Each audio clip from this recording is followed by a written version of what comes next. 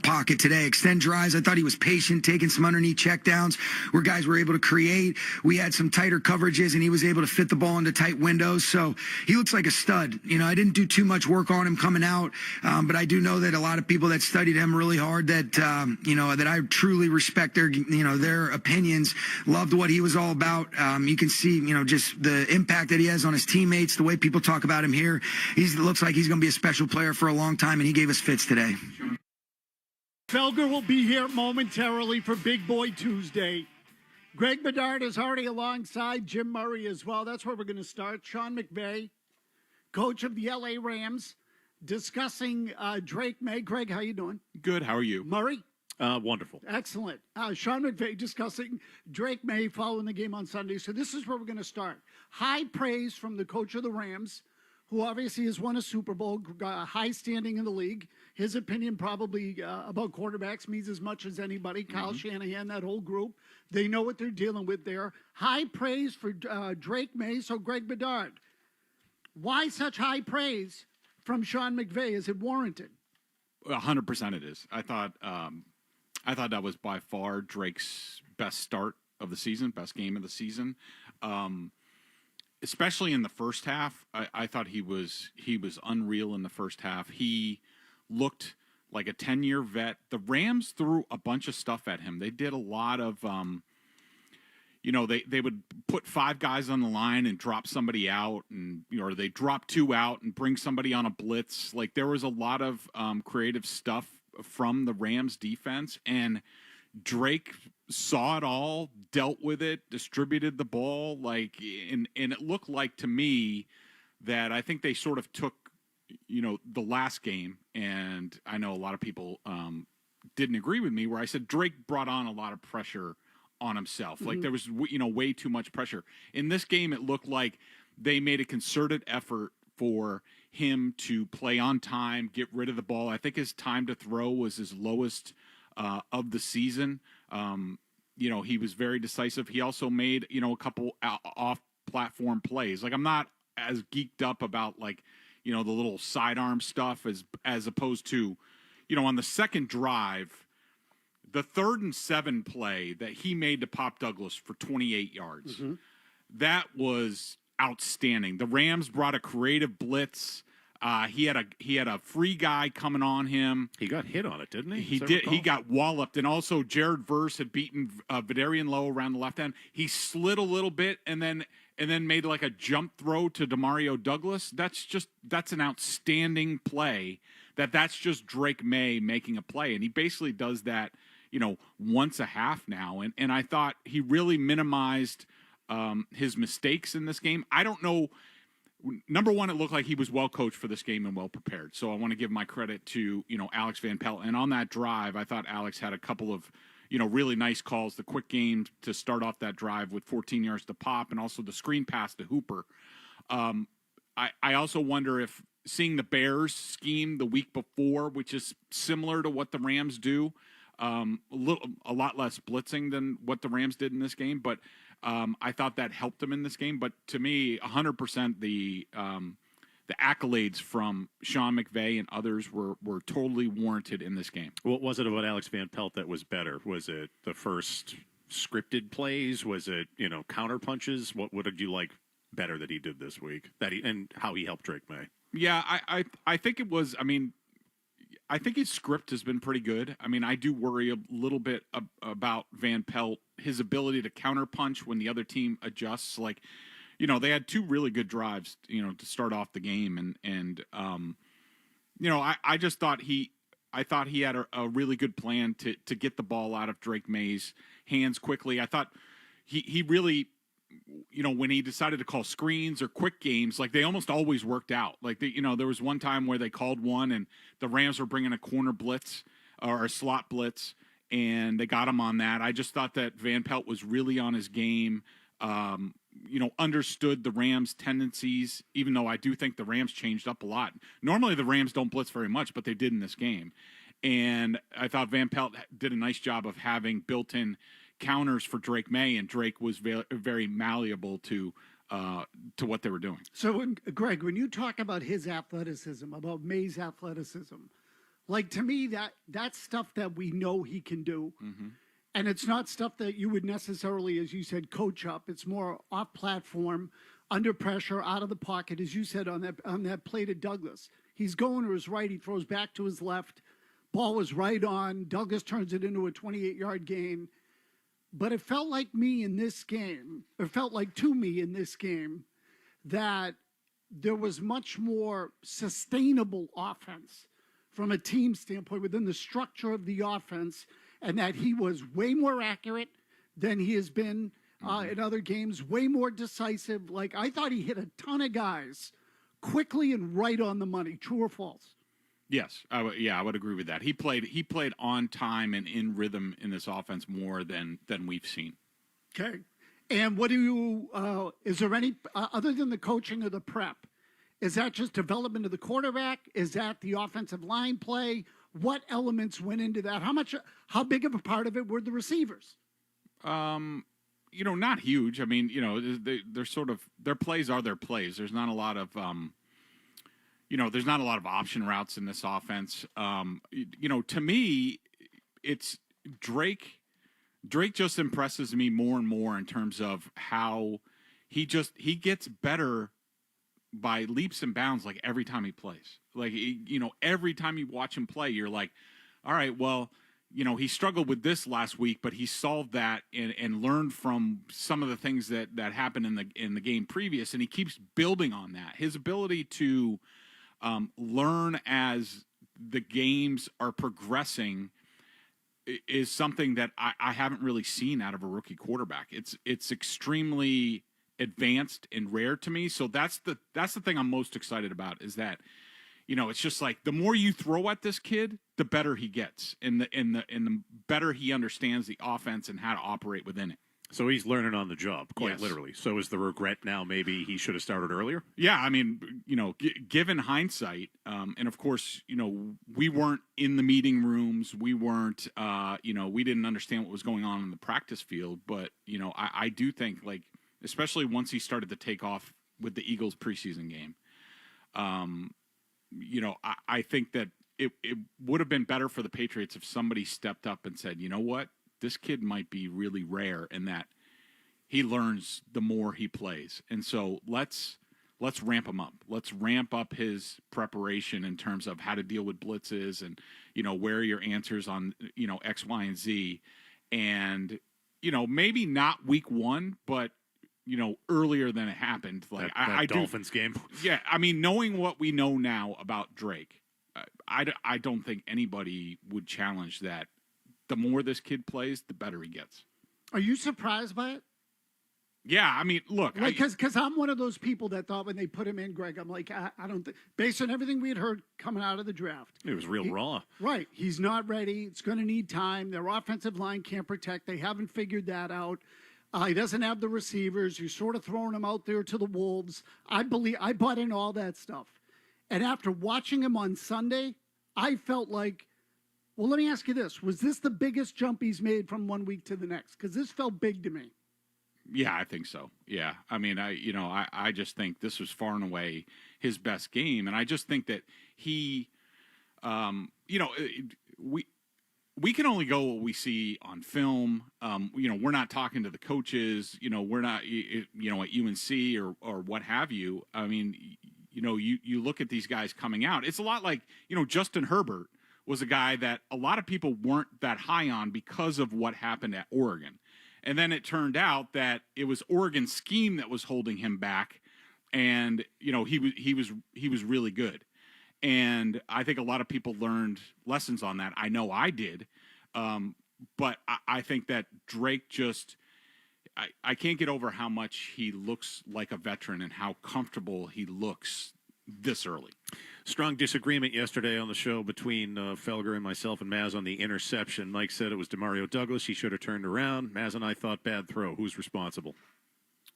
I put that on Drake. Uh-huh. And there's a couple of things, to that.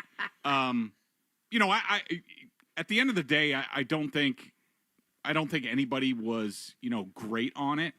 The way that I saw it, when you watch the All-22, all three guys, Pop deep, Hunter medium, and Keyshawn Boutte sort of shorter. They all sort of ran post towards the left sideline. If you watch the all-22, none of them are looking back when Drake May, when he's already released the ball. None of them. All three of them are getting to their routes. And again, I'm just guessing off of what I saw on film that those three routes were deeper route concepts. And in my opinion, Drake, if he had time, he needed to hold it a beat longer and pick one of the three.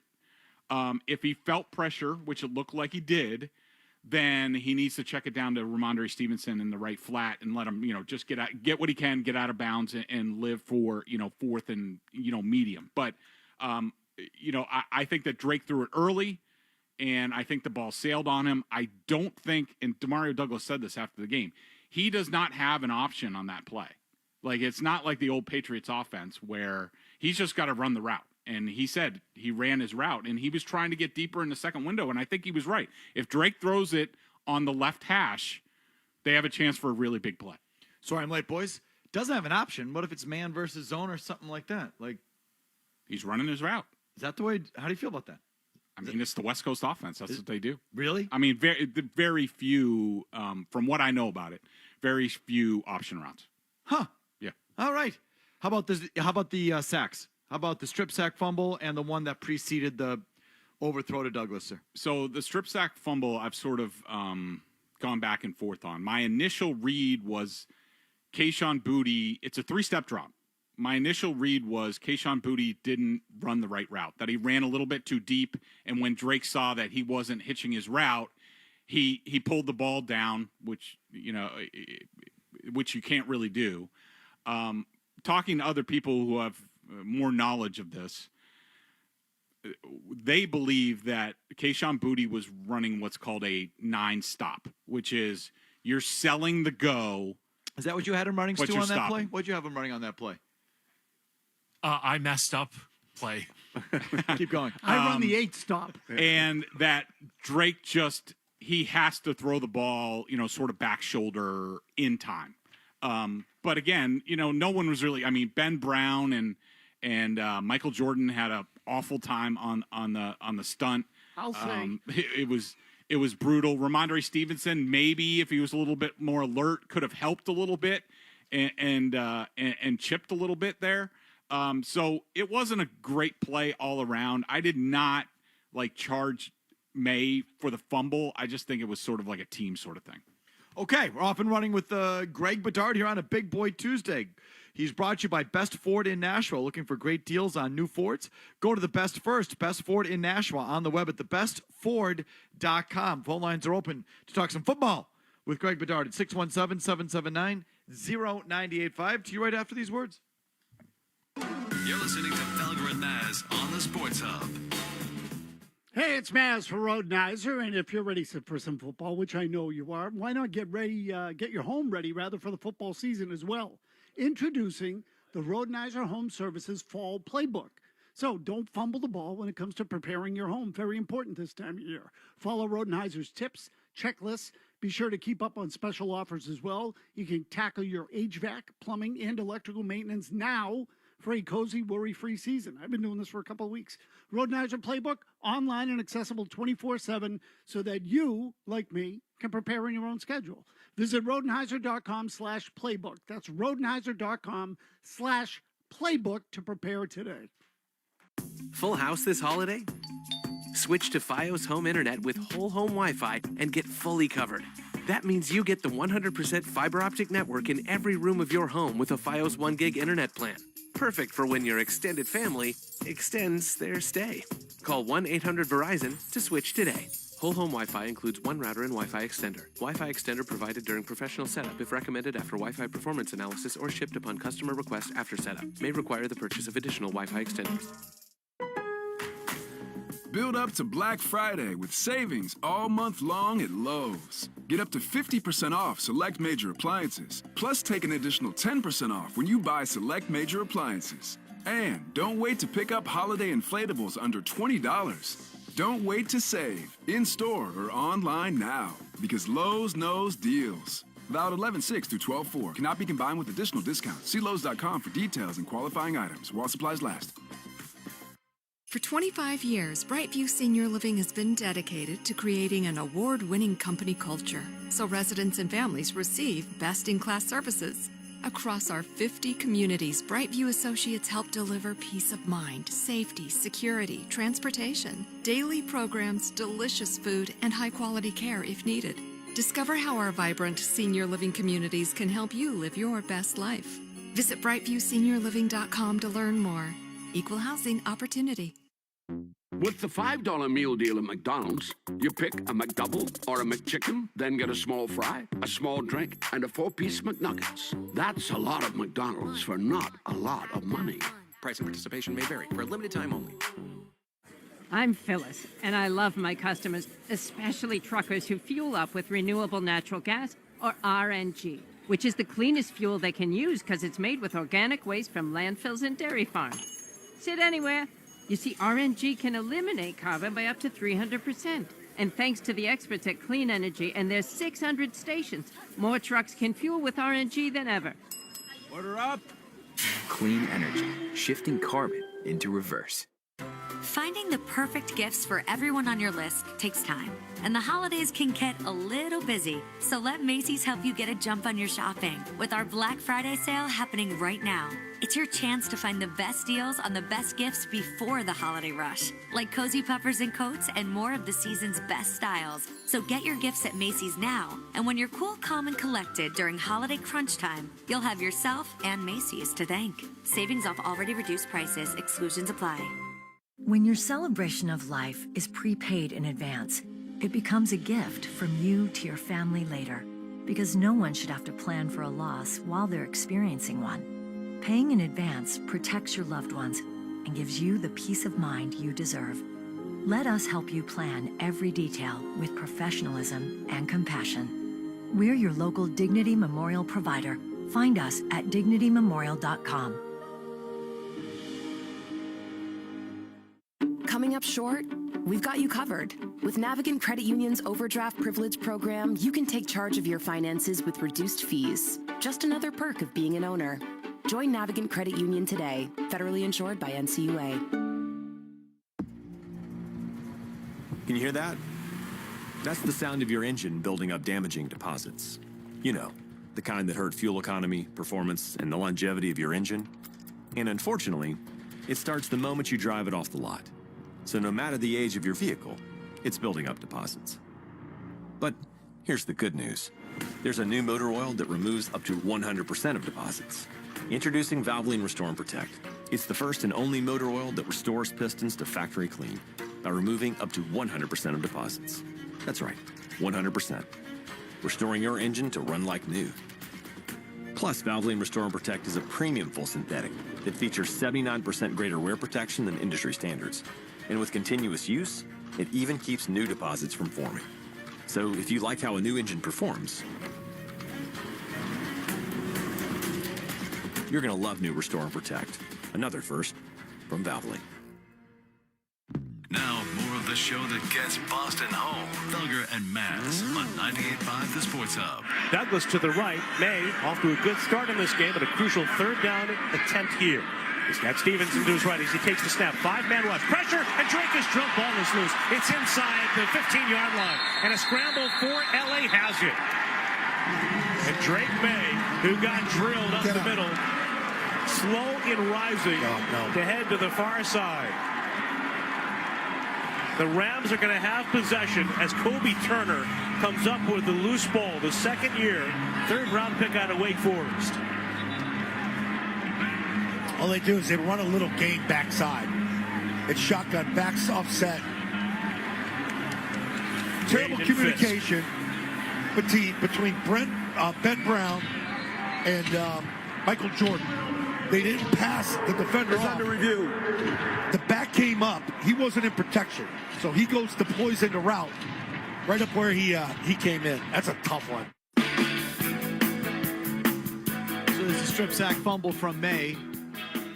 What'd you say, Maz? His fourth fumble in 6 starts? I believe that's right, yep. adding to the 12 he had in the 26 starts at UNC. If you just want to put that together, 16 fumbles and 32 starts between Division I college and the NFL. I have no context for that. Like, I don't know, is that a lot? Is that a little? Is that standard? I mean, I would say, again, Brady's numbers were comparable in the first 3 years. I looked up Josh Allen. He had he had a year where he had 15 early on in his career. So my guess is it's not unusual. Yeah.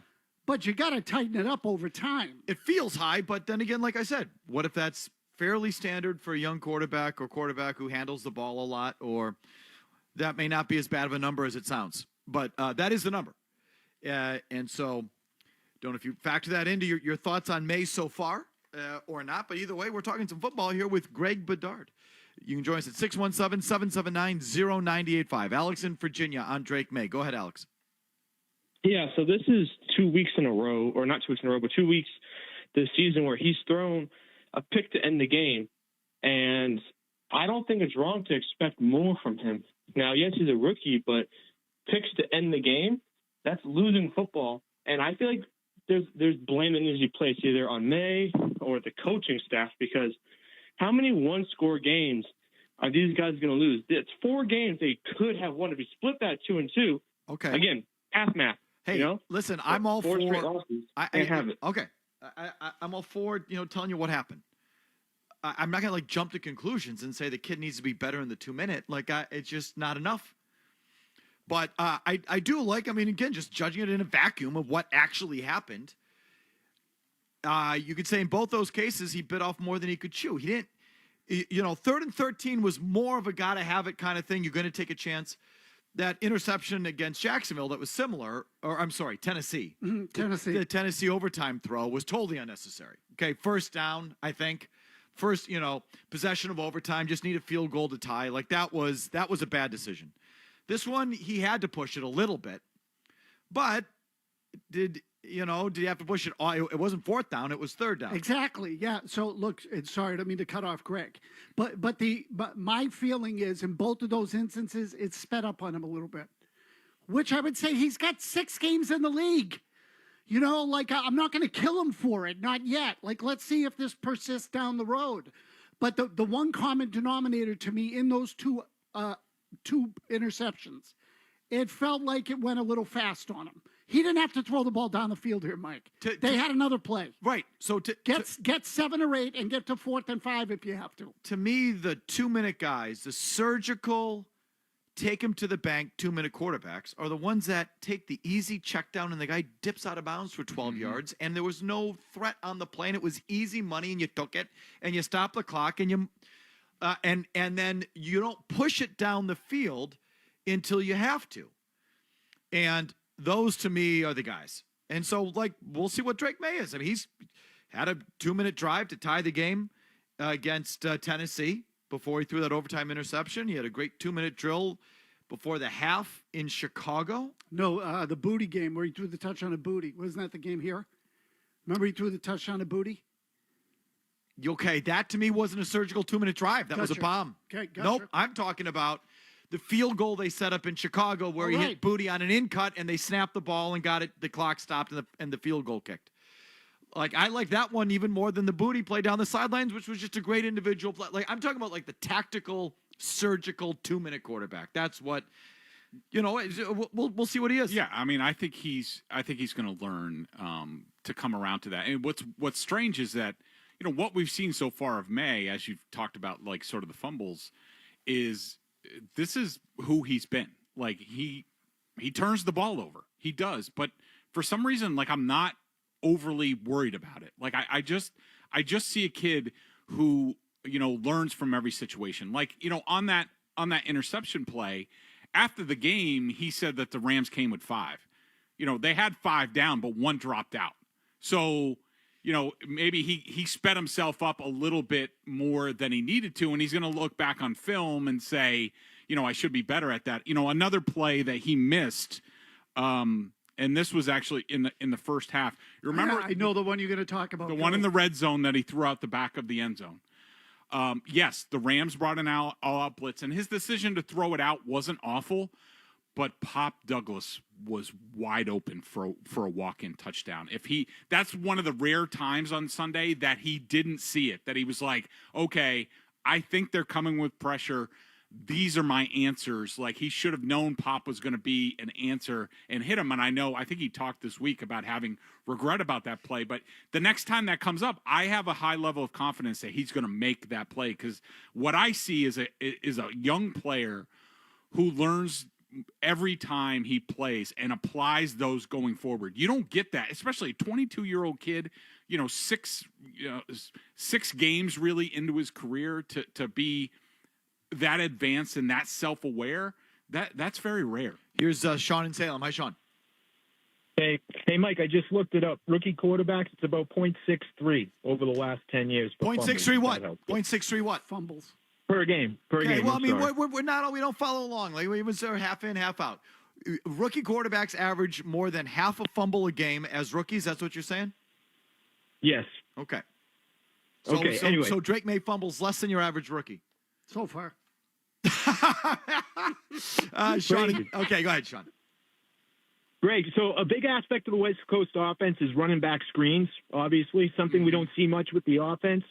Do you think the fact they don't use Gibson for the screen game is an indictment on Gibson, or Van Pelt catering the offense to May rather than forcing him to play under center and do those screen passes? I think that their decision not to run more screens has to do with they don't have very much confidence that they're going to block it right, and they don't want to risk a negative play. It looks like in the past couple of weeks they have made a concerted effort to be like, we're going to stay out of negative plays on offense and try to stay on schedule, and I think that's why they've looked better offensively recently, because they've sort of junked some of those plays, not all of them, that are high risk plays, and they're going with sort of safer plays where they know, all right, the worst that happens is we're going to get an incomplete pass for like 2 or 3 yards, but at least we're going forward. I do think, I never thought of it, but the shotgun has to play into it a little bit, because you know what I don't consider a screen is all the bubble screens that get run. Like, I don't consider those true screens, those wide receiver screens. That's not what when they say we're going to have a great screen game, I envision running back and tight end screens in the middle of the field where you're baiting the pass rush and throwing behind it. Like, that's what these wide receiver screens, every slap dick little JV college team, I can't stand them, but I don't consider those like true screens. Yeah, I mean, I put them more in the quick game category, but those are important in today's modern game. I know, and they're out of the shotgun, and I know.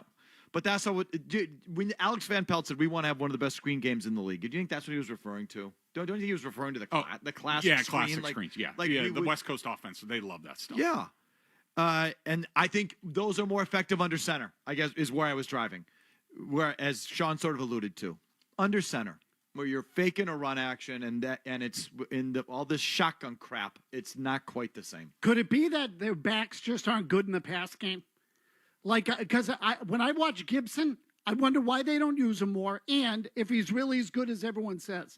They ran a little screen to him. It might not even have been a screen. It might just been a little swing pass early in the game. He danced around all over the place and got 2 yards. He should have gotten 4 or 5 easy. So Sid on Cape Cod just jumped on. I'm going to cue him up because it's just, if you want to make yourself feel, well, here's an interesting way. If you want to make yourself feel better about Drake May throwing game-sealing interceptions in 2 of the last 3 games. Sid on Cape Cod. Go ahead, Sid. Has nobody noticed that the other day when Mahomes was playing on his last play, he threw an interception? And no one's saying anything about that. He sucks too, yeah. Oh, my God. So why are we focusing on Drake May? Patrick Mahomes threw an interception on his last pass too, Maz. Oh. Greg, what'd you give him for a grade on that one? I mean, actually, I didn't see the play. I was too busy working because that stupid game was at 4:25 instead of 8:25. So I haven't seen any of that game. You know how you know when a team sucks? When you start pointing out that other teams suck. Like, weren't they down 2 scores at the time? Or just about the greatest player of all time. Yeah. Was it on the last drive? Weren't they down 2 scores? 9 points. So he's just trying to make a play. Don't justify it. Okay. Yeah, I wouldn't want Mahomes. And I blame saw the receiver on that play, not the quarterback. I wouldn't want him. I saw he threw one earlier, didn't he, in the end zone? And No, he had a couple. He had a bad first series. bad interception. I mean, the what? If it's the one we're thinking of, like I saw it popped up. The cornerback made a ridiculous play there. Like that ball was placed perfectly. The cornerback just made a ridiculous play. I don't know. I think he sucks. I think it was a 9-stop. See? Overrated. Yep. You're learning something every day, Jim. Told you. Media hype. All along. Refs are all bull crap. League is just propping that guy up. I wouldn't pay that guy. 3 up, 3 down with Greg right after the update. Sports Hub headlines. The Boston Celtics host the unbeaten Cleveland Cavaliers tonight for another NBA Cup game at TD Garden, with the Cavaliers looking to become just the second team to open an NBA season 16-0. Celtics guard Peyton Pritchard questionable to play. He's dealing with a left thumb sprain. Kristaps Porzingis remains out. Tip-off tonight, a little after 7 o'clock. Sean Grande, Cedric Maxwell, they're going to have the call here on 98.5, the Sports Hub. Matthew Oliver scored shorthanded in a 3-goal first period that ended with the Bruins fans booing their own team off the ice, and rightfully so, as the last-place Columbus Blue Jackets, the Blue Jackets of all teams, beat up on the Bruins 5-1 on Monday night.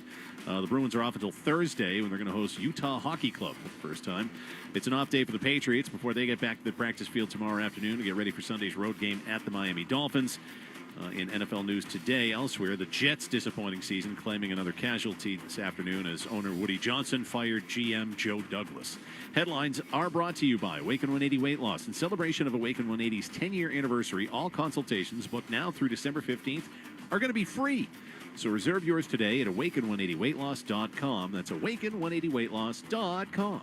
I'm Jim Murray from Boston's Home for Sports, 98.5 The Sports Hub. Another update at 3. Brace yourself. More Thugger and Mass is on the way on the Sports Hub. Full house this holiday?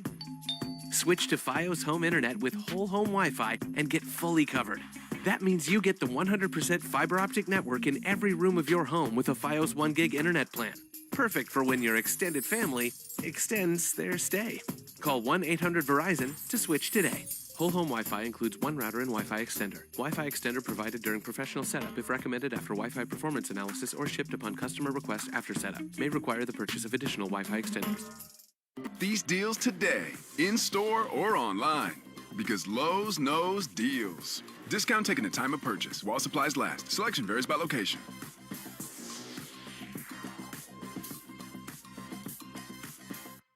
Coming up short? We've got you covered. With Navigant Credit Union's overdraft privilege program, you can take charge of your finances with reduced fees. Just another perk of being an owner. Join Navigant Credit Union today. Federally insured by NCUA. Men, we hear it all the time. A man comes in to get his erectile dysfunction treated, and very soon thereafter, he tells us that his relationship has come back to life. This is Dale for Northeast Men's Health, and you should know that ED doesn't affect just you. It also often affects your partner. They can feel undesired, unwanted. They may even feel like you don't love them anymore. At Northeast Men's Health, we've successfully treated thousands of men for ED with protocols that have success rates well over 90%, which means if you're like most men, we can get you back to the guy you used to be.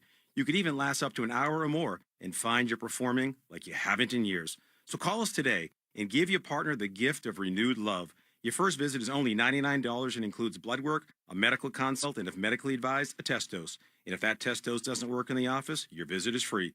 Call 617-793-5000 or go to northeastmenshealth.com. We have 5 offices across the Northeast to serve you.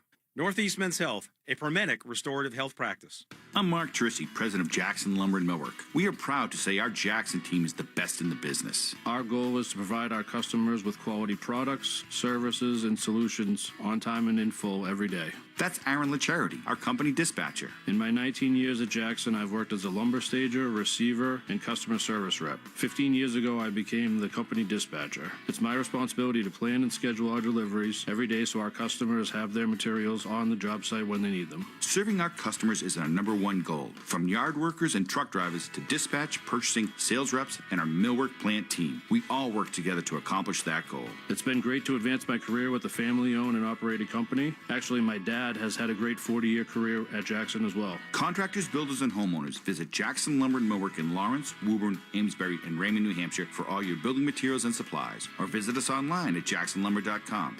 That's Jackson Lumber and Millwork, providing solutions and delivering results since 1946. When caring for aging loved ones, every moment together is precious. Pre-planning a celebration of life affords both of you more time to focus on each other while we take care of all the details. We're Dignity Memorial. Find us at dignitymemorial.com. When you've got real work to do, Metal Supermarkets will help you get it done fast. With a huge variety of metals in stock, we can help no matter what job comes your way. And all it takes is a few clicks. We make buying metal online easy so you can spend less time shopping and more time getting things done. Metal Supermarkets, the convenience stores for metal. Place an order online today at metalsupermarkets.com.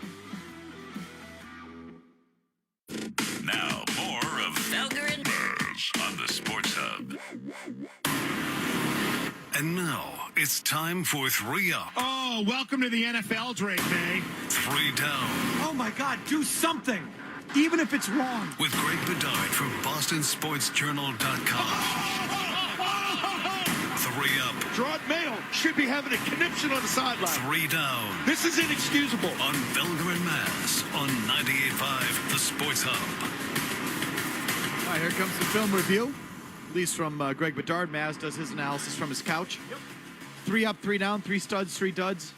It's brought to you, of course, as usual, by Tullamore Dew Irish Whiskey. Enjoy the game with the original triple distilled, triple blended, and triple cask matured Tullamore Dew Irish Whiskey. Because when it's game time, it's Tully time. Please drink responsibly. Who's your number one star from this game, Greg Bedard? Drake May. He was terrific in this game. I had him for 11.5 plus plays, 5.5 minus plays.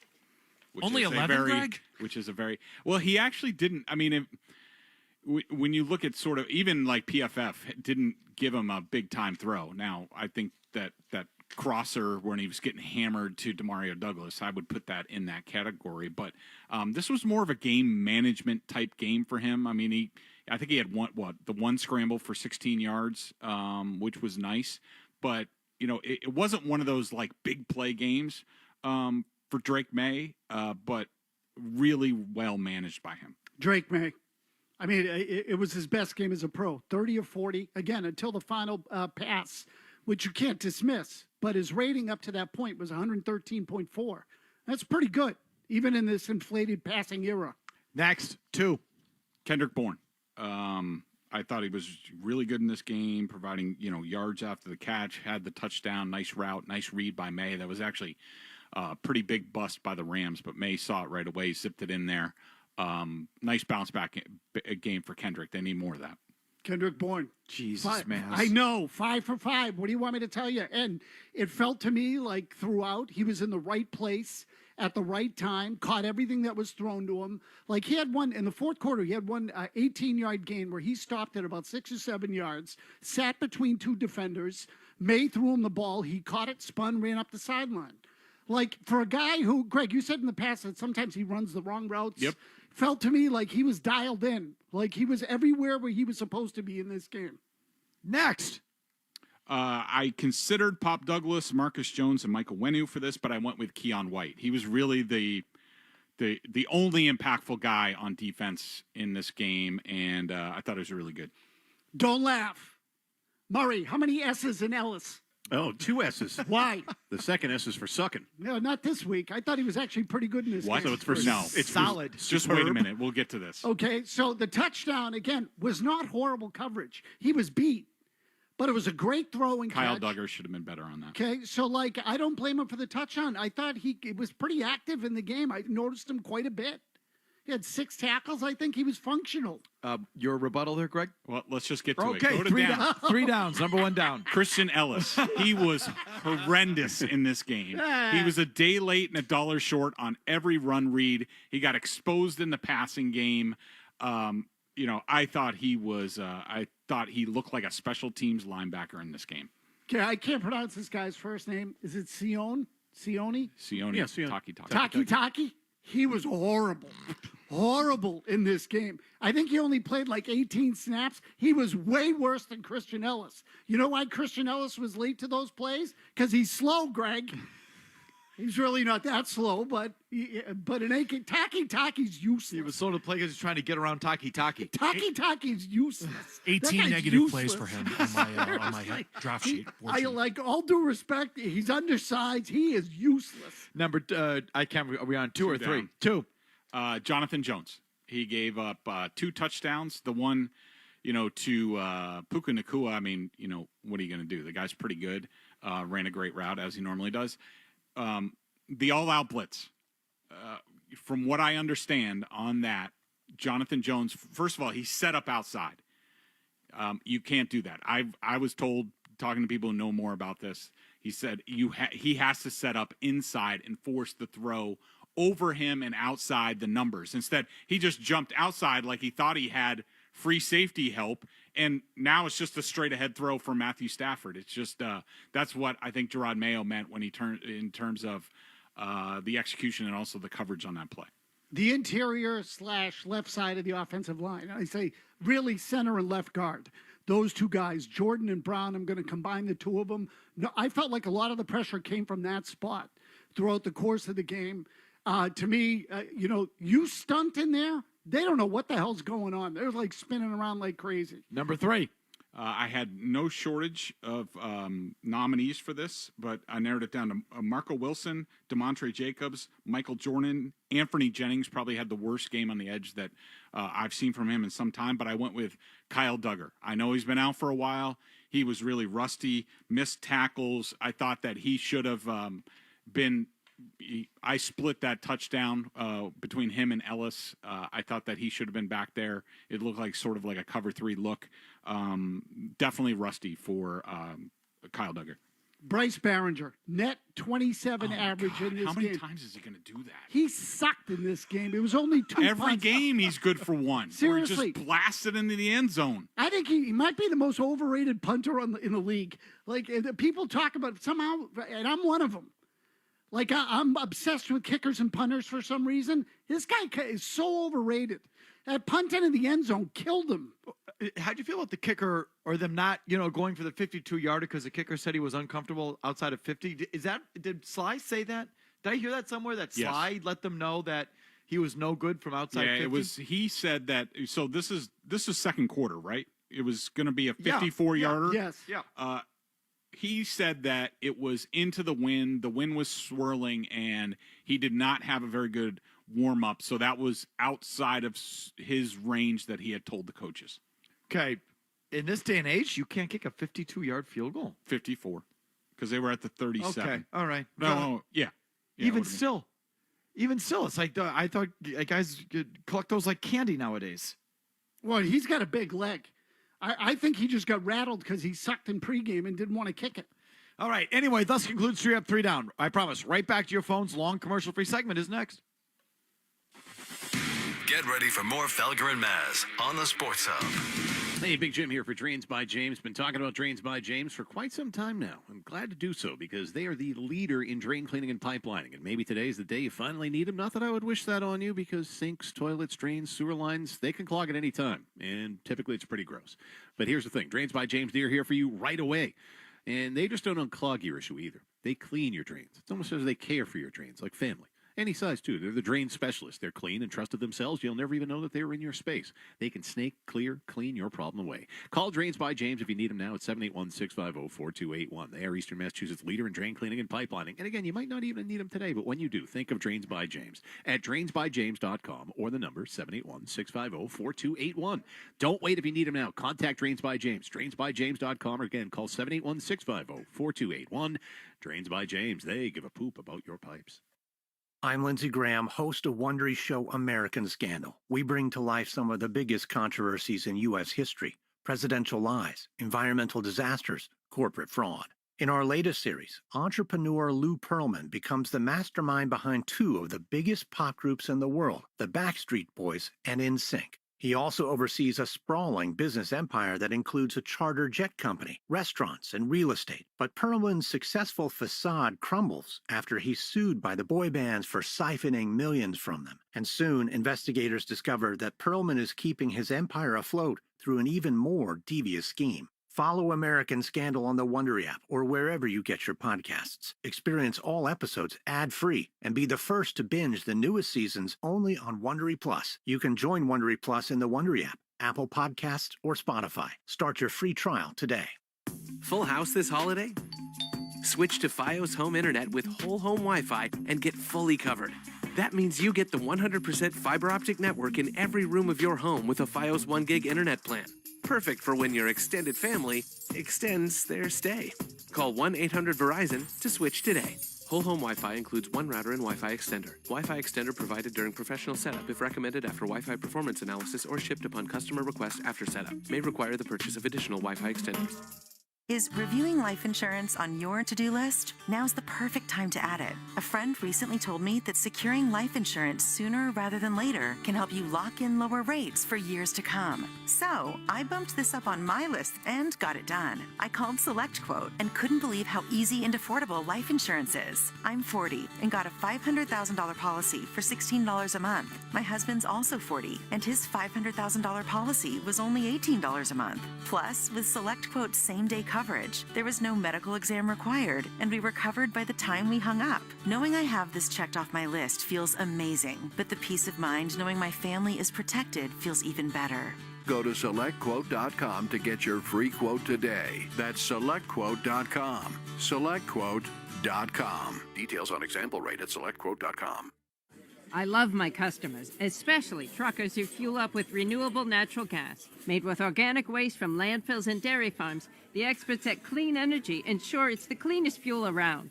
Clean energy, shifting carbon into reverse. Coming up short? We've got you covered. With Navigant Credit Union's Overdraft Privilege program, you can take charge of your finances with reduced fees. Just another perk of being an owner.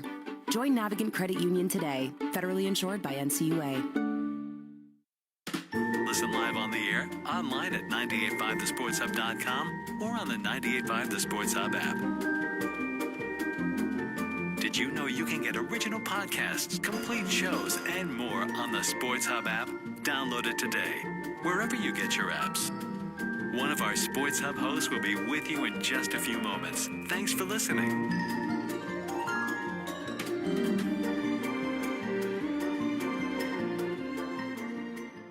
Now here at the Brook Casino, an expanded casino gaming floor. And their Vegas-style DraftKings Sportsbook has a new 150-foot video wall for football season. Live free and play more at the Brook. Just over the border, exit 1 on 95 in Seabrook, New Hampshire. Find out more at livefreeandplay.com.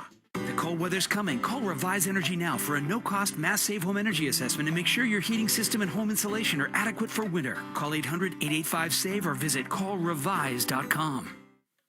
This hour of Felger and Mass is brought to you by Valvoline Instant Oil Change. Enjoy quick and convenient vehicle maintenance this month. Visit NewEnglandOilChange.com for 15% off your drive-through oil change at Valvoline Instant Oil Change, now open in Franklin, Billerica, and Peabody.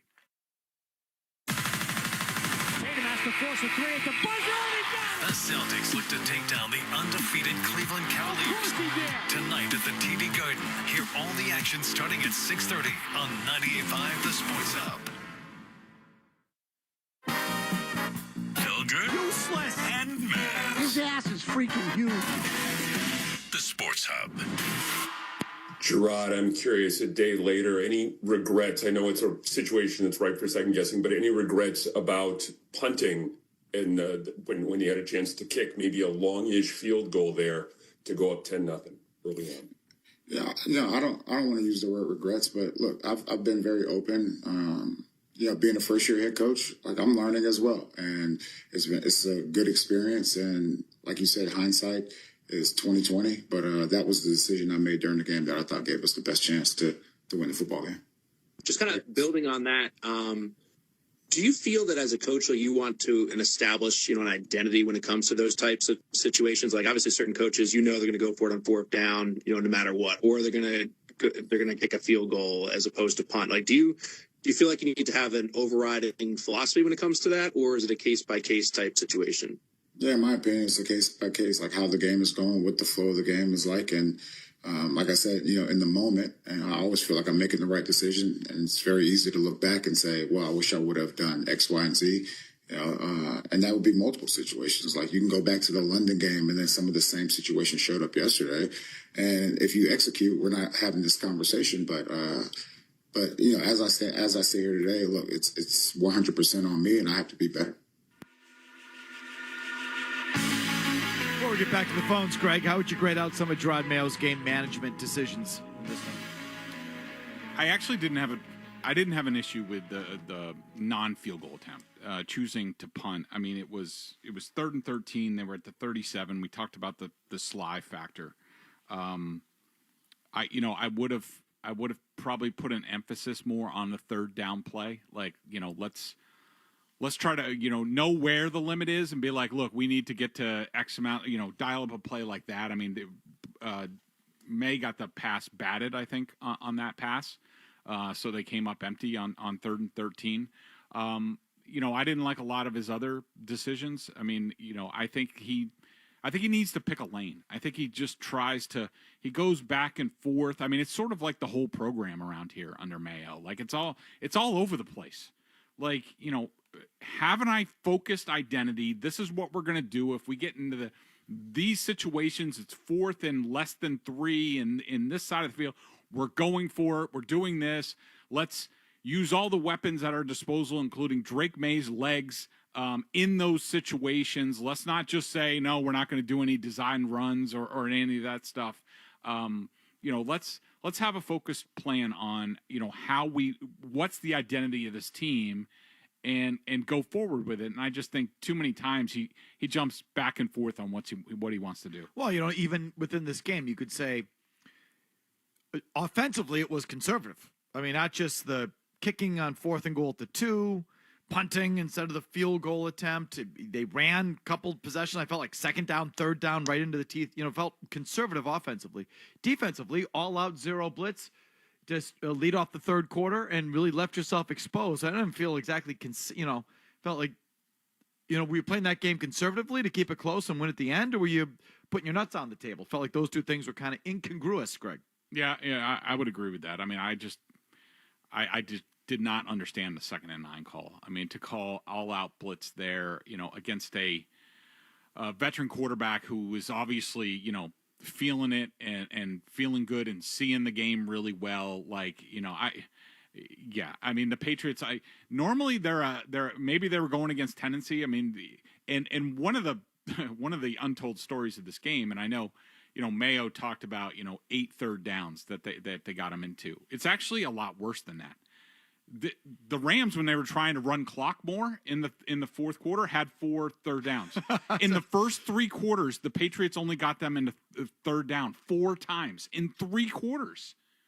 I mean, that's a joke. I mean, I think Sean McVay went into this game, and maybe he had some help from whether it was Nick Caley, Jerry Saplinski, 2 guys who used to be here, or maybe a guy like Bill Belichick. Mike Holley is convinced McVay and Belichick talked before this game, and Belichick helped him out. I wouldn't be surprised about that, but it also doesn't take insider knowledge to know that the Patriots like to get more creative on 3rd down, and you're going to see they are a heavy man team on 3rd down. And you know what Sean McVay said? We're going to play a CFL game. We're going to go for the juggler on 1st and 2nd downs, and the Patriots had no idea what to do with that. I mean, that blitz call was reckless.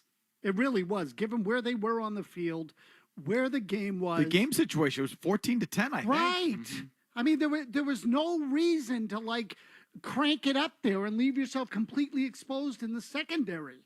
That was really, that was reckless. Okay, back to the phones here with Greg, 617-779-0985. Andy in Weymouth. Hi, Andy. Hey, how you guys doing? This is a question for Greg. So who do you think's more incompetent? Is it the Crafts or the coaching staff? And how long do you think it can take for the Patriots to turn this around to have a winning record? Thank you. Okay, those are big questions.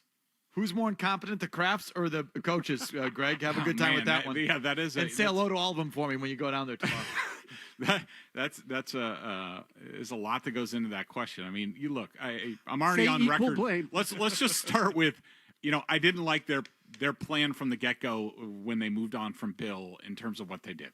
and how they didn't use the first time in 25 years when they had an opportunity to gain knowledge about what was going on in the present day NFL, and they just promoted Gerard Mayo and Elliott Wolf without really talking to anybody.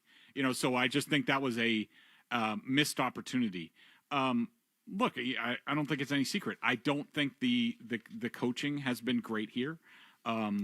Everybody wants to make excuses for the coaching staff, and Mayo's even making excuse. Look, I'm young at this. I'm going to make my mistakes. I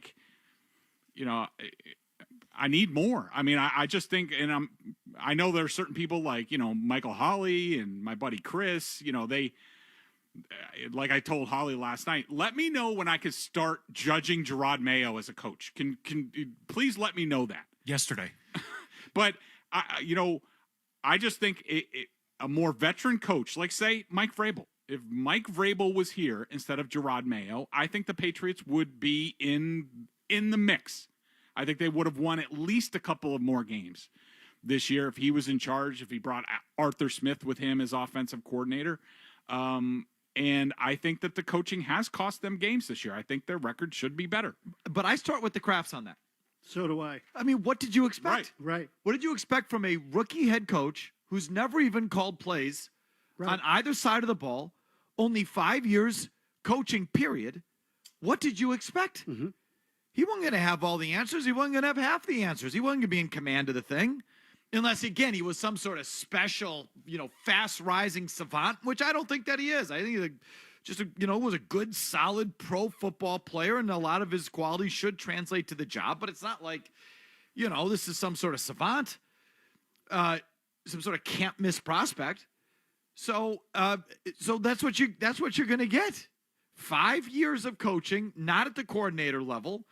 Linebacker coach, you set that, the ownership set that up by hiring that guy. Yep. It's not his fault. 100%, Mike. And I would equate it to this. The Crafts always talk about their businesses and how they run their businesses. Do you think in any of their other businesses that they would have put a person in charge of their most valuable business that had never done the job before, had never come close to demonstrating an ability, been an apprentice, been assistant CEO? No, hard to imagine. And I've said this before, if Kraft was serious on that Israel trip 5 years ago or whatever about Gerard Mayo being his next head coach, he should have hatched a plan and worked with Mayo right then and said, this is what you need to do to be our head coach. Go out into the NFL world, gain all this knowledge, work on other staffs, identify offensive coordinator, go call your own defense, all this stuff. And instead, he just sat here under Bill, which we know, looking at the guys who have advanced gone on to be head coaches under Bill, none of them really learned the secret sauce of what Bill did. And so I just think that was another mistake by the Crafts. Let's pick this up on the other side. 90 seconds, no commercials for an update with Big Jim, and we got more Big Boy and you. Don't go anywhere. Tire Studios, the Patriots. Into the end zone. Here. Touchdown for the Patriots. WBZ FM and HD Boston 98.5, the Sports Hub, a Beasley Media Group station. Sports Hub headlines. The second NBA Cup game at TD Garden this season is going to be hosting the Celtics hosting the unbeaten Cleveland Cavaliers. With the Cavs looking to become just the second team to open up an NBA season 16-0, coming in perfect 15-0 tonight.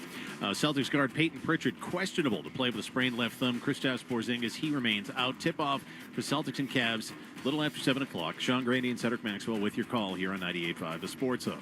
Matthew Oliver scored shorthanded in a 3-goal first period that ended with the Boston fans booing their own team off the ice, and rightfully so. As the last-place Columbus Blue Jackets beat up on the Bruins 5-1 on Monday night. Bruins now off until Thursday night when they host Utah Hockey Club for the first time. It's an off day for the Patriots before they get back to the practice field tomorrow afternoon to get ready for Sunday's road game with the Miami Dolphins. The Jets' disappointing season claimed another casualty today as owner Woody Johnson fired GM Joe Douglas. Headlines, they are brought to you by Jackson Lumber and Millwork, supplying contractors and homeowners with residential and commercial building materials since 1946. JacksonLumber.com. I'm Jim Murray for Boston's Home for Sports. 98.5 Sports Hub. Another update. 3:30. Boston, the greatest sports town in America. We have a farm. I have about 200 pigs here. We get to spill beers on each other without worrying about spilling beers on people. Boston's home for sports. 98.5 The Sports Hub. Is Felgren Maz your favorite afternoon show? Yes, yes, yes, yes, yes, yes, yes, yes. Felgren Maz. Gerard, you mentioned the cup touchdown. And I want, it's always easier to ask questions when you know the result of the play. At that point in the game, it's 2nd and 9. Looked like you guys sent 7 rushers. And I guess my thought, I wanted to ask you, how comfortable are you with that level of aggressiveness in the sense of, hey, they made the play, right? You still got to make it. But at the same time, the risk reward is what I'm asking. No, you hit it on the head, the risk reward. And, we felt like that was a good time to call that blitz. We've called it, a couple times in the game. And sometimes it was a run play and it gave us some movement up front. But, when that happened, on that big play, it was just we didn't get there in time and it was poor coverage on the outside. The other thing is, and we haven't spent a ton of time on this week, they didn't get home. The Rams picked it up. Not even close. Right. I mean, the Rams picked it up. It's like they knew it was coming. But again, let me just, I think to Mayo's credit, he calls out his players and he doesn't lose them. Mm-hmm. Which, good. I mean, if you're, 4-13 in year 3, that I'm, it's hard to imagine that holds. But even through this year, this challenging year, he calls them soft. It doesn't take responsibility for the play call. Poor coverage on the outside. When it was really just a bad defensive call, ill-timed. But he doesn't lose the players. No. Look, and again, that's he's got something going on there. Yeah, I mean, it tells me he's communicating with them, and he probably lets them say things back to him that, at least give their side of it. So the communication is probably a lot better than it was when Bill was there. I mean, how could it be any worse? Yeah. But I still think, Greg, you tell me, I think that call is atrocious under the circumstances. I'm just saying, as a casual observer, you have 2nd and 9, second play of the half, you're down 4, you send 7 guys and leave a guy in, one-on-one coverage with no help against one of the best receivers on the other team. Yeah, I mean, the only thing that I would really say about it is, whatever blitz you're dialing up, you better have like a 98% certainty that it is going to get home, and it didn't come close to getting home. I mean, there was just a huge circle. Stafford could have reclined in a chair if he wanted to in that pocket and just delivered it. It was one of the easiest pitching catches that Stafford and Kupp have ever had in their career. All right, let's zip through these calls here before we get to 10 questions. John in Connecticut, go. Hey, Mike, do you think that May's making more progress by being taught by Van Pelt, who was a QB and worked closely with QBs, than he would have if they hired something like Hot Shot, a coordinator? Yeah, I'll let Greg answer that. I think that and this is where I liked the hiring of Van Pelt. I do think that there's something to not only his experience in playing the position, and he's been a long-time coach, and I knew he was a good quarterbacks coach, but also his demeanor. How he is. He's sort of flatline, doesn't get too high or too low. And we're never going to have the answer to this. I still believe that. I don't know about a young hotshot offensive coordinator. I mean, let's say if Cliff Kingsbury was here, I think that Drake May would have been playing from week 1, and I think he would have been doing, a lot of what Jaden Daniels is doing. I just think Drake is one of these guys who gets better the more he plays, and I think other coaches would have taken advantage of that. Mary Manchester, hi. Hi, Mike. Hi, guys. I have a comment and a quick question. I think these games are so much more compelling to watch now with Drake May because I know we've had a lot of close games that we've lost, but we had a lot of close games last year as well. But I never thought we were going to win those games. And this year, I feel like we have a fighting chance each week. So I think it makes such a huge difference when the quarterback is dialed in the way Drake May is. But quickly, I wanted to ask, there's been a lot of occasions where they've been 4th and 1 and 4th and inches, even 4th and goal, and they never do the quarterback sneak anymore. And Brady used to do it all the time. Is there a reason why they don't have Drake May do that? Well, the no designed run for Drake May is no designed runs for Drake May, as Alex Van Pelt said a couple weeks ago. I don't know if that qualifies. Yeah, and I don't think I'm trying to remember back. I don't think Aaron Rodgers did it very much in Green Bay. I mean, you might have a different recollection. God, no. I remember his first year when he was the starter. I think it was a game against Dallas. Yeah, but I always chalked that up to him being a puss. No, so you think it might be a Van Pelt thing? Yeah, and I think that Rodgers.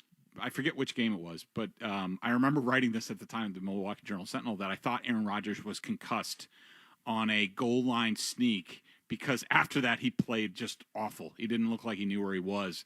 And I just wonder if Alex Van Pelt I think he's conservative with his quarterbacks. He doesn't want to get them exposed, and I think it goes over to QB sneaks. Okay, maybe the line blows. How about that too? I mean, how much? I mean, I've seen Michael Wenu on like goal line plays just completely. At least twice this year, he's completely whiffed on blocks. And if you can't count on that guy, what about Ben Brown and Michael Jordan? I don't know. How about Charlie and Cranston? Hi, Charlie. Hey, Greg, you mentioned Drake's improvement after past mistakes. Does Greg see that same improvement with Gerard Mayo's play calling in key game situations, or does it seem like he still gets kind of sped up? I think Gerard Mayo gets sped up. Okay, I would agree with that, and I know a lot of people will point to how they executed before the first half. That was the Bears, right? Yeah. I thought that was a little overrated. I thought they got a little bit lucky. I mean, they did spike the ball with 1 second left. Wasn't that they? I didn't like the play before the deep end cut to Booty. Again, going back to the Chicago game, 3rd and 1 with the timeout, and they ran it, and then had to bang their final timeout, setting up that situation where they really had to thread the needle, and May did it. But you had to really execute a deep ball down the field and either get out of bounds or run up and spike it. Not much room for error. That 3rd and 1 to me has got to be a throw to the sideline or a run to the sideline. Yeah, I agree with that. And also, even when the Bears had the ball before the Patriots got the ball back, they had a 4-yard loss. I think it was about to bring up. I think that was on 1st down. So they had 2 more downs left. The Patriots elected not to call a timeout there. I would have called the timeout, banking that the Bears would have, with Caleb Williams would have been like, we're still going to throw. So you could have taken a timeout. The Bears did end up throwing twice, and I think the Patriots could have saved themselves even more time if they took a timeout after that 4-yard loss. If I'm being honest, I think the offensive play calling has gotten. I think it's evolved. It's gotten better. Yes, definitely. You're seeing more things and more wrinkles and more things work, and you sort of have some answers. The overall game management is the same. It's kind of all over the place. Jack in Lexington. Go ahead, Jack. Given that player development is part of coaching, what do you think about the GM? You want to give him a grade at this point? Yeah, F. A horrible job. Disaster. Name one thing that worked. Other than May. Other than the quarterback falling to you. Which was obvious. Anyone would have done that. But and again, the point, I can't give them credit for taking what might be the best of the 3 quarterbacks. It's not like you did a Danny Ainge and went from 1 to 3 and took the guy. If the other 2 were available, you would have taken one of the other 2. You were just going to take whatever guy was there. So no credit there. Other than that, name one thing that's really worked. Veteran free agent. The kicker. Trade. The kicker. Thank you. Yeah. Austin Hooper, was he already here? I mean, there really hasn't been.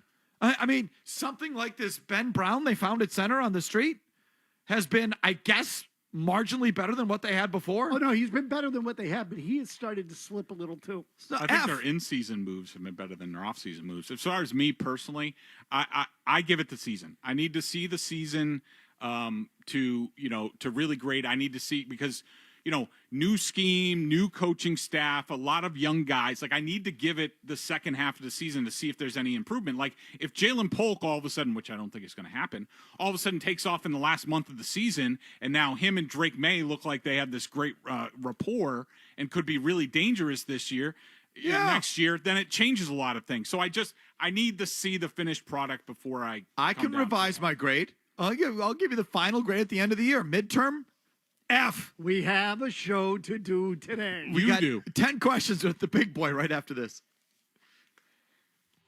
More Felger and Maz and you on the way on the Sports Hub. The NBA is back, especially tonight. Big matchup. Celtics, Cavs, undefeated. Cavaliers in Boston tonight, and FanDuel, America's #1 sportsbook, wants you to catch all the action. And right now, FanDuel is giving everyone 3 months of NBA League Pass. All you have to do to catch every tip-off and buzzer beater is place any $5 bet on the NBA to get 3 months of NBA League Pass courtesy of FanDuel. What am I leaning?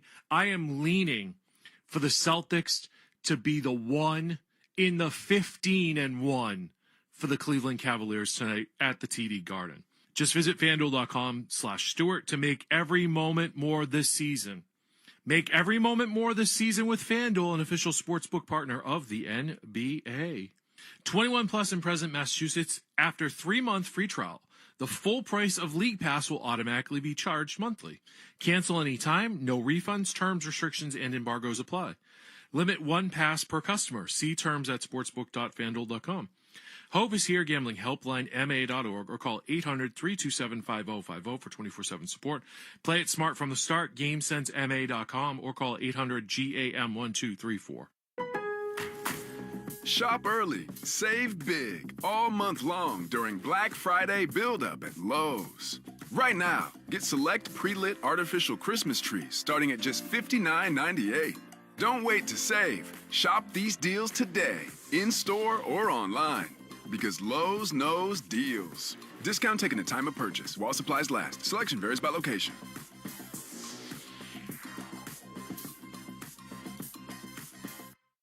Full house this holiday? Switch to Fios Home Internet with whole home Wi-Fi and get fully covered. That means you get the 100% fiber optic network in every room of your home with a Fios 1 gig internet plan. Perfect for when your extended family extends their stay. Call 1-800-VERIZON to switch today. Whole home Wi-Fi includes 1 router and Wi-Fi extender. Wi-Fi extender provided during professional setup if recommended after Wi-Fi performance analysis or shipped upon customer request after setup. May require the purchase of additional Wi-Fi extenders.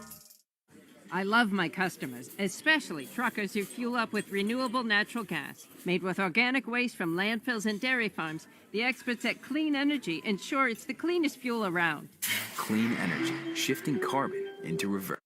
With the $5 meal deal at McDonald's, you pick a McDouble or a McChicken, then get a small fry, a small drink, and a 4-piece McNuggets. That's a lot of McDonald's for not a lot of money.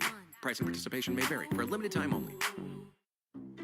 Jim was at the laundromat when he heard his ear said Maraca, senor, but his nose said, hey, freshest scent ever. Following his nose, Jim found a man pouring Gain scent beads into the washer.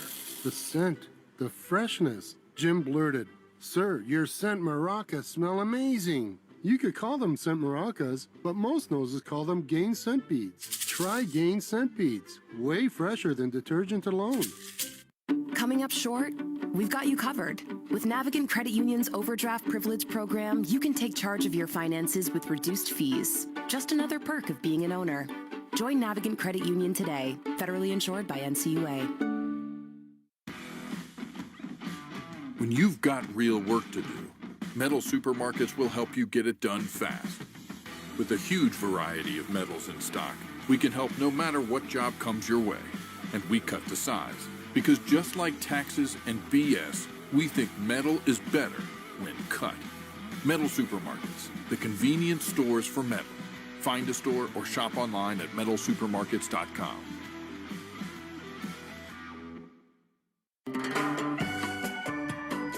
The Sports Hub is home to your favorite teams, the New England Patriots, the Boston Bruins, and the Boston Celtics. Hear every game home and away right here, and get all the latest news from the front office, the locker room, and more. Tune in, on air, online, or on the Sports Hub app. Download it today. One of our Sports Hub hosts will be with you shortly. Thanks for listening. Here we go. Sometimes you have to ask it over and over and over again. Why? This is 10 Questions with Greg Bedard and Felger and Mass on 98.5, the Sports Hub. All right, time for 10 questions with the big boy, Greg Bedard. Our weekly feature here. It's usually 10 questions in 10 minutes, but got some wordy ones today, so I gave myself a couple extra minutes to get this all in. It is presented by Game Day Men's Health. Do you know your testosterone levels? Low T may be the reason you're feeling off. At game day, you'll receive complimentary labs and a free consultation because every man should know his levels. Search Game Day Men's Health to find the location nearest you. All right, Jimmy, what are our buzzer options this week? You want to get faster? Just like if you want to get tougher, you better get tough guys. You want to get faster? You better get fast guys. Taekwon. He is fast. There it is. Next. But we're broke, we're serious, we need the money. I had to do the spot live. We're going away. Look at the stock reversal. I've been there, Mad Dog. I can commiserate. Go ahead. Find something more productive to do. Where's the missus? I don't know. Do something. Take the dogs for a walk. At midnight on Friday? Perfect use of my time watching that fight the other night. Go.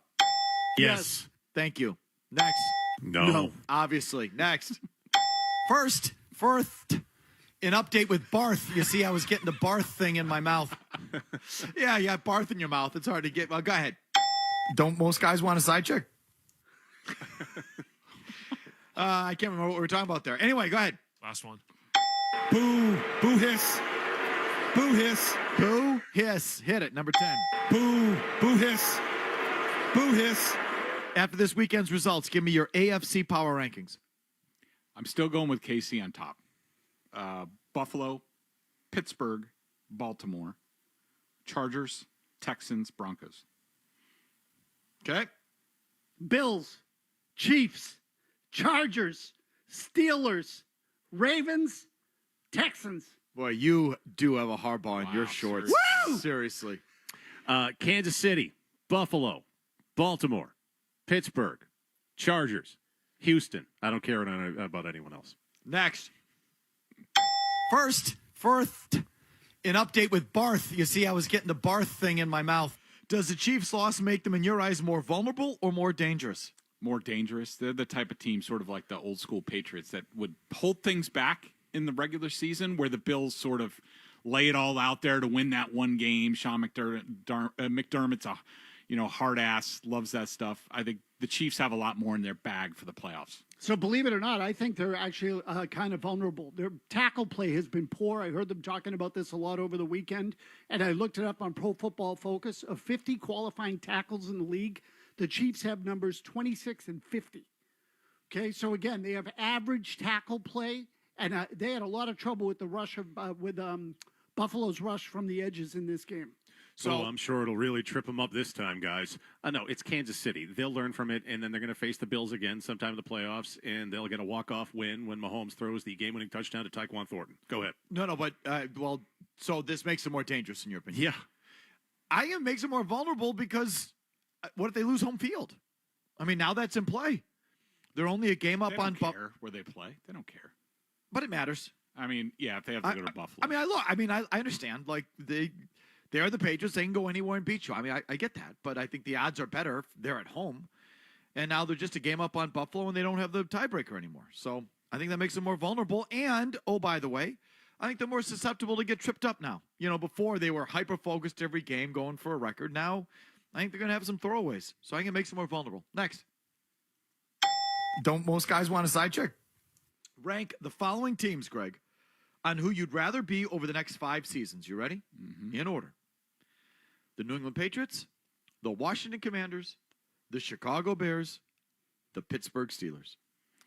Okay, I went with the Bears if they get Ben Johnson or Mike Vrabel. Bears are number 1. If they get one of those two guys. If they get anybody else, nope, they're off they're on the bottom of the list. Because there'll be jackasses. Okay. We have a show to This do wasn't today. an if-then kind of thing. It's as it stands right now. No, he's writing computer programs. But go ahead. Well, they're going to fire the coach, so I have to factor that in. And you have faith that they'll hire the right guy next? Yes. But okay, so then you do. Fine. Yes. Fair enough. The Commanders. I don't love Quinn, but I really like Peters, the GM. I think they'll be fine there. I don't think Kingsbury's going anywhere anytime soon. The Patriots. Aside from the quarterbacks, too many unknowns, too much work to do on personnel, but they have the quarterback. And the Steelers, You know that they're going to be their floors like 9-8, but I don't think they're ever going to win anything. And they're nowhere at quarterback. I'm sorry, neither of those two guys are good enough to win a Super Bowl title. So they're going to be back in it. How many times have they screwed it up? I have no faith that they're going to get the quarterback right. They're a perennial 9-win, 10-win team for the next 5 years. Okay, they're already at 7, I think. I think they're whatever. They're going to lose in the first round, or is it 8? They're going to lose in the first round like they always do. So what does it matter? You just said 9 or 10 wins are already pretty much there. I said over the next 5 years. Oh, okay. Pittsburgh is 8-2. Okay. Washington, Pittsburgh, New England, Chicago. I put the Bears last. They're going to F it up. I have no confidence in that organization whatsoever. On the contrary, I love Drake May. I have confidence that Pittsburgh will somehow figure it out. Pittsburgh, to me, always finds a way to hang in there, and somehow they'll figure the quarterback thing out. I don't know who, I don't know how, but right now they're in good shape. They won't. Commanders, Patriots, Steelers, Bears. Bears are only last because they're the Bears and they're a disaster and they'll F it up like Matt said. So you'd rather be the Patriots than the Commanders? Yep. Okay, why the tone? Because this is the weekly, like, you need to respect the Steelers. I'm not. Show love to the Steelers. I was asking Patriots Commanders. Why'd you give me the tone? I went with Commanders over Patriots. Right. Why? That's what I meant. Why Commanders over Patriots? Because I believe more in Jaden Daniels and then I do Drake May. Okay. So excuse me then. I thought for some reason you had Patriots first, Commanders second. I have Pittsburgh first. Shocker. Of course. Yeah, even though they haven't won a playoff game since 2016. They're a good organization. What's the last playoff game Washington won? Maybe it's Daniel Jones. I mean Daniel Snyder. Like, you can't even make the same comparison. But no, I'm ranking 02 maybe. That's why. So we have a show to do today. Oh, no. But fine. It's fair to say when's the last time. How many times are you going to say that? What's the last time they won a playoff game? When's the last time Washington won a playoff game? What's the last time the Bears won a playoff game? I mean, I don't even know. But I'll put Pittsburgh's track record like that up against those teams. So if that's what we're judging it on, I mean, I've been over this a million times. Pittsburgh? You have confidence in them figuring out the quarterback position. I think they can win with with a lesser quarterback. And what I mean by lesser quarterback, I don't mean a bad quarterback. I mean something outside of the top 5. Because I think those teams still win on occasion and still win. I don't know. Was Matthew Stafford a top 5 quarterback? I mean, at the time, Brady and Mahomes are not going to win every year. They're just not. There's going to be other teams that break through, and so you're going to break. So I'm going to put it up to a team that, a good organization that knows what it's doing. And so I'd rather be Pittsburgh over any other team because I don't know if you've got the brain power to surround Drake May. I know Washington. And I don't know if Jaden Daniels can hold up. He's already playing hurt, obviously, right? And so, can they manage him properly? Can he stay out of trouble physically, whatnot? And I have no faith that the Bears are going to get it right. So anyway, the Steelers are first on my list. Washington last won a playoff game in 2005. Okay, so I mean, like if that's a criteria, I don't know why you would consider Washington or Chicago over Pittsburgh because they have a new owner. Okay, well, at least you have an answer. Next. No. Who deserves the most blame for the Bears' loss on Sunday? In which, did you see this? The Bears let 26 seconds come off the clock before calling a timeout with 3 seconds left, only to have Cairo Santos have his 46-yard field goal attempt at the buzzer blocked. In other words, they had time to run at least one more play, maybe more, and they just sat there and kicked the 46-yarder. FYI, Santos is a perfect 70 for 70 on field goals inside of 40 yards since 2020. He's 76% from 45+. Eberflus. He's an idiot. By the way, did you finish your rankings? All the teams? I think you just gave the Steelers. Pittsburgh, New England, Washington, Chicago. That's my order. Okay. Eberflus is an idiot. Your answer. Why New England? Why New England too? Because I have more faith that as down as I am on the Crafts, because I think they're in a bad run, I've seen more of a track record from them, from the new guy in Washington or the bozos in Chicago. So that's what I'm basing it on. I also went with Eberflus. I mean, you got the ultimate chip shot kicker. That's what he is. He's the ultimate chippy. So get him inside of 40 yards and then kick the ball and let him get it in the air. Eberflus, he didn't trust his offense enough because he thought they might turn it over. He's a puss. Next. Find something more productive to do. Where's the missus? I don't know. Do something. Take the dogs for a walk. What was a bigger loser move? The Bears handling that situation or Justin Fields sliding just short of the first down marker on a quarterback keeper with a minute left that would have ended the game. Did you see this? I didn't, but Oh, Fields. so I bad. did see it. It was bad. It so was pretty bad. bad. Oh my God. You're in there. They just ran. Wilson wasn't hurt. They just ran him in to do that specific thing. He gets to 8.5 yards, and the first down is there, and he goes into the slide. What a loser. Sorry, I answered it myself. I went with the Bears. Oh, I went with the Bears, too, only because, like, with the Fields thing, that was such a violent game, and it always is between the Steelers and Ravens. There's part of me that can't blame him from, like, I don't want to get my clock cleaned here. So he went down. I also think he didn't know the rule. Yeah, he does lack situational awareness. He slid thinking that. Well, that's a loser move. Yeah, he didn't know the rule. He either pussed out or didn't know the rule. Either way, One's loser. worse than the other, though. What a loser. Next. Boo. Boo hiss. Boo hiss. Larry Zonka, as is his custom, celebrated the Chiefs' loss with a glass of champagne on Sunday, obviously to commemorate the Dolphins' 72 perfect season. Is this a tool bag move? This is the tool bag question. Is that a tool bag move? Publicizing it, yes. Doing it like in the privacy of your own home, no. But making a big deal out of it, yeah, tool bag. Tool bag move, yes, 100%. No, celebrating the failures of others, especially those you perceive as enemies or that could diminish something you accomplished, to laugh at them, that's the kind of thing that gets me out of bed in the morning. Spite is power. So, no, good for Larry Zonka and whoever's living from that team. Next. No. If you were the Dallas Cowboys, what gives you a better chance going forward? Replacing Dak Prescott with Shedeur Sanders and hiring Dion as head coach? Or sticking with Dak Prescott and letting Jerry bring in his next hand-picked guy? Shedeur and Dion. I've just never been a big Dak guy. He's a good quarterback. I just don't think you're ever going to do anything special with him where, at least it's going to be interesting with the Sanders family. Yeah, the Sanders, but it's less about Dak for me than it is about Jerry Jones. You got to bring someone into that organization that has an ego and empower them, and Jones is going to get out of the way. The whole appeal to me is to bring in Dion because that would be empowering someone. The Sanders is this because I don't believe in Prescott. He's never going to win Dick. And then the same thing. Jerry Jones' next head coach is just going to be another slappy yes sir, no sir type of guy that's just going to fall in line and be there for like the next 10 years. They're going to flush it all out. Well, you're right about the Jones part. Prescott's good. And if he were given, if Dak Prescott had Jim Harbaugh as his coach or Sean Payton or one of these other guys, he'd win at a higher level. He'd win in these playoff games at a high level. He's a legit talent, I think. He's just in the wrong place. Next. First, an update with Barth. You see, I was getting the Barth thing in my mouth. Along these same lines, has anyone started to change their minds on Bo Nix? He leads all rookie quarterbacks in touchdowns, is second in yards, quarterback rating, and wins. If the playoffs began tonight, the Broncos are in. Anyone coming around on Bo Nix? Not quite yet. I mean, that team is mostly about the defense, and I knew Sean Payton was going to get the most out of Nix. I question his ceiling overall. Yes, I'm completely changing my mind. I didn't think that they'd get this good with him. And so, early in the year, I thought he was really limited. But looking at it now, yeah, the Broncos are pretty good. No, Mac Jones had a good rookie season, too. So, I'm not taking this seriously. Okay. Again with some tone in there. And that's deserved. Bo Nix. Oh, Bo Nix in your face. Oh, what do you say about Nix now, Murray? Good luck with that. His last 7 games. Oh, his yeah, give rating me is- these numbers. Oh, Let's God, hear would them. you shut up? 106.2. To me, the story there is the coach and the relationship coach-quarterback. And Nix is one of these guys. If he was somewhere else, if he were here, he'd probably be dog food. Yes. And I look at, there's a few of these now. I think, look at Justin Herbert. Look at what you thought of Justin Herbert with Brandon Staley and that clown show there. And now what he is, even just through half a season, and what you think that's capable of.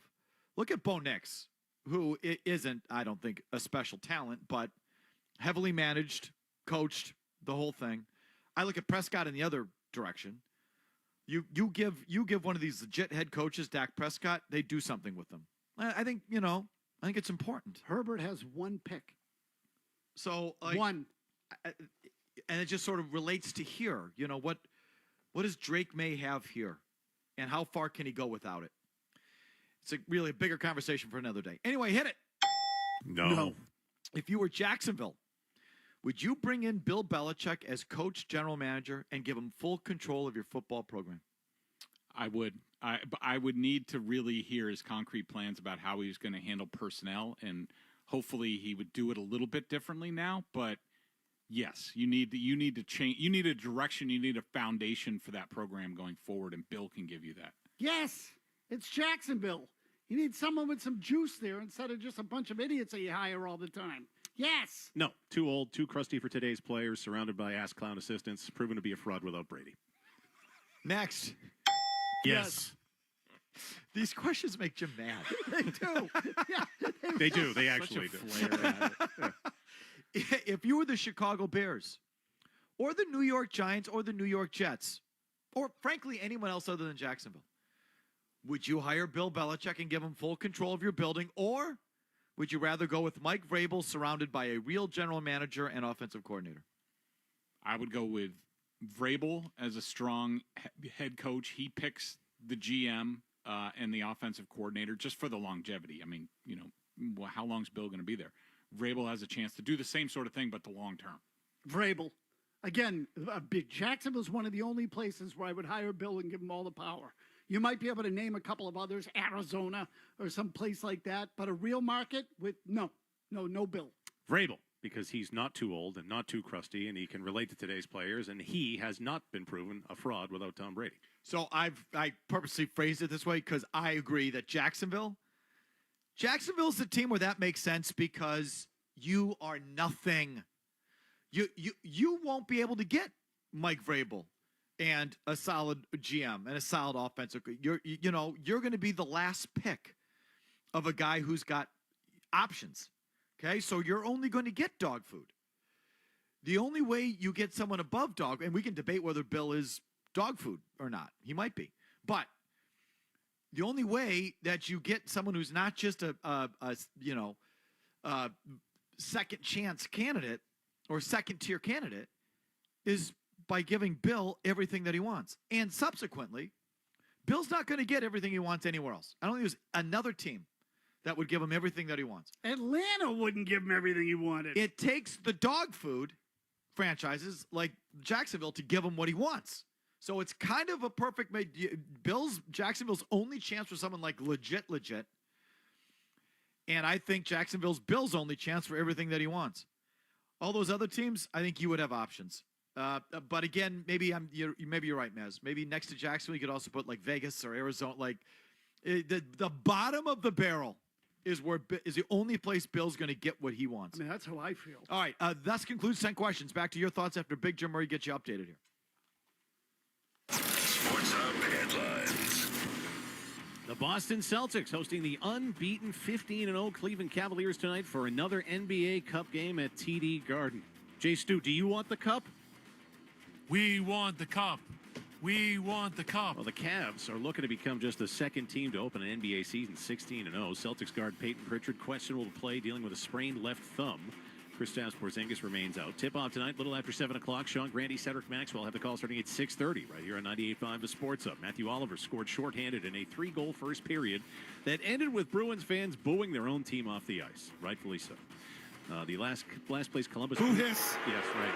Boo hiss. The Blue Jackets of all teams beat the Bruins 5-1 Monday night. Now they're off until Thursday when they're going to remain home and host Utah Hockey Club for the first time. Boo hiss. Off day for the Patriots before they return to the practice field tomorrow as they get ready for Sunday's road game with the Dolphins. Jets disappointing season, claiming another one today as owner Woody Johnson firing general manager Joe Douglas.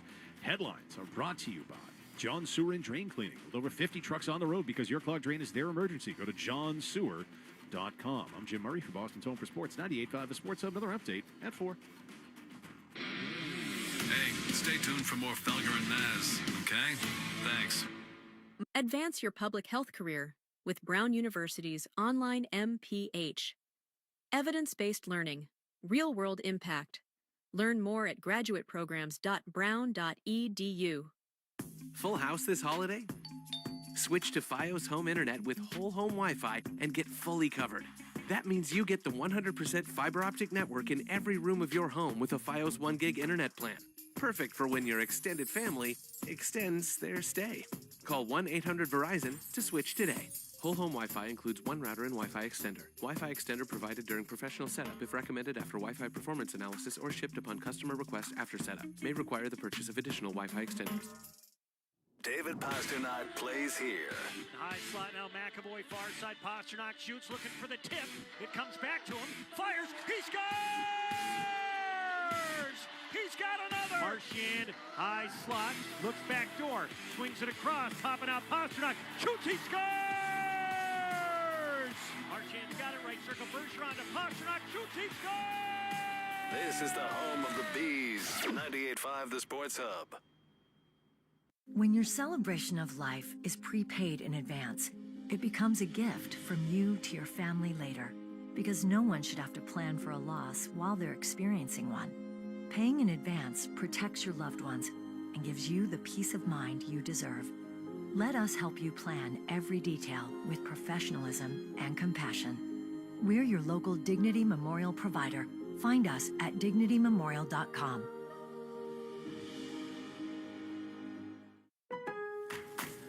Build up to Black Friday with savings all month long at Lowe's. Get up to 50% off select major appliances, plus take an additional 10% off when you buy select major appliances. And don't wait to pick up holiday inflatables under $20. Don't wait to save, in-store or online now, because Lowe's knows deals. Valid 11/6 through 12/4. Cannot be combined with additional discounts. See Lowe's.com for details and qualifying items while supplies last. Unleash your love for animals into a career. Earn your animal science degree 100% online with Unity Environmental University. Master important skills that take you out of the virtual classroom and into your local environment. Learn the future of animal science with sustainability in the forefront. Find a rewarding career while making a real difference. Find out more at degrees.unity.edu and discover what you can do. One great idea can change your life. ABC Fridays. Shark Tank is all new with guest shark Todd Graves, founder of Raising Cane's. I love that entrepreneurial drive, and I live it every day. Emmy-winning Shark Tank, Fridays 8, 7 Central on ABC and stream on Hulu. Woohoo! Another girls' night out. I'm so stressed from shopping, I couldn't find anything. Have you tried shopping jewelry television, JTV? I don't know. Everyone in my family is so different. JTV has thousands of jewelry styles, artisan, diamonds, pearls, colored gemstones, watches, even gift sets. I shop on TV and online. New JTV customers save up to $40 when you shop jtv.com/radio. Now, can you relax? Yes. Another round? Yes. Your business needs a network it can count on. Power's out. Comcast Business has you covered, with Wi-Fi backup to help keep your business up and running, even when your power goes out. Everybody in the warehouse good? Lights are out, but the Wi-Fi's up. Let's power on. It's from the company with 99.9% network reliability. Break room, you good? Can't microwave my burrito, but Wi-Fi's fine. Let's power on. Power on with the leader in connectivity, Comcast Business, powering possibilities. Ask about Wi-Fi backup for your business, or get started with reliable internet for $59.99 a month for 12 months with a 2-year agreement. Plus, for a limited time, find out how to get an $800 holiday bonus prepaid card on a qualifying gig bundle. Don't wait. Call or go online today. Ends 12/15/24. Restrictions apply. New customers only with 150 megabit per second internet. EcoBill and autopay required. Equipment, taxes, and fees extra. Hey, it's Scott Solak, and Patriot Place in Foxborough has it all for fall. From amazing restaurants to exhilarating live entertainment and nightlife, Patriot Place is perfect for getting together with family and friends. Patriot Place, shop, dine, and enjoy. This is a public service announcement from 98.5 The Sports Hub. Parents have a helping hand in keeping their kids healthy with free or low-cost health insurance from Medicaid and CHIP programs in Massachusetts. Call 1-877-KIDS-NOW or go to insurekidsnow.gov. Now, more of Felger and Maz. Now, on the Sports Hub.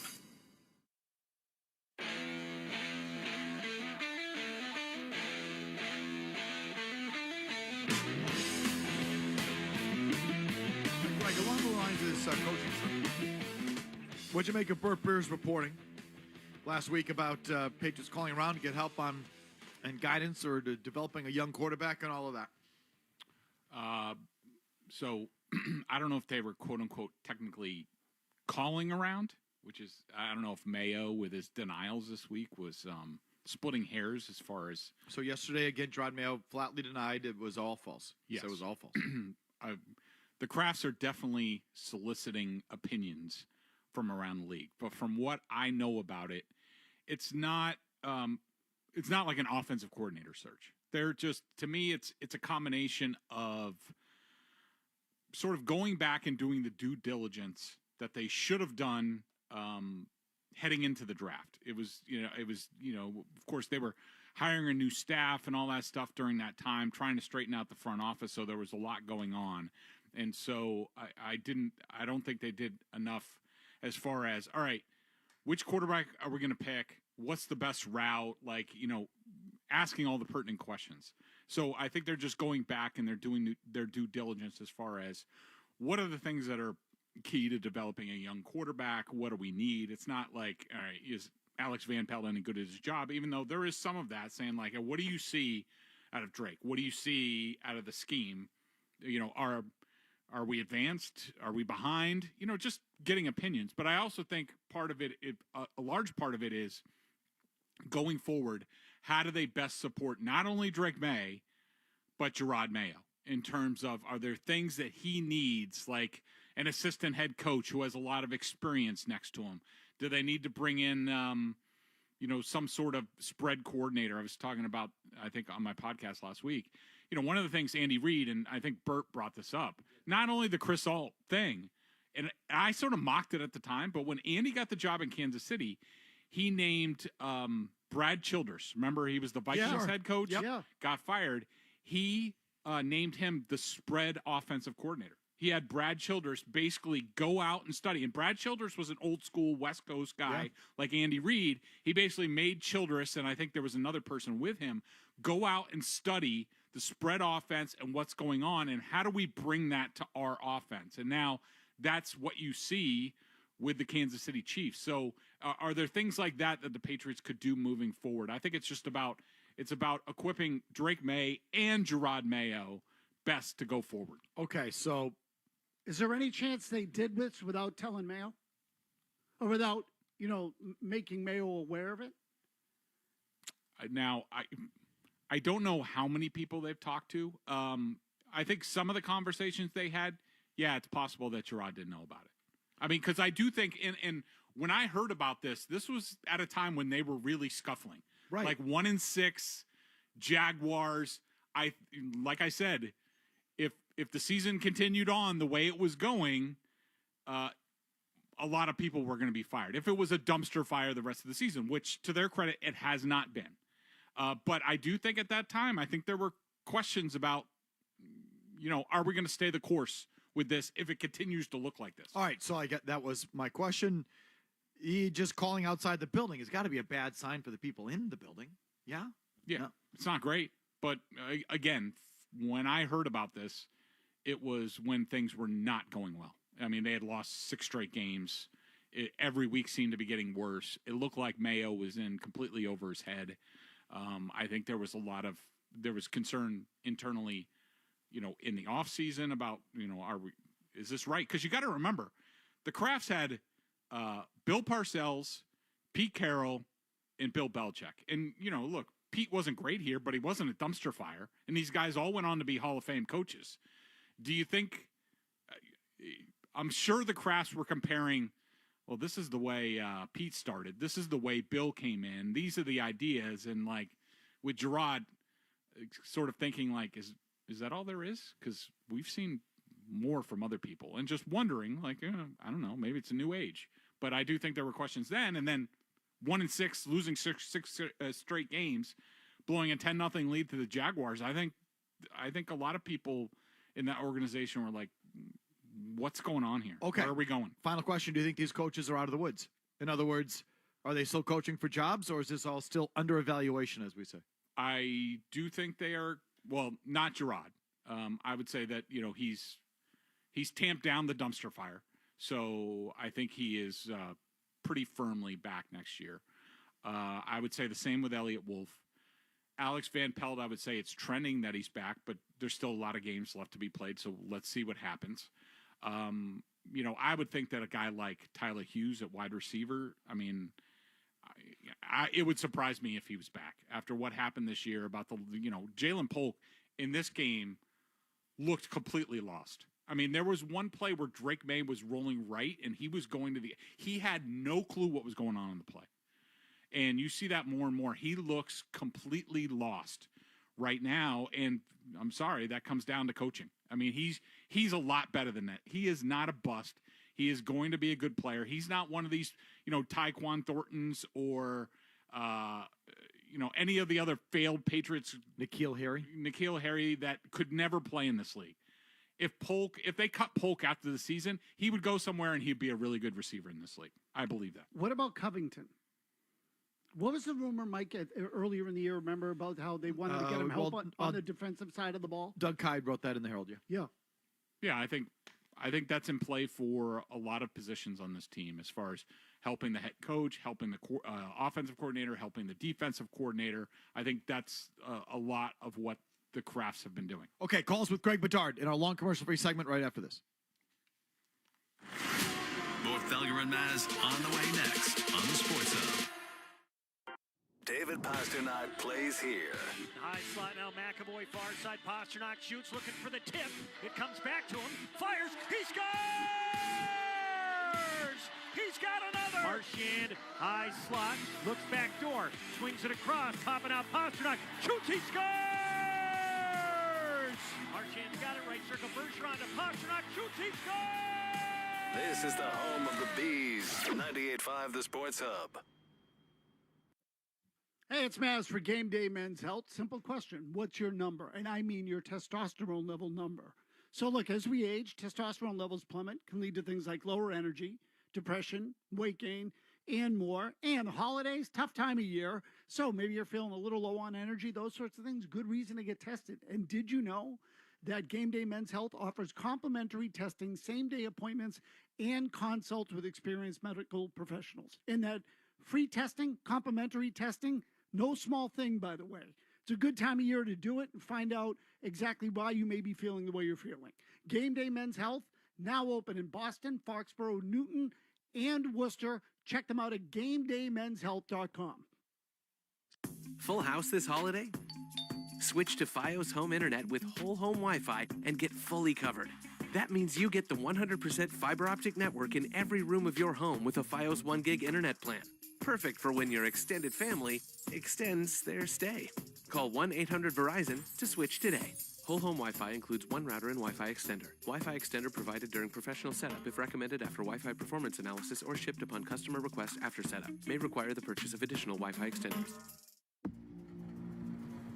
Do you hear that? Didn't think so. That's the sound of your engine building up harmful deposits. And unfortunately, that starts the moment you drive it off the lot. But here's the good news. Valvoline has revolutionized a way to completely reverse them. Introducing Valvoline Restore and Protect. It's the first and only motor oil that restores pistons to factory clean by removing up to 100% of deposits. That's right, 100%. Restoring your pistons to factory clean. New Restore and Protect from Valvoline. I'm Phyllis, and I love my customers, especially truckers who fuel up with renewable natural gas, or RNG, which is the cleanest fuel they can use because it's made with organic waste from landfills and dairy farms. Sit anywhere. You see, RNG can eliminate carbon by up to 300%. And thanks to the experts at Clean Energy and their 600 stations, more trucks can fuel with RNG than ever. Order up. Clean Energy, shifting carbon into reverse. Shop early, save big, all month long during Black Friday build-up at Lowe's. Right now, get select pre-lit artificial Christmas trees starting at just $59.98. Don't wait to save. Shop these deals today, in-store or online, because Lowe's knows deals. Discount taken at time of purchase while supplies last. Selection varies by location.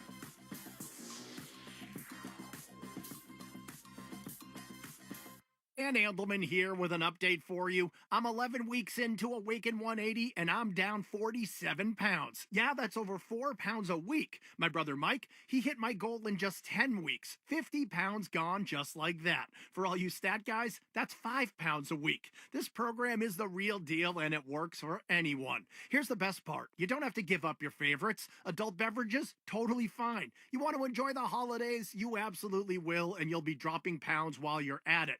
If you love food as much as me and Mike do, Awaken 180 is perfect for you. And here's a bonus. In celebration of Awaken 180's 10th anniversary, everyone can receive free consultations now through December 15th.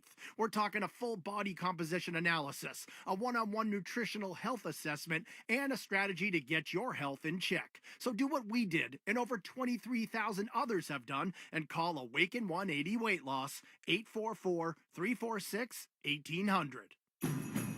Get the Honda of your dreams during Happy Honda Days with a sporty new Civic, Accord, HR-V, or CR-V.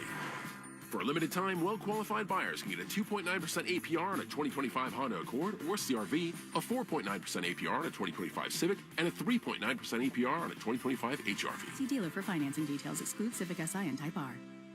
Holiday magic is in the air, and DSW's got all the shoes to make your season extra merry. Believe, you've got parties to attend and lists to check twice, so DSW is taking care of the details, like gifts to make their eyes all aglow, styles that bring joy to your world, brands everyone wants, like UGG, Nike, Birkenstock, and more, and deals to make your budget bright. Find the perfect shoes for you and yours at a DSW store near you or dsw.com. This hour of Felger Mass Today brought to you by Heineken. You know, nothing makes your holiday party more festive than the rich taste of Heineken. Celebrate with friends, family, and the world's leading premium lager, Heineken. Heineken, socialize responsibly this holiday season. Now, Felger and Maz continues. But look, got to go back to the drawing board. We have enough talent in that room, in the locker room, to win football games. And I stand by that. And I have to be better. The coaches have to be better, and players have to be better. But we have enough talent in there, and looking forward to these guys changing the page and continue to get better as we move forward. Sherrod Mayo going forward. Quickly, Greg, your thoughts on the defensive game plan in general in this game and your confidence level on that side of the ball going forward, coaching-wise? So, I know a lot has been made out of the, Gonzalez and what are you going to do with him. In watching the film, in the defense of the Patriots coaches, the way the Rams run their offense with a lot of very tight splits with the receivers, and even Jonathan Jones talked about this with reporters yesterday, it makes it very difficult to play bump and run coverage, to play a lot of man against them. So I understood the approach from that perspective.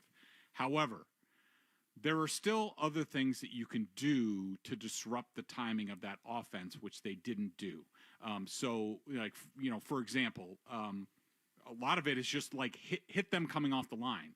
Like if it's a tight split, then let Anthony Jennings knock the snot out of Cooper Kupp coming off. If Nakua is going to go in motion, then whoever's over there, hit him first and then get into coverage. I thought they never did anything, and this has been a criticism of this coaching staff, sort of on both sides of the ball for me this year. They very rarely do things. Now, they did it against the Bears and also the Jets a little bit, that present problems to the other team that they have to adjust to. To me, they didn't stop the timing at all on the Rams offense. They didn't have a good pressure plan.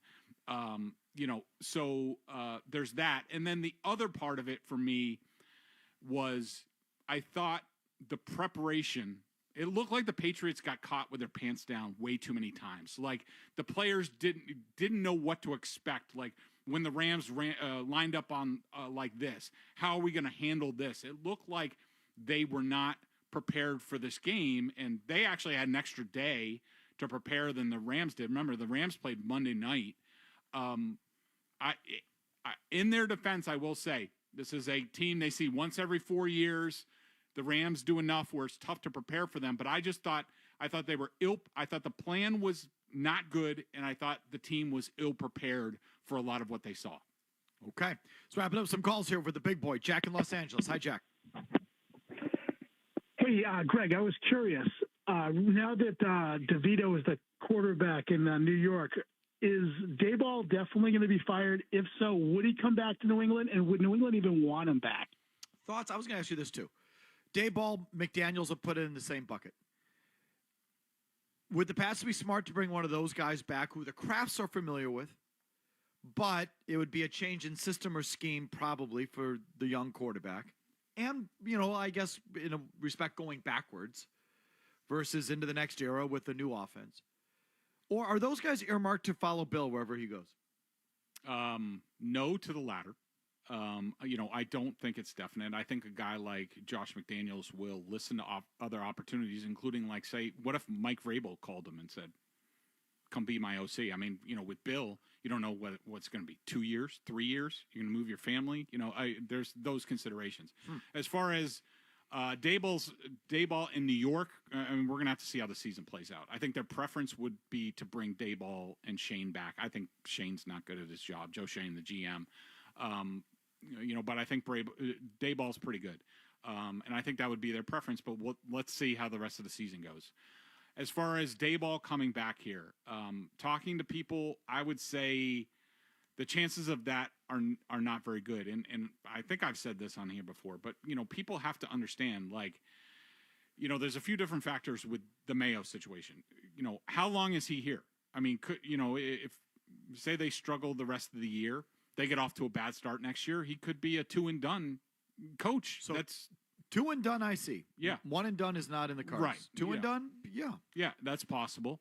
All these guys, especially ex-Bill guys, are going to call other Bill guys who were here. What kind of reports are they going to get back on Mayo and working for him? Because, just look at Bill O'Brien. The guy left tire tracks as soon as the season ended to go to Ohio State to be their offensive coordinator. I think that should tell you a lot. And there was one other thing, but I'm drawing a blank. But I think from what I understand about Dayball, from people who know him, they think if he got fired, he'd be more inclined to take some time off and wouldn't be inclined to come back here and work under Mayo. Josh McDaniels, I'm not going to completely rule it out, but I would say the chances of him agreeing to work under Gerard Mayo would be a long shot, unless, and this is inviting more dysfunction, but what's good for the goose is good for the gander. Could they entice him by saying, if Mayo doesn't work out, you're the successor? You were talking about McDaniels now. Yeah. What goes around comes around for Mayo. Exactly. Right, dysfunction last year. Well, no, they could say that to any offensive guy. Right. But I have no qualms about that scheme coming back here. I think they're both really good. Look at what Dayball did with Josh Allen. Look what Josh did here, whether it was, not Tom, but coaching up Garoppolo, Jacoby Brissett, Mac Jones in his rookie year. Like the scheme, yes, it got voluminous and everything and complicated Castle too, with right? Tom here, Castle. Like the scheme is fine. In fact, that scheme is admired in a lot of places. I know for a fact that Ben Johnson has borrowed a lot of what the Patriots have done in Detroit. Yeah, just ask Patricia. No, Patricia taught I'm talking about the scheme and some of the things that they do. All right, big boy, we're out of time. All right, see you guys. Thanks so much. Appreciate it. Coming up next, the very latest with the Boston Bruins and the status of head coach Jim Montgomery. Don't go anywhere. 90 seconds, no commercials, and we're right back. WBZ-FM and HD Boston. From the opening kickoff to the final play. Your home of the Pats. 98.5. The Sports Hub. Beasley Media Group Station. Sports Hub headlines. Your world champion Boston Celtics hosting the unbeaten Cleveland Cavaliers tonight for another NBA Cup game at TD Garden. Cavs, they're looking to become just the second team to open an NBA season 16-0. Celtics guard Peyton Pritchard questionable to play in this one with a sprained left thumb. Kristaps Porzingis remains out. Tip-off is at 7. Sean Grande, Cedric Maxwell with the call here on 98.5. The Sports Hub. Matthew Oliver scoring shorthanded in a 3-goal first period that ended with the Bruins fans booing their own team off the ice. Last place, Columbus beats the Bees 5-1 Monday night. Now the Bruins are off until Thursday when they host Utah Hockey Club for the first time. It's an off day for the Patriots before they return to the practice field tomorrow to get ready for Sunday's road game at Miami. Jets' disappointing season. Claiming another one is Woody Johnson. Team owner fired GM Joe Douglas today. Massive number for Chiefs-Bills in the national window this past Sunday. The game drew 31.2 million viewers on CBS. And outside of Thanksgiving and Christmas, it's the best NFL regular season game since Patriots-Colts Week 9 in 2007 on CBS. And MLB.com is reporting that pitcher Nick Pivetta will not accept the qualifying offer from the Red Sox. Headlines are brought to you by the $14.99 Big Deal Meals at the Nines. 4 new hearty full-size entrees like the roasted turkey dinner, available every Monday through Wednesday for just $14.99. You gotta love the Nines. I'm Jim Murray for Boston's Home for Sports, 98.5 The Sports Hub. Another update at 4:30. You want to talk sports? We want to talk sports. Squeeze the chicken and open the mouth. It's like we were meant for each other. This is why you need us. 98.5 The Sports Hub. I think that feels like a nice package there. Yeah. Wow, look at those phones light up. It's Felger and Maz on 98.5 The Sports Hub. You know, the Bruins, Cam Neely, I think it was the Boston Globe it was in, he had some interesting comments there about he just thinks the team has been unsettled since training camp. And it was interesting to hear him say that because that is definitely one of the things that's being said about them is that, you know, the whole Swayman thing, I think there's some lingering hard feelings about that. I just think that, you know, the Bruins aren't used to having their business all over the world like that. And I think it's led to some hard feelings. And I do think that I think that's kind of affected the overall situation. But it is more germane today than it even was yesterday, where Elliot Freeman implying that the Jeremy Swayman holdout in training camp affected the team then and continues to. It affects the overall situation. There are lingering hard feelings. We're going to workshop this and cast about because this surprises me. As down as I am on Jeremy Swayman, as against him as I was during his training camp holdout, and you know how I felt about that. I would not have given him that contract. I think the Bruins overpaid him by a large margin. I never felt he was in the right. I would have traded him. And I even second-guessed myself. As we went through it, I said they should have kept Ullmark for one more year at $5 million and traded this guy. So you know how I feel about this. But at no point did I think it was going to affect the team. Maz, you know this. Yep. From following sports, covering sports, you could be the biggest a-hole known to man. If you're a player looking for more money on a contract, other players are going to support you. Mm-hmm. The guys stick together. Look at the Major League Baseball Players Association. Correct. Because those guys are all like, that could be me someday. I could be in that situation. Players always stand up for players when it comes to the money and the contracts. It's just you don't lose teammates because you hold out for more money. Who does that? When does that happen? Except apparently it has. And you watch the way the Bruins play in front of Jeremy Swayman versus the way they play in front of Jonas Corposalo. A clear trend has emerged. They get blown out in front of Jeremy Swayman. They just lose in front of Corposalo. There's a difference there. But this is all a backdrop. I'll circle back to it. It's all a backdrop to the Bruins once again getting waxed by a bad team last night at home. And we've been asking it for 3 weeks ever since Montgomery pushed Brad Marchand on the bench in Utah. When is this guy going to get fired? Our old friend Rich Keefe reports today that Montgomery is out and Joe Flacco is in. Excuse me. I've done this a couple times now. Sacco. Joe Sacco. Not as elite. Not the Cold Squad. That's a bad report.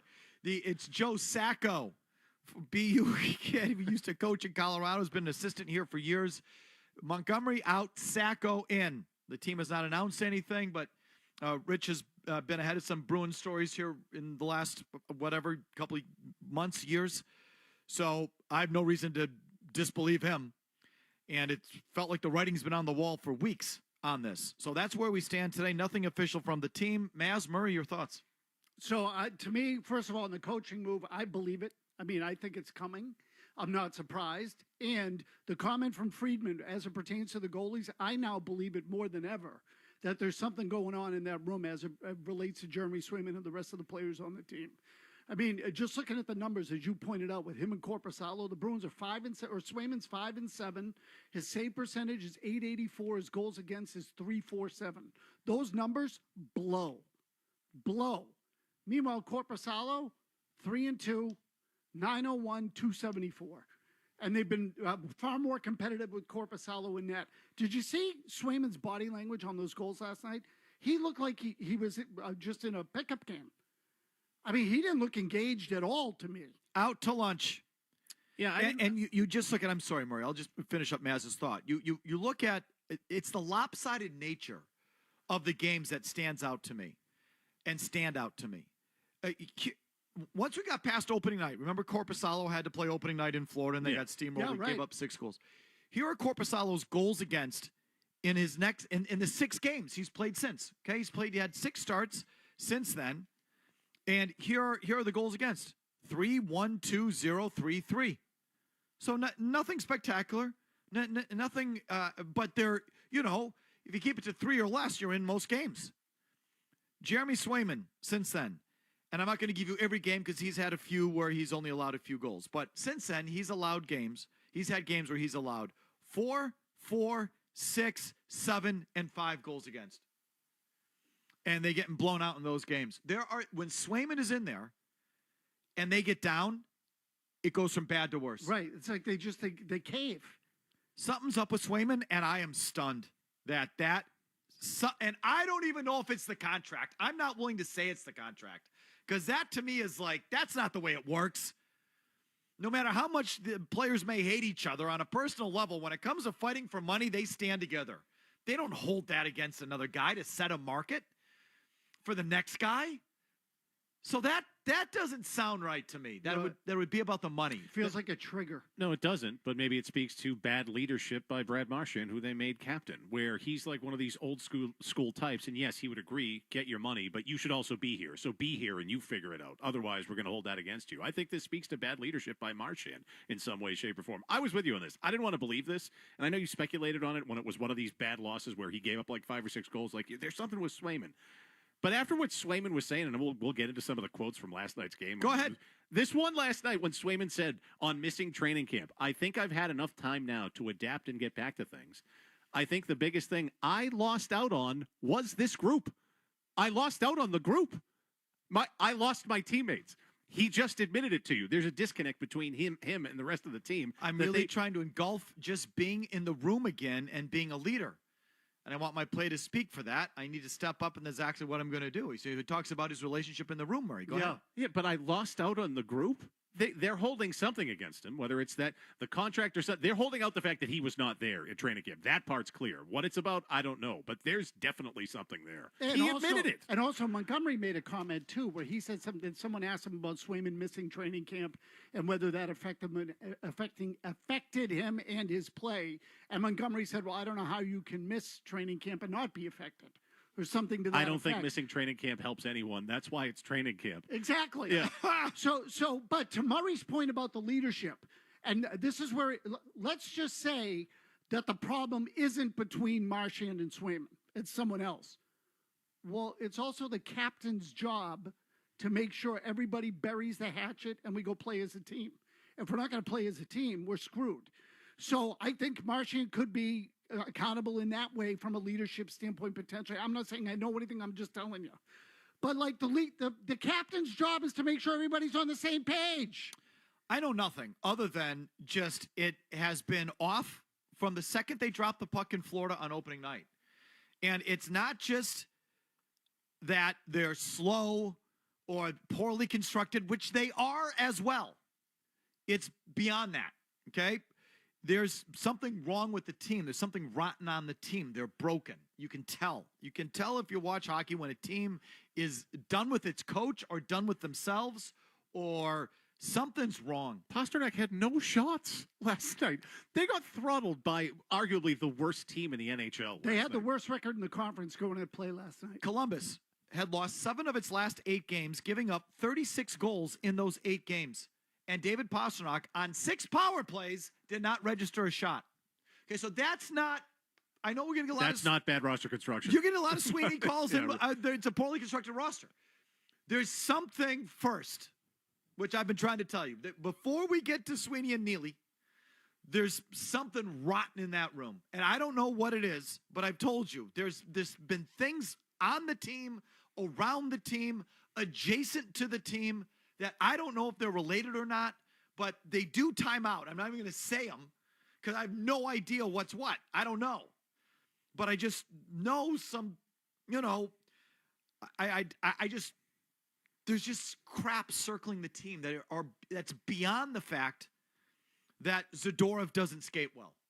Like, it's beyond that. Don't you get it? Like, what does Zadorov not skating well have to do with David Pastrnak looking like a mess half the time? And what does it have to do with Jeremy Swayman and this thing with the team? So what is that? And there's clearly a problem with the coach, and I don't know what that is either, but I think there's like something off the ice, not hockey related, that's just in there, and it's because it just has that whiff to me. It might be more than one thing. I mean, how'd you like that goal last night? That the first shorthanded goal that made it 2-0 with the guy. We just slipped it between his pads. Yeah, but also he just skated in from the corner while everybody else just stood there.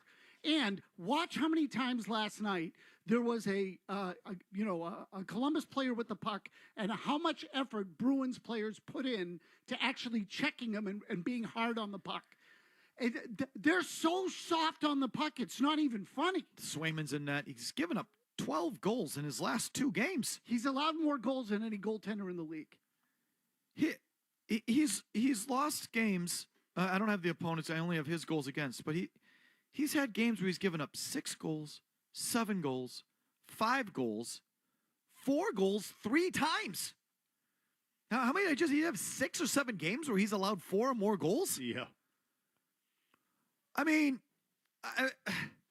so listen, that was a bad signing. And more than half of you don't have the right to say, yeah, they're a bad sign. You wanted them to sign him.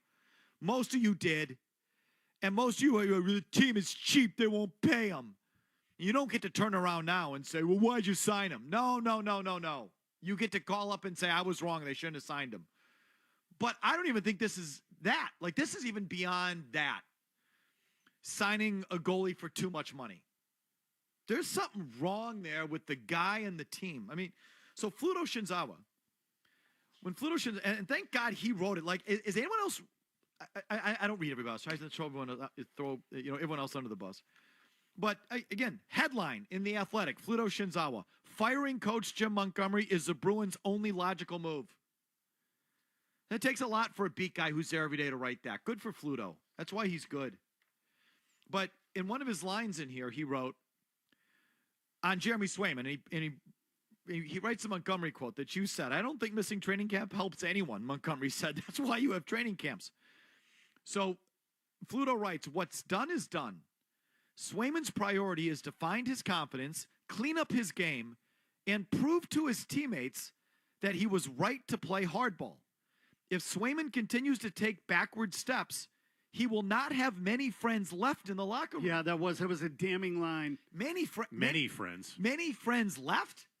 The implication there is that he's lost friends. Right, he's already lost some. Don't tell me he lost it over the contract. That is not the way it usually works.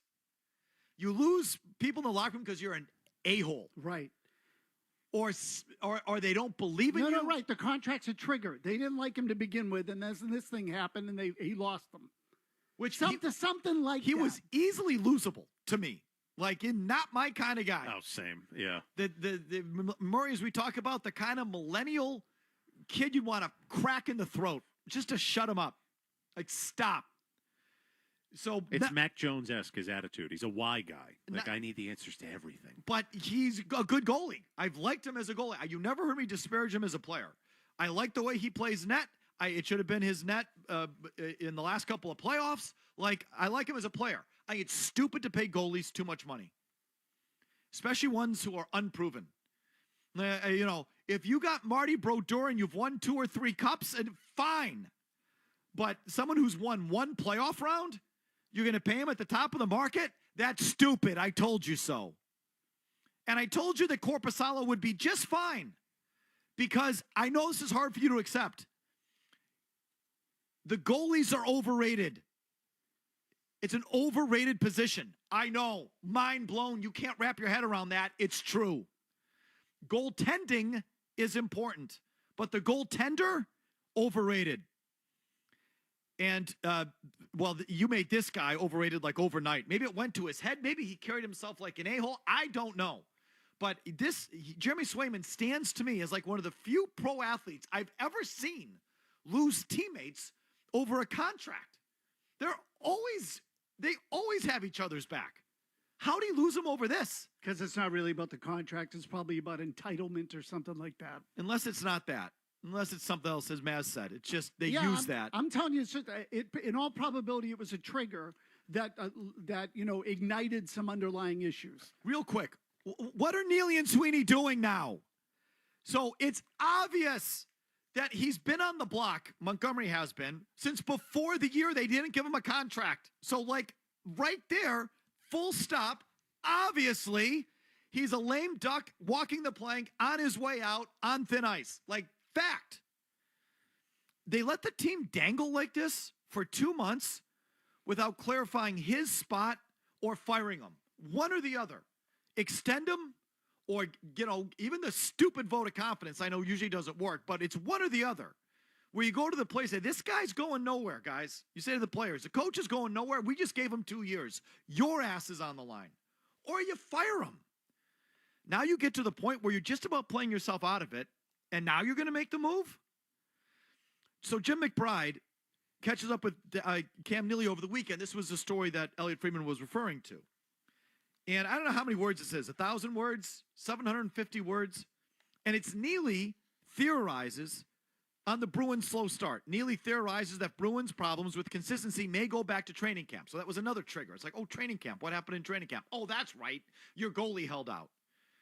And Cam Neely cited that as one of the problems. I thought our training camp was a little disjointed. Some guys out at camp, whether it was injuries or whatnot.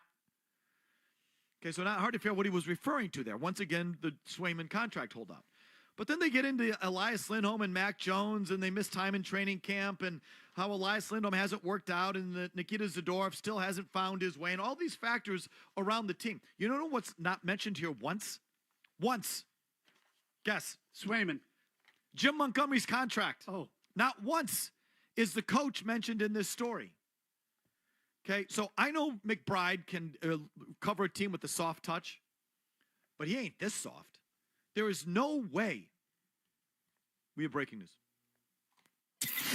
This is breaking sports news. Powered by Valvoline Instant Oil Change. On 98.5, the Sports Hub.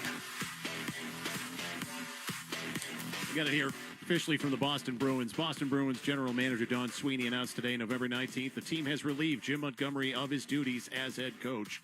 Associate coach Joe Sacco will assume interim head coaching duties. It's just way too late. Way too late. I just finished a thought on this column. So Neely did a state of the team with McBride, and the most obvious thing on the team is the coach and his status, and McBride never even mentioned it, which I know, because we've done this, it was a precondition. Neely said, yes, I'll talk to you about the team. I'm not going to field any. Don't even ask me about Montgomery and his contract. That's obvious. So why are you dancing around and dicking around and playing these games? Fire him or resign him, and now it just has come out they fired him. So I have a theory on why they didn't. Why they didn't do it till now. There's a lot of hockey left. They can still turn it around. And if they don't, under the next guy, Sacco, who's going to get the heat? Yeah. No, you miss a play. This is when the executives lose their jobs with the Bruins. When you miss the playoffs. You make the playoffs, the GM stays. The coach goes. When you miss the playoffs, that's when the GM gets it. My guess is they were holding on for as long as they could with the hope that the team would turn it around. And then if they had to fire him late in the year, they could always say, we didn't have enough time to turn it around. What's their excuse going to be now? So now I think it's not Sacco's ass who's on the line, it's their ass. I'd say, my guess is that's true-ish. I don't know. Chiarelli missed the playoffs 2 years? Or was that Sweeney's first year? What if they keep looking like this, Mike? What if they finish in the bottom 5 of the league? I'm all for it. I'm not telling you they shouldn't. I'm not talking about just missing the playoffs. Okay, no. I'm talking about bottom 5 in the league because that's what they are right now. They're pretty damn close to that. They're on track for 78 points right now. So, to me, this isn't enough. If this is all they're doing, I don't think they do make the playoffs. I don't. I think they got to shake up the locker room. They got to figure out the goalie thing here right out of the chute. Just give Korpisalo the net for the time being. And let him go. He's allowing 3 games or less every game. Since opening night, it's been 3 goals or less every single start. unless I've got it wrong, which sometimes I do. But it looks to me like it is, since opening night, you can give his goals against average. I just have his game log in front of me. 3, 1, 2, 0, 3, and 3 is the goals allowed. He's kept you in most games. Meanwhile, apparently there's an issue there with Swayman and the team. And Swayman has allowed 12 goals in his last 2 games. First order of coaching, can I have Sacco like one little hello? Why don't you sit Jeremy Swayman down? Let him go play the fiddle somewhere and clear his head. He can go for a nice hike and look up at the stars and strum his guitar and play some camp. Go with this other guy. Go with Corpusalo for the time being. So this took way too long. And what the hell is going on with the goalie there? So that just happened, folks. If you're just joining us, breaking news. The Bruins have officially fired Jim Montgomery. Joe Sacco has taken over behind the bench. Did they say in the release is on an interim? They said interim. Yeah. So interim basis. So we'll see how this goes. Your reaction comes your way right after these words. You're listening to Felger and Maz on the Sports Hub. Hello, Big Jim here. Hockey fans, here's a cool offer. BetMGM, an official sports betting partner of the NHL, giving existing customers another reason to lace up and hit the ice this season. BetMGM, adding extra excitement to the goals, the checks, the faceoffs, and the breakaways with an NHL Odds Boost token. Take your shot at extra winnings when you bet on NHL action with your favorite sports betting app, BetMGM. All you got to do is log into your existing BetMGM account today and receive your NHL Odds Boost token. Then simply add a hockey wager to your bet slip and activate your token. If your wager lights the lamp, you will receive extra winnings and unrestricted bonus dollars. BetMGM and GameSense remind you to play responsibly. Hope is here. Call 1-800-327-5050 or visit gamblinghelplinema.org. You got to be 21 plus. Massachusetts only. Existing customer offer subject to eligibility requirements. Rewards issued as withdrawable bonus dollars. In partnership with MGM Springfield. Play it smart from the start. Live chat at GameSenseMA.com. Shop early, save big all month long during Black Friday build-up at Lowe's. Right now, get select pre-lit artificial Christmas trees starting at just $59.98. Don't wait to save. Shop these deals today, in-store or online, because Lowe's knows deals. Discount taken at time of purchase while supplies last. Selection varies by location.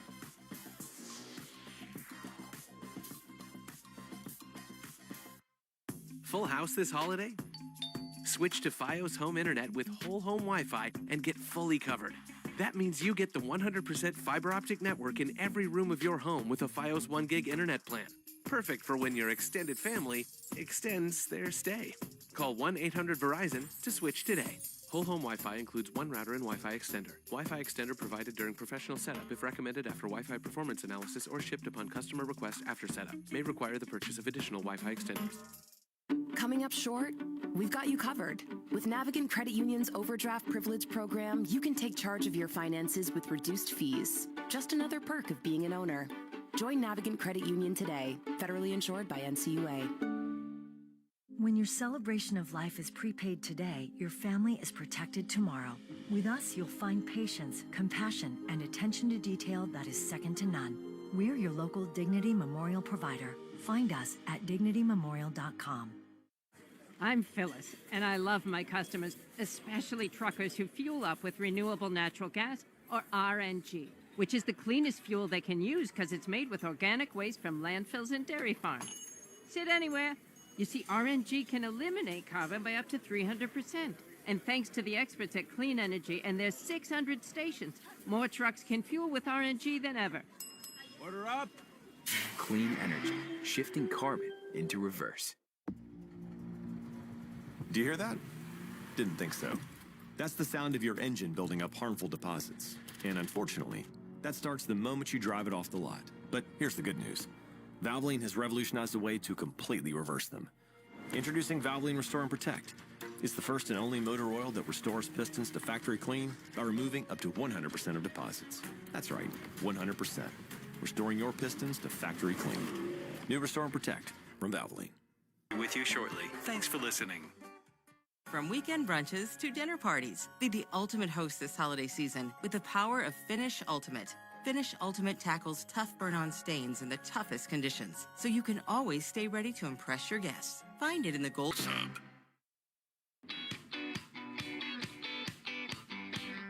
Again, breaking news at this hour. The Bruins have fired Coach Jim Montgomery in the last 10 minutes.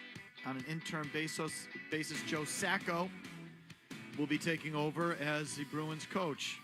Joe Sacco has been an assistant here for 11 years. I didn't realize it was that long. Sacco, former BU kid, obviously. You may remember way back in the day. He was a head coach one other time in Colorado from 09 to 13. He, unfortunately for him, preceded the Nathan MacKinnon era. In fact, it was his final year where they bottomed out and drafted Nathan MacKinnon. And he didn't get the benefit of that run-up. So he was the coach, really, that coached them into the lottery. And then they worked their way out with all those draft picks. It's a long process, but they got their way out of it. And now he gets his second crack. So we'll see. And he's just an interim, though, right? Yeah, that's all it says. So, he could earn the job, I guess, over the balance of the season for sure. Your thoughts, Craig in the car. Go, Craig. I think the Bruins are tanking because they're mad at Neely for airing Swayman's contract details. Remember during that press conference he said, I have 64 million reasons why he should be back to work? Yeah. I think that's why they're getting back at him now. That could have been any one of them, and they're upset, so that's why they're tanking. I see. So they actually have Swayman's back, and this is a wildcat strike against management for calling out Swayman. I don't buy it. Again, look, there's an obvious agenda among fans to get rid of Neely and Sweeney. We've heard it over and over again for years. So how do you explain the comment by Swayman last night, where he says he's basically got to win back the trust of his teammates? I think the biggest thing I lost out on was this group. The group, his teammates. He admitted there's a disconnect between him and his teammates. They basically don't like him because he held out or whatever the hell else is going on. And again, the other one, because I put this in the email, the one that stood out to me from Montgomery when asked about, Swayman, his play in the preseason, I don't think missing training camp helps anyone. That's why it's training camp. That's him saying, F you, Swayman. That's a parting shot. I know I'm done here, so I'm getting a couple of jabs in before I'm gone. So, caller, I don't know. You might be right, but the reporting is otherwise. Elliot Freeman said there's lingering hard feelings from the Swayman holdout. It's affected the overall situation, he said. Fluto Shinzawa wrote that if Swayman continues to take backward steps, he will not have many friends left in the dressing room, implying he's already lost friends. Unbelievable. And Swayman himself said the biggest thing that I lost out on during the holdout was this group. So everything points in the other direction. How about Chuck in Medford? Go, Chuck. Okay, 4 biggest losers on the Bruins, now 3. Montgomery, 6 straight home playoff losses to Florida. Remember that, 6 straight home playoff losses to Florida. Don Sweeney, 25 years as the Bruins GM or player, no titles. Loser number 3, Charlie McAvoy, went 30 games in the playoffs without a goal. One of the biggest losers on the team. And Charlie Coyle, since 2019, in the playoffs, he's a -20. Thanks, guys. Okay, so they got to figure out the coaching thing, meaning they first got to get the players playing hard again. So whether that's the coach, the new coach affects that, they clean up this Swayman situation, that resolves itself, or what else? Whatever's infected that team, get them playing hard again, and then we can properly assess what needs to go. I absolutely think they need to shake up the roster and make a real hockey trade and trade someone off the top of that roster. And I would do it now. But I think it's been hard to tell what exactly is what because they've been half-assing it so badly. No, impossible to tell, really. Yes. Again, watch that game last night. Just watch it closely. Watch them on the puck. How pathetic the effort is in terms of being tough on the puck, checking, making guys fight for it. They're just out there floating around. Brian and last night, to me, it hit me in the face more than other games. I don't know why, but they've all been like that. Brian and Bellingham, go ahead, please. Hey, guys, yeah, so now that they fired Montgomery, what I want to see is, as a fan, I want to see the players respond. Maybe this is what they wanted. I don't know. I want to see them respond. I want to see them. Okay, you cut out. Yeah, let's see the players respond. You okay? So I guess they still do have a lame duck coach. But it's a different guy. If that was the problem, he's out. Now what? And hopefully Sweeney and Neely have made it clear to the players, you're next. We started here, but you're next. And you could really send that message by doing something now. I mean, I would trade Swayman right now. I'd trade him yesterday. I never would have signed him. But I would trade Jeremy Swayman. The problem is I don't think anyone else would give him the contract you just gave him, which is what I told you at the time. He was a restricted free agent. He could have gotten this offer somewhere else, gotten an offer sheet, could have worked out a trade. He could talk to other teams. No one else is going to give him that money. And yes, I'm blaming you people. You people browbeat the Bruins into doing it. Stupid. Wrong move. Any goalie, never mind this guy. Sweeney mishandled that one, too. He lost all his leverage before they even sat down at the table.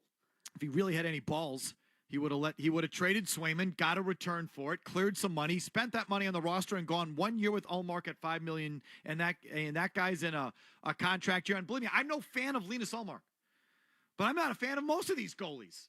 They're all flakes, and you can't rely on them. But I would have gone the season with Linus Ullmark. I would have brought in another guy. Jonas Korpisalo has every bit the chance to catch fire and get hot down the stretch and take him into the playoffs as you would Linus Ullmark. I would have let it go between those two, taken the better guy and taken my chances and built up my team and said goodbye to this guy. But I think it's now too late. Who's taking on that contract now? No one wanted to give it to him when he was a restricted guy. So who's going to now give you something for him? That's over. Back to your thoughts after Big Jim Murray again gives you the very latest breaking news at this hour. The Bruins have finally made a move on their head coach. Here are the details. More of your reaction coming your way right after this. Sports Hub headlines. After last night's loss to Columbus and sitting with a record of 8-9-3, Bruins general manager Don Sweeney formally announced a short time ago that the Bruins have relieved Jim Montgomery of his duties as head coach. Jim Montgomery fired. Associate coach Joe Sacco will now take over as the interim head coach. Sweeney also said in part in the press release, our team's inconsistency in performance in the first 20 games has been concerning and below how we want to reward our fans. Bruins will be home tomorrow against Utah Hockey Club. Celtics host the unbeaten Cleveland Cavaliers tonight for another NBA Cup game at TD Garden. Cavs are looking to become just the second team to open an NBA season 16-0. Peyton Pritchard questionable to play tonight, dealing with a sprained left thumb. Tip-off is at 7. Grandy and Max with the call here on 98.5 The Sports Hub. New York Jets have fired their general manager Joe Douglas after 5 years and 0 winning seasons. This also comes 6 weeks after the Jets fired head coach Robert Saleh. Massive number for the Chiefs-Bills game in the national window this past Sunday. The game drew 31.2 million viewers on CBS, and outside of Thanksgiving and Christmas, it's the best NFL regular season game since 2007. The Patriots-Colts in Week 9 on CBS. MLB.com reporting that pitcher Nick Pivetta will not accept the qualifying offer from the Red Sox. The Rays are trading outfielder Jose Siri to the New York Mets. Headlines are brought to you by Dr. Matthew Lepresti and Leonard Hair Transplant Associates, the hair doctor of Hardy, Wes Welker, and Rob Ninkovich. Call 1-800-GET-HAIR for your free consultation. I'm Jim Murray for Boston's Home for Sports, 98.5 The Sports Hub, and their update at 5. Brace yourself. More Pilgrim Mass is on the way on the Sports Hub.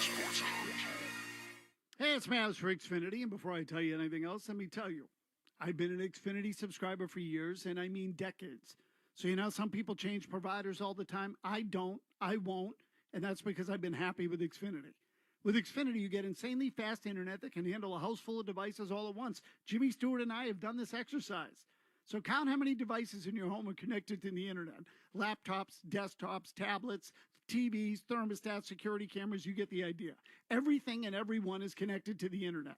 And Xfinity can handle them all. Faster speeds, as they like to say, rolling out every day. This is just the beginning. To get started, call 1-800-XFINITY, visit Xfinity.com, or visit your local Xfinity store today. Restrictions apply, actual speeds vary, and are not guaranteed. Full house this holiday? Switch to Fios Home Internet with whole home Wi-Fi and get fully covered. That means you get the 100% fiber optic network in every room of your home with a Fios 1 gig internet plan. Perfect for when your extended family extends their stay. Call 1-800-VERIZON to switch today. Whole home Wi-Fi includes one router and Wi-Fi extender. Wi-Fi extender provided during professional setup if recommended after Wi-Fi performance analysis or shipped upon customer request after setup. May require the purchase of additional Wi-Fi extenders. This is the story of the one who, as a maintenance specialist for a historic high-rise, knows that vintage charm historically needs constant attention. Which is why when it's time to upgrade turn-of-the-century mechanicals, they turn to Grainger. With easy access to 1 million-plus products and the scale to deliver when and where you need them. The right tools and supplies are never far away. So the one can keep that vintage building running like new. Call, click Grainger.com, or just stop by. Grainger, for the ones who get it done. When you've got real work to do, Metal Supermarkets will help you get it done fast. With a huge variety of metals in stock, we can help no matter what job comes your way. And all it takes is a few clicks. We make buying metal online easy so you can spend less time shopping and more time getting things done. Metal Supermarkets, the convenient stores for metal. Place an order online today at metalsupermarkets.com. Unleash your love for animals into a career. Earn your animal science degree 100% online with Unity Environmental University. Master important skills that take you out of the virtual classroom and into your local environment. Learn the future of animal science with sustainability in the forefront. Find a rewarding career while making a real difference. Find out more at degrees.unity.edu and discover what you can do.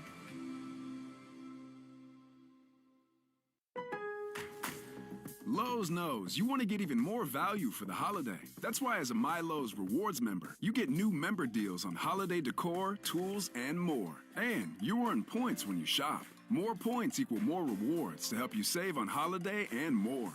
Not a member? Join for free today at Lowe's.com/MyLowe'sRewards. Because Lowe's knows deals. Program subject to terms and conditions. Points are awarded on eligible purchases. See Lowe's.com/terms for full details. Subject to change. With the $5 meal deal at McDonald's, you pick a McDouble or a McChicken, then get a small fry, a small drink, and a 4-piece McNuggets. That's a lot of McDonald's for not a lot of money. Price and participation may vary for a limited time only. By the boy bands for siphoning millions from them. And soon, investigators discover that Perlman is keeping his empire afloat through an even more devious scheme. Follow American Scandal on the Wondery app or wherever you get your podcasts. Experience all episodes ad-free and be the first to binge the newest seasons only on Wondery Plus. You can join Wondery Plus in the Wondery app, Apple Podcasts, or Spotify. Start your free trial today. Felger and Maz continues on the Sports Hub.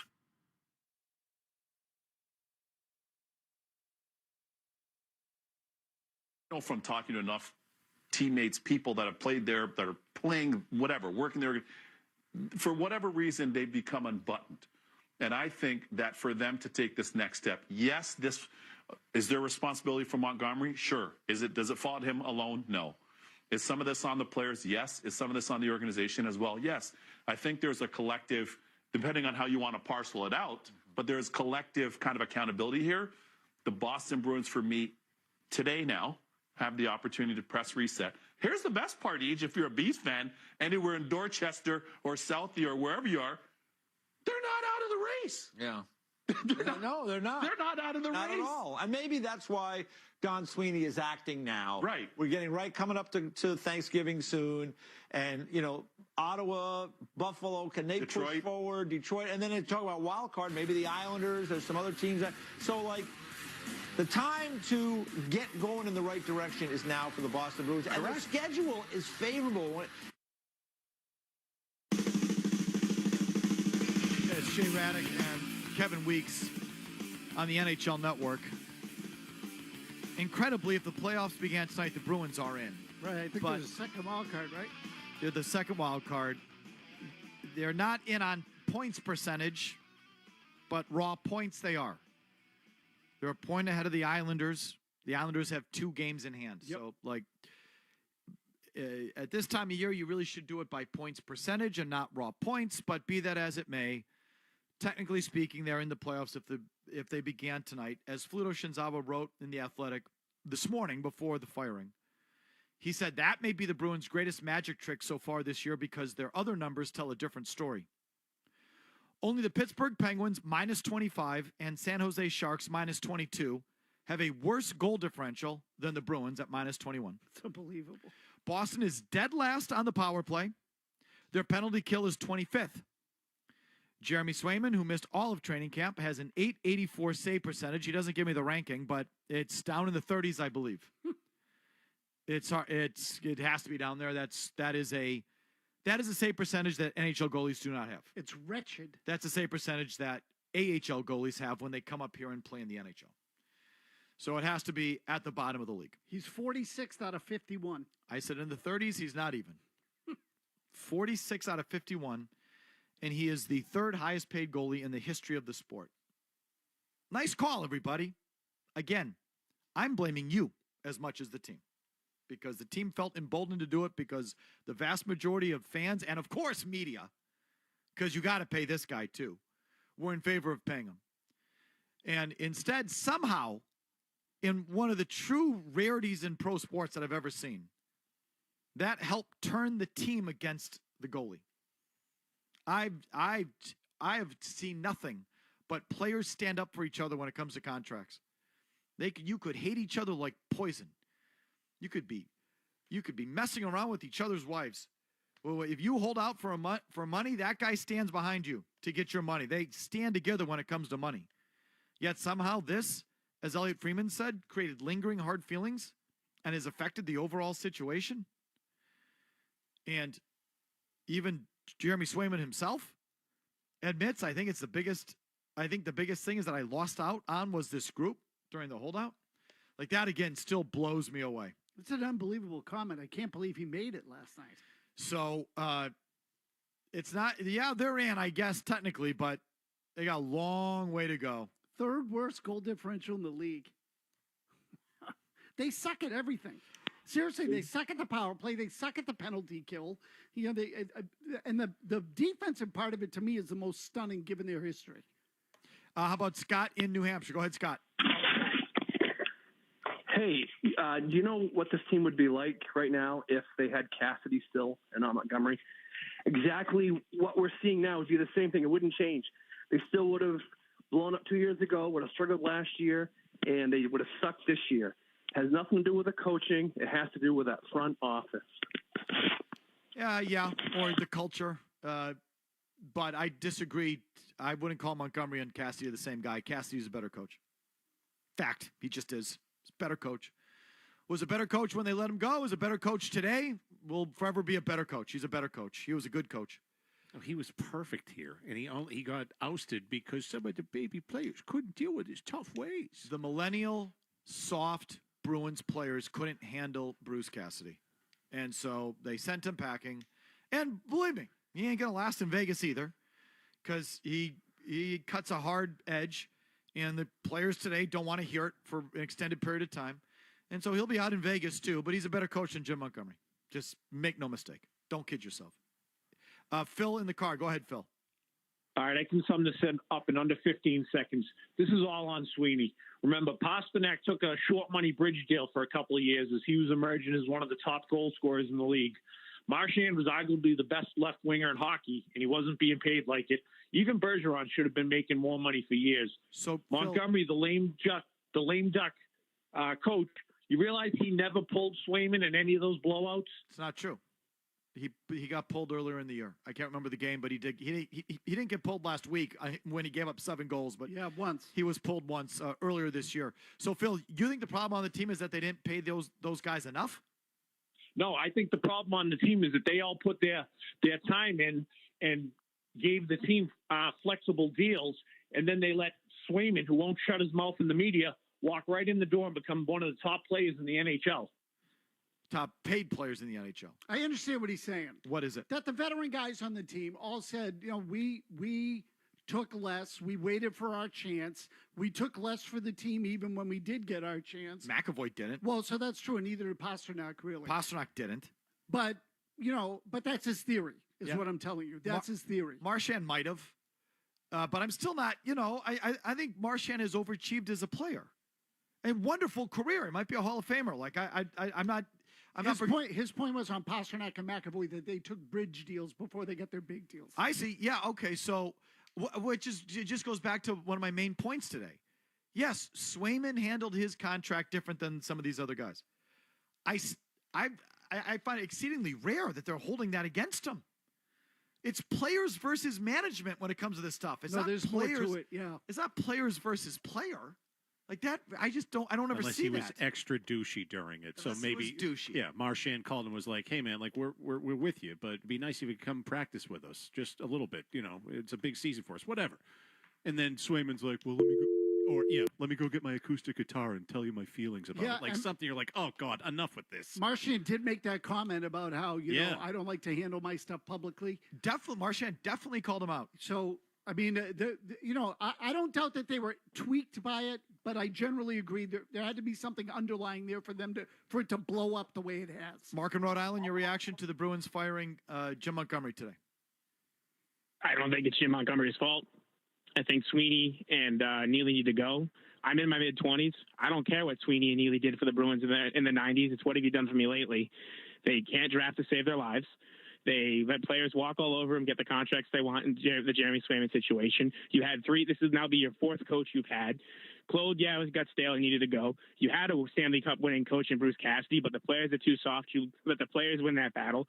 You put Jim Montgomery in. Had a best season in the NHL, but regular seasons don't matter. They've been empower the team management-wise for 9 seasons.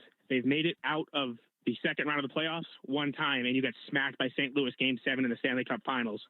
This is every part of Sweeney and Neely and ownership sleeping at the wheel, letting them absolutely do whatever they want and not return any results. Okay, I think you're right on most of it. I think blaming the general manager or the team president for the players coming out on home ice in Game 7 of the Stanley Cup Finals and blaming Cam Neely for Brad Marchand missing an open net in the first 5 minutes against the Blues, or Tuukka Rask giving up 2 goals on however many shots, or Brad Marchand running off the ice as Pietrangelo was coming down on a rush at the end of the first period is one of the top 3 stupidest things I hear on a regular basis. You're going to blame a front office guy for the players getting to Game 7 of the championship at home and then laying an egg. That's the GM's fault? That's stupid. Okay? Dumb. 2, you don't get to say out there that they let Swayman walk all over him. You wanted them to sign Swayman. And I know it was only maybe 60, 70% of you, but it was most of you. Most of you were against the team holding out on Swayman. Most of you thought the team was being unreasonable with Swayman. Most of you were in Swayman's corner, and you know it. You don't get to turn around today and say they butchered the Swayman thing. Unless you say, I had it wrong too. Fine.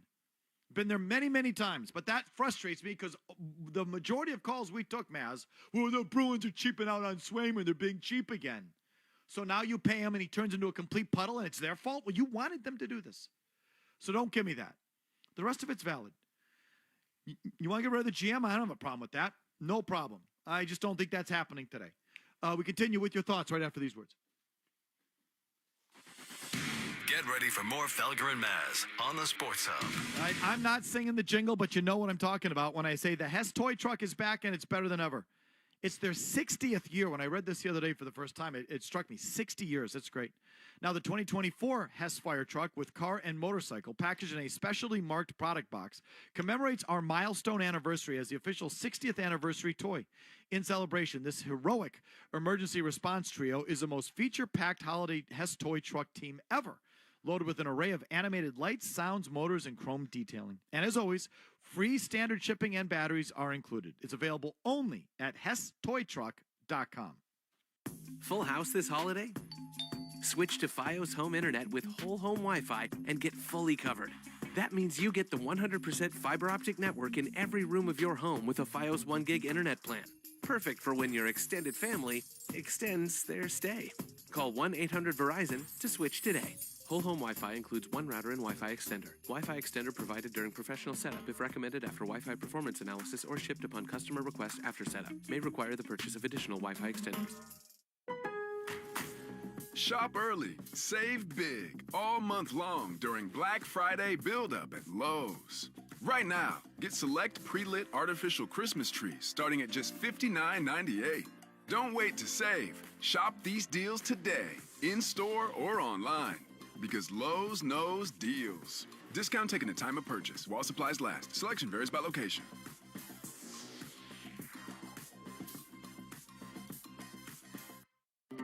Coming up short? we've got you covered. With Navigant Credit Union's Overdraft Privilege program, you can take charge of your finances with reduced fees. Just another perk of being an owner. Join Navigant Credit Union today, federally insured by NCUA. Access to 1 million plus products and the scale to deliver when and where you need them. The right tools and supplies are never far away. So the one can keep that vintage building running like new. Call, click Grainger.com, or just stop by. Grainger, for the ones who get it done.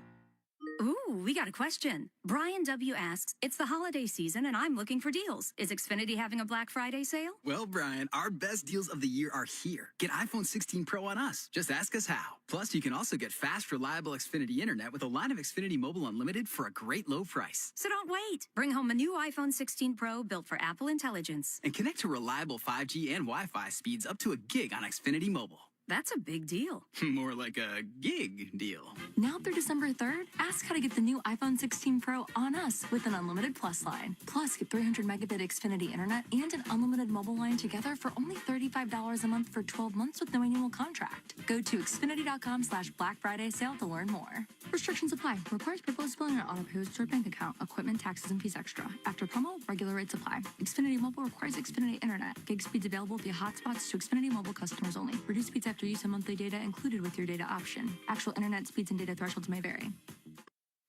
This hour of Felger and Maz today brought to you by DN Van Lines. Take the chance out of your move and make the sure bet with DN Van Lines, an approved mover of the Department of Defense, dnvanlines.com. Tatum has to force a three at the buzzer, and he got it! The Celtics look to take down the undefeated Cleveland Cavaliers. Tonight at the TD Garden, hear all the action starting at 6:30 on 98.5 The Sports Hub. We're back with more Felger and Maz. You're in a big point in your career with a big contract negotiation going on right now. No one else really knows what this is like. Your first, presumably, longer contract. What is that like from an athlete's perspective? If you were to ask me that same question a year ago, I would answer it truthfully, and I would say it's scary. It's a lot of resentment towards people that want you to succeed. And when you're not getting compensated for your endless efforts and doing what you do best, it's a nerve-wracking feeling because it's your family you're fighting for. And the answer I'm going to give you this year is that I've educated myself and that I understand the business side of it all. And it's given me a complete new mindset of understanding the business and how to react to it. I understand the cap is going up and where it will be in years. I understand my comparables and how I can't ruin the goalie market for other guys that are going to be in my shoes down the line. It's nothing I didn't even think of that. I went to the School of Business for the University of Maine, so I love the business side of it all. And I studied it, and I love it. I'm doing classes still in Stanford, part of the NHLPA program on business.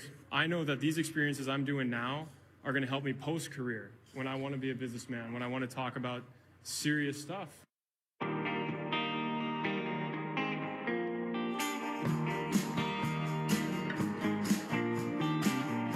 There's your guy, Murray. Is this Camp? This is Camp. Yeah, Kurt Flood in hockey pants. No wonder they suck. They got Warren Buffett playing goal. But, I mean, boy, that whole thing was just such a turnoff to us, grown-ups, if you will, or the regular fan. Like the way he carried on. I am still stunned to this moment that it was a turnoff to his teammates. But apparently it was. But if he's going to talk about it like the trials and tribulations of trying to get this deal done, and it was scary. Like if you're Brad Marchand, who's a tough prick, and I mean that lovingly, like who's won a cup here, and at some point you're going to be like, all right, dude, Jesus, like we want you to get paid too, but enough. Dial it back like 9 notches. Oh, I need to go home and play camp to deal with the trials and tribulations of dealing through arbitration. He drives me crazy. I can't stand him. I wish they never paid him. The other thing is the way he talks in these things. Like if he talks like a know-it-all, is he always like that about everything? What do you think? Yes. I mean, so that would his teammates was looking at him and go, "Will you shut the hell up?" So clearly, it rubbed Marchand the wrong way at the time. here's Brad Marchand in September on his contract. So he's also, like Swayman, he was going into a contract year. There had been a report that he might have been close to signing with the Bruins or something. He was responding to a question about a report about his contract. This is Marchand back on September 4th. Do you have it, Jimmy? I'm going to say this now and you know, kind of leave it at that. But I won't ever talk about contract stuff in the media. You know, I saw a report come out the other day. I think it was the Hockey News, and you know, I don't know where he's getting his information, but you know, it wasn't from our side, and we're not going to talk about it. You know, whatever goes on will stay internal between Sweens and our group. But I'm going to leave it at that. I just, you know, I think there's enough respect between our two sides that we can deal with it, and you know, we'll leave it at that. Fred, you changed. Hope you can appreciate that. So I won't ever talk about contract stuff with me. It just came right on the heels of that comment from Swayman that we just played you with the hot chicken guy and, you know, all of that. So it was hard not to read into it as a thinly veiled shot at Swayman. And now it's coming out, you know, even Swayman himself admitting that in the holdout, he says, I think the biggest thing that I lost out on was this group. Fluto Shinzawa wrote in that story last night in The Athletic, if Swayman continues to take backward steps, he will not have many friends left in the locker room, implying he's already lost friends. We've played you a cut from Elliot Freeman, who reported over the weekend that there are lingering hard feelings related to the Swayman contract. It's affected the overall situation. So that was a thing. That is, you know, one of the things that's wrong down there that's sort of infecting the group and the team. It feels like this, which to me, again, I'm surprised. And okay, by the way, he hasn't come close to earning it. He's been one of the worst goalies in the league. And so now this is one of the first things they got to figure out. I thought he sucked last night. This is one of the first things they have to figure out. The team is not playing in front of Jeremy Swayman. And it's not like they're setting the world on fire in front of Jonas Korpisalo, but those games are competitive. It's representative, right? Jonas Korpisalo, in the 6 starts since opening night, okay, has allowed 3, 1, 2, 0, 3, and 3 goals. Okay, so every night, at least they're in it. He's not winning them all. He's 3 and 3, in fact, in those games. But you're not getting your doors blown off. And one of those might have been in relief, now that I think about it. Was the Carolina game in relief? At Carolina, that 8-2 shellacking in Carolina? Yeah. So that's not even his loss. He's, since opening night, he's 3 and 2. And one of those losses was the overtime game over the weekend to St. Louis. So that 2 against isn't really even, you know, I shouldn't even really consider it. That was in relief. So he's allowing 3 goals or fewer a game. He's, you know, 3 and 2 in those 5 games. So it's at least representative, which I thought it would be, by the way, that he'd be just fine. Nothing spectacular, but fine. And he's been fine. And when they play in front of Korpisalo, it doesn't go from bad to worse. It just goes from bad to bad. It just stays where it is. When Swayman plays, he gives up a few goals and the floodgates open and they all quit. They're quitting in front of Jeremy Swayman. Jeremy Swayman has had games this year where he's given up 7 goals, 5 goals last night, 6 goals in that Carolina game I just mentioned, 3 others in which he's allowed 4 goals. So he's had 6 games where he's allowed 4 goals or more this year, 3 games where he's allowed 5 or more. The season just started, and they're quitting in front of the guy. Order number 1 for Sacco, figure out this thing. If you got to sit Swayman down, you can go somewhere and play some camp with his fiddle somewhere. Because they're not bad, Murray. Actually, the band is right up my alley. I got to tell you, it's kind of my vibe. I got to tell you. I don't hate this. So he can go somewhere and strum his fiddle and give him a mental break. I know he needs it. So go give him a break and just give Korpisalo the net. Or tell the players to get over it. Whatever your problem is with the goalie, get over it or something. They got to figure this out. Because every other night with Swayman in net, it's a blowout. So that like order number 1, figure out that thing. His last 2 games, he's given up 12 goals. 12 goals, Maz. Holy crap. Holy crap. Did he stop any of the shots in those games? Like that, 12 goals? 12 effing goals. in the last 2 games. Holy crap. And he had the 6th spot in Carolina, I guess 2 weeks before that.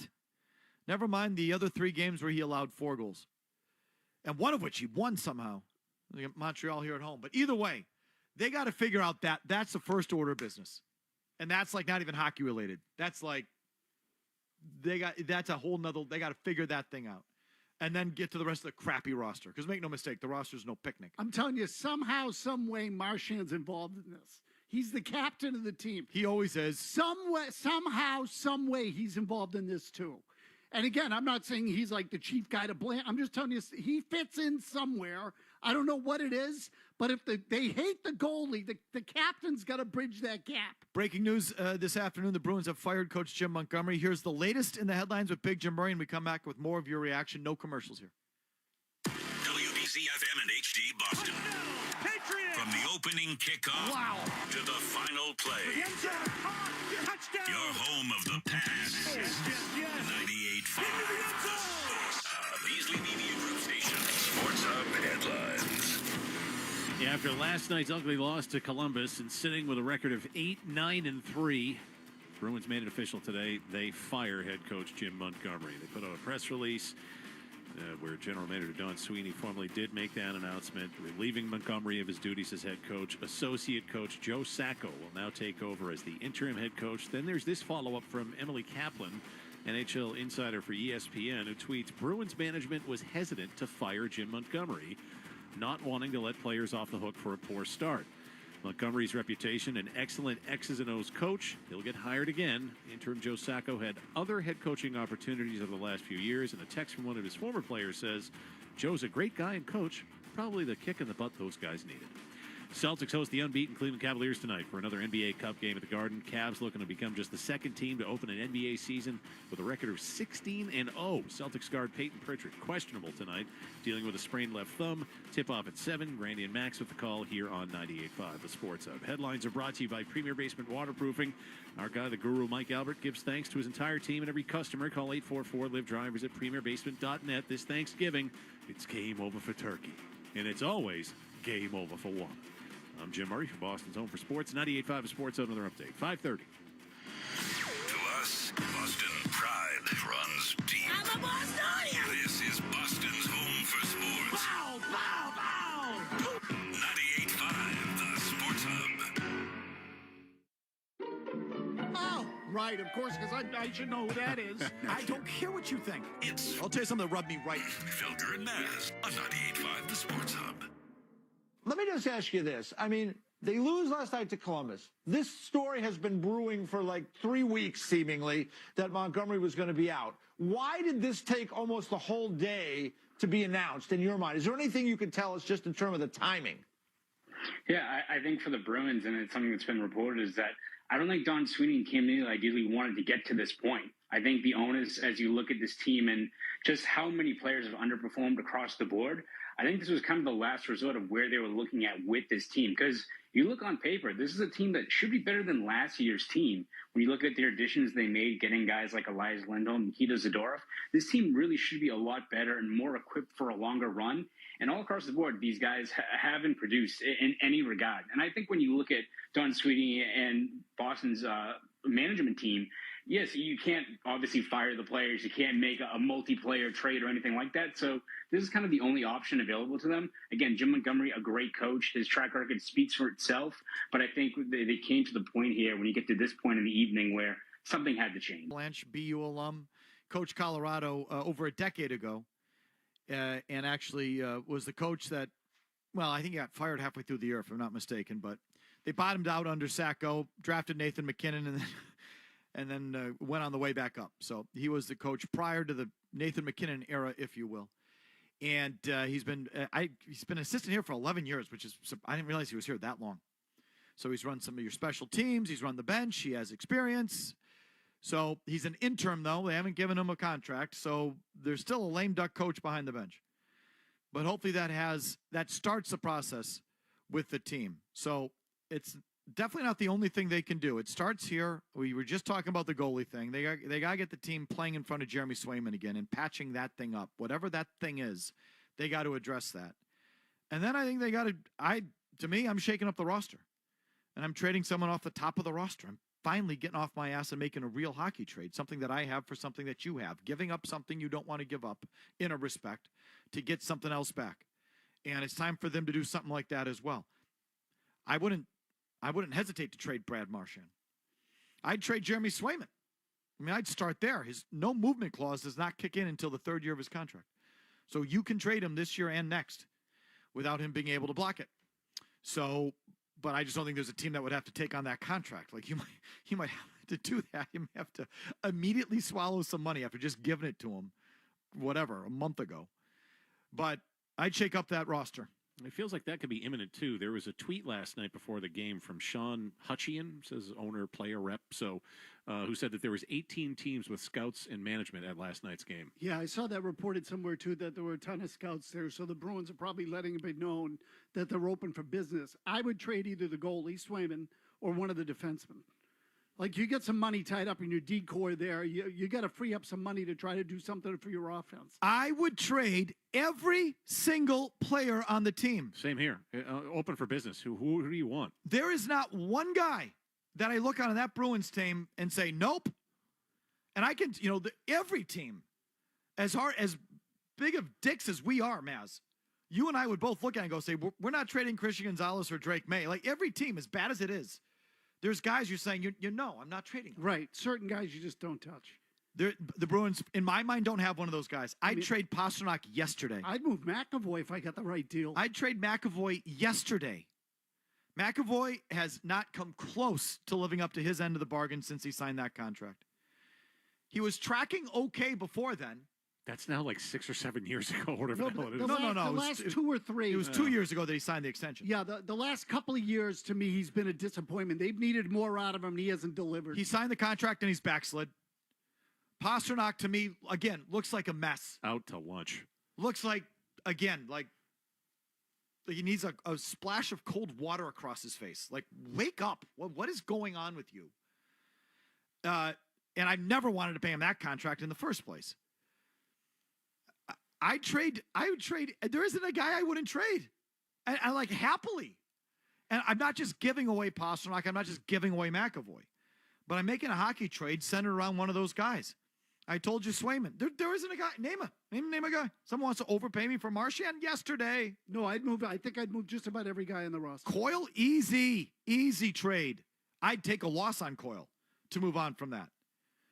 I mean, no one's going to trade, and I would do it. Elias Lindholm. So he's been out the last 2 weeks with a lower body injury, right? No, that's I haven't noticed him. Hampus Lindholm is who you're talking about. No, I'm talking about Elias Lindholm because he's been actually playing. Oh, I haven't noticed. He's actually been out on the ice. No, really? It's the David Backes deal all over again, is what it feels like with this guy. Every once in a while, Backes would get a hold of someone and crack him. Oh, Backes was brutal. He sucked. At least I saw him on the ice. I somehow watch Bruins hockey, and I don't. What's his number? I'm actually okay with Bruins numbers. What's Elias Lindholm's number? Jesus, I don't even know. 28, maybe? Very good, Maz. Is that right? I wouldn't have been able to tell you it because I can't see him on the ice. Because you never hear his name. He has no points in his last 5 games. It's 3 in his last 9. He hasn't scored since October 12th. He sucks. I would trade him, but you understand, the contract you just gave him, no one else gave him. You were the high bidder on the market.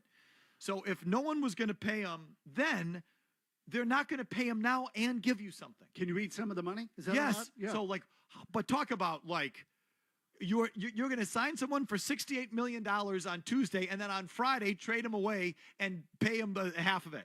Like you can't do that. Maybe $2 million a year. You've got to see it through. You've got to see it through on Elias Lindholm and Zadorov. That being said, if someone took him off my hands for the full ride of the salary, bye. Oh, Zadorov especially. Bye. 6th-round pick. Nothing. You don't have to. A shooter tutor. I would take back if you take on his full contract. There's not a guy. Think about having that kind of team where they could trade any player on the team and you'd be okay with it. That's where I am at. How'd you like Lorai on that second shorty last night? Oh my God! So talk about another step back. Could you play with it any worse, Mason, at the blue line? Holy crap. Like a 13-year-old boy in the bathroom with him at the blue line. Did you see that? Oh, my gosh. He got completely used, too. Oh, my God. He's done that a couple times. Oh, God. Repeatedly. What was he, a -4 last night? So the coach again, Felger's PowerPoint, 5-point plan. Start with the coach. Check. 2, figure out why everyone hates Swayman, and if they can't play in front of him, sit Swayman, give the team an ultimatum, figure out the Swayman thing, because they're not playing for Swayman. So either sit Swayman, read the team the riot act, tell them all to get over their crap, whatever's infected that thing there, figure that out.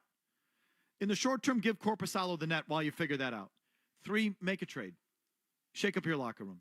That's, so just trading, the swap out the coach ain't going to be enough. I promise. Your reaction to Jim Montgomery's firing right after this. More Felger and Maz and you on the way on the Sports Hub. With the $5 meal deal at McDonald's, you pick a McDouble or a McChicken, then get a small fry, a small drink, and a 4-piece McNuggets. That's a lot of McDonald's for not a lot of money. Price and participation may vary for a limited time only. If you've got more things that you want to plug in than you have outlets, call Coleman Electric and schedule a free estimate for a panel upgrade. You probably all know this, but the circuit panel in your basement controls all the outlets and appliances in your house. Every panel has a maximum capacity. Maybe yours is 100 amps. If you got a bigger one, maybe it's 200. But either way, if your panel is maxed out, you can't add more outlets or plug in more devices without tripping a breaker, which is not what you want to be doing. Coleman Electric solves this problem. They'll upgrade your power and your capacity by going from 100 to 200 or 200 to 400 amps. Or for a new addition, they can add and wire an entirely separate panel. And along with the new panel, Coleman Electric will install whole house surge protectors because, back when they built these houses, they didn't anticipate you having this massive technology, these microchips and these voice-activated things in your house that, if those get fried, you lose the technology. So these surge protectors protect that technology from, whatever, lightning strikes, power grid surges, and they reduce the risk of electrical fire on top of it.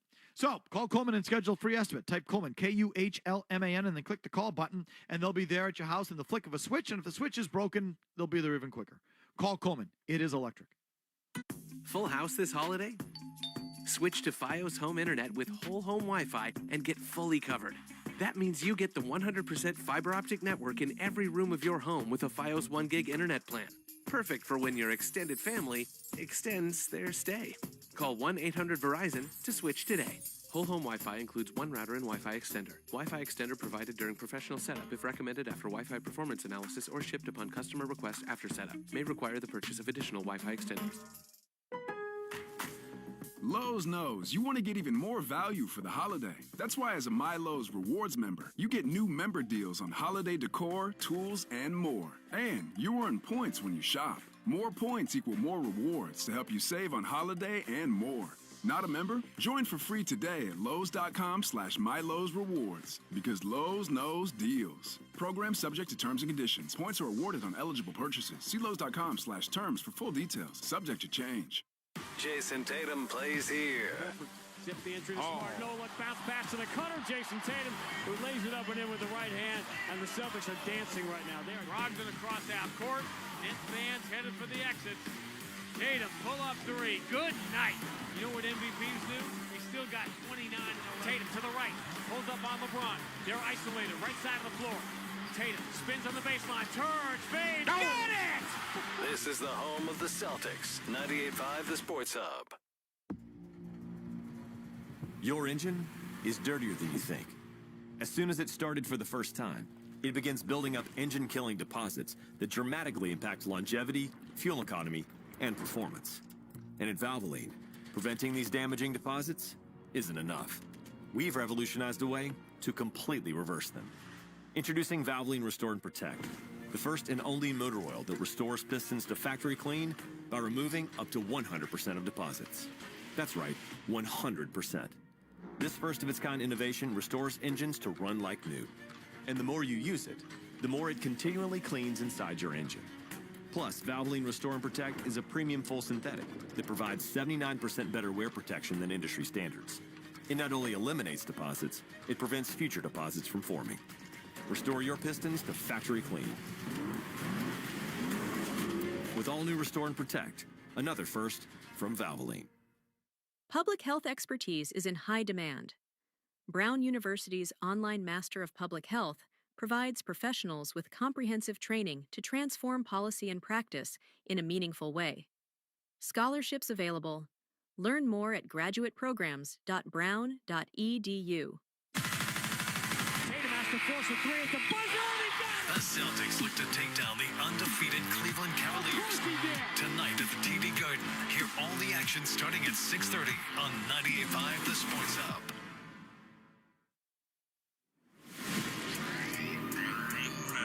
I don't care what you think. I'm here. Can you hear me? I can hear you, man. 98.5 The Sports Hub. You know, the Bruins, Cam Neely, I think it was the Boston Globe it was in, he had some interesting comments there about he just thinks the team has been unsettled since training camp. And it was interesting to hear him say that because that is definitely one of the things that's being said about them is that, you know, the whole Swayman thing, I think there's some lingering hard feelings about that. I just think that, you know, the Bruins aren't used to having their business all over the world like that. And I think it's led to some hard feelings. And I do think that I think that's kind of affected the overall situation. Elliot Friedman again over the weekend. Jeremy Swayman contract holdout created lingering hard feelings. It's affected the overall situation. That is rare, folks. Most players support players when they hold out and bust balls for a contract. Apparently, this time that's not the case. All right, back to your phones. Matt's in New Bedford. Go ahead, Matt. Real quick, before I get to my Jeremy Swayman take, Maz, I couldn't agree with you more on why they fired him. Is because they waited so late because they wanted to pass the buck on a little bit longer. But anyway, I really do think that it has to do a little bit with the contract, guys. And you're going to disagree with me, but I think McAvoy and Pasternak probably could have gotten more on the open market. But because they took a little bit of a team-friendly discount, they look at Swayman and they're like, dude, are you kidding me? We took a little less, and you're just being an a-hole now for holding out when you don't deserve it, and now you're not producing? Like, again, who's they? Marchand could make the claim that he's been underpaid. When he signed it, I don't know how underpaid he was. Bergeron took a below-market deal. He's gone. McAvoy didn't leave anything on the table. No, so again, I go back to the apples-to-apples thing, though. The point is, those guys, when they were at his stage career-wise, signed bridge deals, and Swayman did not. So are they looking at him saying, hey, you got to put your time in? But even so, I don't think that's it. You don't lose the whole room because of that. Half these guys don't even know him, for crying out loud. They just got here. So they're taking their cues from the veteran guys. And last year in the playoffs, it seemed like everything was fine. Something happened along the way, and the contract then triggered it. Like, to me, they see the contract as emblematic of something else with Swayman. Or the way he handled it. Right. Maybe they just think he's selfish. Maybe it's that simple. Nick, they think he's a selfish player, and the contract crystallized it. Maybe that's it. Nick in Rhode Island, go ahead, please. Yeah, what's up? Hey, all I got to say is this, man. If the Bruins were a TV show right now, they'd be lost. They tune out a hard-ass coach. They tune out a player's coach. They're negative 21 in goal differential. They're lost. They're lost out there. I don't know. Sacco's not going to save them. I don't know what they're going to do, but this team is lost. Yeah, well, I'd send the locker room not just a message. I would make changes in the locker room, too. Well, one of the reports we heard today, they waited this long because they didn't want to let the players off the hook. Well, don't let them off the hook. Affect some jobs in there. Shake it up. Yeah, it'd be a good way to do it. Cam and Quincy. Yes, Cam. Hey, I mean, this doesn't come down to Montgomery at all. I think all of their current problems come down to Sweeney and how he's built this team over the last few years. I mean, bungled the Swayman negotiations from the arbitration to how long he dragged that out. Regardless of what you think of Swayman as a goalie, last year he was great. And then they have this aging roster over all these years. Cam, let me ask you about hold on. Let me go back to the first thing though. Did Sweeney drag out the Swayman contract negotiation?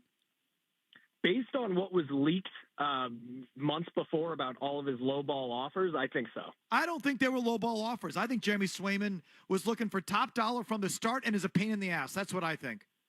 And I'm sorry, I'm sorry to yell at you, but it's like I don't even think Swayman's teammates support him on this thing.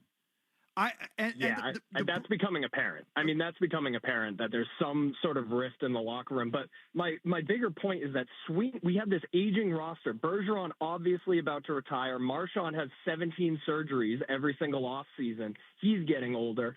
We got nobody coming down the pipeline, and then we already have the best team in NHL history, and we trade every first-round pick we got going forward. Nothing coming down the pipeline. There's no good days ahead for the Bruins right now. I see nothing good. We're going to fumble through this season, miss the playoffs, because regardless of what their record is, they're horrible. Thank you, Cam, for the call. I can't fire a GM for what you think next year's team is going to look like. That's also stupid. Okay? If we get to a point where the Bruins are missing the playoffs and not competitive and they have nothing coming up because they have nothing coming up, then fair. But again, to sit there and say, well, they have nothing coming up and they're not going to make the playoffs for 3 years, that's not, you don't fire the GM for that. You've been saying that about the Bruins, by the way, people, for like 7 years. Yeah, right, a long time. You've been saying, well, that's somehow they keep sidestepping minds. You have said the window is closed for about 10 years. No joke. Since the end of when Chara was starting to age out, you said the window's closed. And they've remained competitive in a playoff team and all of this. So I'm not going to fire Sweeney for what you think it's going to look like in 2 years. That's silly. If it looks like this all season long and this is the end result, yeah, bye. I mean, I'll still fire him. Because, if your goal there is to be a championship organization, I think it's pretty clear Sweeney is just short of being championship caliber. But, some of the things I hear about Sweeney, I think just like, so you're going to fire him for the way that he handled Swayman when you wanted him to sign Swayman? Come on now, people. Keep it real. You want to fire him for what the team's going to look like in 3 years because they don't have anything coming up the pike? You don't really know that. You have no idea what their prospect list is. You know what they rank poorly, but what does that mean? You don't know. So what can I tell you? Okay, but, in the last few years, though, Mike, how many young guys have come up and played well?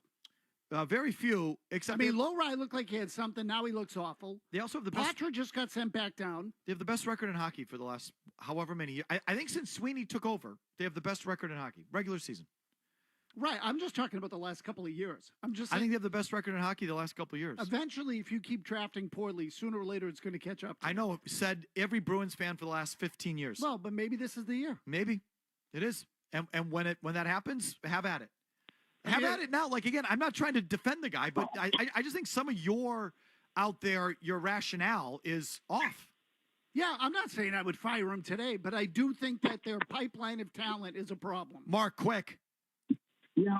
Mike, the more you say, the more I agree with you. Who the hell does this kid think he is? You got to remember, he took this team to arbitration already, and he won that. That left a bad taste in his mouth, and now he pulls this crap with the holdout. I don't blame his teammates for doing this, and you had mentioned it, Mike.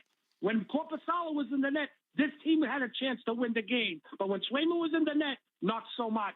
Korpisalo's been just fine, just like I thought he would. Not great, but just fine. He's giving you a chance. He's giving you more of a chance than this other guy. The backup goalie is not the problem. And he's not the solution either. I'm not sitting here saying No, he might be one of the few players on the team that's actually lived up to expectations. He's exceeded them. Everyone thought he was going to be terrible. He's just an example of the position's a little more disposable than you give it credit for, folks. You've been sold a bill of goods by the people that cover the league and cover the team. They overrate the specific goalie. You can get good goaltending in a lot of different places, and you don't have to pay through the nose for it. And it looks to me like more often than not, when you pay through the nose for it, it hurts you elsewhere, and you net out to not being as good as you can be. And So, like, I'm not surprised one bit that Korpisalo's been okay. I thought he would be okay. And you know what? You could trade Jeremy Swayman and find the next guy and just be okay. And it's not going to hurt you. Oh, hold on. Scotty Bowman's on line 1, Mike. Tell me exactly what they should have done and where they went wrong. And blame where, Shirley. Oh, you know, I think, and where I'm wrong. think Is you going to blame the officials? Yeah, no. Definitely the refs are at fault. No, Mike. I think your plan of going with Scott Darling as our franchise goalie a few years ago would have paid off big time right now. I don't even know who Scott Darling is. Was that the guy? He used to be the Blackhawks, maybe? It sounds right. Blackhawks goaltender. Yeah, see? Yeah. I'm sorry, Scotty. Go ahead. Yeah, that was your plan. Remember, you want to go dumpster diving for goalies for the past 20 years. You have no clue. How did you used to write for this team, Mike? You have no clue. Darling would have been just good. No, but I should have listened to you. We should have traded Patrice Bergeron in 2018. That would have been a great call. No, that's not what I said. That's absolutely what you wanted to do. You wanted them to go to the bottom of the league. How do you get to the bottom? How do you get to the bottom? Scotty, sorry, Mr. Bowman. How do you get to the bottom of the league without trading your best players? Explain that to me. Mike, remember when you wanted to trade Patrick Marleau for Brad Marchand straight up? Remember that one? I don't, but that doesn't sound like a bad trade. Okay. See, just like you're killing your freaking credibility here. Why would you deal from weakness on major pieces? You really want to trade Elias Lindholm with his entire contract in front of him and eat money for the next 7 years? That's what you really want to do? No, I said I didn't. I said I wouldn't do that. You just said everybody's available. Yes, everybody's available. I said I would trade Elias Lindholm and Zadorov if someone would take their full contracts, which I know they're not going to do. So I said, I said you have to see those through. That's what I said. Let's see what the coach firing does to the team. And then you start to look at the easy pieces to move. Coyle, older guy. Do you want to pay for the end of his salary? No. Trent Frederick.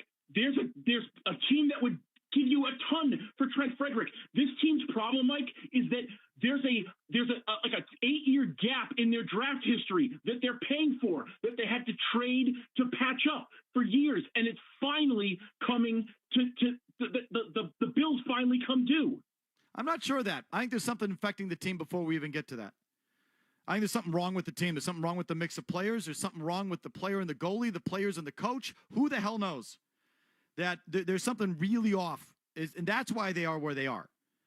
If you want to tell me they're not a championship team because it's their roster, yes, they're not. They're not a championship roster. They should hire you, Mike, because you do definitely have all the answers. He calls me and wants to blame me. I told you not to sign this Swayman guy, and I told you Korpisalo would be just fine. That's where I'm starting today. I seem to be on pretty firm ground on that one. I mean, well, both things could be true. They could have internal problems, which I think are pretty clearly do. And they could also have reached the bottom of the barrel here in terms of their talent pipeline. Like, I just don't think you can go as long as they have, drafting poorly and survive. It seems like a recipe for disaster. I don't doubt that. So, now, look, they've done a good job patching it along the way. McAvoy, Pasternak, and then building around those guys with free agents. Like, all that is true. They traded for Lindholm, who, at the very least, is a good regular season player. Like, I get all that. But at some point, that thing goes poof. However, for them to be this bad with the players they have, something's not right in there. Yeah, just watch them. Something's not right. They don't even try. So last night, they didn't put no pressure on the puck. So just start it was with like that. they were out skating on the frog pond of the common. But listen, folks, go ahead, blow the whole thing up. Fine with me. Just think that through. You know how many guys they have to trade? How many losses they have to take on trades? They won't do that. Again, the guy they won't do that. Guy like Mike doesn't want to lose the trade. Okay, you're not going to win any trade with any of your players right now. Okay, but if you just want to blow it up, you have to trade half of your roster, and then get back to me in about 7 years. After these 155-pound, 18-year-old kids have gotten the snot kicked out of them for 7 years, and you've done nothing but lose for 7 years, and then let's see where you're at. Hopefully your plan works out, and they're contending for Stanley Cups. More often than not, you just stay there, and you remain that thing, where you just keep drafting these 155-pound, 18-year-old kids who have no idea how to play. And we can do that. No problem. Get to work on it. And let me know how that goes for you. I still want to know what happened with Swayman and the team. And I mean the players. To me, that is the story right now. Something's not right there. Final segment of your thoughts, calls, and emails after Big Jim Murray gets you updated. Sports Hub headlines. After being one of the most disappointing teams in the NHL this season, and sitting with a record of 8-9-3, someone had to pay the price. That's head coach Jim Montgomery, officially relieved of his duties as head coach today by general manager Don Sweeney. Associate coach Joe Sacco will take over as the interim head coach. Pierre LeBrun of TSN in Canada also adds that Sacco has the interim tag, but Bruins will give him a real look before reaching out to any other candidates. LeBron's understanding is there will not be a coaching search for now. Sacco is well-liked and well-respected within the organization, and he'll get a real crack at it first. Bruins will be back in action tomorrow night at home against Utah Hockey Club. The Celtics, they host the unbeaten Cleveland Cavaliers tonight. Cavs come in 15-0. It's another NBA Cup game at TD Garden. Cavs looking to become just the second team to open an NBA season with a record of 16-0. Celtics guard Peyton Pritchard also questionable to play tonight, dealing with a sprained left thumb. Tip-off at 7. Sean Grandy, Cedric Maxwell with the call here on 98.5 The Sports Hub. New York Jets firing general manager Joe Douglas after 5 years and 0 winning seasons.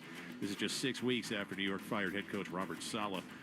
And MLB.com reporting that pitcher Nick Pivetta will not accept the qualifying offer from the Boston Red Sox. Headlines are brought to you by John Sewer and Drain Cleaning, keeping drains flowing for homes and businesses in the greater Boston area since 1976. Go to johnsewer.com. I'm Jim Murray from Boston's Home for Sports, 98.5 The Sports Hub.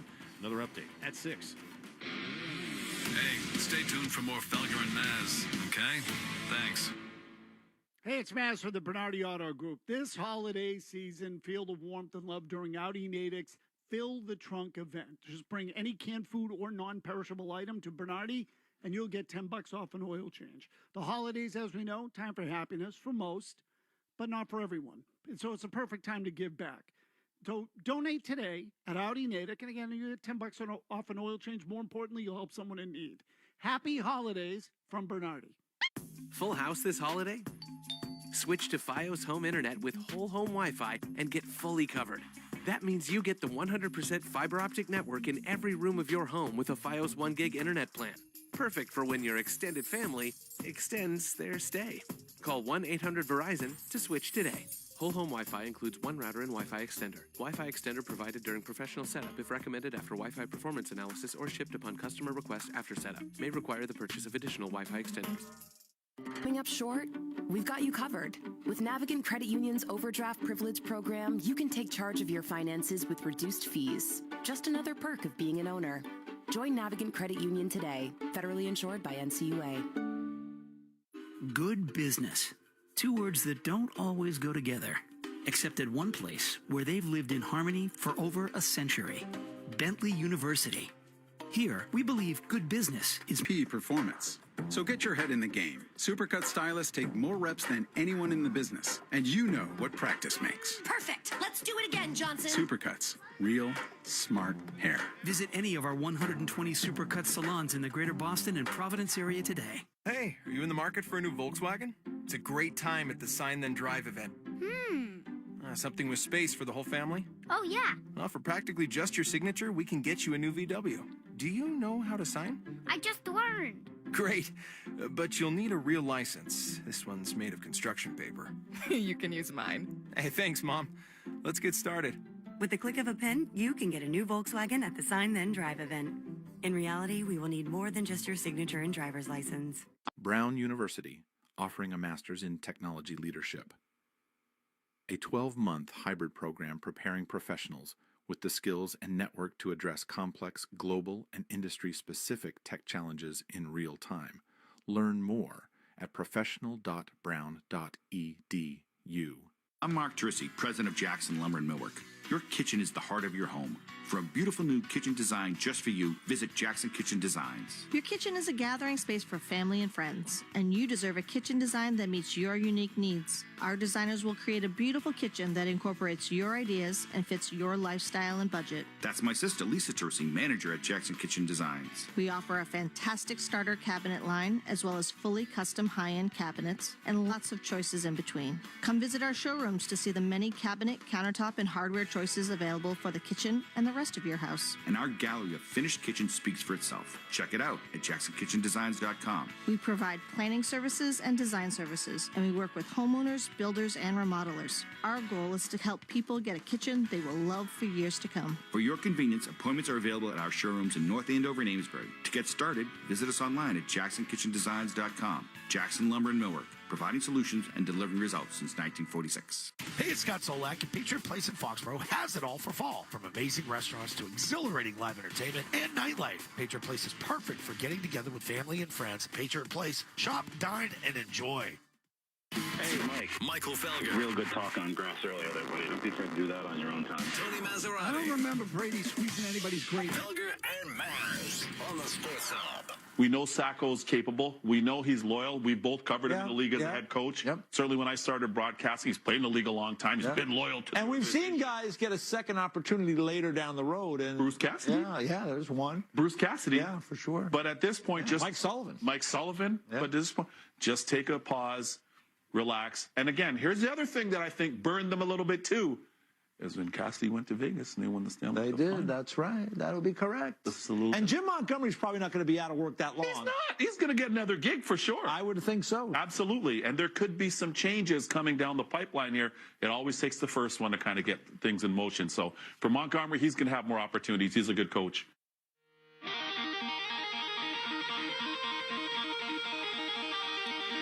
We'll see on Montgomery.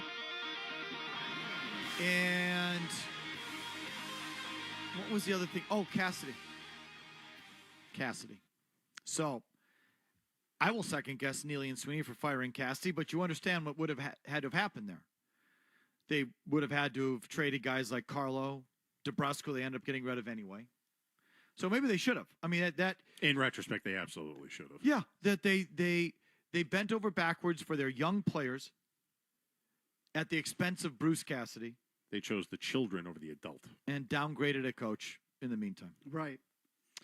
But just so you know, in fairness, most teams are going to make that calculation. If the coach, if the room or a group of players have tuned out a coach, the team's probably going to fire the coach and hang on to the players. I mean, that's just usually what happens. In this case, I wouldn't have who for Jakey DeBrus. What has DeBrus done this year? You know what's funny? You said that because I was just thinking that. I just Edmonton? punched it up. Yeah. 17 He's out games, west. 10 points. How many goals? 3 goals, 7 assists, 10 points. It'd be good here. But that's how bad you've sucked. But, you know, so, and I also think with Cassidy, I think the veterans sided with the young guys. You know, not that Cassidy was up Bergeron's ass or that Marchand had a problem with them, but I think those players looked at how Bruce treated the kids and said, this ain't right. You know, so like, I think the whole entitlement of the players down there transcends young, old. I think the players have get too much space down there. They're not hard enough on those players down there. And even a player's coach, like, it doesn't really do that. I mean, that's not what we're talking about here. You know, either way, they have to make changes and they start with the coach as opposed to the players. The players should be next. I mean, boy, when you think of it in those terms, what a departure this is then. And when I say departure, I mean from this standpoint. Bergeron backed the young players against the head coach, but now they're pissed at Swayman for his contract? I guess. I don't know what the hell's going on, Miss. It's something else. It's not just about the money. It's they hate his attitude, his aura, how he carries himself, or something. There's something else. Yeah, but I guess what I'm saying is there's clearly some sort of divide in there. Yeah. And I say the contract.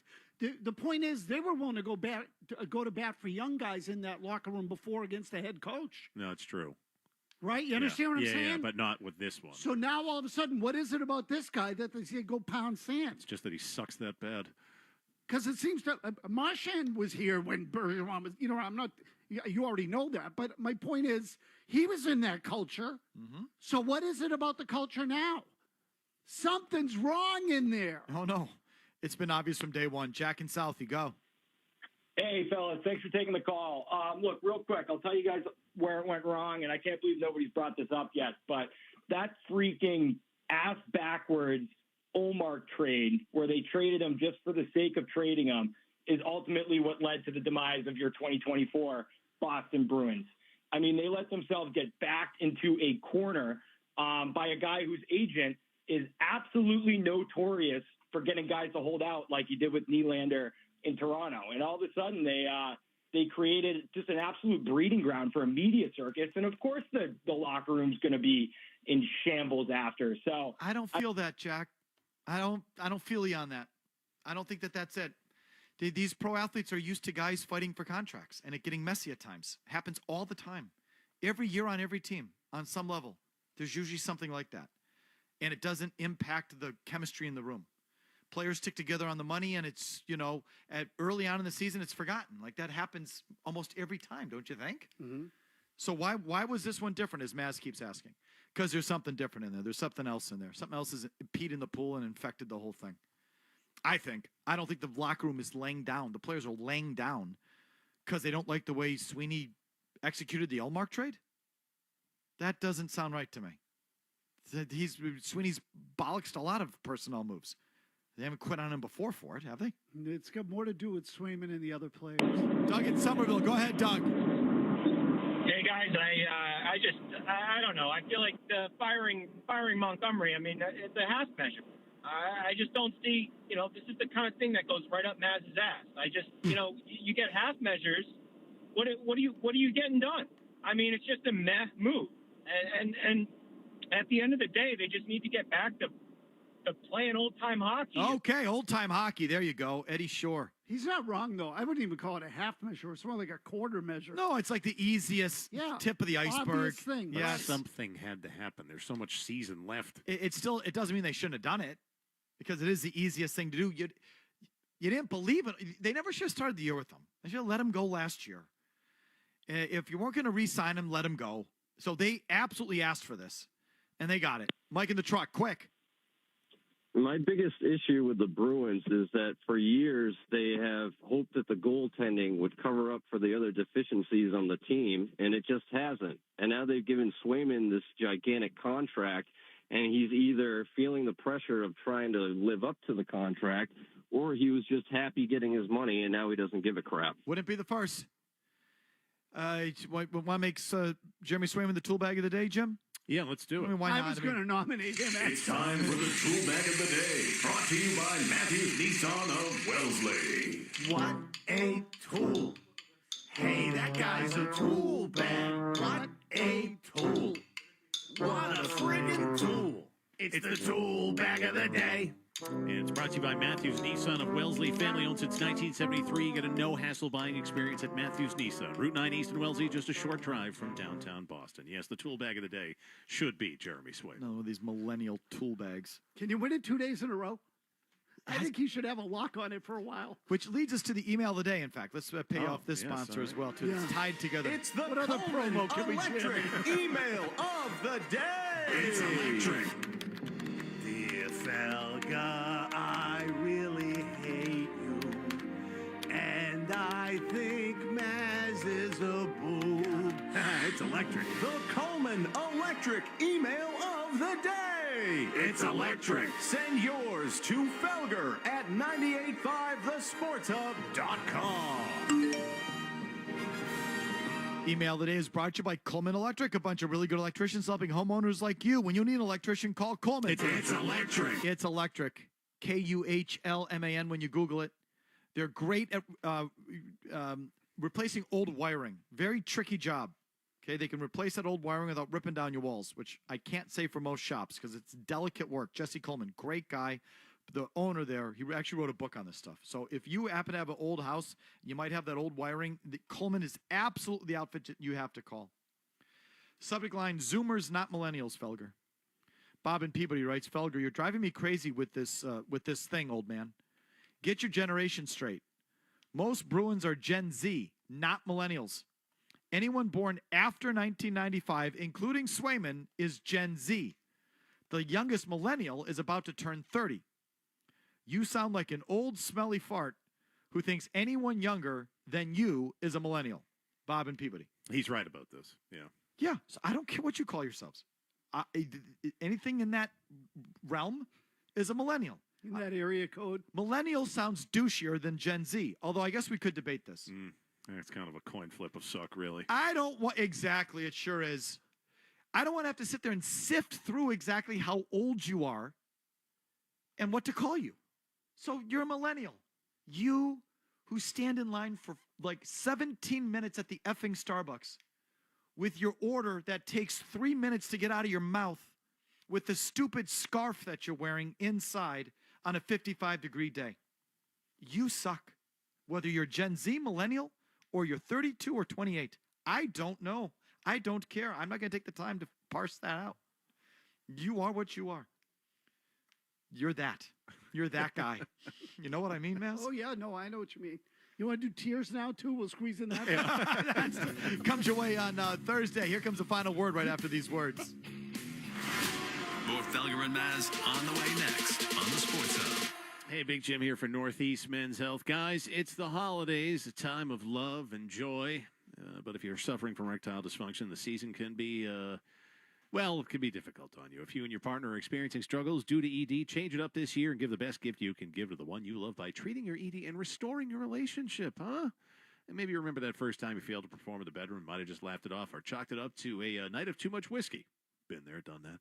No big deal, but it happened a second time, third time, and more. Now you know you're dealing with a real ED problem. So who to talk to? I'll tell you who. Northeast Men's Health, because their treatments work when the pills or the herbals fail. They have treatments with success rates well over 90%, and some treatments can even have you lasting an hour or more, if that's what you're looking for. Northeast Men's Health, they've served the greater Boston area over the years, successfully treating thousands of men for their ED. So find out more by getting in touch with them at northeastmenshealth.com. That's probably the easiest way. Or, still into making phone calls, 617-793-5000. Talk to them there. Schedule a consultation with Northeast Men's Health. That initial visit's just $99. It includes a medical consultation with a licensed medical provider. They'll do some blood work, a PSA and T-test, and if medically advised, they'll tell you to take a test dose in the office, and if it doesn't work, your visit will be free. They have an expert staff. You're like a lot of guys have seen them. You could be having sex the day after your first appointment, too. So find out more by calling 617-793-5000 or just make it easy and check out the website, northeastmenshealth.com. Full house this holiday? Switch to Fios Home Internet with whole home Wi-Fi and get fully covered. That means you get the 100% fiber optic network in every room of your home with a Fios 1 gig internet plan. Perfect for when your extended family extends their stay. Call 1-800-VERIZON to switch today. Whole home Wi-Fi includes one router and Wi-Fi extender. Wi-Fi extender provided during professional setup if recommended after Wi-Fi performance analysis or shipped upon customer request after setup. May require the purchase of additional Wi-Fi extenders. And they're off. The racers are neck and neck as they head around the curve. And what's this? I believe they're stopping at McDonald's for the Mario Kart 8 Deluxe Happy Meal. Race to McDonald's for yours today. Game rated everyone. At participating McDonald's for a limited time while supplies last. Ba-da-ba-ba-ba. The games play here. Here's Vietto. He'll scramble in. Feed to the high slot. Carlson sent it out in front. Vietto a shot. And that tip denied by Omar, who scrambled left to right. Bruins crash to the front. Left to the net. Coyle out in front. Gets Gibson out of position. He scores! Charlie Coyle with a dangle. Sneaks it inside the near post with Gibson down and out.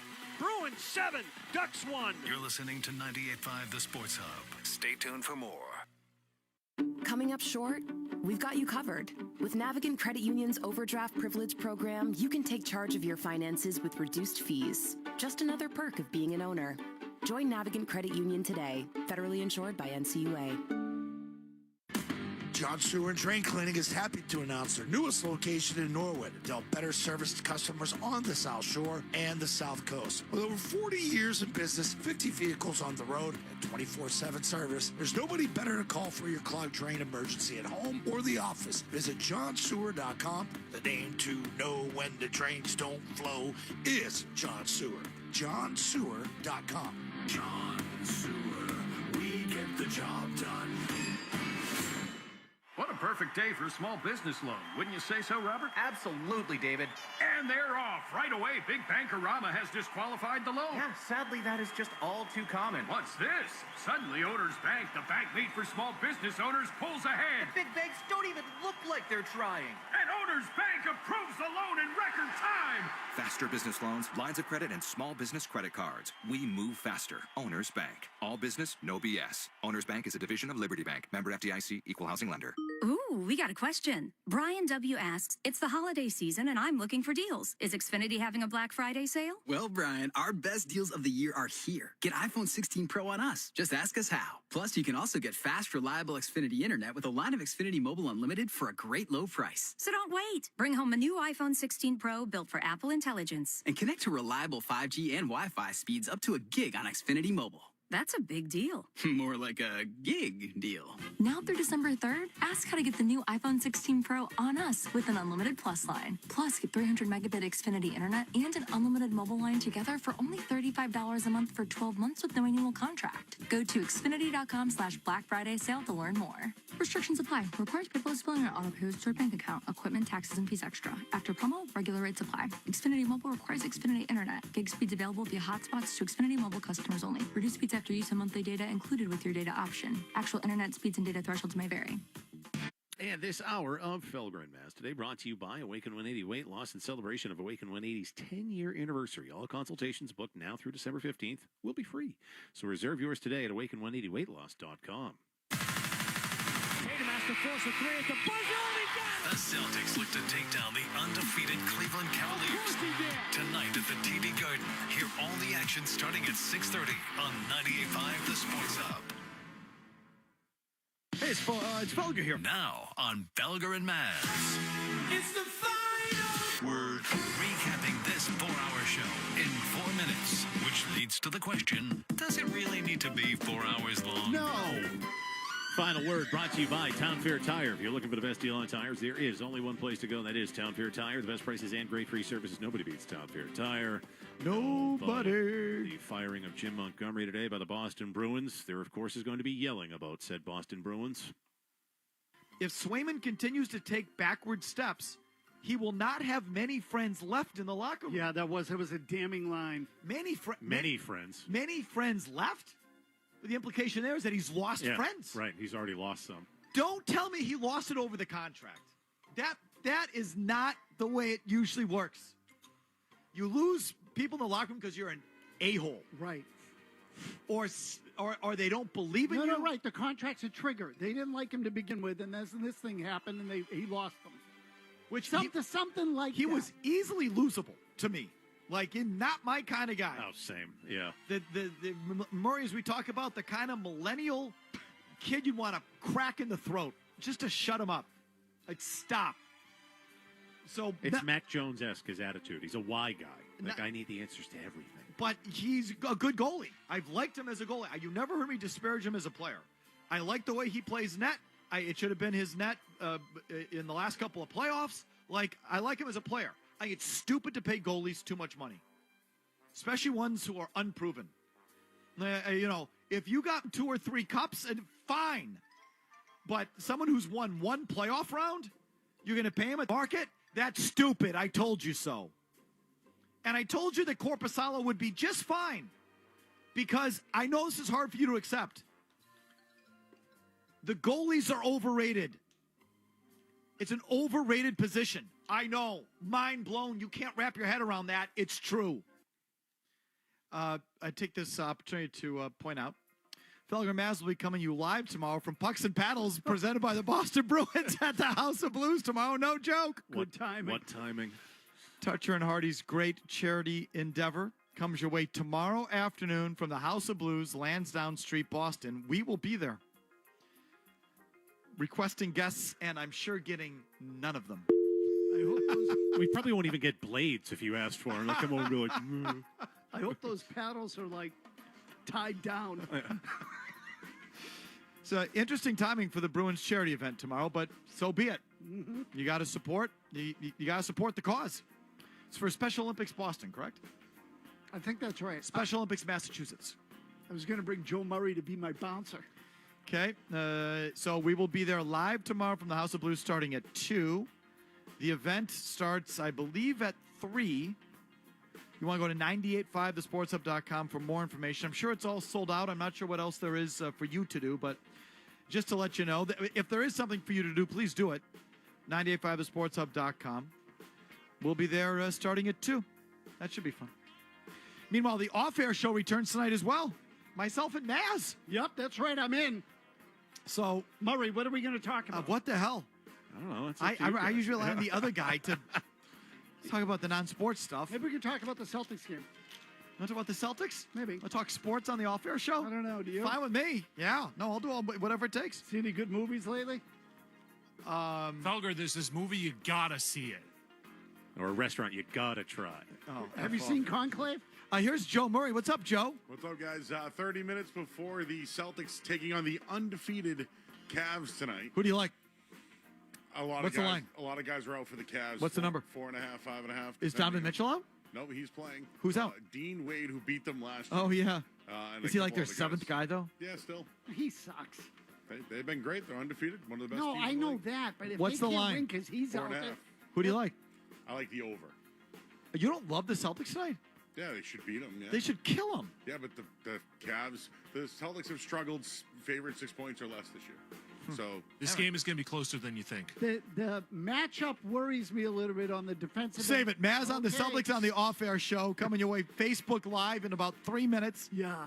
And we'll talk about whatever else you want to talk Whoop about. it up. Otherwise, see you tomorrow at 2 from Pucks and Paddles and all of our Bruins friends. See you then. See you. From the Town Fair Tire Studio, the Patriots. Into the end zone. Here. Touchdown for the Patriots. WBC FM and HD Boston 98.5, the Sports Hub, a Beasley Media Group station. Sports Hub headlines. After last night's ugly loss to the Columbus Blue Jackets and sitting with a record of 8-9-3, Boston Bruins general manager Don Sweeney formally announced through a press release that the Bruins have relieved Jim Montgomery of his duties as head coach. Associate coach Joe Sacco will take over as interim head coach. Pierre LeBrun of TSN in Canada says that Sacco has the interim tag, but the Bruins will give him a real look before reaching out to any other candidates. Bruins also followed up with an official tweet with a photo of Jim Montgomery saying, "Thank you, Jim. We wish you and your family all the best moving forward." You just fired the guy. The Celtics, they're in action tonight. They host the unbeaten Cleveland Cavaliers for another NBA Cup game at TD Garden. Yep, the ugly floor is back. The Cavs are looking to become just the second team to open an NBA season 16-0. Tip-off comes your way in an hour. Sean Grandy and Cedric Maxwell with the call starting in just 30 minutes here on 98.5 The Sports Hub. Headlines are brought to you by Awaken 180 Weight Loss in celebration of Awaken 180's 10-year anniversary. All consultations booked now through December 15th. They will be free. Reserve yours today at awaken180weightloss.com. I'm Jim Murray for Boston's Home for Sports, 98.5 The Sports Hub. You want to talk sports? We want to talk sports. Squeeze the chicken and open the mouth. It's like we were meant for each other. This is why you need us. 98.5 The Sports Hub.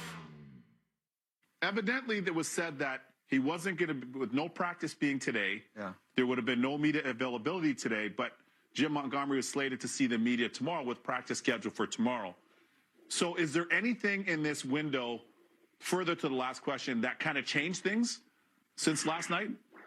I don't think there's anything that really changed beyond the actual result. I know Bruins typically send out like the emails and the schedules ahead of time. So I think that's more of just their status quo. Like I think people were also reading into like why they didn't practice or anything at all today when I think that was just a mandated day off. I don't think that was, all right, they lost to the Columbus Blue Jackets. This is maybe a new low for the team. We need to switch things up here and kind of hit the reset button. I think that was just more part of like their standard operating procedure as to how the Bruins send out their schedule to the media.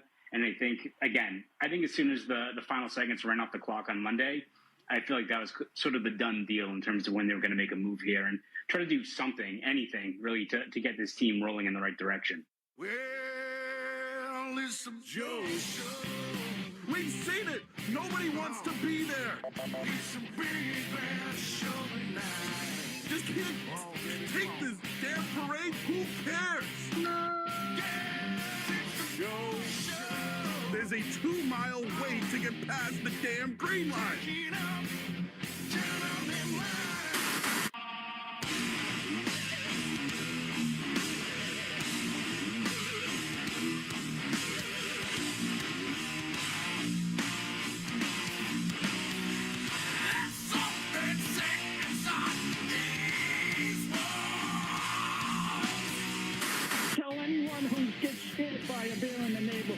Joe Murray. I happen to trust Joe Murray. First time I ever met Joe Murray was at a Hooters. Ta-bomb, Joe Murray.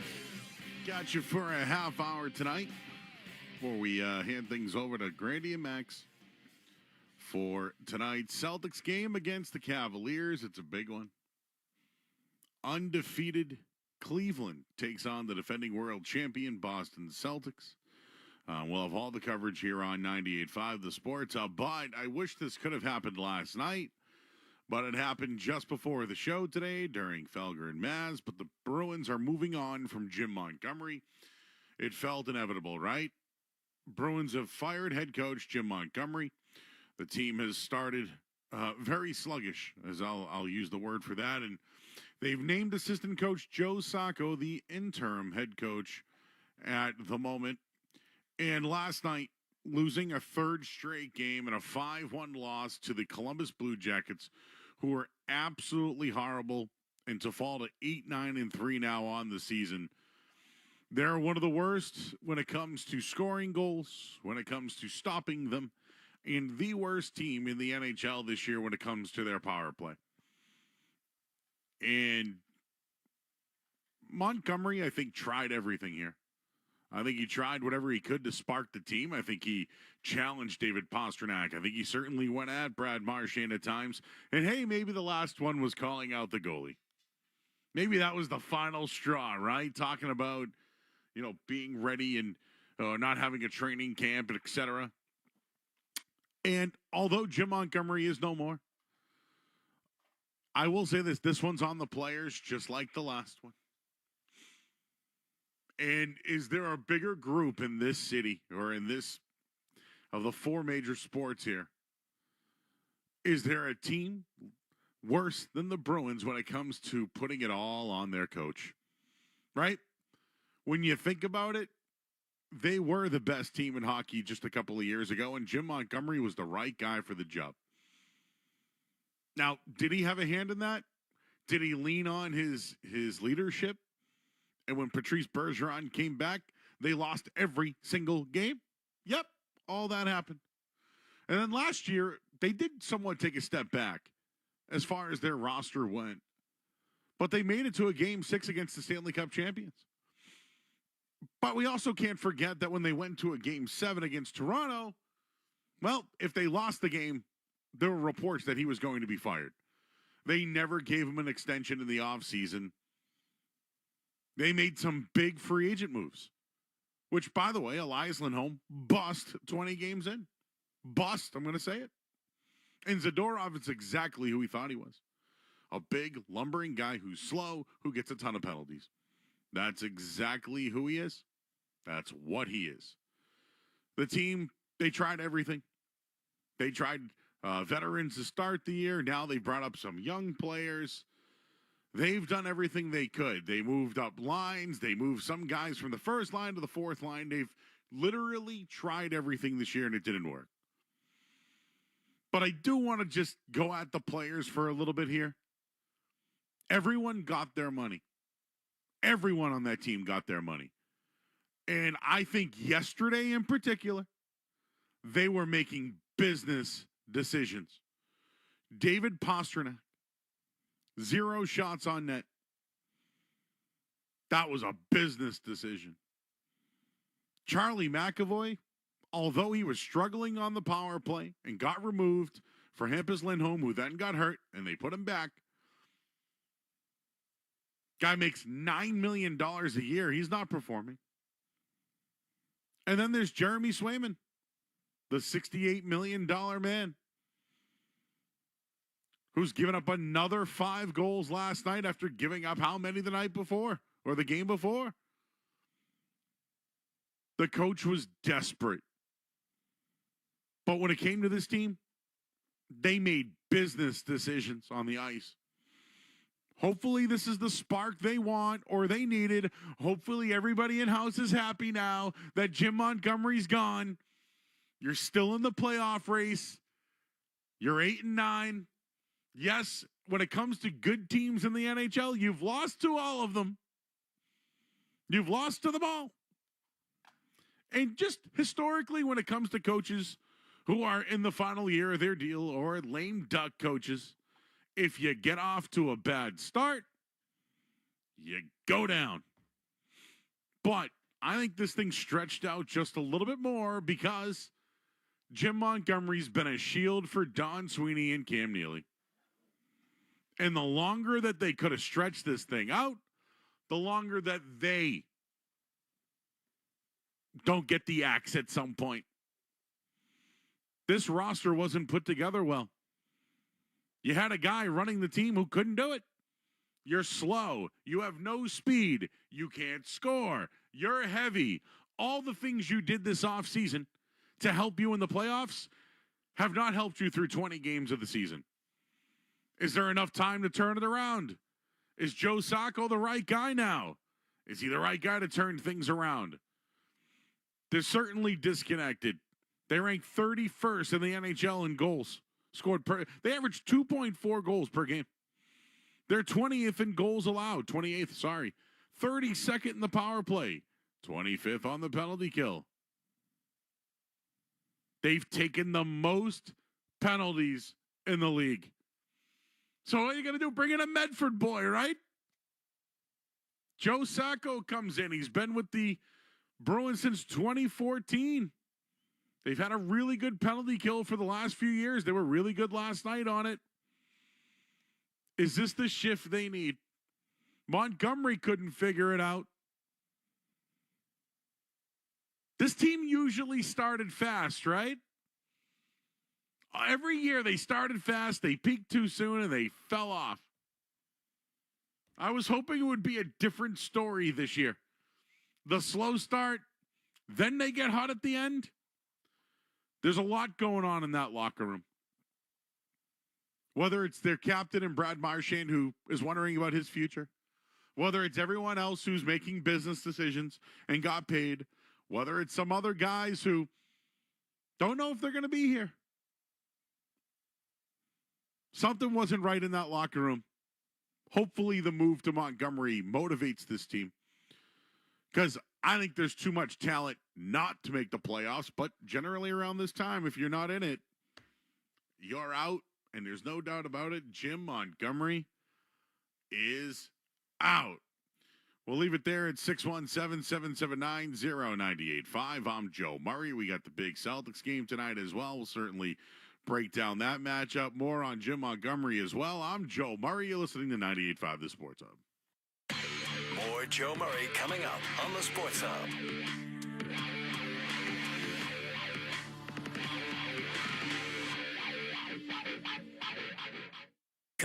Full house this holiday? Switch to Fios Home Internet with whole home Wi-Fi and get fully covered. That means you get the 100% fiber optic network in every room of your home with a Fios 1 gig internet plan. Perfect for when your extended family extends their stay. Call 1-800-VERIZON to switch today. Whole home Wi-Fi includes one router and Wi-Fi extender. Wi-Fi extender provided during professional setup if recommended after Wi-Fi performance analysis or shipped upon customer request after setup. May require the purchase of additional Wi-Fi extenders. And they're off. The racers are neck and neck as they head around the curve. And what's this? I believe they're stopping at McDonald's for the Mario Kart 8 Deluxe Happy Meal. Race to McDonald's for yours today. Game rated everyone. At participating McDonald's for a limited time while supplies last. Ba-da-ba-ba-ba. Coming up short?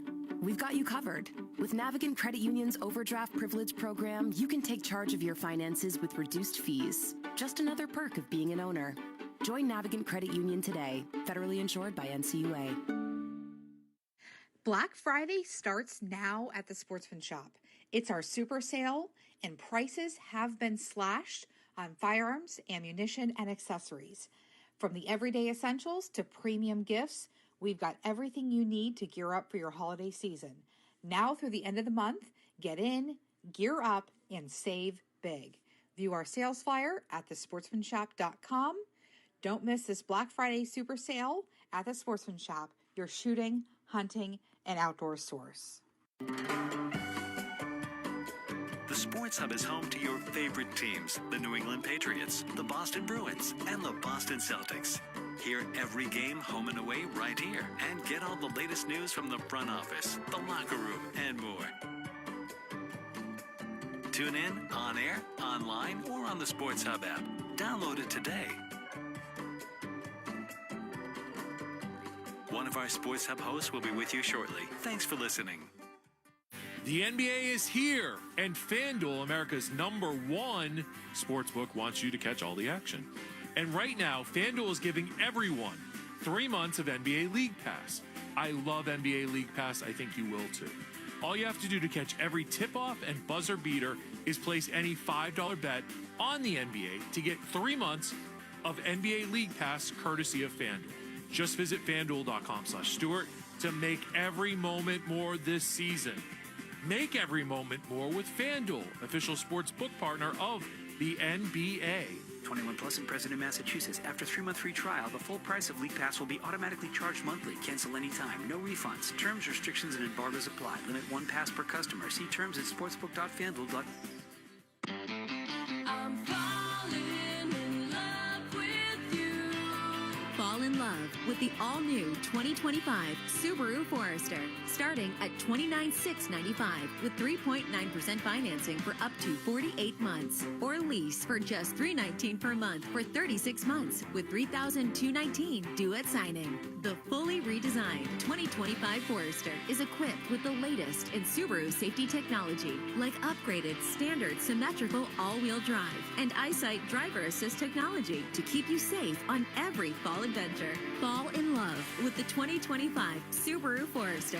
Buy with 3.9% financing for up to 48 months, or lease for just $319 per month with $3,219 due at signing. For complete details and to find your authorized Subaru retailer, visit SubaruofNewEngland.com.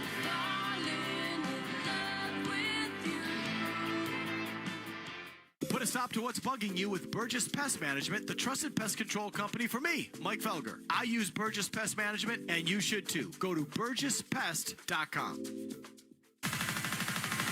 has to force a 3 at the buzzer, and he got it! The Celtics look to take down the undefeated Cleveland Cavaliers tonight at the TD Garden. Hear all the action starting at 6:30 on 98.5 The Sports Hub. Solak and Bertrand get you through the midday. Joe Murray gets you right through the night. I actually spoke with women today. On the Sports Hub. I know goaltending is not your forte, but how much do you think missing training camp has hurt Jeremy? I don't think missing training camp helps anyone. That's why you have training camps, you know? The only guy I've seen, Tim Raines with the Expos, as an Expos fan growing up, he missed the first month because, I don't know, if you didn't sign by a certain date, you had, and I think he went 3 for 4 with 2 home runs and 5 RBIs his first game back against the Mets. So, I mean, that's, that's a different sport. I think it's, it's tough to get the rhythm and the expectation. But by no means do I think today is Jeremy Swayman not having training camp. We're long into that now. After last night's Bruins loss to Columbus, and myself and Skaz worked the game, and before that question, he was talking about how, hey, have you ever had a run like this? And he goes, oh yeah, in Dallas we started this and that, but we finished 17-4 and 30. And it was kind of like stat humping his own resume. So, that was something that kind of stood out to me. I was following the breadcrumbs on that one. But he has called out plenty of guys, right? He's called out Charlie McAvoy. He's called out David Pastrnak, and he certainly called out Brad Marchand. There was one thing I wanted to mention last night. They got into it on the bench, and Marchand, pointed whatever. This one's on the players. Montgomery's a good coach, and I think that Montgomery is going to get a job somewhere else and be a damn good coach in the NHL, just like Bruce Cassidy was, right? Just like Claude Julien was. So Joe Sacco's going to take over, and maybe that's what they want. Maybe that's what those players want. But for years, the Bruins been catering around their stars. For years. But when they go and call out Jeremy Swayman about missing training camp, that's when it all came to an end, right? It was kind of an interesting process here. They're off tomorrow. They already had Montgomery set up for a press conference. But Charlie Coyle, after the game last night, said that they're making the same mistakes in practice that they're doing in a game. And then all of a sudden they have practice off today. So, like, where are they improving in that end? They'll be back at it tomorrow. I'm sure you'll hear from Sweeney and Sacco and all those guys, and then they'll take on Utah on Thursday night. One other connection I wanted to make this, and a listener just sent this to me, so I thought it was fairly interesting. So, again, I don't want to hurt anybody by reaching. So, the Montgomery firing, the connection to the Blues in 2018, it's the same date where the Blues fired their head coach after starting 7-9-3. They placed Craig Berube on as the interim head coach at the time, and they finished the season 30-10-5. Is that the connection? Are the Blues still in the Bruins' head? Right? The team that beat them in the finals just a couple of years ago. So, I don't know. It's just a weird connection, right? They waited till this date. Oh, the players. Oh, I don't want to let them off the hook. Montgomery was a lame duck. We all know it. But, man, actually have a coach go at your captain, your best player, your goaltender, and the best defenseman that you have. It wasn't working anymore. And I guess you can't do that with the Bruins. Guess you can't go at the best players. So we'll leave it there at 617-779-0985. I guess my list, Skaz, for next head coach, I can just toss that one out, right? Because are you surprised? But I'll just ask you, Skaz, are you surprised that it was Sacco and not Jay Leach who they brought back after? I don't know. He was like the coach of all these guys down at Providence at one point. No, I think I heard Felger Mass mention Sacco's been here for 12 years or something like that on the bench. So I he's think been waiting. Yeah, I think you almost have to give it to him at that point. But I'm with you that Montgomery just became kind of a scapegoat. I think it's way more on the players. There's no excuses for David Pastrnak to have 0 shots on net against a team like the Columbus Blue Jackets. Jeremy Swayman hasn't been good enough, especially with take the offseason into account. Just the whole team has been a disappointment. So I get it. I get firing the coach, but he definitely wasn't. He wasn't the problem. Maybe part of it, but he wasn't the problem. I'll credit them if they go on a Blues run, and I'm not saying win the Stanley. I'm not going that far. But if they get back into playoff contention and they look like one of the better teams in hockey and make it to the second round and whatever, and they happen to, fine. They made the right move. I just hope that the players, if it's Sacco you want, play for him. Play for him. And I don't know, Jeremy Swayman, play better. Like, be a better goaltender. And I hope the team now, I don't know if there's something there with him and Swayman. I don't know with the team and Swayman, but it's time to start playing hockey. You're too good to make these mistakes. You're just too good. And quite frankly, what's going to happen is they're going to sell you off because other teams are going to want players like you because you have the experience. But just remember, Boston, not like everywhere else. But, hey, well, I mean, James Van Riemsdyk last night, Bad example, but scored a goal against his former team. We'll get to the phones here at 617-779-0985. Let's start with Eddie. He's in the truck. Hey, Eddie. Hey, how's it going? Good. Next Bruins coach should be Mark Recchi. Okay, what's he doing now? Last I heard, he was an assistant for Columbus, but I don't think he's there now. Yeah, the guy who was on my list was Mark Savard. Because Recchi's with Columbus. Yeah, but can he move lateral? Oh, yeah. It wouldn't be a lateral move.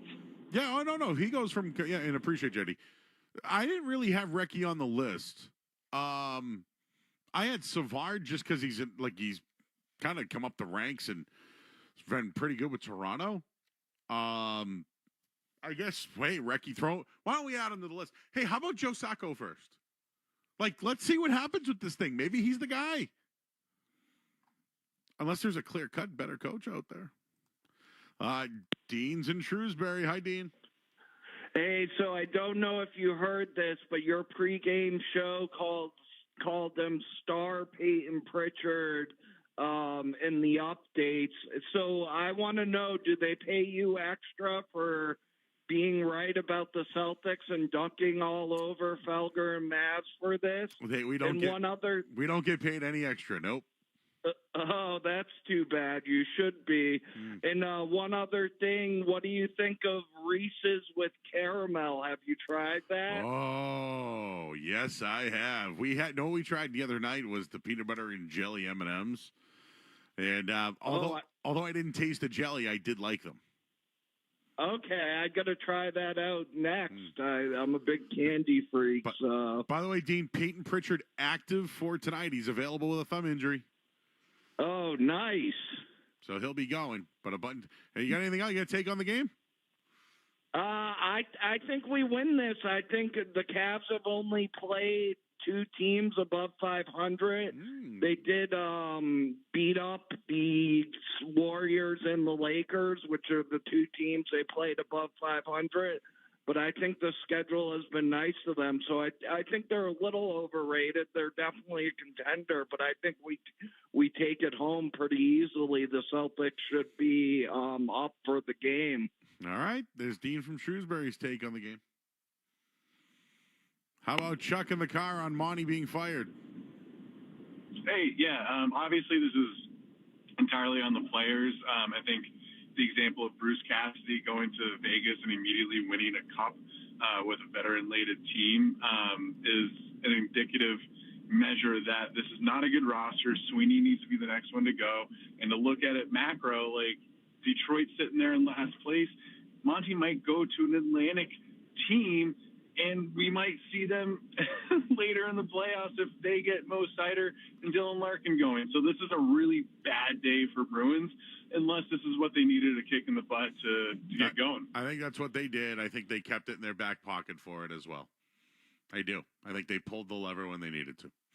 Final call here. Shane Humperdinck. How you doing? Hey, Joe. Can you hear me okay? I got you, bro. You got 30 seconds. All right. I'm going to Mohegan Sun right now. I wanted to bet on the Celtics money line. I wanted to know what you thought about that. And I also wanted to shout out the YouTube chat because I always forget to do that. And, and I wanted to tell my son, Jack, he just turned 13 today. I want to say happy birthday. Hey, happy birthday, Jack. How we doing? How you doing?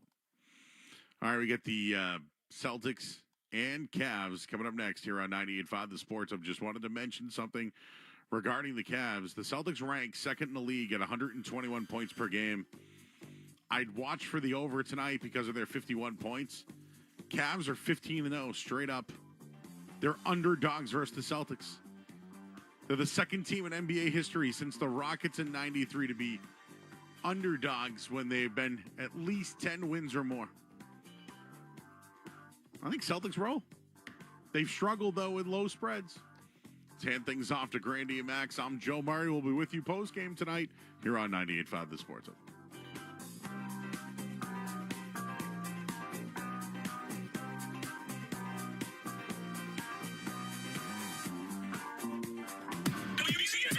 From the Town Fair Tire Studios, the home of the Patriots, the Celts, the Revs, and the Bruins.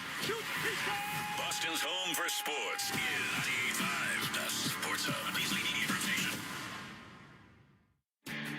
This is Star Market Celtics Tonight. Download the Star Market Deals and Delivery app today. Jalen forces it up over C. No! He tied it! He did it! Jalen Brown from the corner with 5.6 to go. Kick out, open. Tatum steps to his left, 3 in the air. Got it! Big boy, step up at the right time, man. The Celtics are brought to you by BetMGM, the king of sportsbooks and presenting sponsor of the Celtics Radio Network. Please bet responsibly. Your New England Ford dealers, Bosch Tools, and by Ticketmaster. Pritchard shovel back to Porzingis. Having a trail 3. Got it!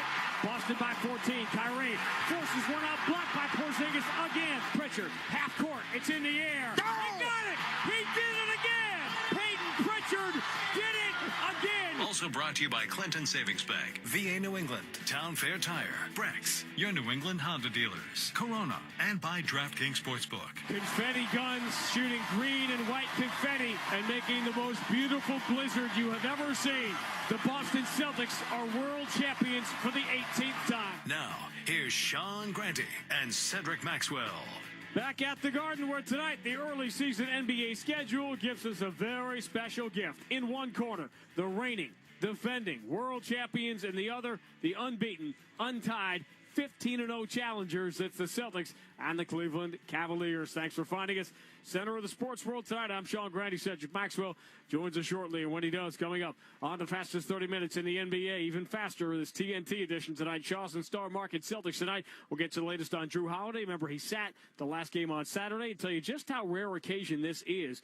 A defending champ against a team with an undefeated start like this. Speaking of history, more of it coming likely tonight for Jason Tatum. We'll tell you about that. Then we'll break down this much-anticipated first meeting with the Cavs, dispatched with ease in the Eastern Conference semifinals. They kept their roster but changed their coach, and they have flown out of the gate. Outrageous offensive efficiency, driving to win every game. Of the 25 Cavs, the 24 Celtics. We'll discuss why and why not that may be the case. Plus, update you on some Cavs rotation players who may not play tonight. And then we'll take our trip around the NBA. The NBA Cup resumes tonight while the Bucks, Knicks, and Magic have righted their Eastern Conference ship.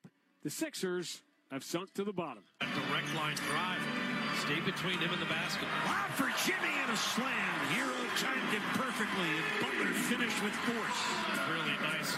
We'll check in with the head coach, Joe Mazzulla. I think the goal is for our locker room and for what we do internally, is to find the challenge in every single situation. Well, coming up next, another night, another battle test for the head that wears the crown. The Raptors are lottery bound. They hadn't won a road game, but Saturday night they played like it was their Game 7 until the guy that knows a little about Game 7s ended the show. We'll look back. Tatum will keep the triple alive. 2 seconds. Tatum has to force a three at the buzzer, and he got it! Of course he did. The play was breaking down around him. The game was breaking down around the Celtics all night long. So Jason Tatum just decided to end the suspense right now. That's all coming up and more as we catch it out of the game of the night, the game of the month, the game of the early part of the NBA season, the world champion Celtics and the unbeaten Cleveland Cavaliers here at the Garden, top of the hour on the BetMGM 98.5, the Sports Hub Celtics Radio Network. Coming up short, we've got you covered. With Navigant Credit Union's overdraft privilege program, you can take charge of your finances with reduced fees. Just another perk of being an owner. Join Navigant Credit Union today. Federally insured by NCUA. And they're off. The racers are neck and neck as they head around the curve. And what's this? I believe they're stopping at McDonald's for the Mario Kart 8 Deluxe Happy Meal. Race to McDonald's for yours today. Game rated everyone at participating McDonald's for a limited time while supplies last. Ba-da-ba-ba-ba. David Pasternak plays here. High slot now, McAvoy, far side, Pasternak shoots, looking for the tip. It comes back to him, fires, he scores! He's got another! Marchand, high slot, looks back door, swings it across, topping out Pasternak, shoots, he scores! Marchand's got it, right circle, Bergeron to Pasternak, shoots, he scores! This is the home of the Bees. 98.5 The Sports Hub. Want to get even closer to your favorite NFL team and players? With the NFL Extra Points Visa credit card, you can earn points and redeem for exclusive experiences like pre-game sideline passes, player meet and greets, and even Super Bowl tickets. Learn more at NFLExtraPoints.com and live your rewards. Subject to credit approval, NFL Extra Points Visa credit card accounts are issued by Comenity Capital Bank pursuant to a license from Visa USA Incorporated. Visa is a registered trademark of Visa International Service Association and used under license. Get the Honda of your dreams during Happy Honda Days. Whether it's a rugged new Passport, Pilot with available all-wheel drive, or powerful Ridgeline, turn your dream Honda into reality during Happy Honda Days. For a limited time, well-qualified buyers can get a 1.9% APR on a 2025 Honda Passport and a 2.9% APR on a 2025 Pilot or Ridgeline. See dealer for financing details. Connect with Boston's home for sports online. 98.5 thesportshub.com. Yeah, it's great for the NBA, right? I think everybody's going to be watching, and I know our guys are anxious. I know they,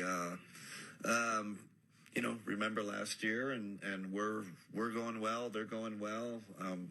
Boston Garden. I mean, what's better than that? I mean, this is just great for the league. Great for our franchise. We're excited about it. Some honesty from Kenny Atkinson. Welcome back to Shaw's and Star Market Celtics tonight. I was so happy. I was watching, because this is where my life has gotten to. I'm literally watching the postgame press conference live after Cleveland went 15-0. I know you were. I know you were. That's why we texted each other. Hey, you see what he's wearing? You see what he's wearing? But I love the fact that Kenny Atkinson did not do the whole, it's just another game, it's one of 82, because coaches, I think, are trained, and players now are more and more trained into that mentality of not leaning into the hype, which is a far cry from when you used to play, obviously. And listen, you don't get games like this. I know that because this has never happened before, that a 15-0 team has faced the defending world champions. So if you can't get excited about it, there's no reason to pretend it's just another game when it's not just another game. I agree with you about pretending it's just another game. I've got a lot of calls today about people talking about the last call. We talked about Jason, but it was more so about these guys getting here, being undefeated. What do I think about the game today? I don't know. I think the Celtics definitely have an advantage. Matter of fact, in the betting line right now, the Celtics are favored.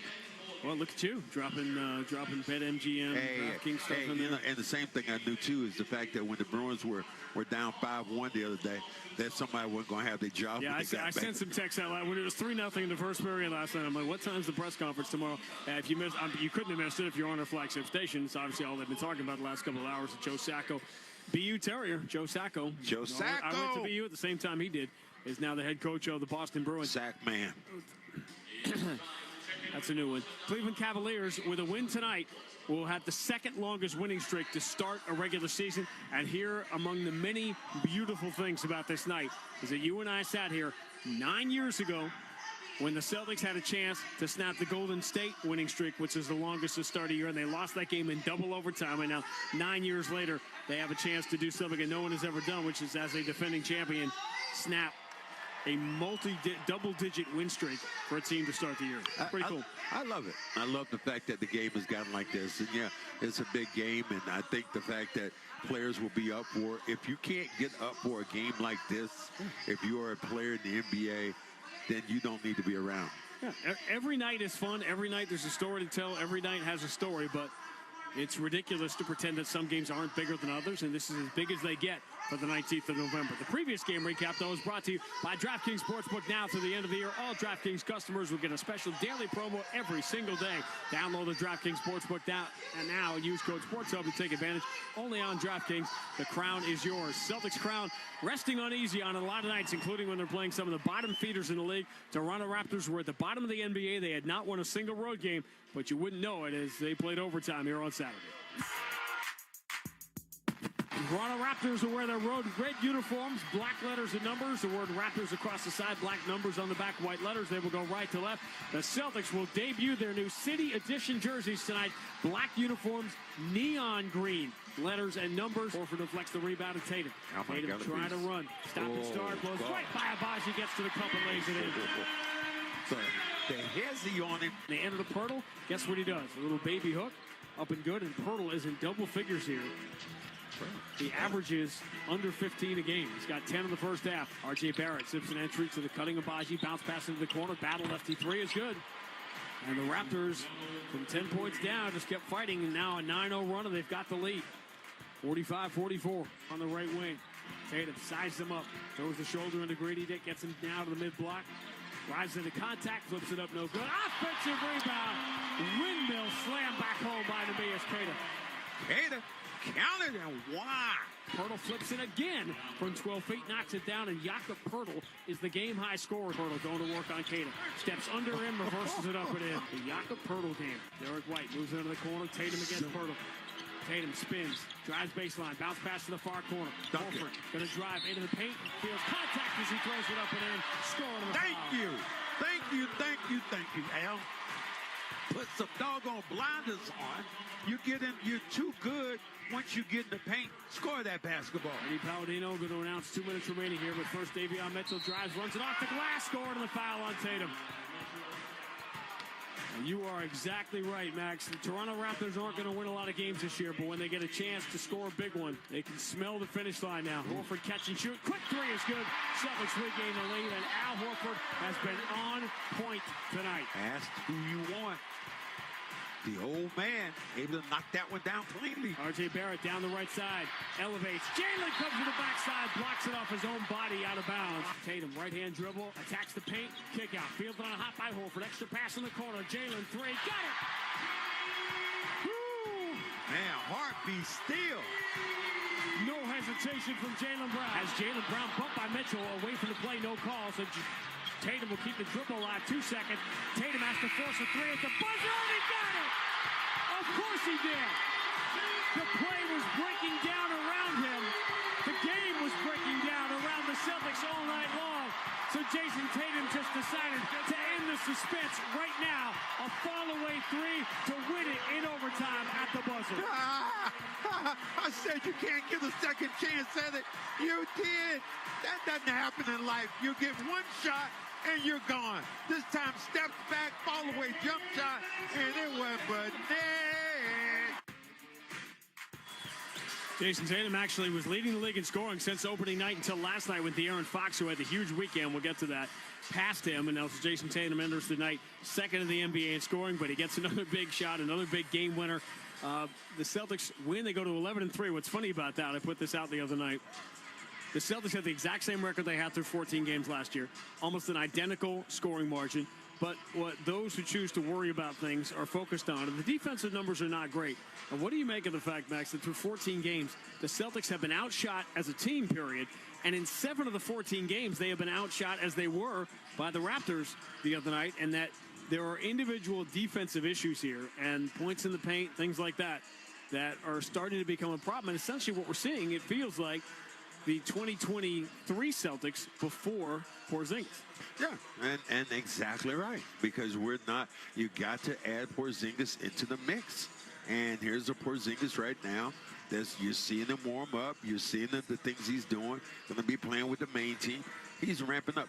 He will be, in my opinion, I'm not a doctor, and I'm not betting on this, but to me, he'll be back before Christmas. He'll be back way before Christmas. As we like to say, it certainly seems to be trending in that direction. Wow. Celtics over the last 6 games, 23rd in the NBA defensively. Overall, they are 9th as they come in tonight. Number 2 offensively to Cleveland. 2 of the 3 best offensive teams in NBA history right now. Last year's Celtics number 1. This year's Cavs number 2. This year's Celtics number 3. That's where it stands. A couple of quick notes from the game the other night.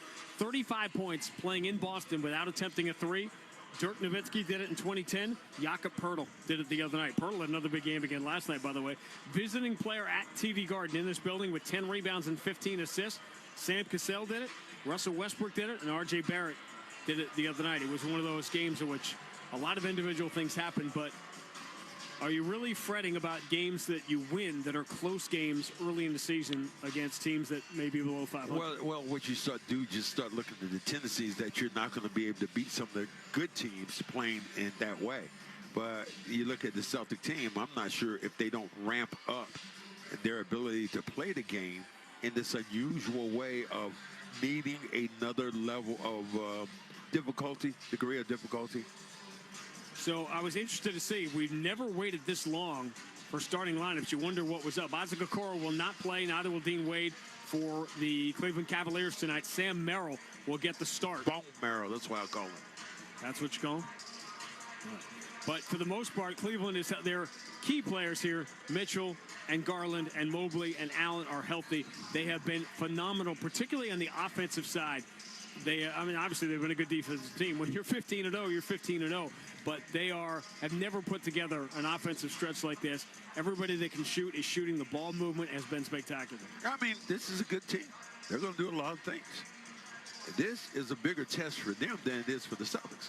Obviously, if you're the world champions, yeah, you want to come out and make a statement. But here's a team right now that has really played well. I don't know. Whatever about this game, I just feel like the Celtics are going to win it. Yeah, any particular reason for that as we move to the player to bank on, brought to you by Clinton Savings Bank at the home court advantage with CSB's 0 APR rate heat loan. Enjoy interest-free financing up to $25,000 on energy-efficient home improvements. For winter, apply now at clintonsavings.com. Member FDIC, DIF, equal housing lender. Plenty of Cavs to choose from who've been very good in this building. Oh, you know what Spider does. Spider's a guy I think is a guy I look at that is going to do a lot of things, but the key to what I want to see right now is controlling the initial point of attack.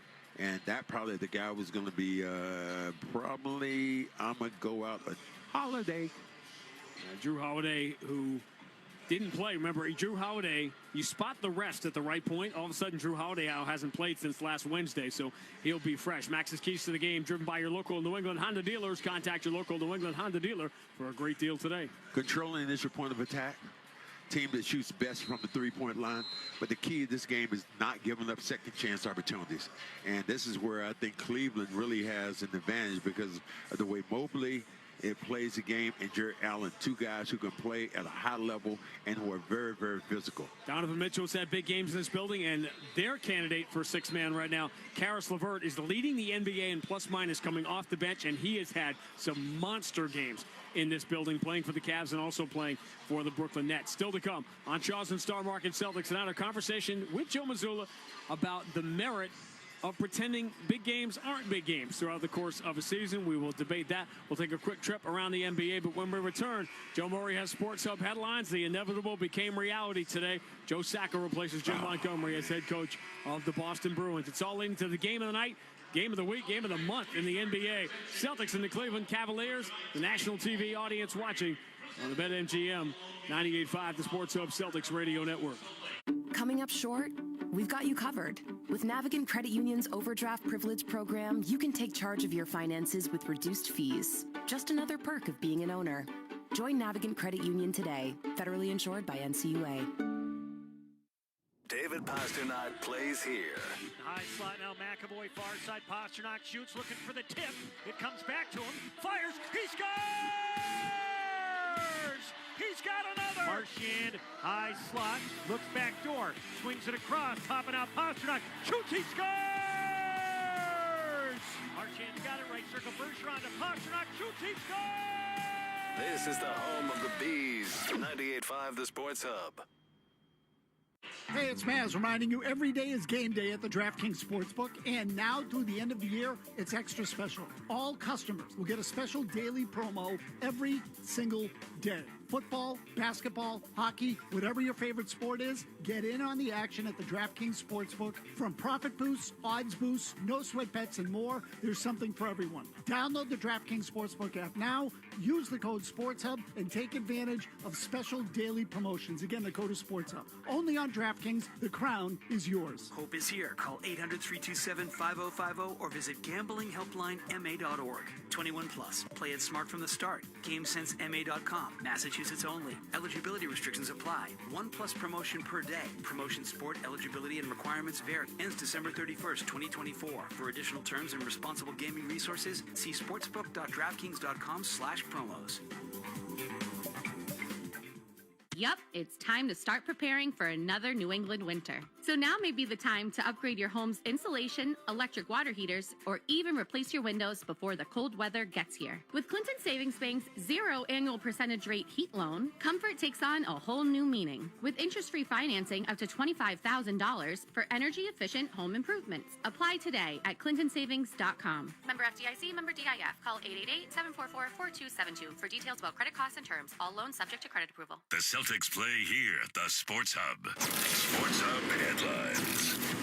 Well, the Boston Bruins have relieved Coach Jim Montgomery of his duties. They're off to an 8-9-3 start. They've named Joe Sacco as their interim head coach. And the Patriots getting ready to take on the Dolphins in Miami this Sunday. Headlines, they are brought to you by Valvoline Instant Oil Change. Enjoy quick and convenient vehicle maintenance this month. Visit NewEnglandOilChange.com for 15% off the next drive-through oil change at Valvoline Instant Oil Change. Now open in Weymouth, Kenton, Bedford, and Natick. I'm Joe Murray, Grandy, and Max. They'll take you around the NBA next on the BetMGM 98.5 The Sports Hub Celtics Radio Network.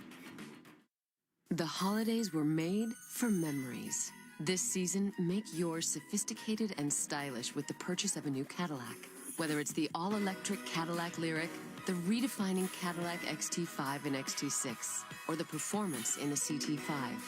Be iconic this winter and make your journey getting there just as exceptional as being there. Visit your Cadillac showroom today for the season's best sales event. With the Shaw's Star Market Deals and Delivery app, you'll earn points on every purchase. And now there are even more ways to easily redeem your points for rewards. Members enjoy personalized deals and can save up to 20% weekly. Earn gas discounts of up to $1 a gallon at participating stations. And can easily opt in to redeem points for automatic cash off at checkout. Just set it and forget it. All with the Shaw's Star Market Deals and Delivery app. Become a member for free when you download today. Finding the perfect gifts for everyone on your list takes time, and the holidays can get a little busy. So let Macy's help you get a jump on your shopping with our Black Friday sale happening right now. It's your chance to find the best deals on the best gifts before the holiday rush, like cozy puffers and coats and more of the season's best styles. So get your gifts at Macy's now, and when you're cool, calm, and collected during holiday crunch time, you'll have yourself and Macy's to thank. Savings off already reduced prices. Exclusions apply. This holiday season, cozy up to streaming more of your favorite entertainment, a whole year more. Switch to Fios Home Internet and get 12 months of Netflix and Max on us. So kick back, relax, hop into your coziest flannel jammies, and switch to fast, reliable Fios Home Internet for 12 months of Netflix and Max on us with a Fios 1 gig plan. 'Tis the season for streaming on the 100% fiber optic network. Call 1-800-VERIZON to switch to Fios Home Internet today.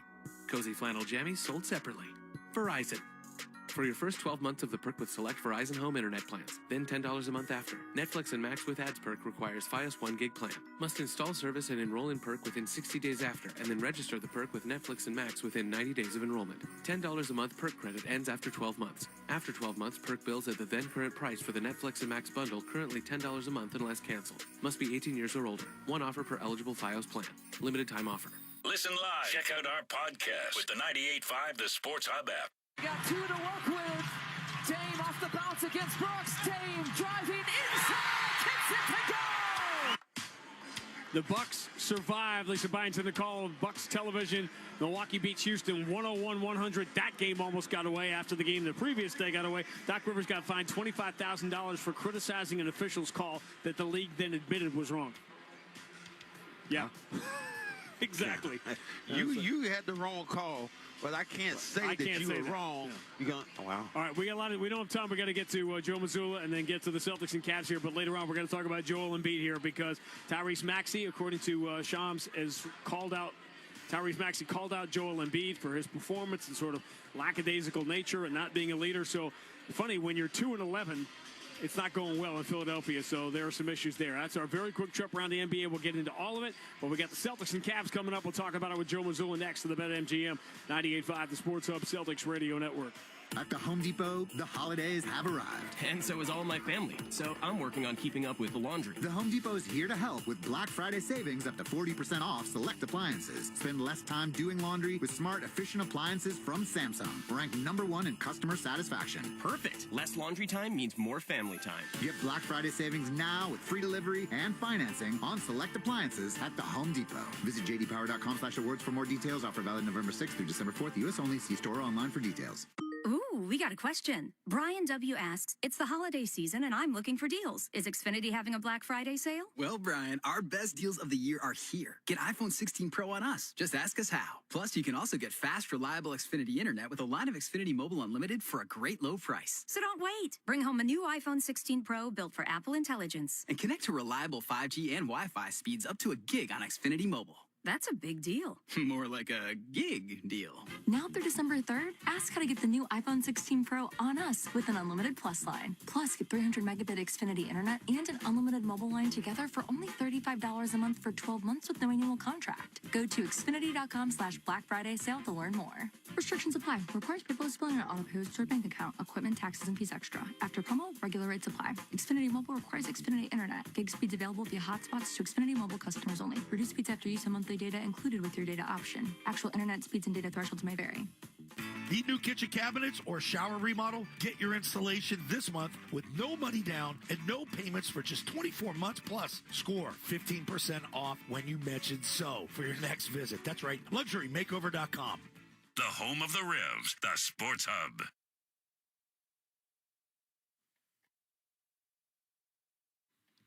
All right, so the coach's interview brought to you by Star Market. Check out the Star Market app, earn rewards, and save on your groceries and gas with Star Market for you. Download the Star Market app today. Here is Sean Grandy with the coach. All right, Joe Murray, thank you. I was going to end with this, or let's just jump right into it, because you know how you and I have very, very different jobs. That's pretty clear, particularly when it comes to promoting a game. In my line of work, a game like tonight is what the fans get excited about. This has never happened before, where a 15-0 team is facing a defending champion. And I completely get your job when it's 1 of 82. Here's my question.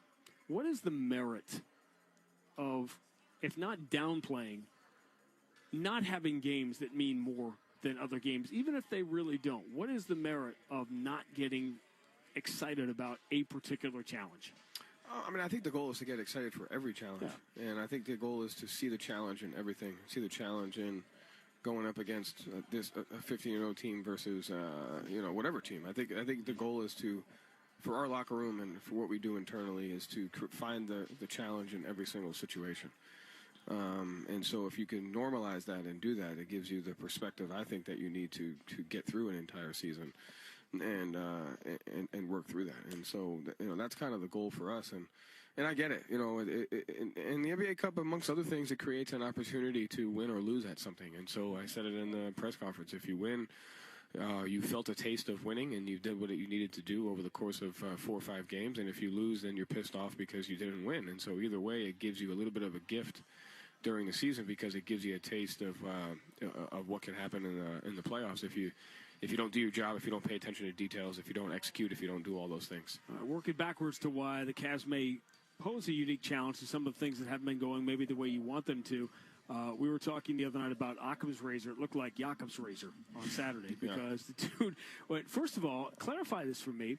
You talked immediately after the game about the shot that he kept hitting and how it distinguishes it from the way we traditionally think of points in the paint. I think, again, if you were to tally up those, and first by saying, hey, like there's a couple areas defensively that we have to get better. Got to get better at individual defense, got to get better at our body position. Cleveland tests those 2 things tonight. But he's a unique player because he's so good at the type of shot that you would give most bigs in that situation.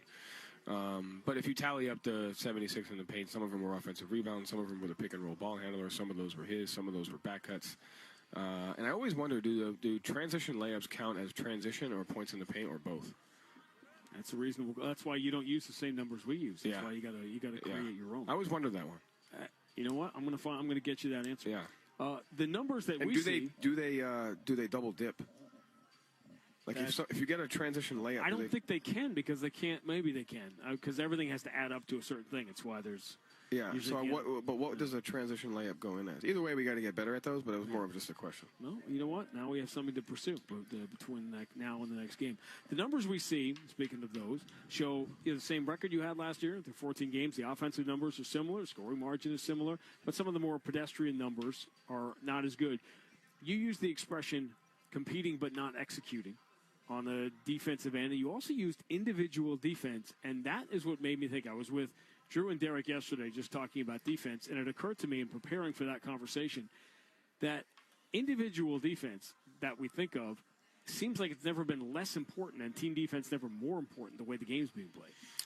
Yeah, but I think because of the type of team that we have and the switching that we do, you can't have they're connected. It's like everything else. It's like offense, defense, but you can't have great team defense if you don't have great individual defense. And when we're at our best, and one of the staples of the Celtics, even before I've got here, has always been there's just a commitment to continue to improve our individual defense. And when when you're in your shifts and your help defense, and you know that the guy is going to keep the ball in front of him, it allows you to do both, to kind of give him some support and get back to shooters, because you're not giving up angled layups and you're not giving up angles and 2-on-1s. And it's easy to say individual defense is kind of the foundation of when other things become an issue. So offensive rebound isn't always necessarily a boxing out or a rebounding thing. If you're not great individually at the point of attack and you get beat off the dribble, someone else has to come help. You then leave a guy's body, and now that guy is in position to get a rebound if a missed shot.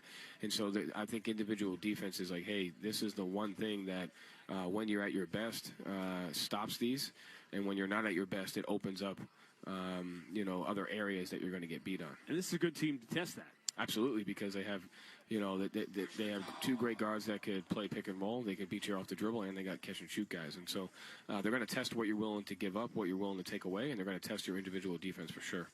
All right, that's Joe. Do you want to break down the physical health of Kristaps and when he's able to actually rehab and what it all medically means? He's working hard, and he's getting better. Yeah, he's getting there. How many times do you think they'll ask before they realize that's the only answer they get? As long as they know he's working hard and he's getting better. We're all working hard and getting better. That's what we're all trying to do. Celtics and Cavs next on the BetMGM 98.5, the Sports Hub, Celtics Radio Network. Let's pause 10 seconds for station ID on the 98.5, the Sports Hub, Celtics Radio Network. Boston. This is Boston's most listened to sports station. Boston's home for sports. 95 Sports Hub, the Beasley Media Group station. All right, Celtics and Cavs over from the Garden. We'll have more coming up next here on the BetMGM 98.5, the Sports Hub, Celtics Radio Network. Coming up short?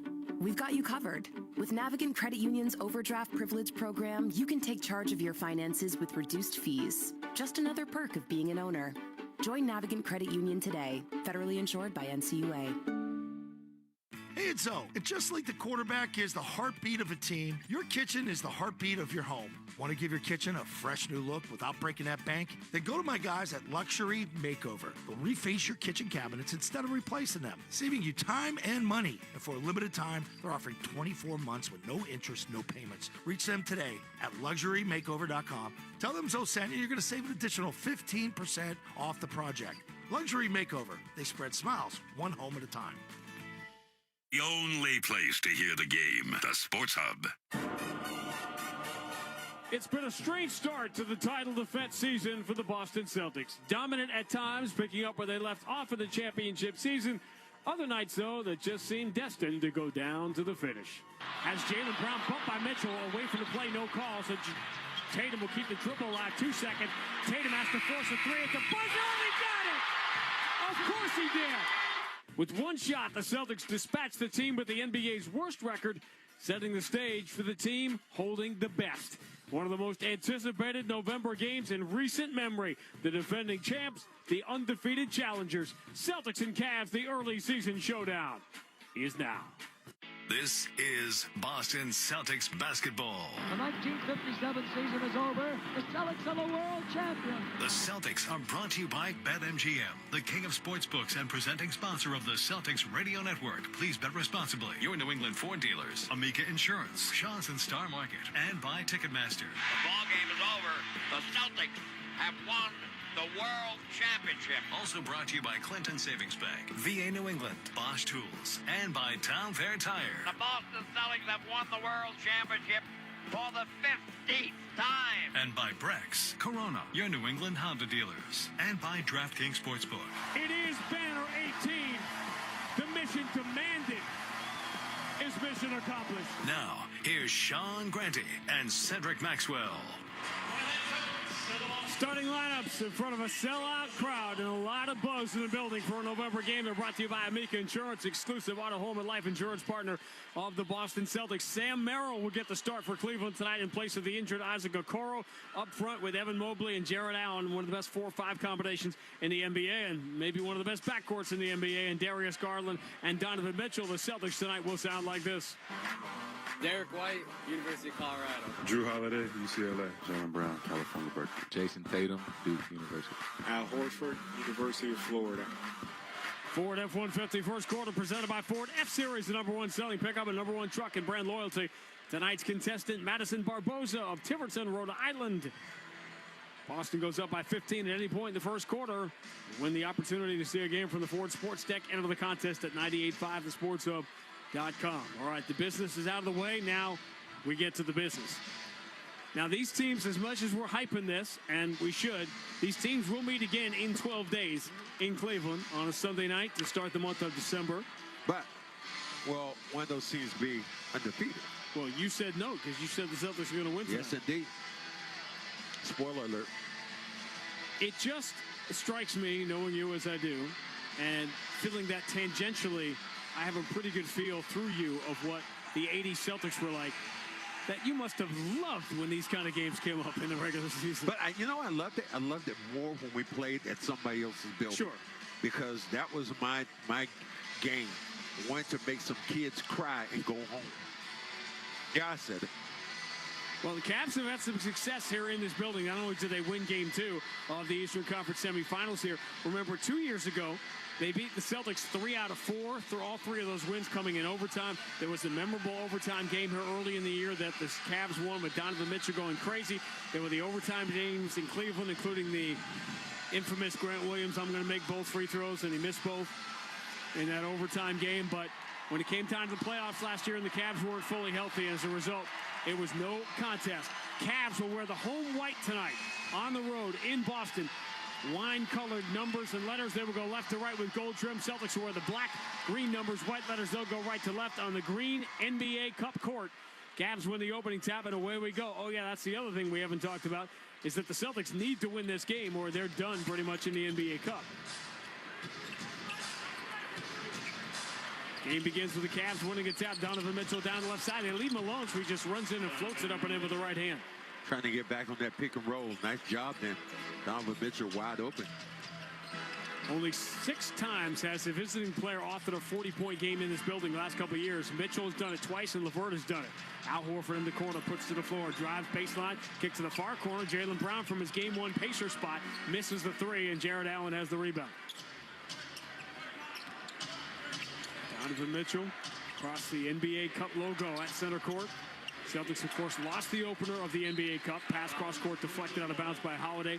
Losing by 1 point to Atlanta. The scoring differential is significant.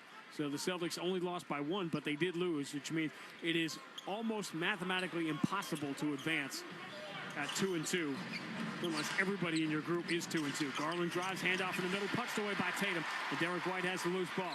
Holiday into the front court, switches to the right hand, shovels back to Tatum, up fakes the trail 3, puts to the floor, drives, then throws to the corner. White moves it out to Horford. Horford going to attack the paint, run it off the window where it got blocked by Mobley, and it ends up hitting Horford when he was standing out of bounds. It'll be Cleveland ball. Cleveland has been very good defensively, not so much when Jared Allen has been on the floor, but when Mobley has been at the 5. Well, you got guys who can block shots. And we know what Allen's able to do, but Mobley has a long body. You think of that last game he had in here. Man, unbelievable scoring game he had in here in the playoffs.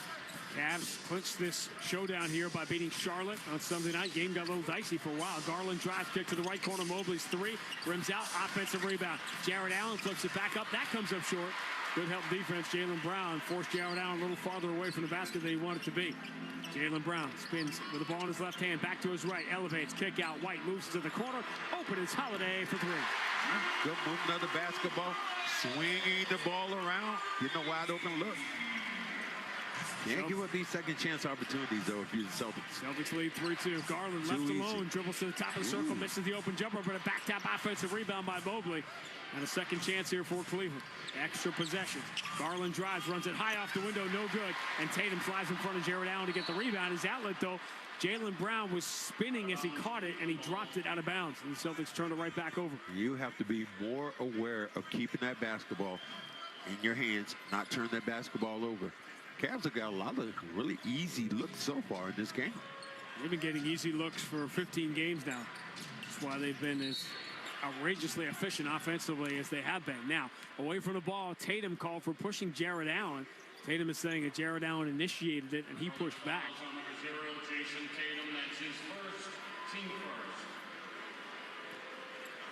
Yeah, well, you said Cup game would be interesting. I love the guys. Tony Brothers over here. I think, to me, Tony one of the top referees in the NBA. Sometimes a little emotional, so we'll see if that comes into play. Man, these two guys bumping around. Tatum. Jared Allen, that's where the ball goes. Jared Allen, hand to Garland, up fakes, drives baseline. He got Tatum up in the air. He got to the rim, but he couldn't finish again. And Tatum has the rebound. Oh, easy look for him. Garland very quickly 0 for 3. You want to talk about what a tough dude this is. Remember, Garland broke his jaw last year. That was on this floor here in Boston, and he finished that game. Jaylen Brown, up fake, turn, fades on Mobley. Tough shot, no good. Rebound, Jared Allen. Man, you did a lot to get off that shot. Still 3-2 Boston. Donovan Mitchell, pull up on Horford. His 3, circles the rim. Rim spits it out into the hands of Tatum, who grabs another rebound. Left side outlet for Jaylen Brown. Return to Tatum. Attacking, scooping, does not get the bounce. He was off balance when he caught that pass. It was a tough shot in traffic. Mobley stripped from behind by Tatum. He'll chase down steal. Tatum floats it across court. Horford sends Jaylen Brown in. Pump fake, high off the glass. That's no good. Jaylen Brown goes down. Wanted the call, didn't get it. Cavs are 1 for 7. Celtics are 1 for 6. That's about to change here as they enter in deep to Jared Allen for the two-hand slam, and the Cavs regain the lead. So two of the three highest scoring offensively efficient teams in NBA history are off to a very slow start. Tatum for Horford, straightaway three is good. And right on cue, both of the Celtics' first two field goals are threes. That's about to change. 6-4 is the Boston lead. Donovan Mitchell off a screen, catch and shoot, wing three is no good. And the rebound comes down to Drew Holiday. Cavs are 2 of 9. Jaylen Brown this time right side against the smaller Donovan Mitchell. Jaylen Brown pounds him in the mid-block. Attacks the paint. Bounce pass got deflected. Horford saves it. Out to Tatum. Shot clock down to 9. Tatum against Jared Allen. Left-hand dribble drive. Hangs in the air. Scoops it with the right hand. Off the window. Gets the bounce. Scored on the foul. Fingertip. Count it and one. That's all our Dr. J. That time put that ball on his fingertips. Kicked it off the window. Jason Tatum likely tonight headed for a little more history. He is going to pass Bill Sharman and move into 11th on the Celtics all-time scoring list. Crazy. Which means at this pace before the All-Star break, as he finishes the three-point play, Jason Tatum will pass JoJo White, and before his 27th birthday, he'll be in the Celtics top 10. That means he passed me, didn't it? Yeah, he did. Left side three is way off from Mobley. Derek White has the rebound. 9-4 is the Boston lead. Tatum with the NBA Cup logo at center court. Merrill trying to stay in front of him. Tatum, left-hand dribble. Steps into Merrill, moves it to Jaylen Brown. Pretty good look. Left side three. Got it. Why did that happen? It happened because the Cavs had to cheat to help Merrill on Tatum, and Tatum knew it. Cheat like that, you cheat, you lose. You will get burned by the Boston Celtics if they get you a position right now where they're ISO one-on-one. Cavaliers still, though, have missed a lot of easy opportunities. 9 straight for the Celtics, and they grab a quick lead, and Kenny Atkinson grabs it an even quicker. Timeout. 4:19 gone by at the Garden. Boston 12, Cleveland 4 on the BetMGM 98.5, the Sports Hub Celtics Radio Network.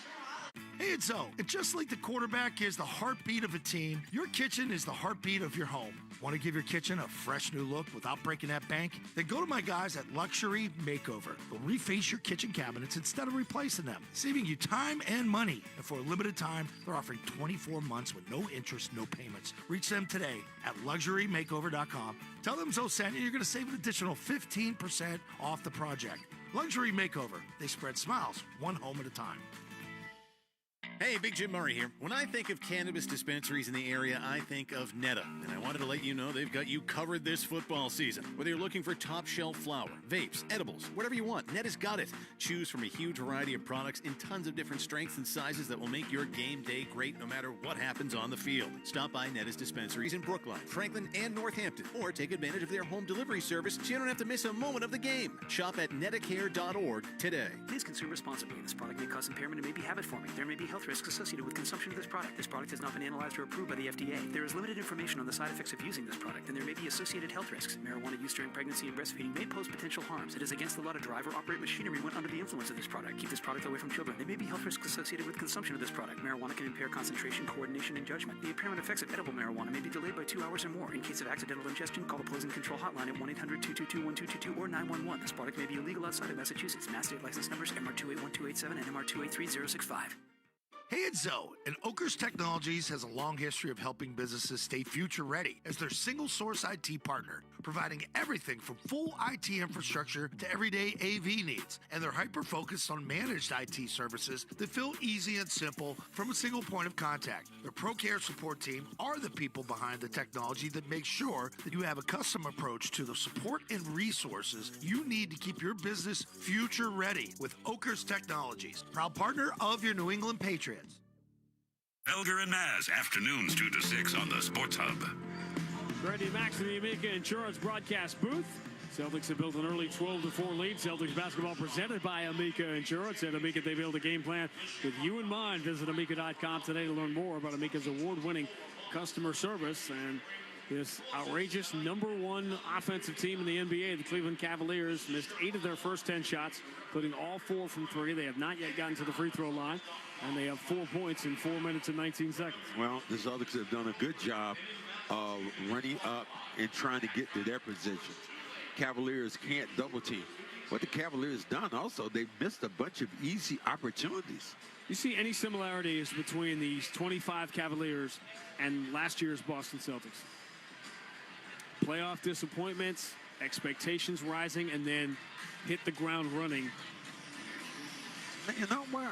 I really don't. I don't see, especially, new coaches and all that stuff. I like the team, but no. The funny thing is, everyone's pointing to the coach. Kenny Atkinson is great. J.B. Bickerstaff is doing a great job with Detroit. Yeah. So sometimes you just need a different voice. Donovan Mitchell's contract stuff squared away. Lost his voice cheering on his Mets during that National League playoff run. Darius Garland against Tatum. Switches to the right hand. Attacks the right side. Kick to the corner. Mobley waiting. He was out of bounds. They called it, and they had plenty of help getting the call from the Boston bench. That's where he was out of bounds. Yeah, put that back foot back right in front of the bench then. Cavs 2 of 10 with 3 turnovers here at the start. Celtics can take an early double-digit lead. Tatum against Donovan Mitchell. Bounce pass to the cutter. Derek White sneaks in behind, gets blocked by Garland, but he's got the loose ball back. Throws out to Jaylen Brown. Jaylen, long cross-court. Holiday waiting in the corner. Is blocked from behind by Merrill on a 3. Shovels a terrible pass to Derek White that Derek can't handle. And the Celtics make a mess of that possession. Good help from Merrill to make sure Holiday didn't get the clean look. Merrill bounce pass to Mobley. Lob for Jared Allen. 2-hand slam, and that's a big swing. Celtics could have been up by 10 or 11. Instead, it is 6. Drew Holiday. They're going at Sam Merrill here every time. Holiday throws the shoulder into him. Left-hand dribble. Elevates, and ball knocked away from him again. Give Merrill another shot block.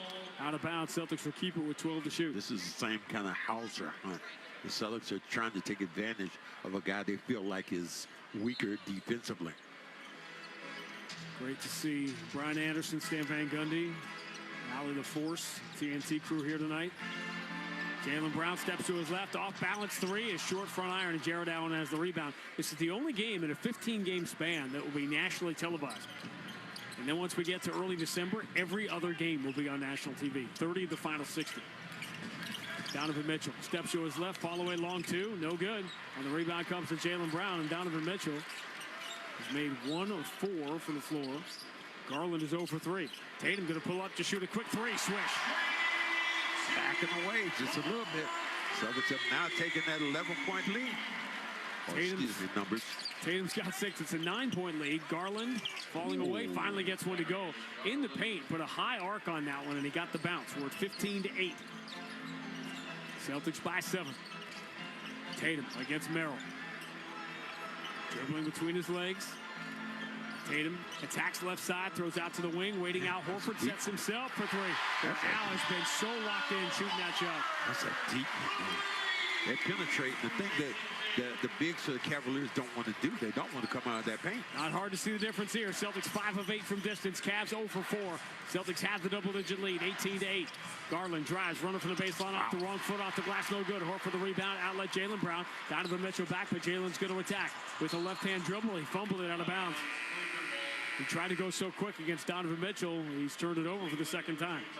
Had advantage going back the other way. Now we'll see what happens now that you're changing with your guards are coming in. Sam Hauser comes in. Full line change here. Hauser, Pritchard, and Amias Queta I thought was coming in, but Horford's going to stay out for one more little segment here. George Niang is going to be in the game here for Cleveland. Ty Jerome's been very, very good for them. He was great the other night. He may have saved that game in the 15th win against Charlotte on Sunday. National champion at the University of Virginia. Donovan Mitchell, the early exit. Garland fumbles it under the pressure of Drew Holiday. Shot clock down to 7. Garland moving to his right. Horford in front of him, straight away. Now starts his drive down the right side. Elevates, high arcing floater. Front iron, no good. Rebound punched around. Niang and Hauser battle for it. Niang comes up with it. Moves it to the elbow. Jared Allen to the far corner. Garland set shot 3. Way short. Good challenge by Drew Holiday. Rebound Tatum. There is a different crispness to the Celtics here tonight. No question. Tatum Merrill trying to hold his ground. Ball moved to Hauser. Hauser turns the corner, got bumped by Niang. When you're slow sliding your feet on a drive by Sam Hauser, you got to wonder how ready you were. Well, you might just, well, also can tell you how slow you are. Now, Sam's not the fastest guy in the world, but Niang is not fleet of foot. I think that he's very fundamentally, he's sound at what he does, but not a fast guy. Niang with the local ties here in New England. Donovan Mitchell has some too. Hauser for the cutter. Drew Holiday in the dunker spot. Reversed it up and in. Jared Allen got pulled away from the rim a little bit by Queta. Celtics by 12, 20-8. Garland moving to his left. Step back on Queta. Left side three. A little bit short. Offensive rebound. Jared Allen punched away from him by Holiday, but they'll call the reach-in foul. Shouldn't be. No, it's on the side. Yeah. Well, I love the challenge down by Holiday, not letting Allen get that ball. We talked about second chance opportunities. I think this is where Cleveland has advantage because of their size. I was with Derek and Drew Holiday yesterday doing just a piece about their team defense, and I just, in doing some research for it, I just stumbled on this YouTube video. I'll get back to it. Garland straight away against Jason Tatum. Pritchard comes to challenge. Double team on Garland, moving to Ty Jerome. Jerome, right hand dribble in the paint, step back at 12 feet, flip shot is good. Nice job. He's becoming a six-man candidate. Drew Holiday, offensive end, Celtics by 10. Hand to Hauser, turnaround, quick three, comes up short. And the rebound for Jared Allen. Celtics 5 of 9 from distance, 2 of 8 on the inside. Garland down the left side, throws his head back as he runs it off the back iron, no good, but he got the foul on Pritchard. And Garland will shoot free throws. Just stumbled on this compilation, this Drew Holiday defensive compilation. And the body of work of extraordinary. We already in Boston, you've got the Nembhard play, right, in Game 3 of the Eastern Conference Finals, the steal, and plays like that. And Celtic fans don't have to go back too far to catalog in their mind the 2 plays he made on Marcus Smart at the end of Game 5, playing for Milwaukee in 2022. The shot block right in front of Werth sitting in the corner, and then stripped him of the ball when the Celtics were down by 3. And there's just, between it being in New Orleans and Philadelphia, there are just so many plays like that, not to mention the signature one of his career, which was the block and then the alley-oop lob to Giannis that turned around the end of Game 5 of the NBA Finals in 2022. Garland gets the free throw, so we're at 20-12. Garland, a 93% free throw shooter. There's only one guy left who's perfect from the free throw line this year. We haven't talked about him yet. He's becoming quite a sensation. Tatum entering into Mias Queta. Kick out Pritchard. He is wide open. His three circles the rim, and the rim says not yet. Spits it into the hands of Niang. Cleveland with the ball down by 8. 3:13 to go in the first quarter. Garland deep on the right side against Sam Hauser. Here's the entry. Niang against Pritchard, trying to hold his ground. Niang bullies him into the paint, flips it up and in with the right hand. And 6 straight for the Cavs, and Joe Mazzulla will grab the timeout. 3:04 to go. Opening quarter at the Garden. Boston 20, Cleveland 14 on the BetMGM 98.5, the Sports Hub Celtics Radio Network. Hey, it's Zoe. And just like the quarterback is the heartbeat of a team, your kitchen is the heartbeat of your home. Want to give your kitchen a fresh new look without breaking that bank? Then go to my guys at Luxury Makeover. They'll reface your kitchen cabinets instead of replacing them, saving you time and money. And for a limited time, they're offering 24 months with no interest, no payments. Reach them today at LuxuryMakeover.com. Tell them Zoe sent you. You're going to save an additional 15% off the project. Luxury Makeover. They spread smiles, one home at a time.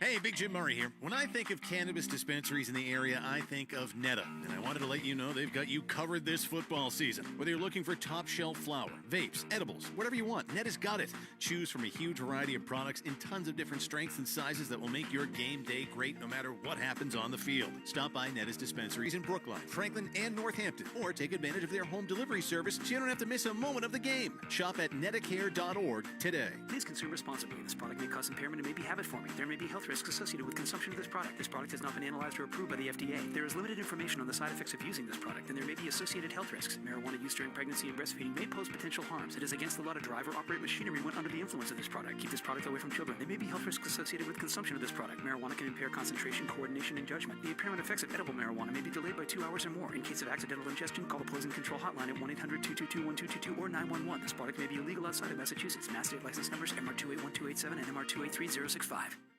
Tip off every Celtics game all season long with great tasting, less filling Miller Lite, the original light beer. Miller Lite, official partner of the 2024 World Champion Boston Celtics. When it's game time, it's Miller time, Celtics fans.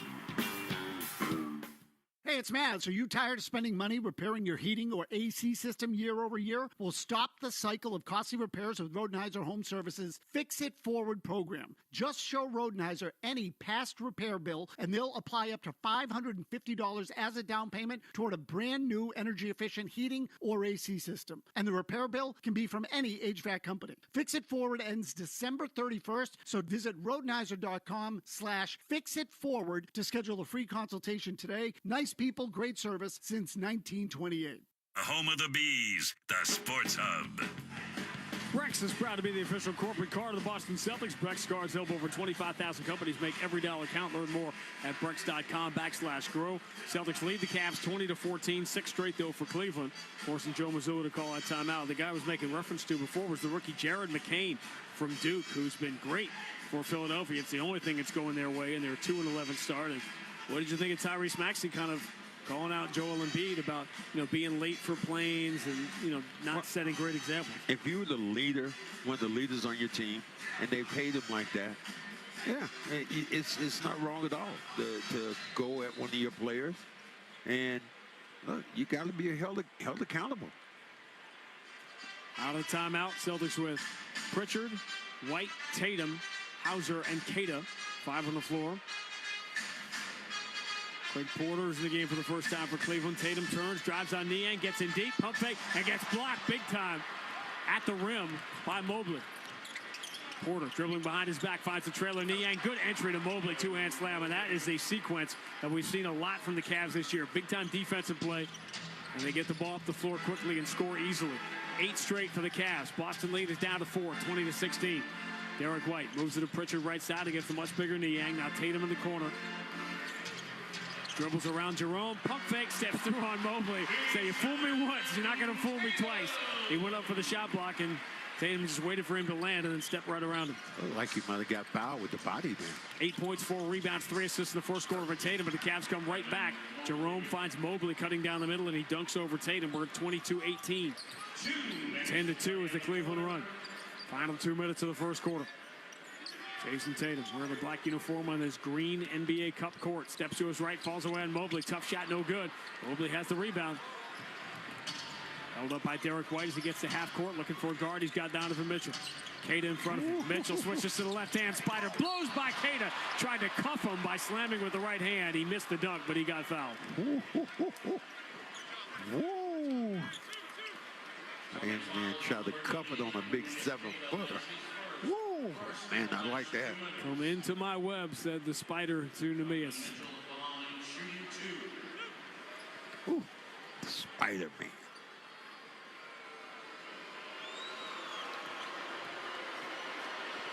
Took over in Utah after Gordon Hayward came to Boston. Utah wanted to get rid of him. Moved away from him. It looked like that's where the Knicks were headed, right? In that direction for Donovan Mitchell, and he ended up going to Cleveland. And then the Knicks beat Cleveland in the playoffs that first year. Free throw's good for Donovan Mitchell. A 12-2 run here for the Cavs, and the Boston lead is 2, 22-20.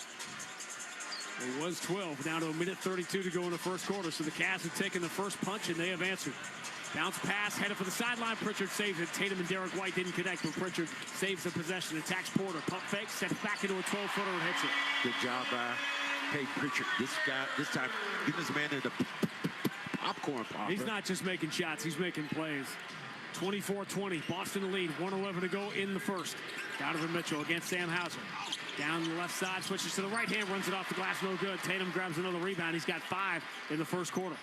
Tatum through the center court logo. Looking for Pritchard. He's got him.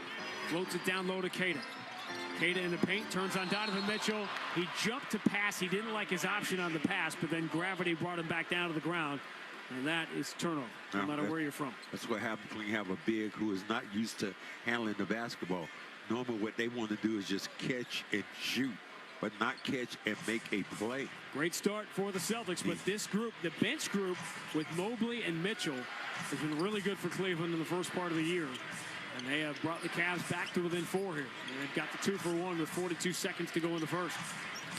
Jerome down the left side, stumbles in the paint, hands off to Porter. Caden takes the rim away. So they kick out to Niang. He turns the corner. He wants to float it back out. He does to Mobley. Mobley in a tough shooting position. Falls away from 18 feet. No good. Caden deflects the rebound right into the hands of Pritchard. Mobley made that a pretty good look for being put in a tough spot. Such a highly skilled player. Third pick in the draft. Celtics will not rush here. 13 on the shot clock, 17 on the game clock as we count it down to the first quarter. Boston lead is 4. Two of the top scoring teams in NBA history in a very low scoring quarter. Derek White enters to Tatum. They double on him. Kicks to the corner. Hauser's 3, rims out. Offensive rebound, Caden. 3 seconds to go. Caden, bounce pass. Hauser muscles it up and in to beat the buzzer. And that was from an impossible angle. Caden had 4 guys he could have passed to. He chose the one in the toughest position, but Hauser got it to go. Got hit in the body, and Hauser, as said, was under the rim. Had to reach back behind his head to kick that ball off the window. No offensive explosions, but we got the back and forth we were hoping for. End of 1 at the Garden in the early season showdown. Boston 26, Cleveland 20 on the BetMGM 98.5, the Sports Hub Celtics Radio Network. Hey, Big Jim Murray here. When I think of cannabis dispensaries in the area, I think of Netta. And I wanted to let you know they've got you covered this football season. Whether you're looking for top shelf flower, vapes, edibles, whatever you want, Netta's got it. Choose from a huge variety of products in tons of different strengths and sizes that will make your game day great no matter what happens on the field. Stop by Netta's dispensaries in Brookline, Franklin, and Northampton, or take advantage of their home delivery service so you don't have to miss a moment of the game. Shop at nettacare.org today. Please consume responsibly. This product may cause impairment and may be habit-forming. There may be health risks associated with consumption of this product. This product has not been analyzed or approved by the FDA. There is limited information on the side effects of using this product, and there may be associated health risks. Marijuana use during pregnancy and breastfeeding may pose potential harms. It is against the law to drive or operate machinery when under the influence of this product. Keep this product away from children. There may be health risks associated with consumption of this product. Marijuana can impair concentration, coordination, and judgment. The impairment effects of edible marijuana may be delayed by 2 hours or more. In case of accidental ingestion, call the Poison Control Hotline at 1-800-222-1222 or 911. This product may be illegal outside of Massachusetts. Mass state license numbers MR281-287 and MR283-065. Hey, it's Zoe. And just like the quarterback is the heartbeat of a team, your kitchen is the heartbeat of your home. Want to give your kitchen a fresh new look without breaking that bank? Then go to my guys at Luxury Makeover. They'll reface your kitchen cabinets instead of replacing them, saving you time and money. And for a limited time, they're offering 24 months with no interest, no payments. Reach them today at LuxuryMakeover.com. Tell them Zoe sent you. You're going to save an additional 15% off the project. Luxury Makeover. They spread smiles one home at a time. Hey, it's Zoe, and Oakers Technologies has a long history of helping businesses stay future-ready as their single-source IT partner, providing everything from full IT infrastructure to everyday AV needs. And they're hyper-focused on managed IT services that feel easy and simple from a single point of contact. Their ProCare support team are the people behind the technology that make sure that you have a custom approach to the support and resources you need to keep your business future-ready with Oakers Technologies, proud partner of your New England Patriots. Connect with Boston's Home for Sports online. 98.5thesportshub.com. Second quarter about to begin at the Garden. Celtics holding a 26-20 lead. That first quarter was brought to you by Ford 150. The New England Ford dealers and Ford F-Series, the #1 selling pickup and #1 truck in brand loyalty. We promoted this as 2 of the top 3 offenses in NBA history, and of course they combined to shoot 38% in that first quarter. Well, it also shows you that these teams aren't one-dimensional. I think you have pretty good defenders over there, and especially with the Cavaliers. Mobley back, blocking shots. You know what Allen has done many times, blocking shots when he was in Brooklyn. So 2 guys can really get it done from that area.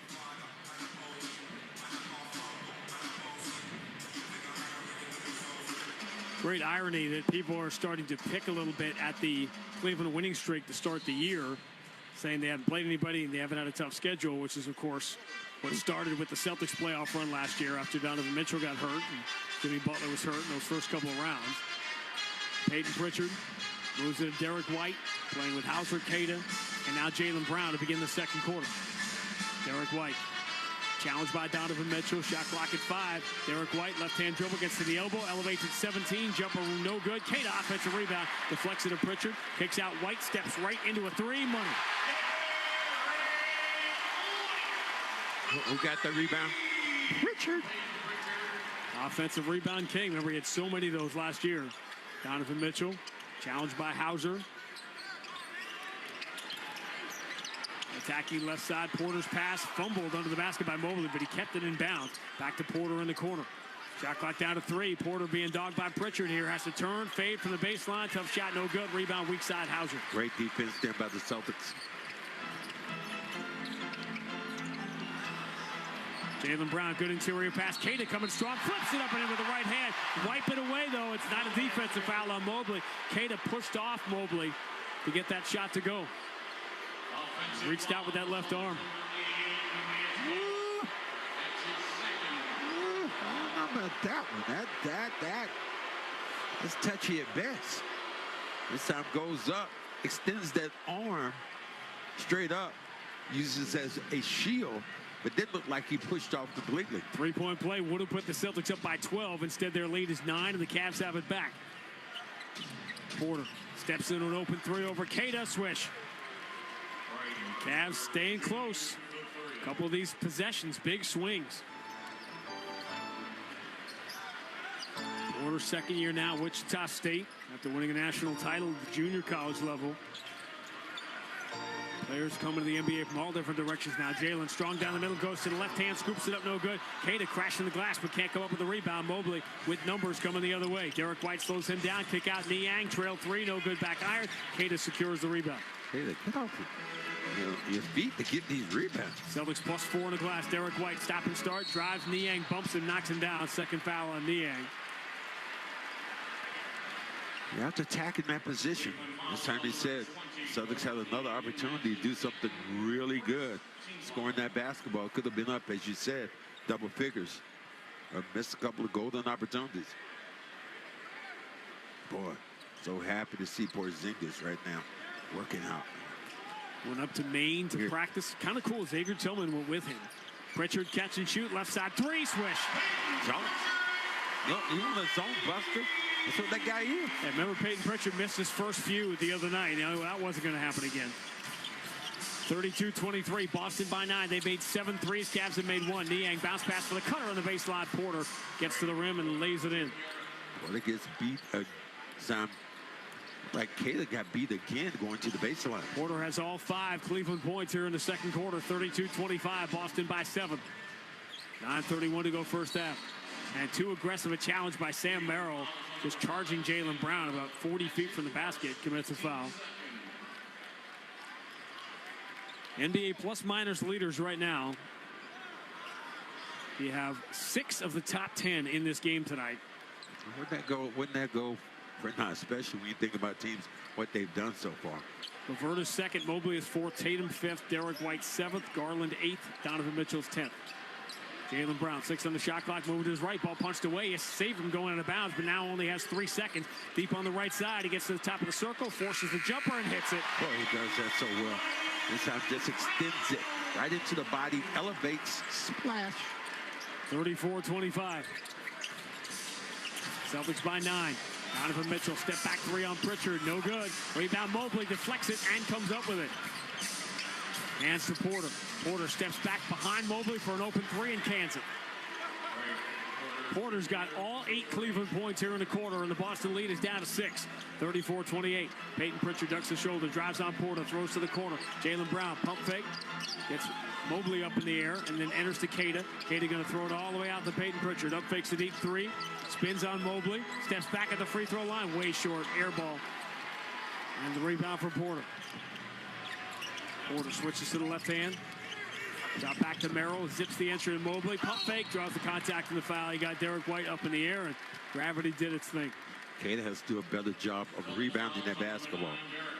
Put a body on a big. You're not going to out-jump guys in this league. How are you going to beat them? You're going to beat them because you physically and mentally get into position where you box them out. I remember they were telling me that. Said, young fella, you're not going to out-jump people. You're going to beat them with your smartness and beat them with your position. As Mobley knocks down the first to 0. Horford returns. Come get Keita. Celtics are a plus 10 in the 7.5 minutes Horford was in the game.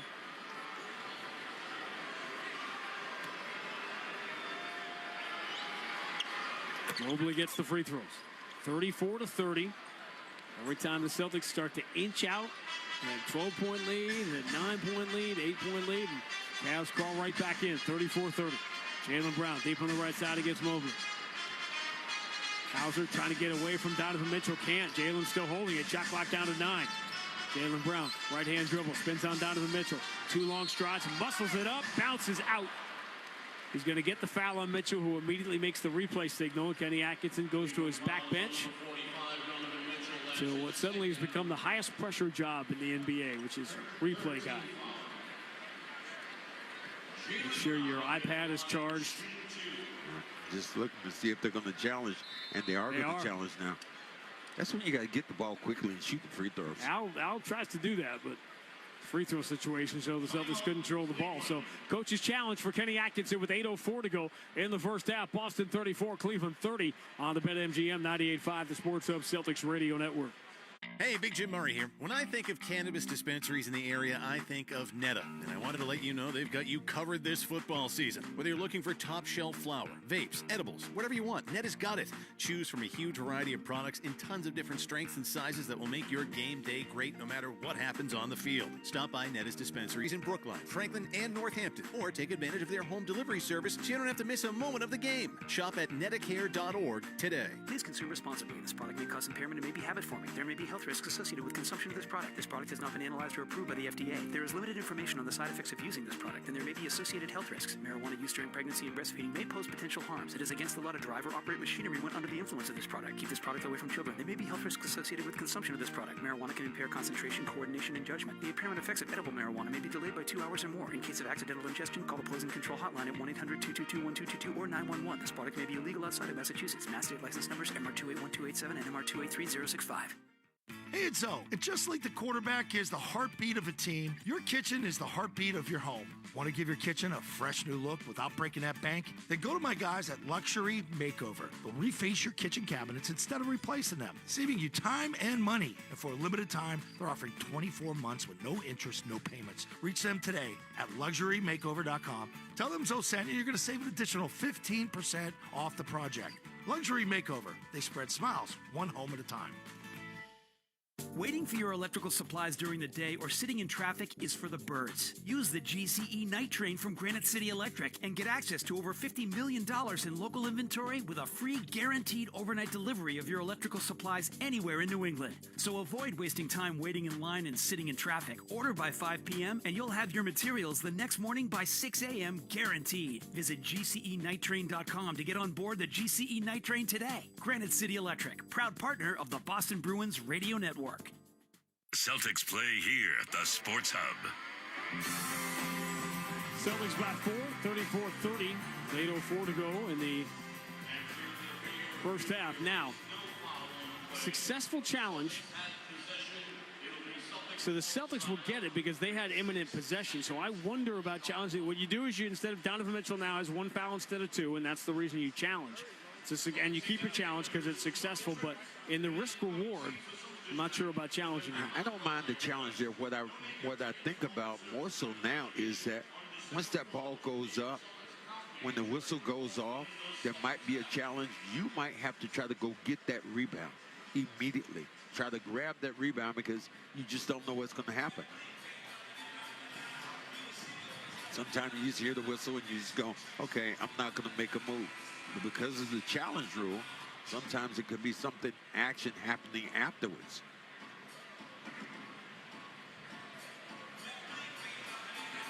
See the Celtics right now, you have to go attack now. Niang, especially with Brown. Inbound to Hauser. Hauser attacks the baseline. Bounce pass to Pritchard. Turns, fades. Very tough shot from the baseline swish. Porter was on him, but he wasn't in defensive posture because Pritchard didn't give him time. 7 for Peyton Pritchard. Nation getting a chance to see that six-man candidacy early in the year. Boston by 6. Mobley drives in on Jaylen Brown. Goes to the hook shot with the right hand off the window and in. Mobley's showing his arsenal. He's been nice. Been so far and away the two best teams in the Eastern Conference. Mobley 8 points, 5 rebounds, 3 assists in the first half. Jason Tatum's been out for a while here. Jaylen Brown muscles his way in on Sam Merrill. Draws the double team. Kick out. Pritchard is open again. 3, money. Leaving a hot shooter. Double on Jaylen Brown. You pay the price. Third assist for Jaylen. Nearly 5 minutes gone in the second quarter, 39-32. On the Hauser hunt, Donovan Mitchell goes to the high arcing floater with the right hand in the paint is good. Can't defend that. That dude got so many clubs in that bag. He had started just 1 for 6 before that make. 39-34, Boston by 5. Jaylen Brown challenged by Sam Merrill out at half court. Jaylen trying to force his way in on Merrill. Fires it up and in. He was doing that entirely to draw a foul. Instead, he banks it in and just stood there staring at the officials, waiting for a call that never came. 7 points, 3 assists for Jaylen Brown. 41-34, Boston by 7. Donovan Mitchell on the Hauser hunt. Little Euro step, floats it in with the right hand. Net barely moves.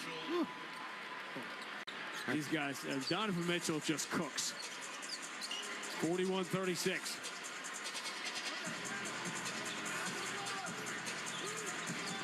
He's been the lead for the Celtics most of the first half. Peyton Pritchard, stop and start. Mobley waiting. Here's the bounce entry. Horford catches, flips it up and in over the end. Whoa. In the paint. You got to buzz and say, what's in the... What is a bucket in the paint? An interesting number for you on that. Donovan Mitchell drives. This time he's falling away to his right. Throws it with the right hand. It's no good. That was a tough shot. Rebound, Hauser outlets Pritchard. Races into the front court. Drop for the trailer. It's Jaylen. It's a 3. Bounces out. Hauser got a hand on the rebound, but all he can do is deflect it out of bounds as he collides with Sam Merrill. Man, like the isolation play. But this time able to slow down the spider a little bit. Holiday comes back in. Nice job done right now by Hauser and Peyton Pritchard. Nice job. We used to talk about it would drive you crazy, the players that had more three-point attempts than free throw attempts. Now the entire league is that way to the degree that there are 178 qualifiers for the three-point title, and there's barely 100 free throw qualifiers. And so it's the whole league now. Spinning. Niang gets Jaylen Brown up in the air, goes to the left hand, and rattles it home. Yeah, nice move. Should be able to beat Jaylen Brown with quickness, though. 43-38. Boston by 5. 5:15 to go first half. Jaylen Brown deep on the left side. Garland reaching for the ball. Jaylen keeps it alive, gets to the free throw line. Kick out. Holiday returning, launches a 3, all net. Celtics have now made 9 threes. The Cavs just 2, which indicates you should be up by more than 8. 46-38 is the Boston lead. 4:53 to go in the first half. Driving, Jerome fumbled the basketball, knocked away out of bounds by Holiday. Al Horford did that thing where he runs to the ball to try to inbound it, but they're giving this to Cleveland. I'd like to see it again. Oh, yeah. Celtics will not challenge. Ty Jerome inbound into the corner. Merrill puts in the hands of Jared Allen. Ty Jerome runs back out on the wing. Left-hand dribble. Jerome shovels into the corner. Niang 3. Swish. They will not let them get any space. Celtics lead is 5. Horford, right-hand dribble, coming strong, takes a smaller man deep in the paint. Porter commits the foul, and Al Horford will go to the free throw line for just the 3rd time this year. I'm starting to see more in that from Al. This time, refused to be denied going towards the rim. You get a smaller man, mouse in the house. This time, overpowers him. Little jump hook from about 5 feet away. Al, who 2 years ago went on that run with about 28 consecutive games without attempting a free throw. He's 4 for 4 this year, now 5 for 5. Old school basketball. There are people right now who are just saying, turning over, flipping, doing cartwheels. Because that just wasn't the way to play, but now I realize that the game is different. Talked to Steph Curry's dad. He said a lot of shot takers, not makers. Horford gets the free throws 48-41. There was a time that he was just Del Curry. And then at some point, he just became Steph's dad. 48-41, Boston by 7. Jared Allen against Tatum. Donovan Mitchell scoops it back out of the corner. Niang over the shoulder pass. Mitchell, everything on the perimeter here. Garland back in the game against Drew Holiday. Garland moving to his right. Horford slides his feet in front of him. Garland stop and start. Tries the right side. Goes for the scoop shot. Blocked by Horford. Off the glass into the hands of Jason Tatum. Horford stayed with him the entire way. Tatum stop and start. Steps back on Niang. Left side three. Swish. Man, that was nice. Talking about playing defense on one end. Give that credit to Al Horford for blocking the shot and then accelerating back the other way. Tatum ISO one-on-one splash. A heavyweight fight that has not disappointed yet. No buffering. 4 minutes to go, first half. Boston 51, Cleveland 41 on the BetMGM 98.5, the Sports Hub Celtics Radio Network. Hey, Big Jim Murray here. When I think of cannabis dispensaries in the area, I think of Netta. And I wanted to let you know they've got you covered this football season. Whether you're looking for top shelf flower, vapes, edibles, whatever you want, Netta's got it. Choose from a huge variety of products in tons of different strengths and sizes that will make your game day great no matter what happens on the field. Stop by Netta's dispensaries in Brookline, Franklin, and Northampton, or take advantage of their home delivery service so you don't have to miss a moment of the game. Shop at nettacare.org today. Please consume responsibly. This product may cause impairment and may be habit-forming. There may be health risks associated with consumption of this product. This product has not been analyzed or approved by the FDA. There is limited information on the side effects of using this product, and there may be associated health risks. Marijuana use during pregnancy and breastfeeding may pose potential harms. It is against the law to drive or operate machinery when under the influence of this product. Keep this product away from children. There may be health risks associated with consumption of this product. Marijuana can impair concentration, coordination, and judgment. The impairment effects of edible marijuana may be delayed by 2 hours or more. In case of accidental ingestion, call the Poison Control Hotline at 1-800-222-1222 or 911. This product may be illegal outside of Massachusetts. Mass state license numbers MR281287 and MR283065. Hey, it's Zoe. And just like the quarterback is the heartbeat of a team, your kitchen is the heartbeat of your home. Want to give your kitchen a fresh new look without breaking that bank? Then go to my guys at Luxury Makeover. They'll reface your kitchen cabinets instead of replacing them, saving you time and money. And for a limited time, they're offering 24 months with no interest, no payments. Reach them today at luxurymakeover.com. Tell them Zoe sent you. You're going to save an additional 15% off the project. Luxury Makeover. They spread smiles one home at a time. When your team's best players have all been traded and the latest pick is overrated, just raise a glass with a friend or two and tell them more, tell them more, tell them more do. May your team be great and your picks be true, and if it falls apart, you'll know what to do. Just raise a glass with a fan or two and tell them more, tell them more, tell them more do. It's a crazy world, so what do? You tell them more, tell them more, tell them more do. Hey! Tullamore Dew Irish Whiskey, 40% alcohol, William Grant & Sons, Inc., New York. Listen live. Check out our podcast with the 98.5 The Sports Hub app. There has been only one flaw in the 15-0 Cavaliers to this point. They have not defended the three-pointer well. They are 28th in the NBA in that category. They're basically top 5 in everything else. And that has been their undoing here at the start. Celtics are 10 of 17 from 3, and they have a 10-point lead with 4 minutes to go in the first half. What you're seeing is the Celtics playing a little bit better defense. Garland hasn't made as many shots. You're doing a good job on him of keeping him right now on the perimeter. Garland right now, look at him. He's a good scorer, right? Good shooter. 1 for 9 right now from the field. So that might be something the Celtics will look at defensively. The 94 Houston Rockets, the 1949 Washington Capitals, and the 2025 Cleveland Cavaliers, 15-0 to start the year, tied for the second longest season-opening win streak. The longest, of course, the defending champion Golden State Warriors in the fall of 2015. Their 24th and final win, of course, came here in this building in double overtime, and then they had so much taken out of them, they lost the next night in Milwaukee.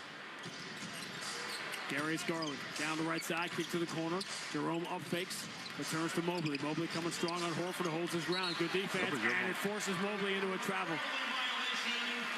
Al's been really good here. Yeah. Al getting up right now defensively, keeping a hand on Mobley, making it tough.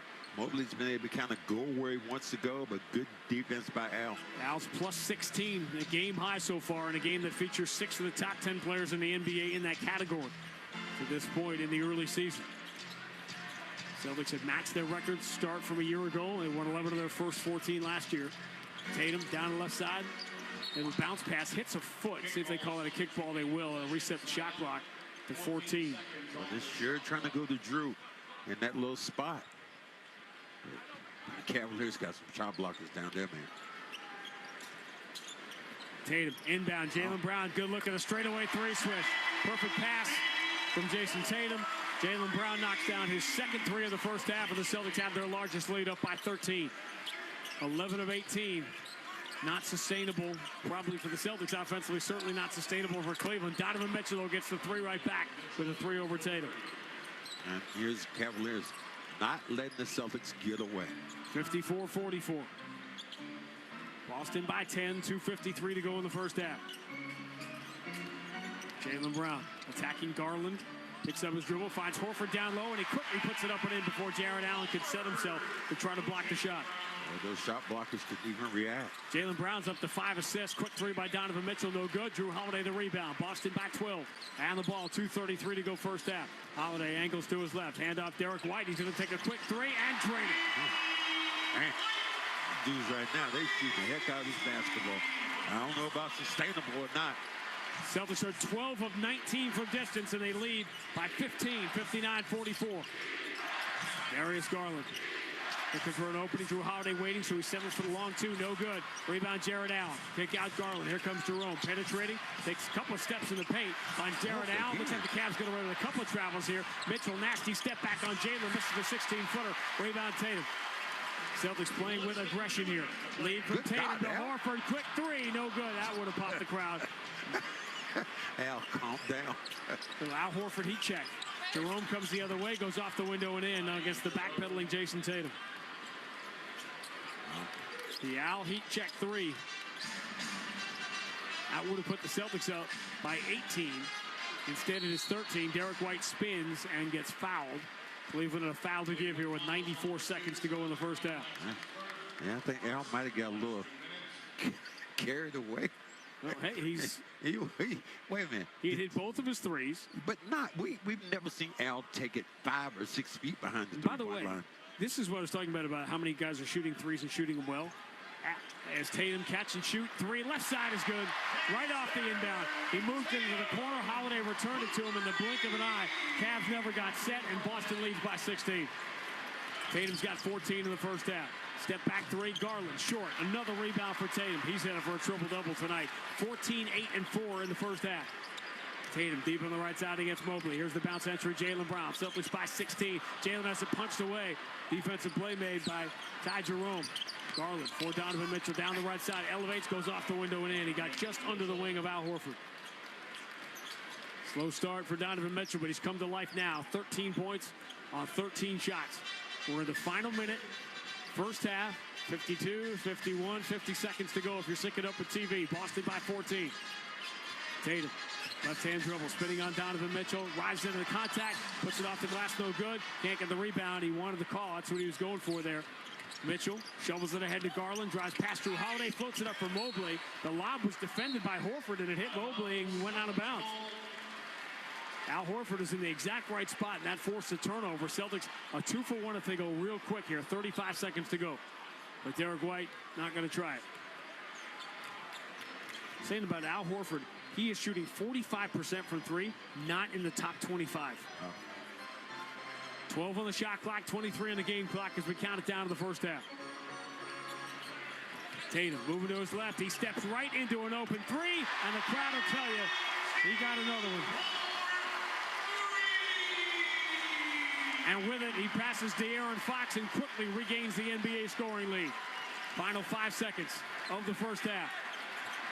Donovan Mitchell, fouled by Jaylen Brown. They had the foul to give, and they gave it. Smart play then by Jaylen Brown. I had to look up at the clock, see how many fouls he had. If he had 2 fouls in that situation, he only had 1, so you can go ahead and foul. Now bringing the shooter back in the game. Sam, or as I call him, bone marrow, back in the game.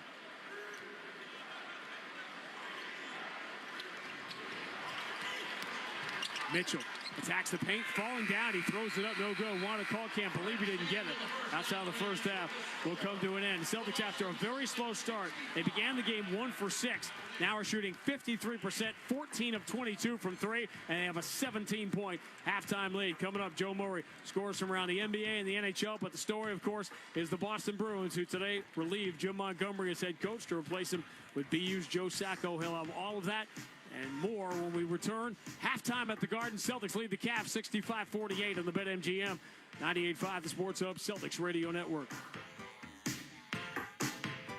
Hey, Big Jim Murray here. When I think of cannabis dispensaries in the area, I think of Netta. And I wanted to let you know they've got you covered this football season. Whether you're looking for top shelf flower, vapes, edibles, whatever you want, Netta's got it. Choose from a huge variety of products in tons of different strengths and sizes that will make your game day great no matter what happens on the field. Stop by Netta's dispensaries in Brookline, Franklin, and Northampton, or take advantage of their home delivery service so you don't have to miss a moment of the game. Shop at nettacare.org today. Please consume responsibly. This product may cause impairment and may be habit-forming. There may be health risks associated with consumption of this product. This product has not been analyzed or approved by the FDA. There is limited information on the side effects of using this product, and there may be associated health risks. Marijuana use during pregnancy and breastfeeding may pose potential harms. It is against the law to drive or operate machinery when under the influence of this product. Keep this product away from children. There may be health risks associated with consumption of this product. Marijuana can impair concentration, coordination, and judgment. The impairment effects of edible marijuana may be delayed by 2 hours or more. In case of accidental ingestion, call the Poison Control Hotline at 1-800-222-1222 or 911. This product may be illegal outside of Massachusetts. Mass state license numbers MR281287 and MR283065. Hey, it's Zoe. And just like the quarterback is the heartbeat of a team, your kitchen is the heartbeat of your home. Want to give your kitchen a fresh new look without breaking that bank? Then go to my guys at Luxury Makeover. They'll reface your kitchen cabinets instead of replacing them, saving you time and money. And for a limited time, they're offering 24 months with no interest, no payments. Reach them today at luxurymakeover.com. Tell them Zoe sent you. You're going to save an additional 15% off the project. Luxury Makeover. They spread smiles, one home at a time.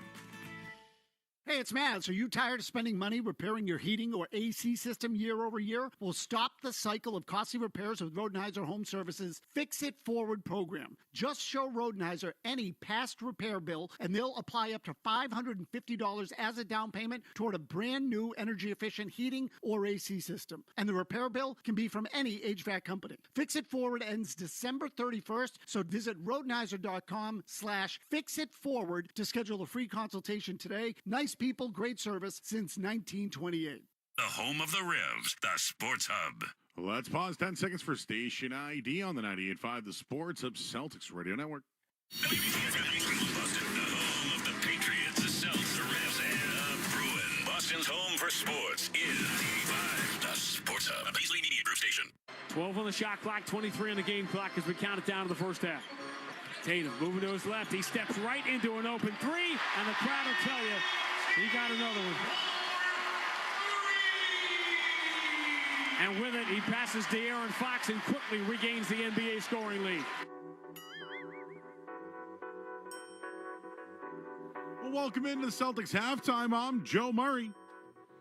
Celtics have a 65-48 lead right now over the undefeated Cleveland Cavaliers, who entered this one 15-0, 7-0 on the road. Of course, the Celtics off that overtime win the other night. They scored 26 in the first quarter, but went off in the second for 39 points. They finished on a 13-3 run. And while you just heard it there, they were led by Jason Tatum's monster first half. He had 17 points, 8 rebounds, 4 assists, 2 steals. He did it all in the first quarter, and he got hot from downtown. 4 for 4 in this one. He's played 18 minutes, 6 of 10 from the field. He hit a free throw. He's a plus 16 in the first half for the Celtics. Taking a look at some of the other starters for the Green, Drew Holiday has played 15 minutes. He has 8 points, 3 rebounds, 2 assists. And Derek White, he's played 22 minutes. He's got 6 points, 3 rebounds. He's added an assist as well. He's a plus 21. But they're getting a great contribution from Al Horford. When you think of the Cleveland Cavaliers, they have bigs, and they score in the paint. And Al Horford's contributing. He's gotten 4 or 6 from the field. He's hit 2 big threes. He's got 12 points, including this basket. Tatum attacks left side, throws out to the wing, waiting out. Horford sets himself for 3. Al has been so locked in shooting that shot. That's a deep. They penetrate. The thing that the bigs for the Cavaliers don't want to do, they don't want to come out of that paint. Not hard to see the difference here. Celtics 5 of 8 from distance. Cavs 0 for 4. Yes, Horford keeping the guys outside of the paint. Also, they've gotten some contributions from their bench. Peyton Pritchard, who was dealing with a thumb injury heading into this one, is playing 12 minutes, 4 or 6 from downtown. He went 4 or 6 from the field, 2 or 3 from downtown. He's got 10 points, 2 assists, 2 rebounds. Nevis Cada's played 8 minutes. He's helping out on the boards as well. He's got 3. And Sam Hauser's hit a couple of shots in 12 minutes. He has 2 points. And, well, Jaylen Brown, what can you say? 19 minutes, 4 or 10 from the field, 2 for 5 from downtown. And 5 first-half assists, including this nice little basket. Tatum inbound. Jaylen Brown, good look at a straightaway 3 switch. Perfect pass from Jason Tatum. Jaylen Brown knocks down his second 3 of the first half, and the Celtics have their largest lead up by 13. Great to see Brown hitting the 3. Right now, the Celtics are shooting 64% from 3. They're 14 of 22. Tell me they weren't locked up and excited for this one.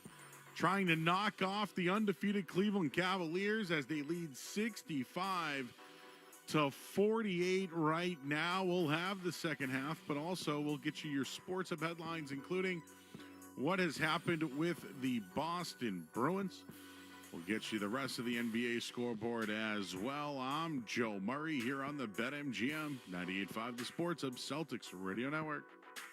Hey, Big Jim Murray here. When I think of cannabis dispensaries in the area, I think of Netta. And I wanted to let you know they've got you covered this football season. Whether you're looking for top shelf flower, vapes, edibles, whatever you want, Netta's got it. Choose from a huge variety of products in tons of different strengths and sizes that will make your game day great no matter what happens on the field. Stop by Netta's dispensaries in Brookline, Franklin, and Northampton, or take advantage of their home delivery service so you don't have to miss a moment of the game. Shop at nettacare.org today. Please consume responsibly. This product may cause impairment and may be habit-forming. There may be health risks associated with consumption of this product. This product has not been analyzed or approved by the FDA. There is limited information on the side effects of using this product, and there may be associated health risks. Marijuana use during pregnancy and breastfeeding may pose potential harms. It is against the law to drive or operate machinery when under the influence of this product. Keep this product away from children. There may be health risks associated with consumption of this product. Marijuana can impair concentration, coordination, and judgment. The impairment effects of edible marijuana may be delayed by 2 hours or more. In case of accidental ingestion, call the Poison Control Hotline at 1-800-222-1222 or 911. This product may be illegal outside of Massachusetts. Mass state license numbers MR281287 and MR283065.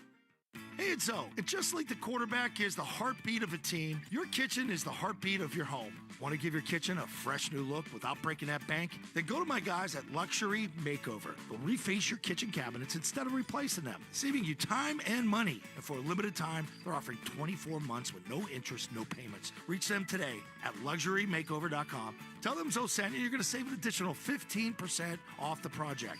Luxury Makeover. They spread smiles one home at a time. When your team's best players have all been traded and the latest pick is overrated, just raise a glass with a friend or two and tell them more, tell them more, tell them more do. May your team be great and your picks be true, and if it falls apart, you'll know what to do. Just raise a glass with a fan or two and tell them more, tell them more, tell them more do. It's a crazy world, so what do? You tell them more, tell them more, tell them more do. Hey! Tullamore Dew Irish Whiskey, 40% alcohol, William Grant & Sons Inc., New York. Tip off every Celtics game all season long with great tasting, less filling Miller Lite, the original light beer. Miller Lite, official partner of the 2024 World Champion Boston Celtics. When it's game time, it's Miller time, Celtics fans. Hey, it's Matt. Are you tired of spending money repairing your heating or AC system year over year? Well, stop the cycle of costly repairs with Rodenhiser Home Services' Fix It Forward program. Just show Rodenhiser any past repair bill, and they'll apply up to $550 as a down payment toward a brand new energy-efficient heating or AC system. And the repair bill can be from any HVAC company. Fix It Forward ends December 31st, so visit Rodenhiser.com/fixitforward to schedule a free consultation today. Nice people, great service since 1928. The only place to hear the game, the Sports Hub. Sports Hub headlines. All All right, scores from around the NBA are brought to you by Town Fair Tire. For the guaranteed lowest prices on tires, go to Town Fair Tire, because nobody beats Town Fair Tire. Nobody. Right now, Hornets over the Nets, 37-23 end of the first quarter. And then the rest of the NBA slate, Grizzlies, Nuggets, you got Dallas, New Orleans, Thunder. They head to San Antonio, and the Lakers, they host the Jazz later on tonight. Bruins, they've relieved Jim Montgomery of his head coaching duties. They were 8-9-3. They've named Joe Sacco as their interim coach. The Bees take on Utah on Thursday night. And the Patriots getting ready to take on the Dolphins. They'll be in Miami this Sunday. Headlines are brought to you by Valvoline Instant Oil Change. Enjoy quick and convenient vehicle maintenance this month. Visit NewEnglandOilChange.com to save 15% off your next drive-through oil change at Valvoline Instant Oil Change. Now open in Rainham, Reading, and in Braintree. Celtics lead the Cavs 65-48 at halftime. I'm Joe Murray, Grandy, and Max. They'll have the second half next on the BetMGM 98.5, the Sports Hub, Celtics Radio Network.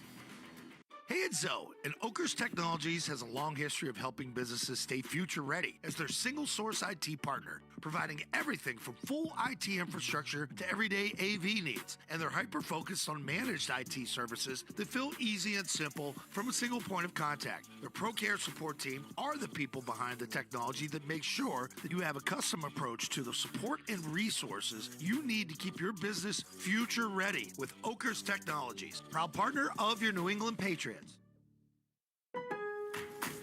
Shop early, save big, all month long during Black Friday build-up at Lowe's. Right now, get select pre-lit artificial Christmas trees starting at just $59.98. Don't wait to save. Shop these deals today, in-store or online, because Lowe's knows deals. Discount taken at time of purchase while supplies last. Selection varies by location.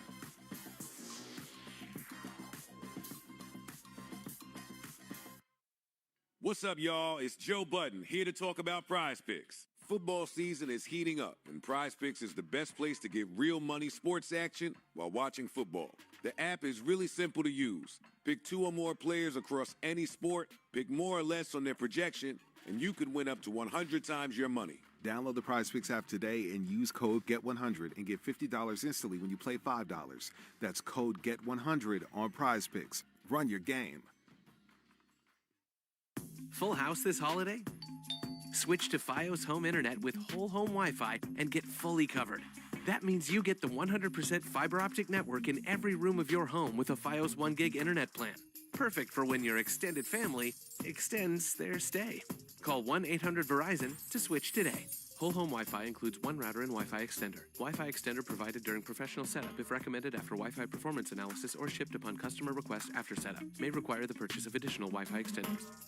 My brother-in-law died suddenly. Now my sister and her kids have to sell their home. After that, I told my wife we couldn't put off getting life insurance any longer. An agent offered us the 10-year, $500,000 policy for nearly $50 a month. Then we called SelectQuote. SelectQuote found us identical coverage for only $19 a month, a savings of $369 a year. Whether you need a $500,000 policy or a $5 million policy, SelectQuote could save you more than 50% on term life insurance. For your free quote, go to SelectQuote.com. That's SelectQuote.com. SelectQuote. We shop, you save. Full details on example policies at SelectQuote.com. Felger and Maz, afternoons 2 to 6 on the Sports Hub. Back at the Garden, where the Celtics did what a lot of people thought they were going to do in the first half. They rained down threes. They've got a 17-point lead, 65-48. It is colder outside, leaves coming off the trees. That means it is November, which is National Diabetes Awareness Month, but it also means it's time for the annual visit of the president of Sun Life USA, Dan Fishbein, joining us here to talk about the Sun Life Dunk for Diabetes program that we've had here for so many years. First of all, it's good to see you, as always, my friend. Great to see you. 11 years. And $1 million now in those 11 years? Together with the Shamrock Foundation, we've raised over $1 million for the YMCA of Greater Boston's Healthy Habits program. And the Dunk for Diabetes program basically is based on the number of dunks, which we didn't have one in the first half. Other than the junior jammers, there were no dunks in the first half. They should count that. I don't know why they don't. Every year we have, and we will continue to read the commercials for and tell you how you can get involved, and including the hashtag, which is so important, hashtag Sunlife Dunk for Diabetes. You and I have had different conversations over the years about this sort of national epidemic that diabetes has become in so many ways. And I was thinking about you today, knowing we were going to have this conversation, as we've just passed this election cycle, in which the number one issue for people essentially was the price of groceries. And the connection there between being able to afford to have proper nutrition plays such a big part in this. Such a big part, and eating healthy, eating the right food is what this Healthy Habits program is all about. Last year there were, 88 dunks, I think, in November. That it helps raise the thing. And again, we're going to read every dunk this month. It's a $1,000 donation, as you said, to the YMCA of Greater Boston. And there are a lot of different things. We went through, one of the times we were talking was during the pandemic. Things happen that sort of change our awareness of what the most important thing may be. But this has remained, from the first time you sat across from me 10 years ago, right in the first year of this 11-year program, to now, this remains, to me, at the top of health crises in the United States. It's one of the biggest issues we have, driving healthcare costs and issues in the U.S. Programs like what the Y does can make a big difference in that. More than 1,000 people have gone through that program so far. Do you think people have become better educated about nutrition and what leads to people suffering from diabetes? I think people are more aware, but there's still more we could do, for sure. And so that's what this program is largely about. Sunlife Dunk for Diabetes. Sunlife Dunk, the number 4, diabetes. Dan Fishbein, it's our annual visit. One day we'll get to talk about other things. By the way, since last you joined us a year ago, I just got a ring tonight. Max got a ring. It's a whole different feel. You must have enjoyed that run. It is great to see that banner up there. And have you been back in the building and see it yet? Yep. Awesome. All right, my friend. Great to see you. Good to see you. Dan Fishbein from Sun Life U.S. and president, and we'll be continuing to talk throughout the month of November about National Diabetes Awareness Month and the Sun Life Dunk for Diabetes. 17-point game. Celtics lead the Cavs 65-48, and they've done it shooting the threes. 14 of them for the Celtics in the first half, just 4 for the Cavaliers. 4-14, 14 of 22. As we get ready to go in the second half, Celtics wearing the black jerseys tonight. They're going left to right. Cleveland wearing their home whites in Boston tonight at the green court for the NBA Cup floor. And don't forget, again, with the Celtics leading by 17, scoring margin matters in these games. Jaylen Brown stop and start. He fumbles it, kicks it out of bounds off his own knee. And Jaylen's had a nice game going, 10 points, 5 assists in that first half, but that is his 3rd turnover. Darius Garland, rough shooting night, 1 for 11. Evan Mobley trying to get it to Sam Merrill, but Jaylen Brown takes that away. Celtics just guarding at a different level. Garland strong down the left side, scoops it up, no good. He can't buy one tonight. Tatum grabs his 9th rebound.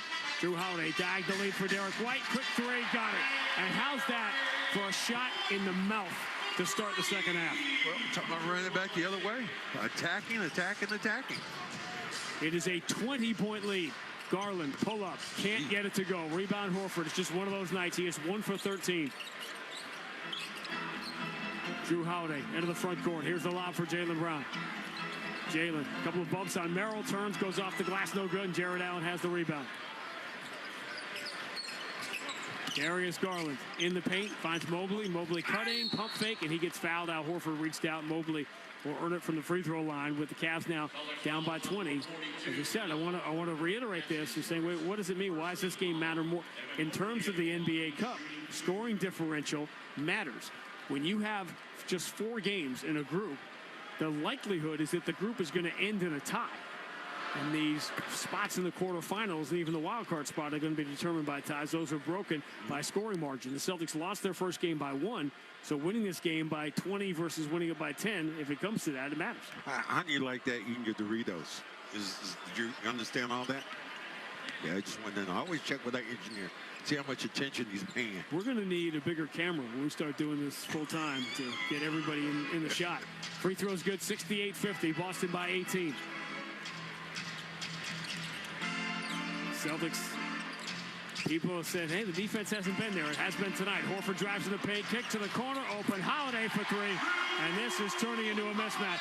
You don't guard the Celtics at the three-point line, it's going to be a bad night. Celtics are 16 of 24. They lead by 21, 71-50.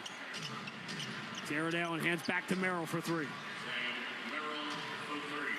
Just the guys they've had here, and you don't. Okoro's a good defender, but he doesn't give you that three-point option. Bad entry by Derek White, looking for Jaylen Brown. Jared Allen saw it coming, stepped in front of him, has the steal. Garland lead for Merrill. He pump fakes Al Horford away and then knocks down another three. Back-to-back threes by Sam Merrill, and the lead is quickly down to 15, 71-56.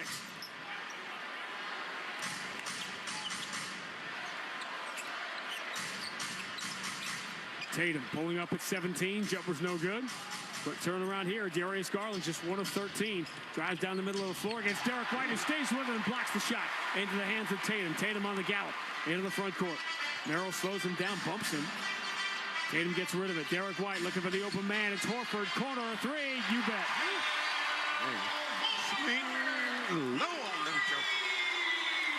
Timeout, Kenny Atkinson. The Cavs have been so good defending on the interior. That's why they've been giving up threes. And you can get away with that against some teams in the league. You can't get away with it in Boston. 9:24 to go, third quarter. Boston 74, Cleveland 56. On the BetMGM 98.5, the Sports Hub Celtics Radio Network.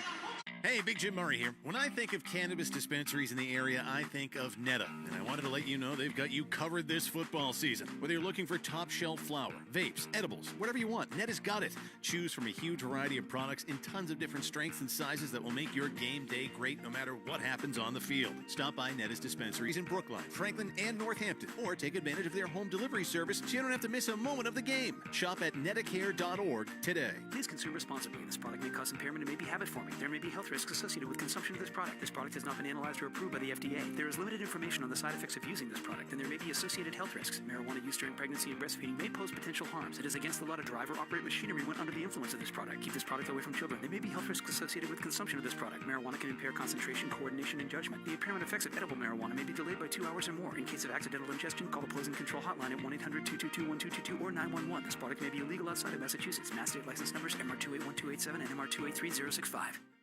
Hey, it's Zoe. And just like the quarterback is the heartbeat of a team, your kitchen is the heartbeat of your home. Want to give your kitchen a fresh new look without breaking that bank? Then go to my guys at Luxury Makeover. They'll reface your kitchen cabinets instead of replacing them, saving you time and money. And for a limited time, they're offering 24 months with no interest, no payments. Reach them today at luxurymakeover.com. Tell them Zoe sent you. You're going to save an additional 15% off the project. Luxury Makeover. They spread smiles, one home at a time.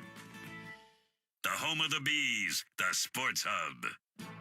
This is Reliving the Green. What a pass by DJ!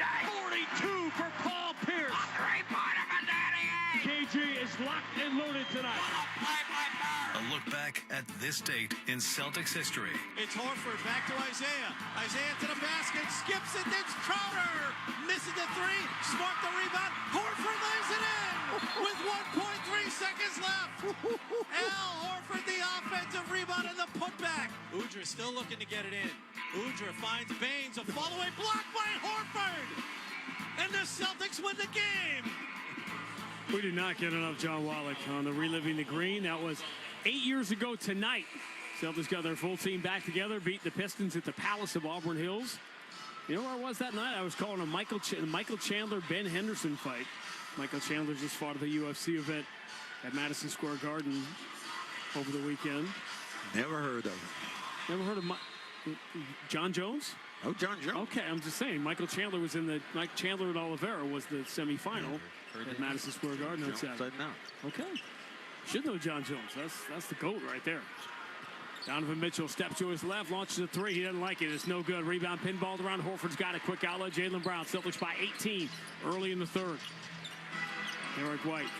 Or Tatum. Well, Celtics, it's a different level of defense they played effort-wise tonight. Tatum to 12 feet, pump fake, kick to the corner. Horford going to drive baseline, return to Tatum. Shuttles it to Derek White in the wing. He drives around Garland, bumps him away, creates a short little jumper for himself and knocks it down. Celtics are making this thing look easy right now. Up by 20, 76-56. Champions playing on a different level. And Garland just has not showed up tonight. I think he showed up. It's just the shots aren't falling. I don't think it's effort. It's just one of those nights. Mobley leans into Horford, forces it up, no good. Al really putting the wood on Mobley down low, forces the miss, but the rebound hit Horford and went out of bounds. Good shot by Al. He said Mobley had no place to go. Got himself caught under the basket. Only 6 seconds here on the shot clock. Yeah, because the shot did not hit the rim. Uh-oh. Inbound. Mobley, right-hand dribble, coming strong on Horford, flips it up and in with the right hand. Good job by Mobley. He's been Kid's tough, man. He's spot on today. 12 points, 5 rebounds, 3 assists for Mobley. Tatum pull up 3 on Jared Allen, got it. The Celtics are just way too comfortable at the three-point line. 18 of 26. It's out the NBA record with 29 on opening night. Garland, kick to the right side. Merrill's 3 comes up short. Tatum grabs the rebound. 20 points, 11 rebounds, 5 assists. And has regained the NBA scoring lead from De'Aaron Fox. Tatum alone again. Holiday finds him, and Tatum misses the open 3. Fans really wanted. That's his first miss of a 3 in 6 tries. No one's talking about him not shooting threes well now. 5 for 6. He's getting up near 40%. Left side, Mobley will try a 3 and hit it. He's been playing well. I mean, he's been his building the last time. Really showed his arsenal. Celtics had a big lead. He cut into it himself. 79-61. Remember, now the guy who's not playing tonight is the guy that led the comeback last year in Cleveland, Dean Wade. Tatum, cross-court, good look for Jalen. 3, it's no good. Long rebound, Horford for Tatum. Plenty of time, so he lobs it into Holiday. Holiday long 2 from the baseline over Merrill, no good. Rebound, Jared Allen. Well, we'll see him take that ball towards the rim. Donovan Mitchell puts in the hands of Sam Merrill. Tatum right there. Now Garland straight away against Jaylen Brown. Mobley sets the screen. Garland down the right side, runs it off the glass, and finally gets one to go. Good time out here. Great time. It is. You've got a good-sized lead, but the Cavs are starting to score, gaining confidence. So 13-8 run to shave 5 points off the deficit. 6:55 to go, third quarter. Boston 79, Cleveland 63 on the BetMGM 98.5, the Sports Hub Celtics Radio Network. Hey, Big Jim Murray here. When I think of cannabis dispensaries in the area, I think of Netta. And I wanted to let you know they've got you covered this football season. Whether you're looking for top shelf flower, vapes, edibles, whatever you want, Netta's got it. Choose from a huge variety of products in tons of different strengths and sizes that will make your game day great no matter what happens on the field. Stop by Netta's dispensaries in Brookline, Franklin, and Northampton, or take advantage of their home delivery service so you don't have to miss a moment of the game. Shop at nettacare.org today. Please consume responsibly. This product may cause impairment and may be habit-forming. There may be health risks associated with consumption of this product. This product has not been analyzed or approved by the FDA. There is limited information on the side effects of using this product, and there may be associated health risks. Marijuana use during pregnancy and breastfeeding may pose potential harms. It is against the law to drive or operate machinery when under the influence of this product. Keep this product away from children. There may be health risks associated with consumption of this product. Marijuana can impair concentration, coordination, and judgment. The impairment effects of edible marijuana may be delayed by 2 hours or more. In case of accidental ingestion, call the Poison Control Hotline at 1-800-222-1222 or 911. This product may be illegal outside of Massachusetts. Mass state license numbers MR281287 and MR283065. Hey, it's Zoe. And just like the quarterback is the heartbeat of a team, your kitchen is the heartbeat of your home. Want to give your kitchen a fresh new look without breaking that bank? Then go to my guys at Luxury Makeover. They'll reface your kitchen cabinets instead of replacing them, saving you time and money. And for a limited time, they're offering 24 months with no interest, no payments. Reach them today at luxurymakeover.com. Tell them Zoe sent you. You're going to save an additional 15% off the project. Luxury Makeover. They spread smiles one home at a time. When your team's best players have all been traded and the latest pick is overrated, just raise a glass with a friend or two and tell them more, tell them more, tell them more do. May your team be great and your picks be true, and if it falls apart, you'll know what to do. Just raise a glass with a fan or two and tell them more, tell them more, tell them more do. It's a crazy world, so what do? You tell them more, tell them more, tell them more do. Hey! Tullamore Dew Irish Whiskey, 40% alcohol, William Grant & Sons, Inc., New York. Hey, it's Matt. Are you tired of spending money repairing your heating or AC system year over year? Well, stop the cycle of costly repairs with Rodenhiser Home Services Fix It Forward program. Just show Rodenhiser any past repair bill, and they'll apply up to $550 as a down payment toward a brand new energy-efficient heating or AC system. And the repair bill can be from any HVAC company. Fix It Forward ends December 31st, so visit Rodenhiser.com/fixitforward to schedule a free consultation today. Nice people, great service since 1928. Connect with Boston's Home for Sports online. 98.5thesportshub.com. Brady Max back at the Amica Insurance broadcast booth. Celtics by 16, 79-63. They've led throughout and by as many as 21. On the night, they've just gotten open looks at threes. They've knocked them down, and they really set a defensive tone early in this game. Yeah, you just look at the Cavs just trying to just hang in there right now. I'd love to see the Celtics attack the rim a little bit more. I know Mobley is the only shot blocker out there at this particular time. Cavs finished 13-18 last year after being so good for the first 2/3 of the year. Needed 7 games to beat Orlando to advance to Boston. Won the second game of that series here, but were beaten in 5. Tatum, cross court for Drew Holiday. Left-hand dribble, dropping on Mobley. Lobs it for Cato, coming strong behind Niang for the 2-hand slam. Celtics have been waiting to hit that one all night. Dunker coming on the offside. Cato wide open. Celtics have 23 assists on their 30 field goals. Mobley, good interior pass to Niang. Got in behind Jaylen Brown. Banks it off the window. Jaylen came over to help out Cato at that particular time.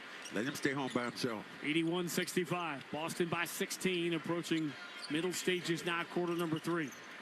Tatum now directing this offense. 20-11-5 for Tatum, and we're midway through the third right now. Tatum bumped by Garland, dribbling between his legs, tries the right side, attacks, gets to the rim, but misses the layup, and the rebound belongs to Cleveland. Tatum got there but couldn't finish. Garland driving on Jaylen Brown, kick to the corner. Up faking is Ty Jerome, takes Holiday to the rim. Holiday went for the steal, couldn't get it, took himself off balance. Jerome spins, has an easy layup, but this is a 9-2 run for the Cavaliers, and they're back within 14. 81-67. Well, 21-point lead in the NBA these days isn't much. Cato, interior pass back out to Tatum, who missed the 3, but he got run into by Mobley, and Tatum will get 3 free throws here. Mobley goes right into the body. And that's exactly what you want to do. You give up man shooting a 3-point shot. You challenge. But a lot of times you're not going to block that. All you want to do is get your hands up and not go under his landing space. I think that's all you can do these days. For all the complaints about the number of threes, Celtics obviously the runaway leader in the league in attempting threes. But they have stayed in the top 10 in free throw attempts per game, which is what you want. You want open threes or free throws. But tonight they have not gotten to the line. They've attempted 28 3-pointers, and this is just their 4th and 5th free throws. Well, when you're shooting it the way they're shooting it right now, sometimes it's a little difficult to be going up to the line. But now, those 3 points here, probably out of this. There are no other games in Group C tonight. This is the only one. So when it is over, Atlanta will be 2-0. Cavs with a win would match them at 2-0 and basically eliminate the Celtics. If the Celtics win the game, then Cleveland and Boston would be 1-1, and Chicago and Washington would be 0-1. Tatum gets 2 of 3 at the line, 1 of 3 at the line. 82-67. I think what they did was they took the 3rd free throw away. Attacking Porter is all alone, 2-hand slam. Celtics for the first time tonight get crossed up defensively, and this is now an 11-3 run for Cleveland. They've cut it from 21 down to 13. 5:04 to go in the third quarter. Pritchard, bounce entry, Drew Holiday. Against Porter at the mid-block, bullies his way in the paint, pump fake, hands to Cato, flips it up way short. He got a hand on the rebound, but he deflected it right to Niang. Here comes Garland, calls his own number, open for 3. He's due, but he misses, and Holiday snatches the rebound. Quick outlet, Tatum wants it. Tatum against Mobley. Tatum, step back, 3. Nope, back iron, pops high in the air, and Jerome has the rebound. His quick outlet to Garland. Garland racing up the left side of the floor, shovels back to Niang. Niang over the shoulder pass. Garland zips the entry to Mobley. Steps past Holiday. Slams it home and the foul. Mobley too strong in that position. Just gets inside out. You miss a 3. They come back and get a 3. That's a 6-point swing. You know who's been the man for the Celtics tonight, and they have really struggled when he's been out, has been Horford. I want to get him back in this game. He's done an excellent job of defending the basketball. Celtics are a plus 22 in the game without Horford out there. And now they're a minus 10 with him out. Minus 12 with him out. And this is now a 10-point game, 82-72. That lead dropped quickly. Tatum on the wing against Niang. Left-hand dribble, foul by Niang on the way in. Man, Niang's getting a tough whistle tonight. He has not gotten his money's worth on these 3 fouls. Denver playing without Jokic again tonight. Early lead up by 5 at Memphis. The only other game going on, Charlotte at Brooklyn. Charlotte by 6. Oh. Pritchard catch and shoot. Fall away 3 is no good. Rebound Donovan Mitchell. Floats it ahead to Porter. Catches in stride. Lays it in. And the lead is down to 8. 82-74. 16-3 is the Cleveland run. all this with Horford on the bench. Tatum. Little screen from Holiday. As Donovan Mitchell on his hip, drives right into Niang, runs him over. George. Offensive foul.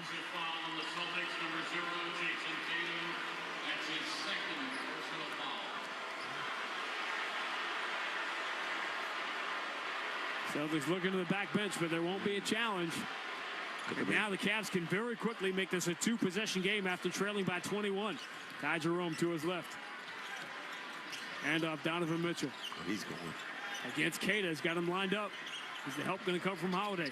Mitchell instead steps to his left. Three is in the air, no good. Rebound, Tatum got pushed in the back. Mobley comes up with an offensive rebound. As a result, misses the first shot, throws down the dunk. Tatum clearly got pushed in the back. Joe Mazzulla will call a timeout. Whoa. That happened fast. 18-3 is the Cleveland run, and we got a 6-point game with 3:25 to go in the third. I thought this was pretty much going to be a blowout as the Celtics continued on. But think about the couple of plays that happened. Turn the basketball over, getting three-point looks, the three you don't get, the three the opposition's able to get, and then with Al Horford out of the game has really changed the tenor of what this team has done. And the Celtics are 0 for 4 from three in that stretch, but the 4 is they've taken very few threes in that stretch. They're still shooting 60% from three, 18 of 30, but they only lead by 6 now.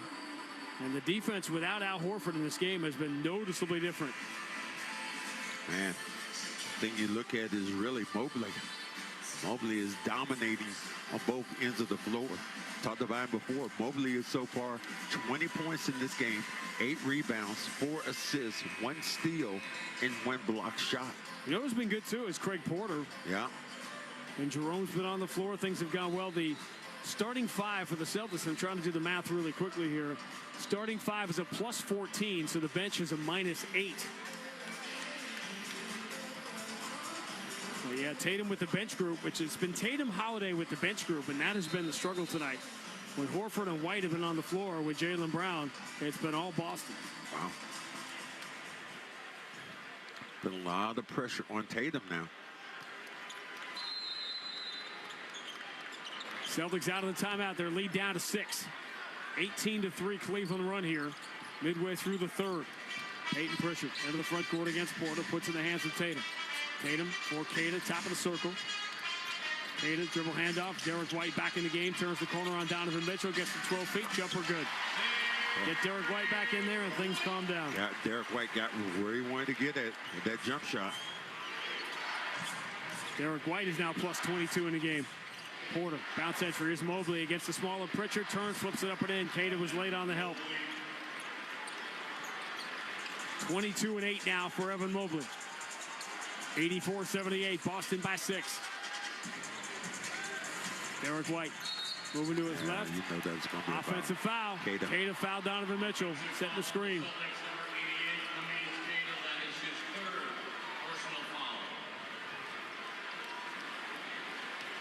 You set one pick, and that's it.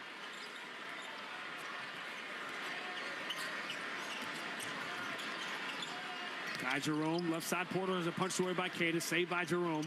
Jerome finds the cutter. Niang reverses it up and in. 4-point game. If you thought the Cavs were some kind of fluke, Celtics are finding out firsthand right now. 22-5 is the run. Tatum down the left side gets fouled. Dick Niang right towards the basket. Use the quickness. 4. Should be 2 shots here. And I think another thing that happened in this, you think about the three free throws Tatum was taking. Only made 1 of them. Yeah, he didn't, by the way, he didn't get 3. They changed that to where he only got 2 free throws. Celtics as a team have only had 5 as Tatum goes to the line now. Wow, looked like that clearly was I thought so too. Was a shot that he was behind the line and he shot that basketball. Tatum gets the first free throw. This is a 22-5 run for Cleveland. I'll tell you what, Joe Mazzulla sticking with this group out on the floor. Whereas, you know, you might want to take a look and bring Al Horford back in this game. But I guess he's going to give him 2 more minutes. with Kate on the floor. Again, Celtics get another advantage with the schedule. They don't play again until Friday night, and they'll play the team on the longest losing streak in the NBA right now. The Wizards lost their 9th consecutive game last night, got blown out in New York. Free throws good for Jason Tatum. Celtics by 6, 86-80. Donovan Mitchell to his right. Pushes Kate away, but he drops the ball, and he races to get it, barely keeping it in the front court. Donovan Mitchell bumps into Keita, turns, 15-footer, swish. Boy, he's knocking Keita all over the floor. His eyes light up when he gets Keita in front of him. 86-82. Boston lead is 4. 1:42 to go in the third quarter. Derek White. Straight away, left-hand dribble, switches to the right, pull-up three on Niang, no good, back iron, rebound, headed out of bounds, and the Cavaliers can now make this a one-possession game with 1:33 to go in the third quarter. Remember, they had the 20-point comeback the last time they played the Celtics in the regular season, that game in early March in Cleveland, the Dean Wade game. Donovan Mitchell, bounce pass, Porter attacks the paint, hands off at the last second, easy two-hand slam for Jared Allen, and a championship close to this third quarter for the Cleveland Cavaliers. 26-7 run, and the 21-point lead for Boston is down to 2. Tatum catches in the paint, spins, pump fake, flips it up and in. A 36-point quarter for Cleveland. The late game warning as Tatum pushed the ball out of bounds afterwards. 25, 11, and 5 for Tatum. Well, for 2 quarters and 4 minutes, the Celtics guarded as well as they have all year. Then not so much. Can't get Porzingis back soon enough. Donovan Mitchell, stop and start, attacks Keita again, steps around him, and scores with the left hand. That's his candy from a baby. My goodness. 88-86, Boston by 2. Donovan Mitchell just shredding Neemias Queta. 41 seconds to go in the third. Tatum starts down the right side. Donovan Mitchell reaches out, commits the foul. Cavs had 1 to give. Second foul on Mitchell. Energy level. Cleveland's bench, Celtic bench. Nobody active. It's easy to be active when the threes are going in. Inbound to Derek White. Enters to Keita all alone. Two-hand slam.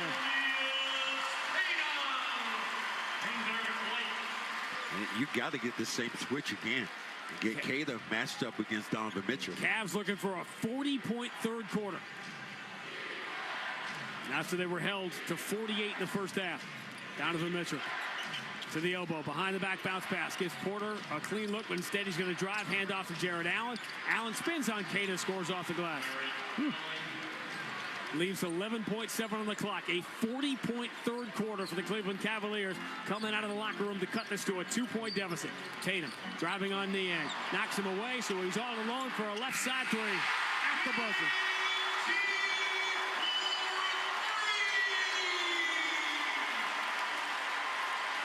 Sixth three of the night for Jason Tatum, and the Celtics have needed every one of them. The early season showdown has not disappointed. Celtics led by 6 at the end of 1, by 17 at halftime, and by as many as 21. And then the Cavs started scoring and scoring and scoring. Boston lead down to 5 as we make the turn for home. End of 3 at the Garden. Boston 93, Cleveland 88 on the BetMGM 98.5, the Sports Hub Celtics Radio Network.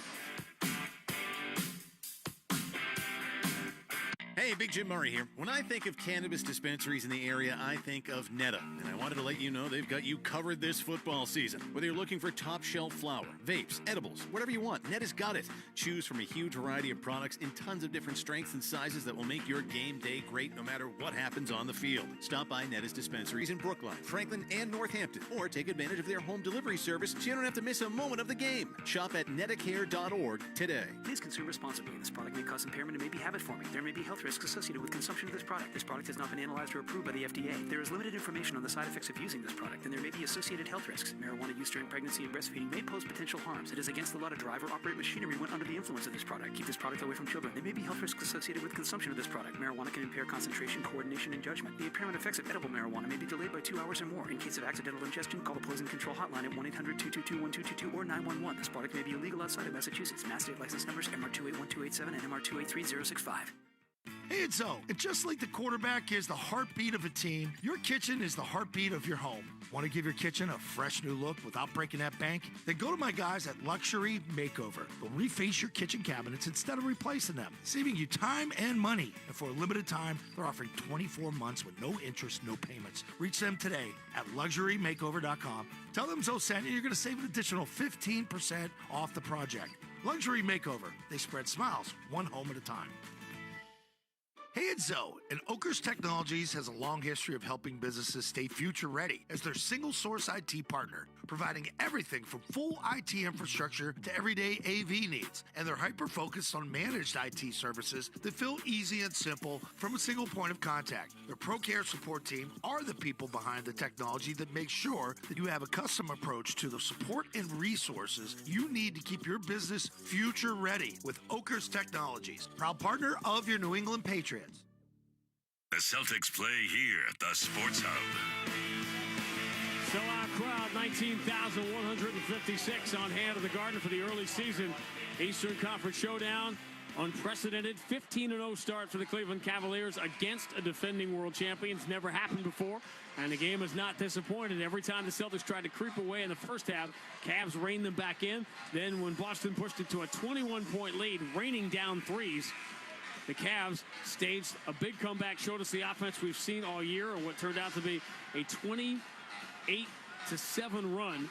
Got it to 2 at one point, but a Jason Tatum 3 at the buzzer gives Boston a 5-point lead, 93-88. As we go to the fourth, attendance brought to you by Ticketmaster. Join the crowd and excitement at a future Celtics game by ordering your tickets at Ticketmaster.com. Next home game, by the way, if you don't have enough fun here with the Cleveland Cavaliers, how about the Ant-Man and Julius Randle and the Minnesota Timberwolves in here on Sunday night? Ought to be a good game. Thing just happened a minute ago. Al Horford gets on the warm-up back here, is taking a couple of rolls, and all of a sudden they screamed out, Al, get back in the game. Celtics plus 22 with Al Horford in the game, minus 17 with him out. He's back out there to begin the fourth quarter. Cleveland with the ball down by 5. Ty Jerome, left-hand dribble inside the free throw line, and Hauser steps through, forces it up way short. Rebound, Jared Allen deflects it. Horford got a hand on it, but it comes all the way out to Niang. Cavs reset. Porter finds Donovan Mitchell. Mitchell up to 17 now, starts his drive on Horford, floats it up and in. Just got it over that front iron. Mitchell just going right at the rim, man. Now the Cavs have come back to even the rebounding at 31 apiece. Getting some second chance opportunities. 11 of 5 second chance points in favor of Cleveland. Boston by 3. Tatum out of the game now. Jaylen Brown turns the corner, drives on Jared Allen. He was open, but he didn't know it, so he kicks out to Horford, and Horford cleans it up by hitting the 3. Yeah, he was really open. I mean, nobody around him. Tatum's done a lot of great things tonight, but Al may be the man of the match right now, 96-90. Al plus 23 in the game. The Celtics lead by 5, but Mitchell is open for 3, and he drains it. Just the 8th of the night for Cleveland, and the Celtics have 20, and this is just a 3-point game. 96-93. Donovan Mitchell up to 22. Derek White deep on the right side against Donovan Mitchell. Now Al Horford straight away. Jaylen Brown comes to take the handoff. Jared Allen in front of him. Jaylen backs it out. Cavs came to fight, no doubt. Jaylen dribbles between his legs. Jared Allen has him locked up, so Jaylen settles for a fall-away 3. It's no good. Donovan Mitchell flies in for the rebound, and here come the Cavs, only down by 3 with 10:20 to go. Donovan Mitchell gets the Niang screen, step back on Derek White. 3 rims out, would have tied the game. Everybody just stared as the rim spit it up in the air, and then wide left. Jaylen Brown zips to the left corner, quick 3. Derek White rims out. Rebound Donovan Mitchell. Derek White saying he got hit by Ty Jerome. Rim spits that one out. Spinning, floating it up. No good in traffic was Porter. He got to the rim, couldn't finish over Pritchard. Celtics hanging on to the lead by a thin margin, a string. Jaylen drives, goes to the right hand, scores off the window, a little hop step as he splits Niang and Donovan Mitchell. 98-93. Boston by 5, 9:38 to go. Niang fouled by Pritchard. Pritchard just got the shoulder up. The only guy engaged on the Boston bench standing right now is Jason Tatum. You're right. Normally you see all kind of action from them emotionally right now. Cavaliers are the team right now. The Celtics back on their heels. 6 Celtics in double figures led by Tatum's 28. Tatum has regained the NBA scoring lead from De'Aaron Fox. who had 109-point back-to-back over the weekend, if you missed it. Al, you're up again. Donovan Mitchell, step back on Horford, loses him, but he misses the open shot. It hit a lot of iron and almost kicked back in. Celtics by 5. Pritchard switches to the left hand. He attacks, gets in deep. Hand to Al Horford. Horford pump fake on Jared Allen. Suddenly bumps him away, misses the first shot. Gets his rebound twice and commits a loose ball foul to get it. Ooh. And the fans are getting a little more irritated with a lot of these 50-50 calls. Yeah. Going against the home team. Hand in the back then by Al. It's a good call. And Jared just pushed him in the back. So the lead remains 5. 98-93 Boston. 9:08 to go. When do you bring Tatum back? Ty Jerome deep on the left side against Al Horford. Jerome left-hand dribble coming strong. Pump fake, steps through and gets fouled by Al Horford. Late call. Al does the Dikembe finger wag, saying, I didn't commit a foul. Celtics look to the back bench to see if they're going to challenge. Yeah. This looks like it's definitely going to be a challenge, and it will. And they got the rebound. And that's significant. So imminent possession should belong to the Celtics. If this call gets overturned, instead of free throws to make it a one-possession game, it'll be Boston ball up by 5. 9:02 to go. At the Garden, Boston 98, Cleveland 93. On the BetMGM 98.5, the Sports Hub Celtics Radio Network. Hey, Big Jim Murray here. When I think of cannabis dispensaries in the area, I think of Netta. And I wanted to let you know they've got you covered this football season. Whether you're looking for top shelf flower, vapes, edibles, whatever you want, Netta's got it. Choose from a huge variety of products in tons of different strengths and sizes that will make your game day great no matter what happens on the field. Stop by Netta's dispensaries in Brookline, Franklin, and Northampton, or take advantage of their home delivery service so you don't have to miss a moment of the game. Shop at nettacare.org today. Please consume responsibly. This product may cause impairment and may be habit-forming. There may be health risks associated with consumption of this product. This product has not been analyzed or approved by the FDA. There is limited information on the side effects of using this product, and there may be associated health risks. Marijuana use during pregnancy and breastfeeding may pose potential harms. It is against the law to drive or operate machinery when under the influence of this product. Keep this product away from children. There may be health risks associated with consumption of this product. Marijuana can impair concentration, coordination, and judgment. The impairment effects of edible marijuana may be delayed by 2 hours or more. In case of accidental ingestion, call the Poison Control Hotline at 1-800-222-1222 or 911. This product may be illegal outside of Massachusetts. Mass state license numbers MR281287 and MR283065.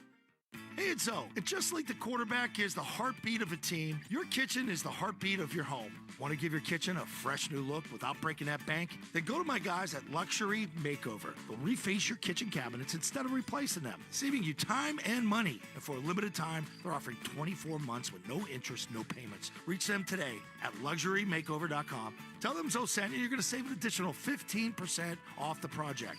Luxury Makeover. They spread smiles, one home at a time. Full house this holiday? Switch to Fios Home Internet with whole home Wi-Fi and get fully covered. That means you get the 100% fiber optic network in every room of your home with a Fios 1 gig internet plan. Perfect for when your extended family extends their stay. Call 1-800-VERIZON to switch today. Whole home Wi-Fi includes one router and Wi-Fi extender. Wi-Fi extender provided during professional setup if recommended after Wi-Fi performance analysis or shipped upon customer request after setup. May require the purchase of additional Wi-Fi extenders. Listen live. Check out our podcast with the 98.5 The Sports Hub app. The Celtics lose the challenge. The original play that you reacted to, that Al reacted to, he got all ball, but they looked at the replay and decided Al fouled him a little bit earlier. So now the Celtics lose their challenge, and Ty Jerome will get free throws here to try to make this a three-point game with 9:02 to go. Those guys have been good. You know, Porter has been good. He has 12. Niang has 11. Jerome has 6. They've done a better job offensively than the Celtics. Look at the Celtics so far off the bench. Pritchard with 10. Hauser right now with 2. Makeda. So only 16 points off the bench for the Celtics, whereas the opposition right now has 12, 18, 27. That's a big discrepancy. So remember, when they review calls, they can look to see if there was an earlier foul, and they decided to uphold the call because there was contact on the initial jump forward by Jerome. So significant free throws now. Jerome, good free throw shooter, 21 of 25. Won the national championship in 2019. Tony Bennett of Virginia gets the first free throw here. I'll tell you what I love about this when I look at these guys. Porter and Jerome, those are good players. Now you're bringing Cada back in this lineup. And they have feasted on Cada tonight.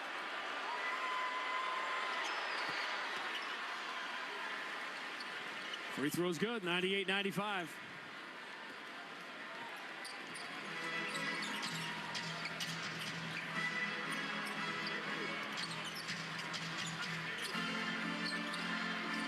Sam Hauser deep on the right side against Jerome. Here's the entry, Jaylen Brown. Bumps Garland. Bounce pass. Cada steps through. He clearly got fouled. Late whistle, but Cada will get free throws now. They're sure believing in Cada as an offensive guy. I mean, little dip-offs, little lob plays around the rim. Is this where you're going to go offensively?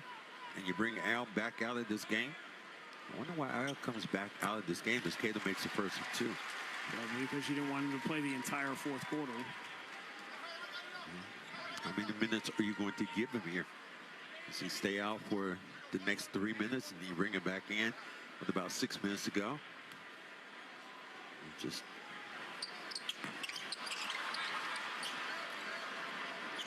1 of 2 free throws for Cada. 99-95. Boston by 4. 8:31 to go. Ty Jerome gets a high screen from Jared Allen. Moves to his right. They both headed for the rim. Ball goes to Allen. Flips it up and gets the bounce. Every bounce that Darius Garland and the Cavs weren't getting in the first half, they're getting in the second. They have now scored more points in the second half than they did in the first half. We've got 8:14 to go. 99-97. Boston by 2. Jaylen Brown, jump pass, fielded by Peyton Pritchard. Good look at a three. No good. Long rebound. Derek White flies in again. The winning play made by Derek White. Left-hand dribble, turns back to his right on Jerome, muscles it up and in, score, and the foul. All that dude does is make winning plays. Winning plays. This time gets his man in the air. This time a little bump, a little harm, a little foul. Count that in one. Yeah, just a little bump. I didn't like it myself. I thought he was solid defensively. Derek White makes an excellent play of taking that, running the ball down, catching it, and then making a play on his own. Tatum back in this game now. Now, when are you going to? Mobley's been pretty. When's he coming back in this game? Well, he's back in this game. But the other guy that I look coming, who is he going to do? Is Garland. Garland has not been effective tonight. 2 for 16. Imagine if the Cavs get a night like that from Garland and still come in here to Boston and win. But Derek White, big three-point play here, pushes the lead back to 5. 102-97 Boston. 7:56 to go. Got to attack Cada again. Cram down. Jerome against Cada. Switches to the left hand, pump fake. Tatum comes to help, reaches in. They tied him up for a jump ball. Easy call. Only 3 seconds here on the clock. So now who they're going to give the jump ball is going to be. I want to say Pritchard is going to be. Tatum goes in, look like he wants to do the jump ball, but it's going to be Pritchard. Okay, here's Horford. He said back in this game again for Cada. 3 seconds here. Remember this on the shot clock. Horford plus 22.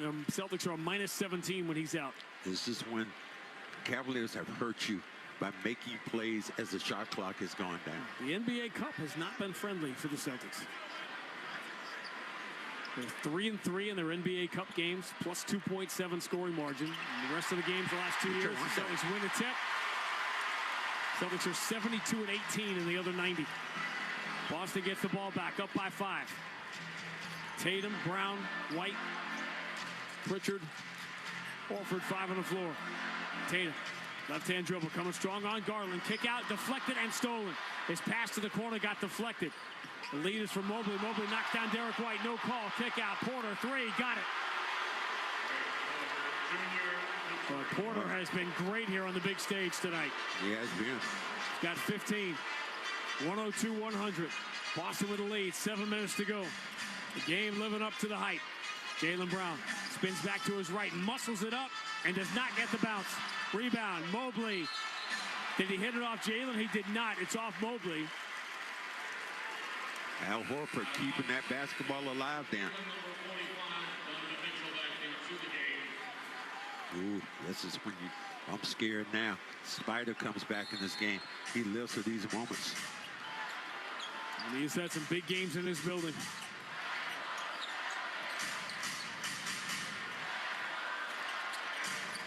Cavs doing this without LeVert, without Okoro. Jaylen Brown drives, bounce pass to the corner. Tatum step back, pump fake, drives baseline, strong two-hand slam.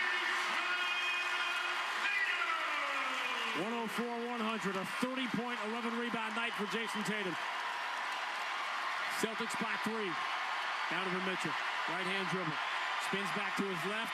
And before the shot, they must have called a foul on Jaylen Brown. It was so loud in here you couldn't hear it. His foul is on the floor. Second foul on Jaylen. He's calling it early. Cavs playing without LeVert, Okoro, and Dean Wade tonight. And Darius Garland 2 for 16. And they're only down by 4 with 6:22 to go. If you didn't think they were for real, the 15-0 wasn't a clue. Donovan Mitchell almost fumbled his dribble. Moves to his left.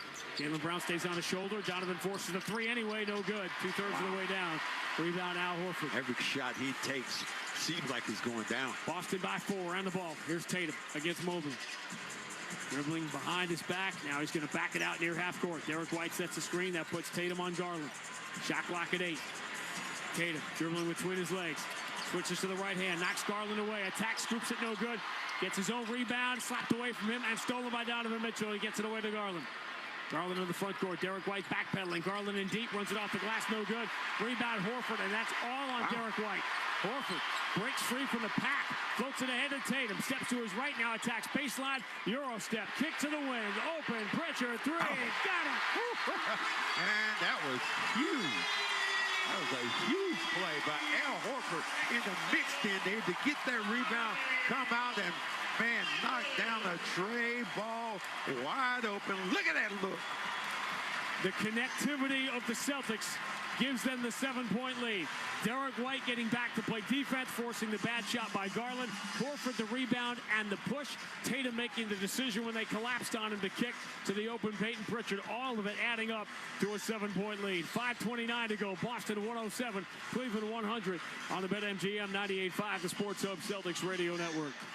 Hey, Big Jim Murray here. When I think of cannabis dispensaries in the area, I think of Netta. And I wanted to let you know they've got you covered this football season. Whether you're looking for top shelf flower, vapes, edibles, whatever you want, Netta's got it. Choose from a huge variety of products in tons of different strengths and sizes that will make your game day great no matter what happens on the field. Stop by Netta's dispensaries in Brookline, Franklin, and Northampton, or take advantage of their home delivery service so you don't have to miss a moment of the game. Shop at nettacare.org today. Please consume responsibly. This product may cause impairment and may be habit-forming. There may be health risks associated with consumption of this product. This product has not been analyzed or approved by the FDA. There is limited information on the side effects of using this product, and there may be associated health risks. Marijuana use during pregnancy and breastfeeding may pose potential harms. It is against the law to drive or operate machinery when under the influence of this product. Keep this product away from children. There may be health risks associated with consumption of this product. Marijuana can impair concentration, coordination, and judgment. The impairment effects of edible marijuana may be delayed by 2 hours or more. In case of accidental ingestion, call the Poison Control Hotline at 1-800-222-1222 or 911. This product may be illegal outside of Massachusetts. Mass state license numbers MR281287 and MR283065. Hey, it's Zoe. And just like the quarterback is the heartbeat of a team, your kitchen is the heartbeat of your home. Want to give your kitchen a fresh new look without breaking that bank? Then go to my guys at Luxury Makeover. They'll reface your kitchen cabinets instead of replacing them, saving you time and money. And for a limited time, they're offering 24 months with no interest, no payments. Reach them today at LuxuryMakeover.com. Tell them Zoe sent you. You're going to save an additional 15% off the project. Luxury Makeover. They spread smiles one home at a time. Build up to Black Friday with savings all month long at Lowe's. Get up to 50% off select major appliances, plus take an additional 10% off when you buy select major appliances. And don't wait to pick up holiday inflatables under $20. Don't wait to save, in-store or online now, because Lowe's knows deals. Valid 11/6 through 12/4. Cannot be combined with additional discounts. See Lowe's.com for details and qualifying items while supplies last. The home of the Revs, the Sports Hub. It's been good stuff tonight. It looked like it was going to be a walk backwards for the Celtics when all the threes were falling. Early in the game, they're up to 21 now, but they had 19 early in the third quarter and a 21-point lead. Cavs never got this game tied. They got it within 2 on a couple of occasions. But Derek White, Al Horford making plays, and Jason Tatum, it's just redundant. He's been so good tonight. 30 points, 11 rebounds, 6 assists, and the Celtics on a little 8-3 run have pushed the lead back to 7, 107-100 with 5:29 to go. And Pritchard shot huge there. Donovan Mitchell, look at him. He's just bobbing his head to the crowd. He loves this stuff, man. Quick 10-second station identification on the BetMGM 98.5, the Sports Hub Celtics Radio Network. Boston, the home of the Celtics, Bruins, Revs, and Patriots. Boston's home for sports is 95, the Sports Hub. Media Group Station. Randy and Max in the Amica Insurance broadcast booth. The game has lived up to the hype. 107-100. Boston the lead. 5:14 to go. Garland steps to his right, takes the three. No good. Rebound. Tatum had it knocked away by Niang. Out of bounds, but Tony Brothers says no, they're giving it to Cleveland. And Tatum is saying it's either our ball or he fouled me. Celtics have not gotten a great whistle tonight. Under out of bounds. It's safe for the Garland. You gotta love Garland still shooting. And he tries it again and bounces one in. He's now 3 for 19. And remember that out of bounds call. That gave the Cavs an extra 2 points here. 107-102. Boston by 5. I think the ball did go out of bounds off Tatum, but it looked like he got hit. Tatum on a string, keeps it away from Jerome. Step back three is an air ball. Pritchard jumps for the rebound. He got to it, but they say he landed or launched himself when he was already out of bounds. So it will be Cleveland ball and a chance to make this a one-possession game.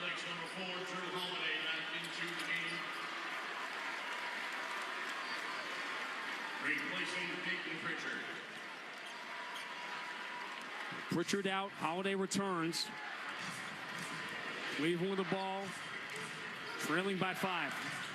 Their 15-0 start on the line. Try to make history. Garland drives, scoops, blocked by Al Horford. Off the glass into the hands of Derek White. Al Horford has been amazing tonight. Derek White for Jason Tatum deep on the right side against Niang. Return to White. He's just going to launch. It's a straightaway three, and it's good. Derek White is so locked in tonight. The rim looks huge to him. It didn't even look like that shot he was about to take it, but they had their hands down. Derek White 4 of 6 from distance. Al Horford 4 of 5. Tatum 6 of 9. That's crazy. Boston by 8. Garland pump fake in traffic. Hands off to Mobley. Mobley trying to drive baseline. Bounce pass for the cutter. Niang blocked again by Al Horford. Ageless. White kick out. Gets it back from Holiday. 3 in the air. Comes up short. Rebound. Snatched with one hand by Donovan Mitchell. Deep breaths, everybody. Long way to go. 3:43 on the clock. Mitchell steps through. Crazy scoop shot. No good, but he gets his own rebound off the glass and puts it back up and in. That was the best he could hope for with that crazy shot. Celtics went to try to block it, so he just scooped it off the glass and stepped to the left side of the rim where he got the rebound and put it back up and in. Boston by 6. Jaylen Brown's been really quiet here in the second half. Garland on him, and Jaylen reaches out, hits him with the elbow, and picks up an offensive foul. Fourth turnover for Jaylen. That's a big one. His third foul. Celtics no longer have one to give here with 3:22 to go.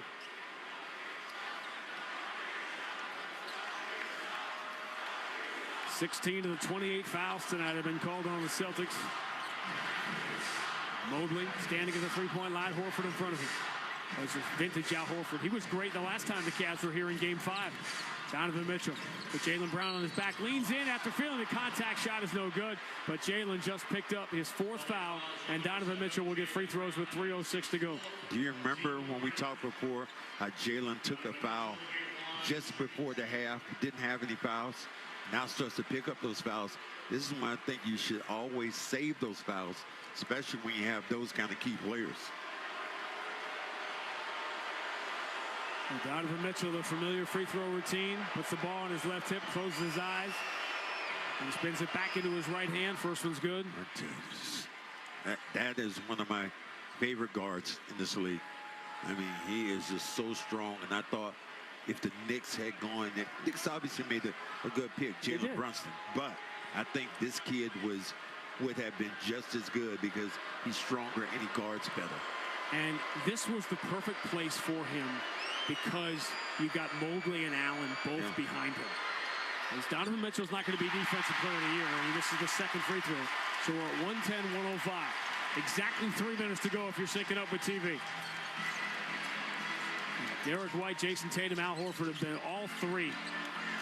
Have been monstrous tonight. Tatum turns the corner, drives, hangs in the air, puts it off the back iron and gets the bounce. He is just willing the ball to go in. He's having another MVP night. 32, 12, and 7 for Jason Tatum. 112, 105, quick three. Niang, no good. Rebound. Mobley is punched away by White, but is picked off the floor in the corner by Garland, who missed the three. Rebound, Drew Holiday. Garland 3 for 21 tonight. Wow. Garland 3 for 21. No Levert, no Okoro, no Dean Wade, and the Cavs are still in it with 2:15 to go, but they trail by 7. Time becoming a factor for the first time. Here's Tatum against Niang. Deep on the right side. Puts him to sleep with a dribble. Fall away. 3. No good. Back iron rebound. Mobley runs over Derek White. Ball goes out of bounds. Celtics cannot challenge because they lost their challenge earlier. They're giving it to the Cavs.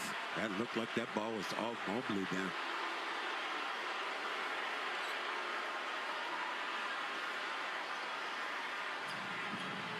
We have not seen a replay here, but we'll keep an eye on it for you. Donovan Mitchell, bounce pass, in and out of the hands of Mobley. Derek White has the steal. Derek White, front court, lead for Tatum. Tatum puts it to the floor, draws the foul on Jerome. This will be on the floor. Last foul the Cavs had to give with 1:53 to go. Well, he's been beat up. There's a chance to see this jump shot coming in, and the last way down, that looked like that ball clearly went off of Mobley's hands. Tell you what, how would you like to have 7 of these? Just might get it. 2 runaway leaders in the Eastern Conference right now. Remember, margin matters in the NBA Cup, too. Jalen fumbles his dribble, has it back, turns the corner on Jerome, goes to the left hand, and scores off the window, and the Celtics have pushed the lead to 9. 12-5 as the Boston run here down the stretch. 95, 94, 93 seconds to go. Donovan Mitchell spinning on Tatum, hangs in the air, flips it up and in. That dude, whew, he is filthy. 27 and 7 for Donovan Mitchell. 114-107. That's the Boston lead with 1:21 to go. Tatum out of the NBA Cup logo. Moves it left side to Holiday and back to Tatum. Tatum driving on Darius Garland. Loses the basketball. Did it get knocked away? What are we calling here? Officials all looking at each other. They don't know what to do, and they're going to call jump ball. None of the officials saw it. It looked like it just came right out of Tatum's hands.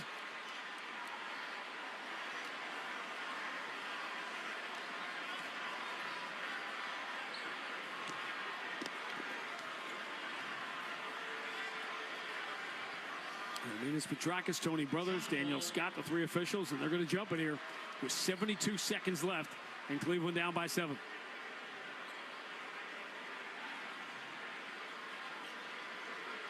Cavaliers don't know if they want to challenge or not. They can't make a decision. They finally are going to challenge. But they gave the Cavaliers a long time to look at that thing, man. That's a long time to look at it. So everything will stop with 1:12 to go.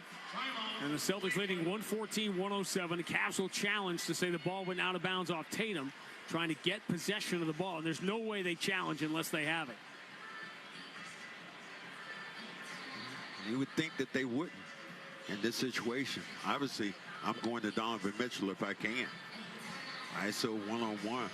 Tatum trying to get towards a hole here as guys all over him. Ruling on the floor, the ball went out of bounds. We were uncertain as to who the ball went out of bounds on. Therefore, it was a jump ball, center circle, went in at 2. That play has been challenged and is under review.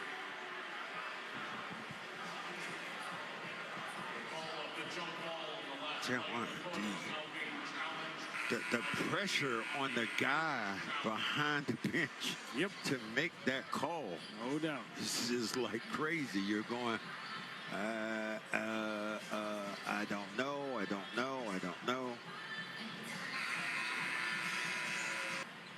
Cavaliers trying to join the Golden State Warriors as the only team to start a season 16-0.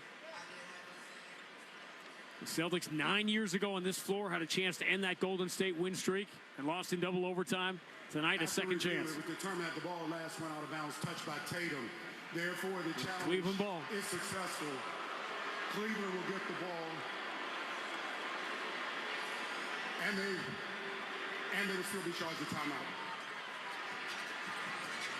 It's been deemed a successful challenge by Cleveland.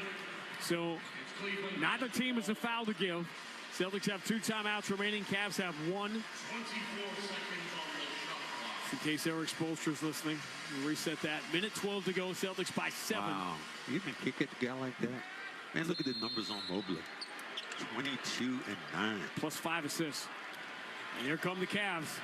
Need to score pretty much every time down now. Mobley down the left side. Tatum tries to stay with him. Mobley's knifes right through him, and Al Horford scores quickly off the window. It's a 5-point game. Clock rolling. We hit 1 minute remaining right now. Drew Holiday and to Jaylen Brown. 114-109 is the Boston lead. They led by 21 early in the third quarter. Cavs made a big run, but they never tied the game. Jaylen Brown switches to the left hand, spins back to his right. He's in deep. Crazy scoop off the window and in. What a move that was. Big time late game bucket for Jaylen Brown. 116-109. 39 seconds to go. Donovan Mitchell. Right hand dribble. Spins on Jaylen. Drives in deep. Scoop no good, but he's fouled by Jaylen. Donovan Mitchell took a tough tumble to the ground. He'll get free throws here. And Jaylen Brown and Mobley sort of standing over Donovan Mitchell, was writhing a little bit. It looks like he's got a smile on his face as he's held back up. Now you got 5 fouls on Jaylen Brown. Donovan Mitchell will get free throws here to try to cut it to 5 with 34.4 to go. And then you're looking at the foul game here for Cleveland. Yeah, you got to come up now and hack if you're Cleveland. Or think of it this way. Maybe if you miss the first free throw, miss the second free throw, make the first one. You need some luck on your side. I was going to ask you that. Is it too early with 34 seconds to try to miss a free throw? But seven's a lot. Got to make the first one. That's what matters now. Donovan Mitchell spins it back into his right hand. The first free throw is no good. Well, takes that out of your hands. Now you intentionally miss this one. As good as he has been all night, Donovan Mitchell has missed his last 2 free throws. You still make it a 2-possession game. It's a discussion, but I think you have to make it. Yeah, you got to make this one. Easier said than done. There's screaming people out there looking for you. Mitchell's second free throw is good. 116-110. Inbound. In safe for the Jaylen Brown. Jaylen circles away. Cavs have to foul here. They called the foul. Kind of a late call. Donovan Mitchell. Now Jaylen Brown will shoot free throws. That's the guy that the Cavs wanted to foul. Yeah. Certainly. So now Jaylen, who had a great start at the free throw line, now has dipped under 80%. And I'm trying to think of how many clutch free throws he has had to take this year. Celtics had a bunch of clutch minutes, but more lately in the last couple of weeks. Remember, scoring margin matters in the NBA Cup. So what I'm hearing you say, every point, including this one, counts or doesn't count. Which Jaylen misses the first free throw. As you said, that's the guy you want to foul if you're Cleveland. Cavs had the best scoring margin in the group coming in at plus 18. Celtics were a -1 with their loss. Looks like if the Celtics hang on here, Atlanta will have the lead in the group in both scoring margin and with a 2-0 record. Jaylen gets the second 3-possession game. Donovan Mitchell walks the dog. Jaylen charges at him, so Donovan touches it. Clock starts rolling. 27 seconds left. Cleveland down by 7. Mitchell, pull up, deep 3. Got it! The spider. 33 for Donovan Mitchell after a slow start. 117-113. Derek White lobs into the front court safely to Tatum. Cavs have to give a foul here. And did they? Now Mobley saying I didn't foul him. With 20.7 to go. I think the Cavs want to try to play a few seconds of defense there. So it's 4 fouls on Mitchell. I think maybe what Donovan Mitchell said, why wouldn't somebody else foul him other than me? Tatum will get the free throws. Jason Tatum will be at the line shooting 2. These teams will rematch in 12 days. Sunday night game in Cleveland to kick off the month of December.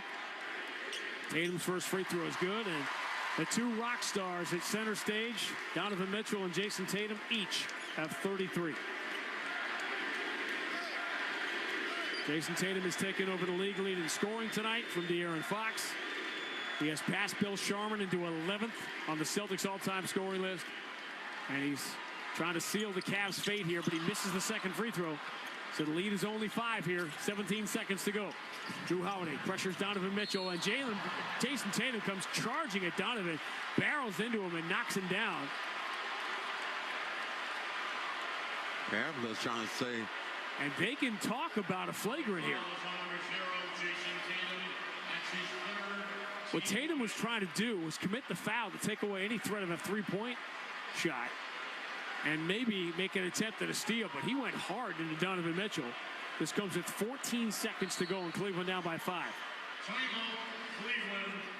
Cavs will get a trainer on the court. Donovan Mitchell is still lying backwards after that pretty violent collision. Donovan Mitchell is trying to dribble away from Drew Holiday. Tatum came to challenge, and they went hard into each other, and Tatum's just a bigger dude, and Donovan Mitchell went flying. Tatum certainly led with his right hand as if he was reaching for the ball. If you're him, that's definitely what you do. I think he was looking for the ball, but he wasn't trying to intentionally foul him. I think it was a basketball player trying to make it steal. But Mitchell just went into him, and then Mitchell, smart on his part, of just saying, getting up slowly, like, look, maybe this is a flagrant foul, and maybe, want to shoot this thing, but no. I think the officials called it the right way here. Tony Brothers is going to the scorer's table here. Obviously, we are nowhere near the scorer's table here at the Garden. So the timeout was originally charged to Cleveland, but the potential to injury caused the timeout to be changed to an official's timeout. So the Cavs do not get charged their last timeout. That's the story out of this. Donovan Mitchell is up. Trainer's talking to him, and he will be at the free throw line here. Got a chance to make this a one-possession game with 14.2 to go. And there are no moral victories, but if you're the Cavs and you lose this game by 3 or 4 points, and you did it on the road in Boston without LeVert, your top plus-minus guy, number 2 in the NBA. You did it without Wade and the starter in Okoro. I don't think this does anything to derail the good feeling in Cleveland right now, or the feeling that you could beat Boston in a 7-game series. Well, and also you think about it this way. Garland, one of your best players, 3 for 21 from the field. And there's no way that he's going to go 3 for 21. Celtics led this game 79-58. 4 minutes and 8 seconds into the third quarter. From that point on, the Cavs have scored 55, now 56 points as Donovan Mitchell gets the first free throw. He's up to 34. And the biggest thing about the Celtics bench.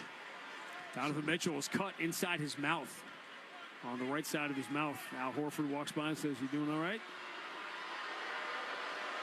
Donovan Mitchell trying to make it a one-possession game. He has missed 2 of his 7 free throws.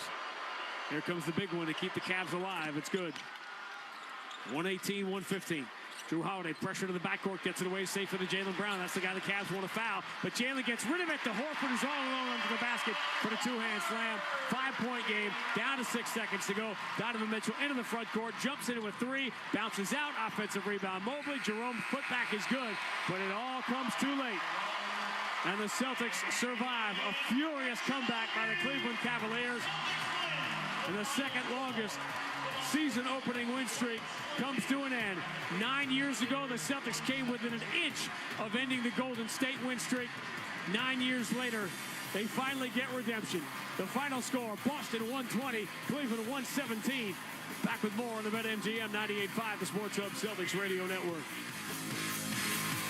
Hey, Big Jim Murray here. When I think of cannabis dispensaries in the area, I think of Netta. And I wanted to let you know they've got you covered this football season. Whether you're looking for top shelf flower, vapes, edibles, whatever you want, Netta's got it. Choose from a huge variety of products in tons of different strengths and sizes that will make your game day great no matter what happens on the field. Stop by Netta's dispensaries in Brookline, Franklin, and Northampton, or take advantage of their home delivery service so you don't have to miss a moment of the game. Shop at nettacare.org today. Please consume responsibly. This product may cause impairment and may be habit-forming. There may be health risks associated with consumption of this product. This product has not been analyzed or approved by the FDA. There is limited information on the side effects of using this product, and there may be associated health risks. Marijuana use during pregnancy and breastfeeding may pose potential harms. It is against the law to drive or operate machinery when under the influence of this product. Keep this product away from children. There may be health risks associated with consumption of this product. Marijuana can impair concentration, coordination, and judgment. The impairment effects of edible marijuana may be delayed by 2 hours or more. In case of accidental ingestion, call the Poison Control Hotline at 1-800-222-1222 or 911. This product may be illegal outside of Massachusetts. Mass state license numbers MR281287 and MR283065.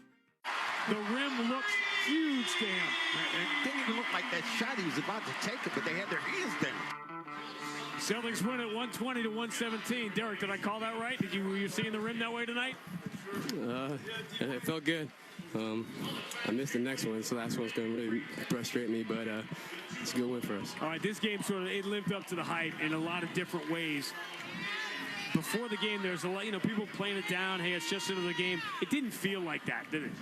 No. One, it's an NBA Cup, and we smoked off the first one, so we needed this one. We had only a chance, and then, they're 15-0, and they're coming to our building, so it was fun to get up for a game that felt like it was important, and we had a lot of fun with it. But I tell you, I love playing these kind of games, the pressure on both teams. You guys pushed it and pretty much ran away, but then the Cavaliers showed you how good they were as they climbed back into this game. Yeah, they're 15-0 for a reason, and Donovan got it going there at the end, and they got a lot of really good players, and so how did you guys have to slow down Garland today? Had some good looks, but he just couldn't get it going tonight. Yeah, he was 3 for 21. He's a great player. He probably looking at it, he missed something he wanted back, but I feel like just for 48 minutes, we just try to make it difficult for him, and we got a lot of guys in guard, and we got it done today. Sometimes the threes are going to go in and sometimes they're not, but defensively, tell me what changed between the first half, in which you guys guarded as well, I thought, as any half we have seen this year, and the second half. First half we were locked into everything. In the second half, they made tough shots. They're a really good team and really good on offense, and so they'll make shots, and we were able to stay composed and stay together and get a good win. All right, my friend, we'll see you on the plane. Yep. Derek White joining us. The Celtics have beaten the Cleveland Cavaliers 120-117. That's the good news. The bad news is the margin gives Cleveland a better scoring differential in the confines of Group C. But we'll talk about all that as we move along tonight. More importantly, the Cleveland Cavaliers are beaten for the first time this year, and the Celtics now move just 2.5 games behind them in the Eastern Conference as Cleveland and Boston continue to pull away from the rest of the pack in the Eastern Conference. It lived up to the hype, but the Celtics survived 120-117. We'll wrap it next on the BetMGM 98.5, the Sports Hub Celtics Radio Network. Hey, it's Zoe. And just like the quarterback is the heartbeat of a team, your kitchen is the heartbeat of your home. Want to give your kitchen a fresh new look without breaking that bank? Then go to my guys at Luxury Makeover. They'll reface your kitchen cabinets instead of replacing them, saving you time and money. And for a limited time, they're offering 24 months with no interest, no payments. Reach them today at LuxuryMakeover.com. Tell them Zoe sent you. You're going to save an additional 15% off the project. Luxury Makeover. They spread smiles, one home at a time. Hey, Big Jim Murray here. When I think of cannabis dispensaries in the area, I think of Netta. And I wanted to let you know they've got you covered this football season. Whether you're looking for top shelf flower, vapes, edibles, whatever you want, Netta's got it. Choose from a huge variety of products in tons of different strengths and sizes that will make your game day great no matter what happens on the field. Stop by Netta's dispensaries in Brookline, Franklin, and Northampton, or take advantage of their home delivery service so you don't have to miss a moment of the game. Shop at nettacare.org today. Please consume responsibly. This product may cause impairment and may be habit-forming. There may be health risks associated with consumption of this product. This product has not been analyzed or approved by the FDA. There is limited information on the side effects of using this product, and there may be associated health risks. Marijuana use during pregnancy and breastfeeding may pose potential harms. It is against the law to drive or operate machinery when under the influence of this product. Keep this product away from children. There may be health risks associated with consumption of this product. Marijuana can impair concentration, coordination, and judgment. The impairment effects of edible marijuana may be delayed by 2 hours or more. In case of accidental ingestion, call the Poison Control Hotline at 1-800-222-1222 or 911. This product may be illegal outside of Massachusetts. Mass state license numbers MR281287 and MR283065. Build up to Black Friday with savings all month long at Lowe's. Get up to 50% off select major appliances. Plus, take an additional 10% off when you buy select major appliances. And don't wait to pick up holiday inflatables under $20. Don't wait to save, in-store or online now, because Lowe's knows deals. Valid 11/6 through 12/4. Cannot be combined with additional discounts. See Lowe's.com for details and qualifying items while supplies last. Full house this holiday? Switch to Fios Home Internet with whole home Wi-Fi and get fully covered. That means you get the 100% fiber optic network in every room of your home with a Fios 1 gig internet plan. Perfect for when your extended family extends their stay. Call 1-800-VERIZON to switch today. Whole home Wi-Fi includes one router and Wi-Fi extender. Wi-Fi extender provided during professional setup if recommended after Wi-Fi performance analysis or shipped upon customer request after setup. May require the purchase of additional Wi-Fi extenders. What's up, y'all? It's Joe Budden here to talk about Prize Picks. Football season is heating up, and Prize Picks is the best place to get real money sports action while watching football. The app is really simple to use. Pick 2 or more players across any sport, pick more or less on their projection, and you could win up to 100 times your money. Download the Prize Picks app today and use code GET100 and get $50 instantly when you play $5. That's code GET100 on Prize Picks. Run your game. What do Mattel, Banana Republic, ButcherBox, and Glossier all have in common? They power their businesses with Shopify. Shopify is the most innovative and scaled commerce platform on the planet that also happens to have the best converting checkout on the planet. And that's no industry secret. That's Shopify. Learn more at shopify.com/enterprise. We all know just because gifts for loved ones can look like flowers, a spa day, or maybe even planning date night. But what about something that will truly last and protect your loved ones along the way? I'm talking about life insurance. I called SelectQuote to secure our coverage and couldn't believe how easy and affordable it was. I'm 40, and my $500,000 policy was only $16 a month. My husband's also 40, and his $500,000 policy was only $18 a month. And with their same-day coverage, there was no medical exam required, and we were covered by the time we hung up. With monthly payments less than the cost of a bouquet of flowers, this is the perfect time to make sure your family is protected. For your free quote, go to SelectQuote.com. SelectQuote.com. That's SelectQuote.com. It's never too late to secure affordable coverage through SelectQuote. Show your loved ones they're your top priority by protecting their future. Go to SelectQuote.com to get your free quote today. Details on example rate at SelectQuote.com. Get the Honda of your dreams during Happy Honda Days with a sporty new Civic, Accord, HR-V, or CR-V. For a limited time, well-qualified buyers can get a 2.9% APR on a 2025 Honda Accord or CR-V, a 4.9% APR on a 2025 Civic, and a 3.9% APR on a 2025 HR-V.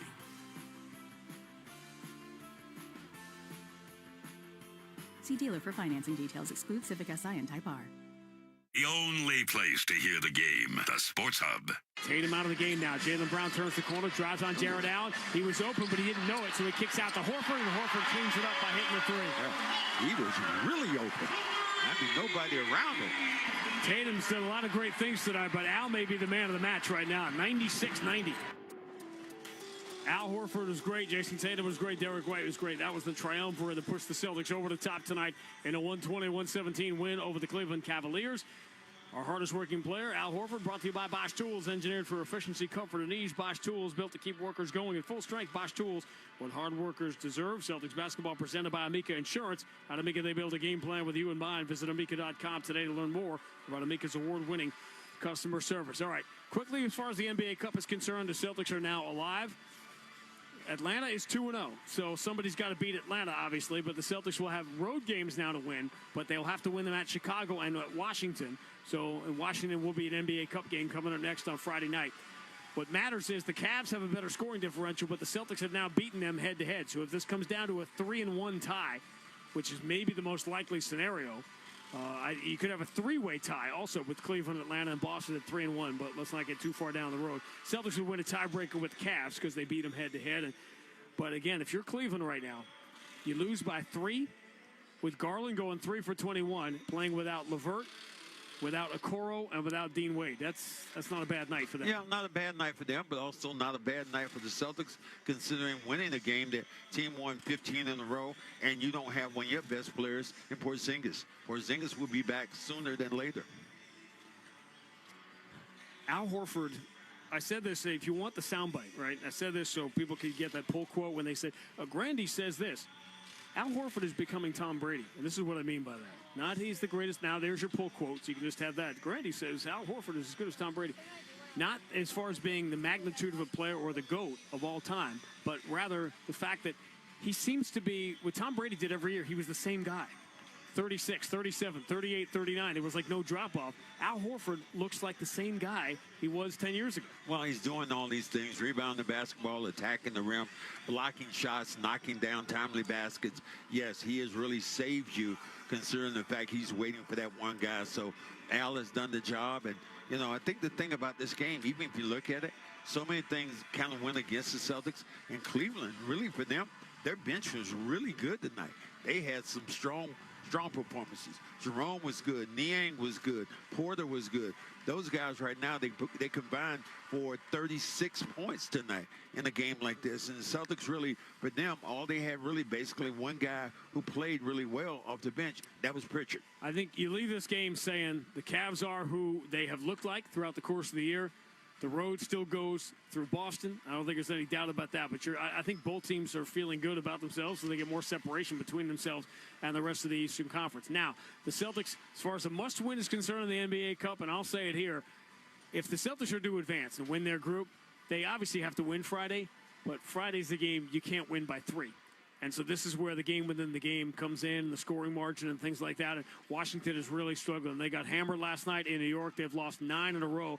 And here's the chance for the Celtics to do some damage. They've had some big games in that building. Yeah, you got to go in and bludgeon these guys. Understand who you are, not have this thing close, get it done early, but continue to mash the gas because you have to see the big picture. Big pictures, you have to win that game. All right, Celtics are leaving early for Washington, D.C. If you don't know yet, you'll all figure out why in the next 24 hours, 36 hours, why the Celtics are going to D.C. early. And then Friday night, 6:30 start here on the network, then a 7 o'clock game. Celtics in the NBA Cup will try to go over 500 at 2-1. They have handed the Cavaliers their first defeat of the year, and they've improved to 12-3. They win at 120-107. Max and I will talk to you Friday night from D.C. In the meantime, we'll talk to Joe Murray. All right, guys, Celtics win tonight, snapping Cleveland's undefeated streak. And while they're still alive in the NBA Cup, we'll have reaction coming up for you on the other side. I'm Joe Murray here on the BetMGM 98.5, the Sports of Celtics Radio Network. Hey, Big Jim Murray here. When I think of cannabis dispensaries in the area, I think of Netta. And I wanted to let you know they've got you covered this football season. Whether you're looking for top shelf flower, vapes, edibles, whatever you want, Netta's got it. Choose from a huge variety of products in tons of different strengths and sizes that will make your game day great no matter what happens on the field. Stop by Netta's dispensaries in Brookline, Franklin, and Northampton, or take advantage of their home delivery service so you don't have to miss a moment of the game. Shop at nettacare.org today. Please consume responsibly. This product may cause impairment and may be habit-forming. There may be health risks associated with consumption of this product. This product has not been analyzed or approved by the FDA. There is limited information on the side effects of using this product, and there may be associated health risks. Marijuana use during pregnancy and breastfeeding may pose potential harms. It is against the law to drive or operate machinery when under the influence of this product. Keep this product away from children. There may be health risks associated with consumption of this product. Marijuana can impair concentration, coordination, and judgment. The impairment effects of edible marijuana may be delayed by 2 hours or more. In case of accidental ingestion, call the Poison Control Hotline at 1-800-222-1222 or 911. This product may be illegal outside of Massachusetts. Mass state license numbers MR281287 and MR283065. Hey, it's Zoe. And just like the quarterback is the heartbeat of a team, your kitchen is the heartbeat of your home. Want to give your kitchen a fresh new look without breaking that bank? Then go to my guys at Luxury Makeover. They'll reface your kitchen cabinets instead of replacing them, saving you time and money. And for a limited time, they're offering 24 months with no interest, no payments. Reach them today at LuxuryMakeover.com. Tell them Zoe sent you, you're going to save an additional 15% off the project. Luxury Makeover. They spread smiles, one home at a time. Shop early, save big, all month long during Black Friday build-up at Lowe's. Right now, get select pre-lit artificial Christmas trees starting at just $59.98. Don't wait to save. Shop these deals today, in-store or online, because Lowe's knows deals. Discount taken at time of purchase while supplies last. Selection varies by location.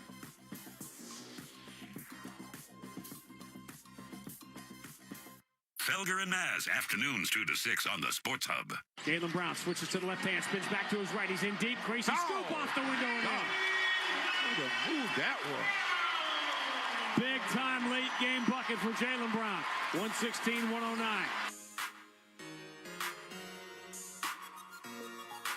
Well, it ended 120-117 tonight. Celtics get the win. I'm Joe Murray. It's a good one. Came right down to the wire.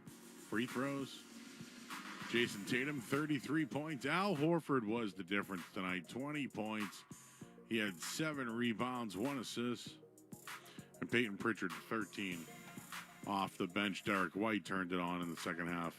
He went 4 or 7 from downtown with 19 points. So now the Green are still hanging around in the NBA Cup. They play Washington on Friday night. And, well, they've lost 9 in a row. So just, style points is what you got to do with this NBA Cup. So that's when we will talk to you next. Celtics leave tonight, head to Washington. They make some sort of appearance tomorrow. And then they'll play the Wizards on Friday night. We'll have all the coverage right here. And our thanks to Matthew Stenberg tonight. Excellent job. I'm Joe Murray on the BetMGM 98.5 The Sports Hub Celtics Radio Network. This is Boston Celtics basketball. Jaylen forces it up over C. No! He tied it! He did it! Jaylen Brown from the corner with 5.6 to go. Kick out, open. Tatum steps to his left, 3 in the air. Got it! Big boys step up at the right time, man. The Celtics are brought to you by BetMGM, the king of sportsbooks and presenting sponsor of the Celtics Radio Network. Please bet responsibly. Amica Insurance, your New England Ford dealers, Bosch Tools, Shaw's and Star Market, and by Ticketmaster. Pritchard shovel back to Porzingis. How about a trail 3? Got it! Boston by 14. Kyrie forces one out, blocked by Porzingis again. Pritchard, half court. It's in the air. No! He got it! He did it again! Peyton Pritchard did it again! Also brought to you by Clinton Savings Bank, VA New England, Town Fair Tire, Brex, your New England Honda dealers, Corona, and by DraftKings Sportsbook. Confetti guns shooting green and white confetti and making the most beautiful blizzard you have ever seen. The Boston Celtics are world champions for the 18th time. Celtics basketball is a presentation of the 98.5 The Sports Hub Celtics Radio Network. WBC-FM 81 bus from the Town Fair Tire Studio, home of the Bruins, Patriots, Revs, and Celtics. On Maxi step back 3 is good. Boston's home for sports is 98.5 The Sports Hub, a Beasley Media Group station.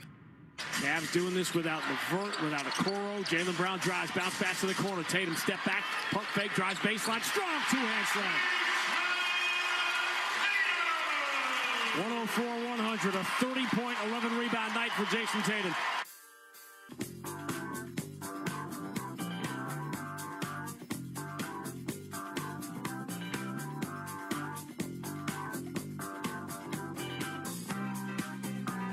The Celtics are winners. How'd you guys bet that game tonight? What was the number you were on? I'm just going to start out with the refs. How about that? The refs. I hit my bet. I'm happy. Skaz, I'm happy. I also gave you the numbers during the crossover, if you heard or not, but everyone thought the Celtics were just going to whoop the Cavs tonight. And I said, well, when the Celtics are 6 points favorites or less, they kind of struggle. They didn't cover again. But I had the over, first half over. I had Mitchell points and assists. My great night. Entertaining game as well. Very entertaining. But we're going to hear about the officials, right? You're driving home from the game. What, are you going to complain about the game? What, Joe Mazzulla left Nemuscada in too long and it pissed you off? Is that what happened? Or is it Tony Brothers? Again, no one cares about the NBA Cup. But what the Celtics cared about tonight was beating the Cavs. And I know they were without Strus and Wade and some others. Levert.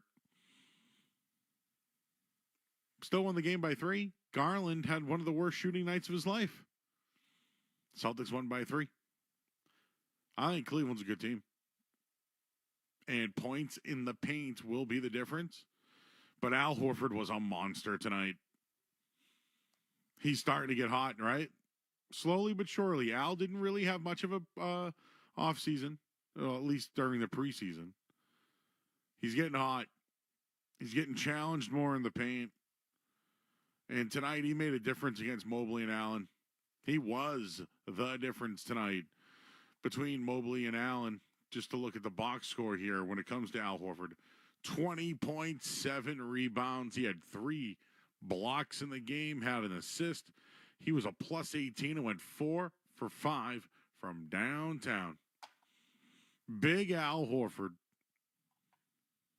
When you see Kristaps Porzingis warming up before the game, on track and ahead of schedule, well, sometimes you got to go to another big man. And they went to Neemias Queta, who's showed flashes of being able to run with the guys, but oof. Turnovers, pick and roll, points inside the paint. Joe Mazzulla wanted to see how it looked. It didn't look well. They survived it. I thought they were toying with the Cavs at some points. They went up 21 points and then started tinkering. They're not tinkering because they think it works. They're tinkering to see what else works. So, as far as the game goes,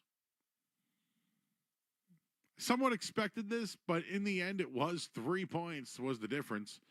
Celtics missed free throws. That one got me. Those free throws that they missed. And I'll give you all the stats and numbers and some of the key takeaways from tonight, because there were just little areas. Like 13 turnovers tonight. Not terrible. But does it lead to points? Yep. Certainly does. When it comes to turnovers, Celtics had 13. I just wanted to see what the Cavs had. Cavs had 7. Tell me that wasn't a difference in the game. The more and more I keep watching the Celtics play, the things they're tinkering with are ball handlers on double teams and defense in the paint. They're getting hurt in the paint. No doubt about it. But I think they're working on these things when Kristaps Porzingis comes back. So, good win tonight. I don't know where you want to be critical. I figured I'd start with the refs because I know you guys are probably going to hate the refs tonight, but I don't know. I thought it was a nicely contested game. Both teams kind of struggled early on, shook off the cobwebs. Jason Tatum went on a big run at the halftime. Cavs came back into it because they're a good team. That's what they do. Ho-hum, another win for the Boston Celtics. So we can line them up if you're coming home tonight. 617-779-0985. We're here for over an hour. Over an hour tonight. So let's get instant reaction. Benny's in Oxford. Hi, Benny. Joe, what's going on, man? Yo. Listen, it's nice to see Al Horford with those young man legs again. He gets up for these games, huh? He certainly got up for Mobley and them. I mean, it was a challenge, right? Those guys have been killing it. They averaged 52 points in the paint per night. And Horford, when he was out of the game, you saw how much they missed him.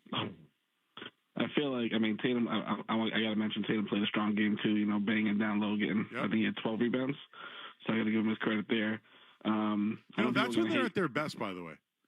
When Tatum's playing the power forward role defensively, right? Banging, rebounding, because he's a great outlet passer, right? He can dribble from the rebound set. He's so long. He's now becoming so wide, it's hard to get around him in the post. It's almost like he should play down there more. No, I agree. I actually, when Cato was getting destroyed, which I kind of understand why Joe's doing it, see what you're doing. I feel like Joe's using the regular season this time around. Still getting wins, but more tinkering right now, seeing what he can use in the future. But I almost wanted them to go small and just keep having Tatum play big because he's shown that he can do it. If we're going to get the short in the paint, might as well see what we can, how it works going small. And to get Scavs going, I messed with him when he answered the call. Tony Brothers, Angel Hernandez, real Gerard Mayo type. Make up your mind on what you're going to call tonight. Ooh, see, I knew it was going to be that. I knew it was going to come there. That's why I was trolling you a little bit there, Skaz. Tony Brothers tonight. How was he? He was Tony Brothers, Joe. He was perfectly fine. He made some bad calls, made some fine calls. I don't care about the refs. He won the game. Free throws were pretty even. Yeah, hit your free throws. Yeah, hit your free throws would be my advice. If you want to complain about Tony Brothers, complain about the guys on your team missing free throws. If you lose games, it's not because of Tony Brothers. How about the Cada thing? Am I just looking at it as they wanted to give Al the rest? They had no other option. They've completely abandoned Xavier Tillman. Completely abandoned it. It's you almost feel bad for the guy. Like I know he wasn't great, but I'm surprised they've gone away from him as much as they have. And Cada got exposed at times tonight, but that's what's going to happen when you have Cada out there. I don't think just that when it rotational against the Cavs, I don't think you're going to see Cada. Like tonight, they realized Cada's going to struggle in this type of situation. Cornette, I think, would actually be the option, but you're right. Tillman, woof. Woof. I thought they were tinkering. I didn't think they, the Celtics blew the lead and they stink and weren't. No, I think that Cada got picked on and got destroyed. And the whole reason why they were doing it was because they wanted to give Al Horford a breather. At least that's what I thought. So, we'll take a break. We're here all night, everybody. Coming home from the game, 617-779-0985. How about the Bruins? New coach. Montgomery's gone. How do you feel about that? Yeah. Little news dump before the biggest Celtics game of the year. Gotta love that timing, huh? I don't remember when Cassidy's was, though. But I remember Claude's. I remember. Oh, yeah. Parade day. Oh, yeah. There was a 2-mile wait to get past the damn green line. And Claude got fired. I wish that was mentioned in that. Yep, parade day for the Patriots. Claude got axed. Just a nice little news dump. All right, we'll go to break. Line them up, everybody. Skaz is here. I'm Joe Murray on the Sports Hub. Don't go anywhere. There's more Joe Murray. More Joe Murray. On the way on 98.5 The Sports Hub. Hey, Big Jim Murray here. When I think of cannabis dispensaries in the area, I think of Netta. And I wanted to let you know they've got you covered this football season. Whether you're looking for top shelf flower, vapes, edibles, whatever you want, Netta's got it. Choose from a huge variety of products in tons of different strengths and sizes that will make your game day great no matter what happens on the field. Stop by Netta's dispensaries in Brookline, Franklin, and Northampton, or take advantage of their home delivery service so you don't have to miss a moment of the game. Shop at nettacare.org today. Please consume responsibly. This product may cause impairment and may be habit-forming. There may be health risks associated with consumption of this product. This product has not been analyzed or approved by the FDA. There is limited information on the side effects of using this product, and there may be associated health risks. Marijuana use during pregnancy and breastfeeding may pose potential harms. It is against the law to drive or operate machinery when under the influence of this product. Keep this product away from children. There may be health risks associated with consumption of this product. Marijuana can impair concentration, coordination, and judgment. The impairment effects of edible marijuana may be delayed by 2 hours or more. In case of accidental ingestion, call the Poison Control Hotline at 1-800-222-1222 or 911. This product may be illegal outside of Massachusetts. Mass state license numbers MR281287 and MR283065.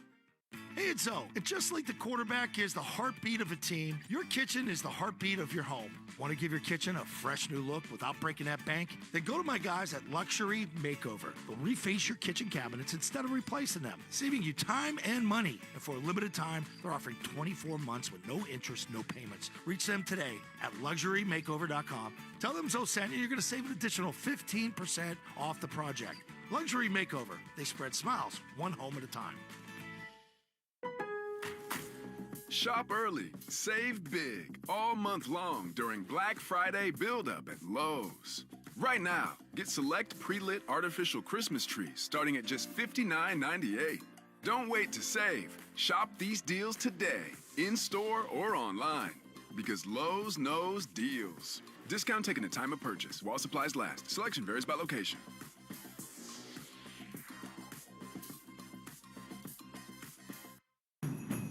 Get the Honda of your dreams during Happy Honda Days. Whether it's a rugged new Passport, Pilot with available all-wheel drive, or powerful Ridgeline. Turn your dream Honda into reality during Happy Honda Days. For a limited time, well-qualified buyers can get a 1.9% APR on a 2025 Honda Passport and a 2.9% APR on a 2025 Pilot or Ridgeline.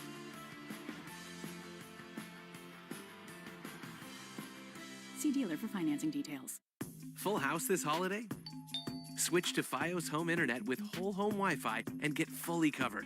That means you get the 100% fiber optic network in every room of your home with a Fios 1 gig internet plan. Perfect for when your extended family extends their stay. Call 1-800-VERIZON to switch today. Whole home Wi-Fi includes one router and Wi-Fi extender. Wi-Fi extender provided during professional setup if recommended after Wi-Fi performance analysis or shipped upon customer request after setup. May require the purchase of additional Wi-Fi extenders. What's up, y'all? It's Joe Budden here to talk about Prize Picks. Run your game as the basketball season ramps up with Prize Picks, the best place to get real money sports action. The app is really simple to use. Pick 2 or more players across any sport, pick more or less on their projection, and you could win up to 100 times your money. Download the PrizePicks app today and use code GET100 and get $50 instantly when you play $5. That's code GET100 on PrizePicks. Run your game. Around here, we call them the Joe Murray pre-party. It's Felger and Maz afternoons right now. Joe Murray on the Sports Hub. Their 15-0 start on the line, trying to make history. Garland drives good, blocked by Al Horford, off the glass into the hands of Derek White. Al Horford has been amazing tonight. Derek White for Jason Tatum deep on the right side against Niang. Return to White. He's just going to launch. It's a straightaway 3, and it's good. Derek White is so locked in tonight. The rim looks huge to him. It didn't even look like that shot he was about to take it, but they had their hands down.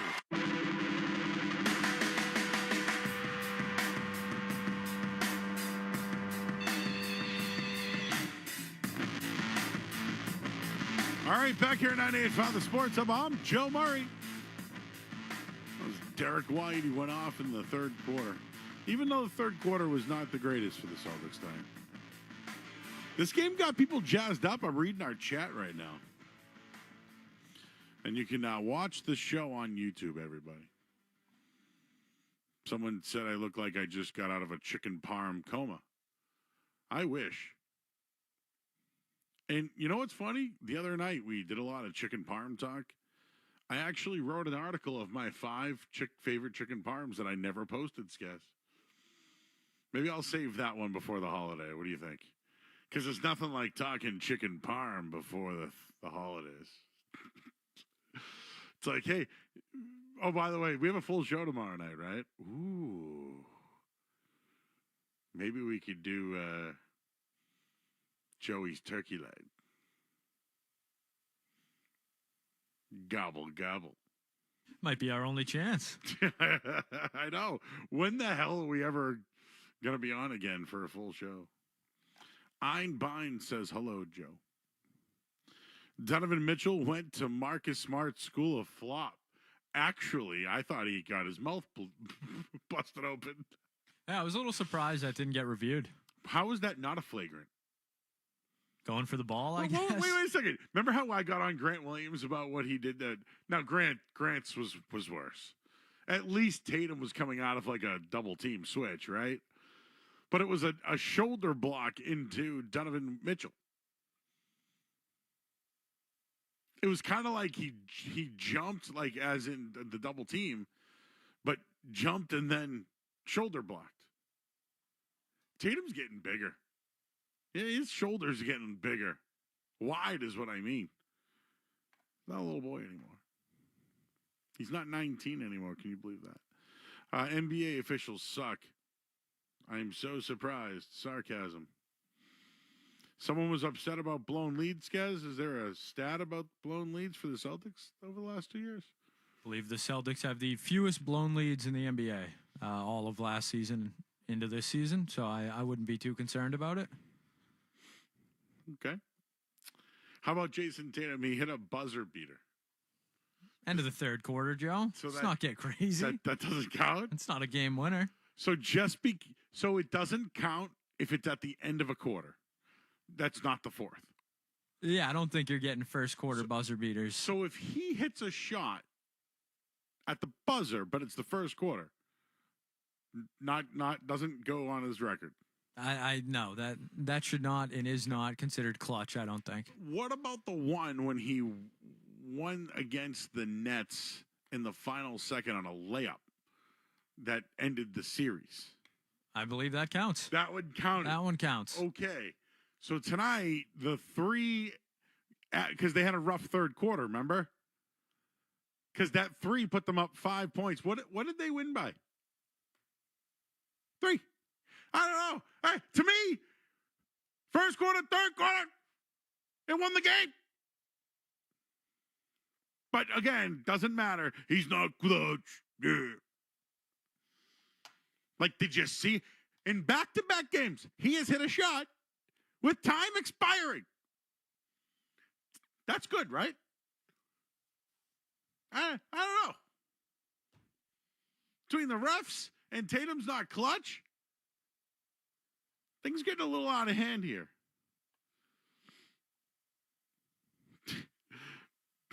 The chat is funny. It doesn't count, Joe. Doesn't count, everyone's saying. Tatum was going for the ball, someone says, on the Donovan Mitchell play. Okay. maybe he was. I don't care. I really don't. All right. Well, listen, this is what we're going to have to do, everybody. I see Joe in Portsmouth, and I see Matt in Connecticut. They're on hold. What we have to do is we have to pause 10 seconds for station identification. And then we're going to give you the headline, tell you all the information that happened throughout the day, and then we're going to go straight with no commercials. So how about you stand by? And if you want to call in, now's the time to do it. 617-779-0985. Let's pause. We'll get the headlines here with Joe Murray. That's me. Next on the Sports Hub. WBZ-FM and HD Boston. From the opening kickoff to the final play. Your home of the pass. 98.5. The Sports Hub. Beasley Media Group Station. Sports Hub headlines. All right, well, we'll start with the Celtics tonight, who have dethroned the undefeated Cleveland Cavaliers after their 120-117 win tonight. Jason Tatum, 33 points, 12 rebounds, 7 assists. He also had a buzzer beater, but it didn't count for some. Holding off Donovan Mitchell's 35 points tonight. In 8 rebounds, the NBA Cup will continue on Friday night when the Celtics go to Washington. Speaking of going to Washington, they're going to visit the White House. We're going to have that audio tomorrow. Well, the Bruins, they've moved on from Jim Montgomery. Adios, amigo. And they wished him the best in his future endeavors. Joe Sacco will take over. They'll take on Utah on Thursday night. And the Patriots play the Dolphins this week. They never win in Miami. And they've never beaten Tua. But they're still going to play the game no matter what. Headlines, they are brought to you by Safety Insurance, providing comprehensive coverage for your auto, home, and business. Ask your independent agent about safety. I'm Joe Murray. Your next update soon. To us, Boston pride runs deep. I'm a Bostonian! This is Boston's home for sports. Wow, wow, wow! 98.5, the Sports Hub.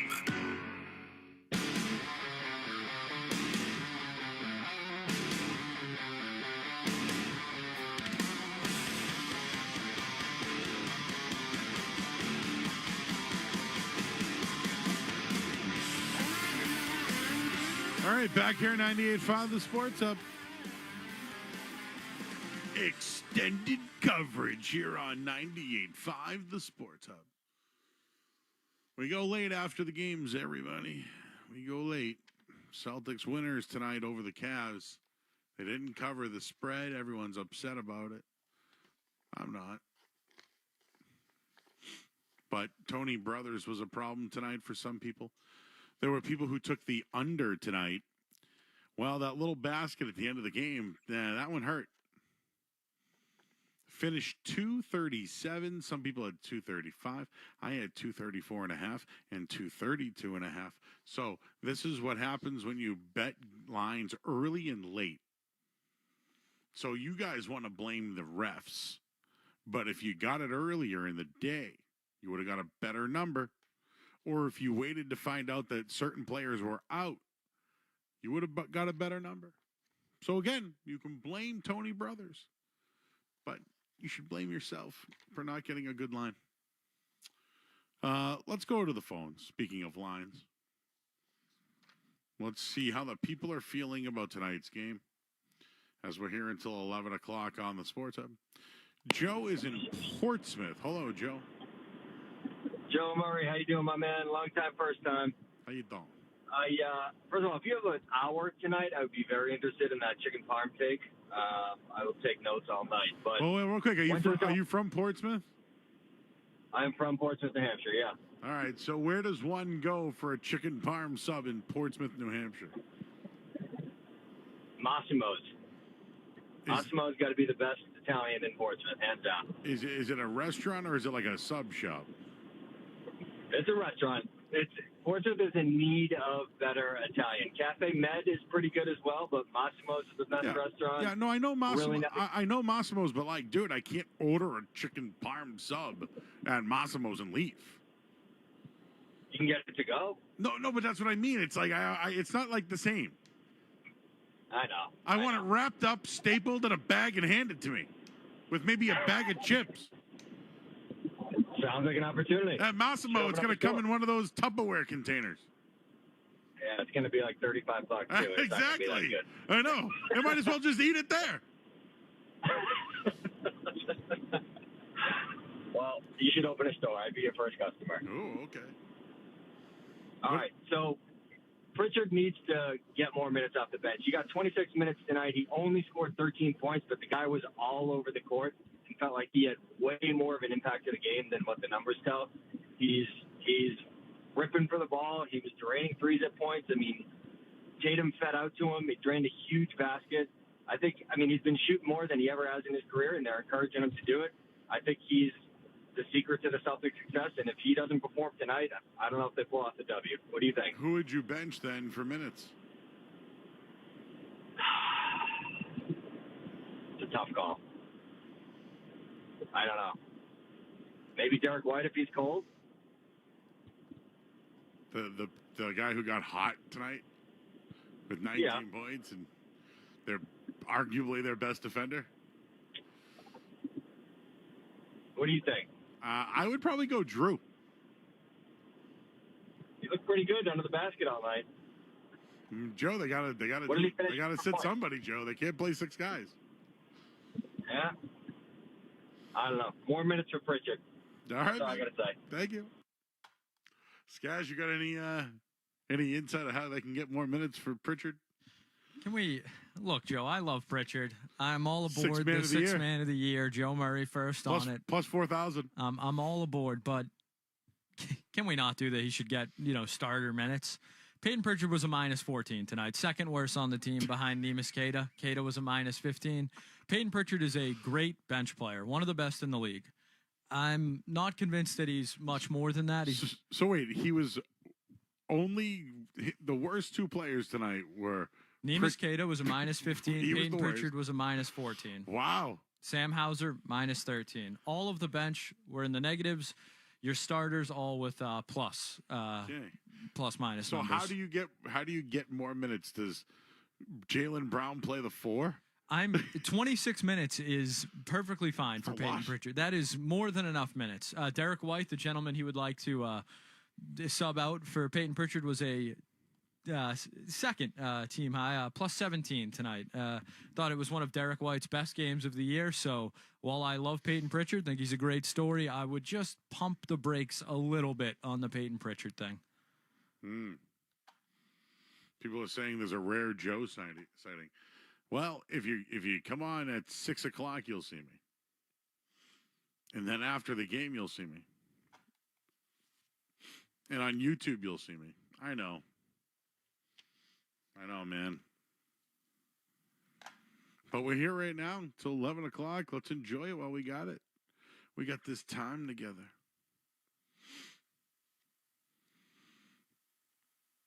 The bad beats for the under, Terrace says, yep. Imagine if you, well, I guess if you wanted the under 235, you're on the right side of it. But all those missed free throws, you would have been doomed anyways. Let's see, who else? We got John. He is in the car. Hello, John. How are you, sir? I'm doing great, Joe. I'm on my way out of the Celtics game right now. It was a great game to go to, and I want to tell you I am in on the NBA Cup. It is here to stay, and my prediction is this is coming to all the sports, everything but football, obviously. MLB is going to have it. Hockey's going to have it. Everything's going to have some sort of in-season tournament because, you know what, it makes for meaningful games even if at the end this stupid trophy doesn't mean anything. These players care about it, and I'll tell you the court's pretty cool too. What do you think? I'm out. What are you out for? I think it's stupid. I think they don't care. I think they want the money and they want to go to Vegas, but like they're not gonna throw a lot of energy into something that is kind of meaningless. Joe, I don't know if you've seen some of the NBA games around the past week or so. There's been a lot of close, nail-biting finishes. I think these players do genuinely care about it. And I'll tell you one more thing. It really gives these middling teams a chance to win something. So that's I'll agree with you on. But I don't care about middling teams. Do you care about the Washington Wizards or the Chicago Bulls? No, those are not middling teams. But that's who the Celtics are playing next. I'm talking about actually competing to win the NBA Cup. Well, no, but okay, so the Celtics are in it, right? They're competing. So they got Atlanta and lost. Atlanta's 1-2. They got the Cavs who are undefeated and they beat them. So now they're +2. They have to beat Washington really, really bad in order to have a shot to advance. Like, what's the entertainment factor for me in that one? That's how a lot of these AAU tournaments work, and a lot of tournaments. No, I know, other sports but work. you watch the rest of the league, right? Yes. Okay, but a person here doesn't care. Like, I get you. I watch all the games too, but like, as far as the Celtic, I don't care if the Celtics win the cup or not. Oh, I think it'd be pretty cool, and I'll tell you. Yeah, but who cares about the cup? Today. What do you care about? Do you care about the cup or a championship? Obviously, you care about the championship more, Joe. Then nobody cares about the cup, bro. Nobody cares. Just because it's less than an NBA championship doesn't mean it doesn't matter at all. I think it's really cool. I think it is meaningful, and I think these players are playing hard, and it shows with these tight, tough finishes we're getting. Let me ask you this, John. Do you think it meant something to the Lakers last year? What did it mean for the Lakers when they raised the cup banner?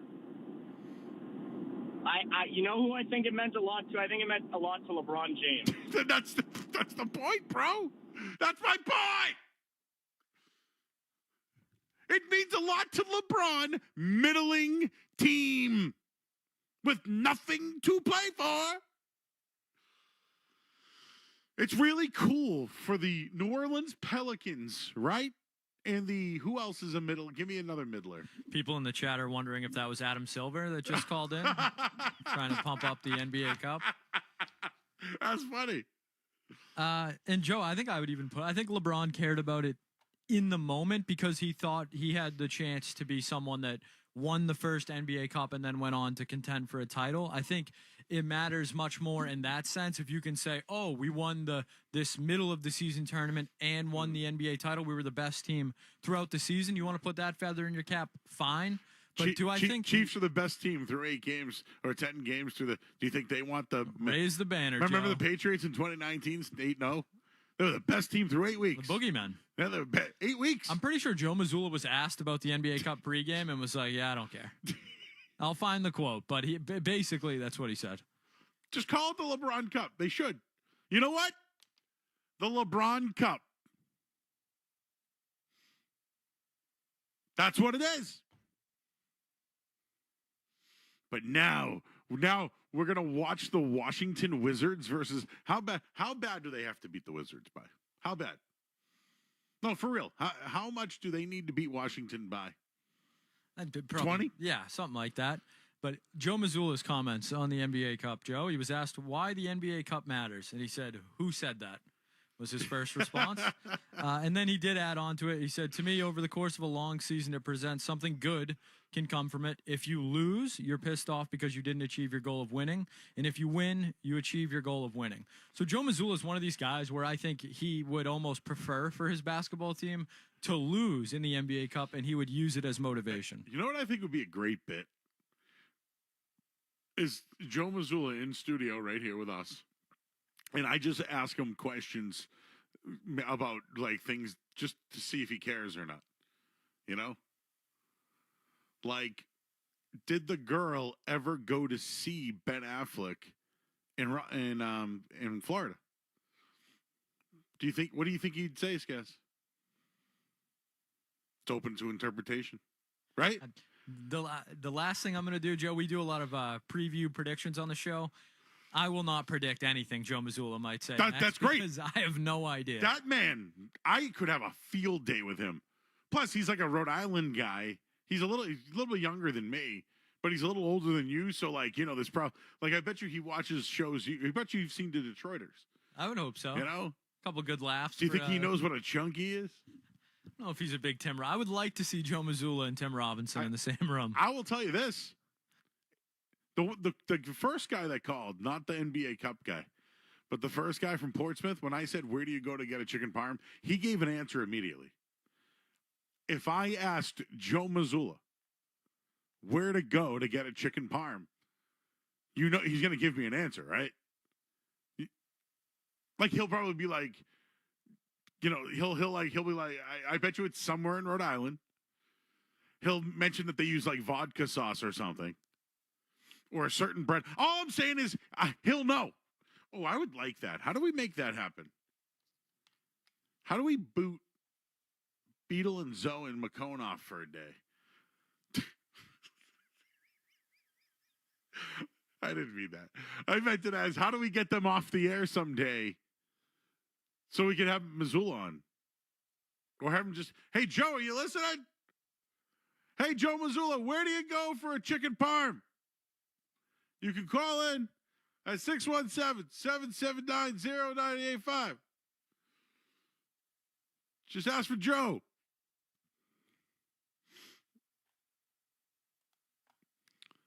Jake's in Worcester. Hello, Jake. Hey, how you doing, Joe? Hey. Just calling in for the second time here. Big fan of the show, and I wanted to say Banner 19 is loading because I called in last season around the second game, and I said Banner 18's loading, and, you know, I like what I'm seeing after tonight, and I'm not an NBA Cup guy, but I really like this team, and once Porzingis is back, I'm just saying it's over. This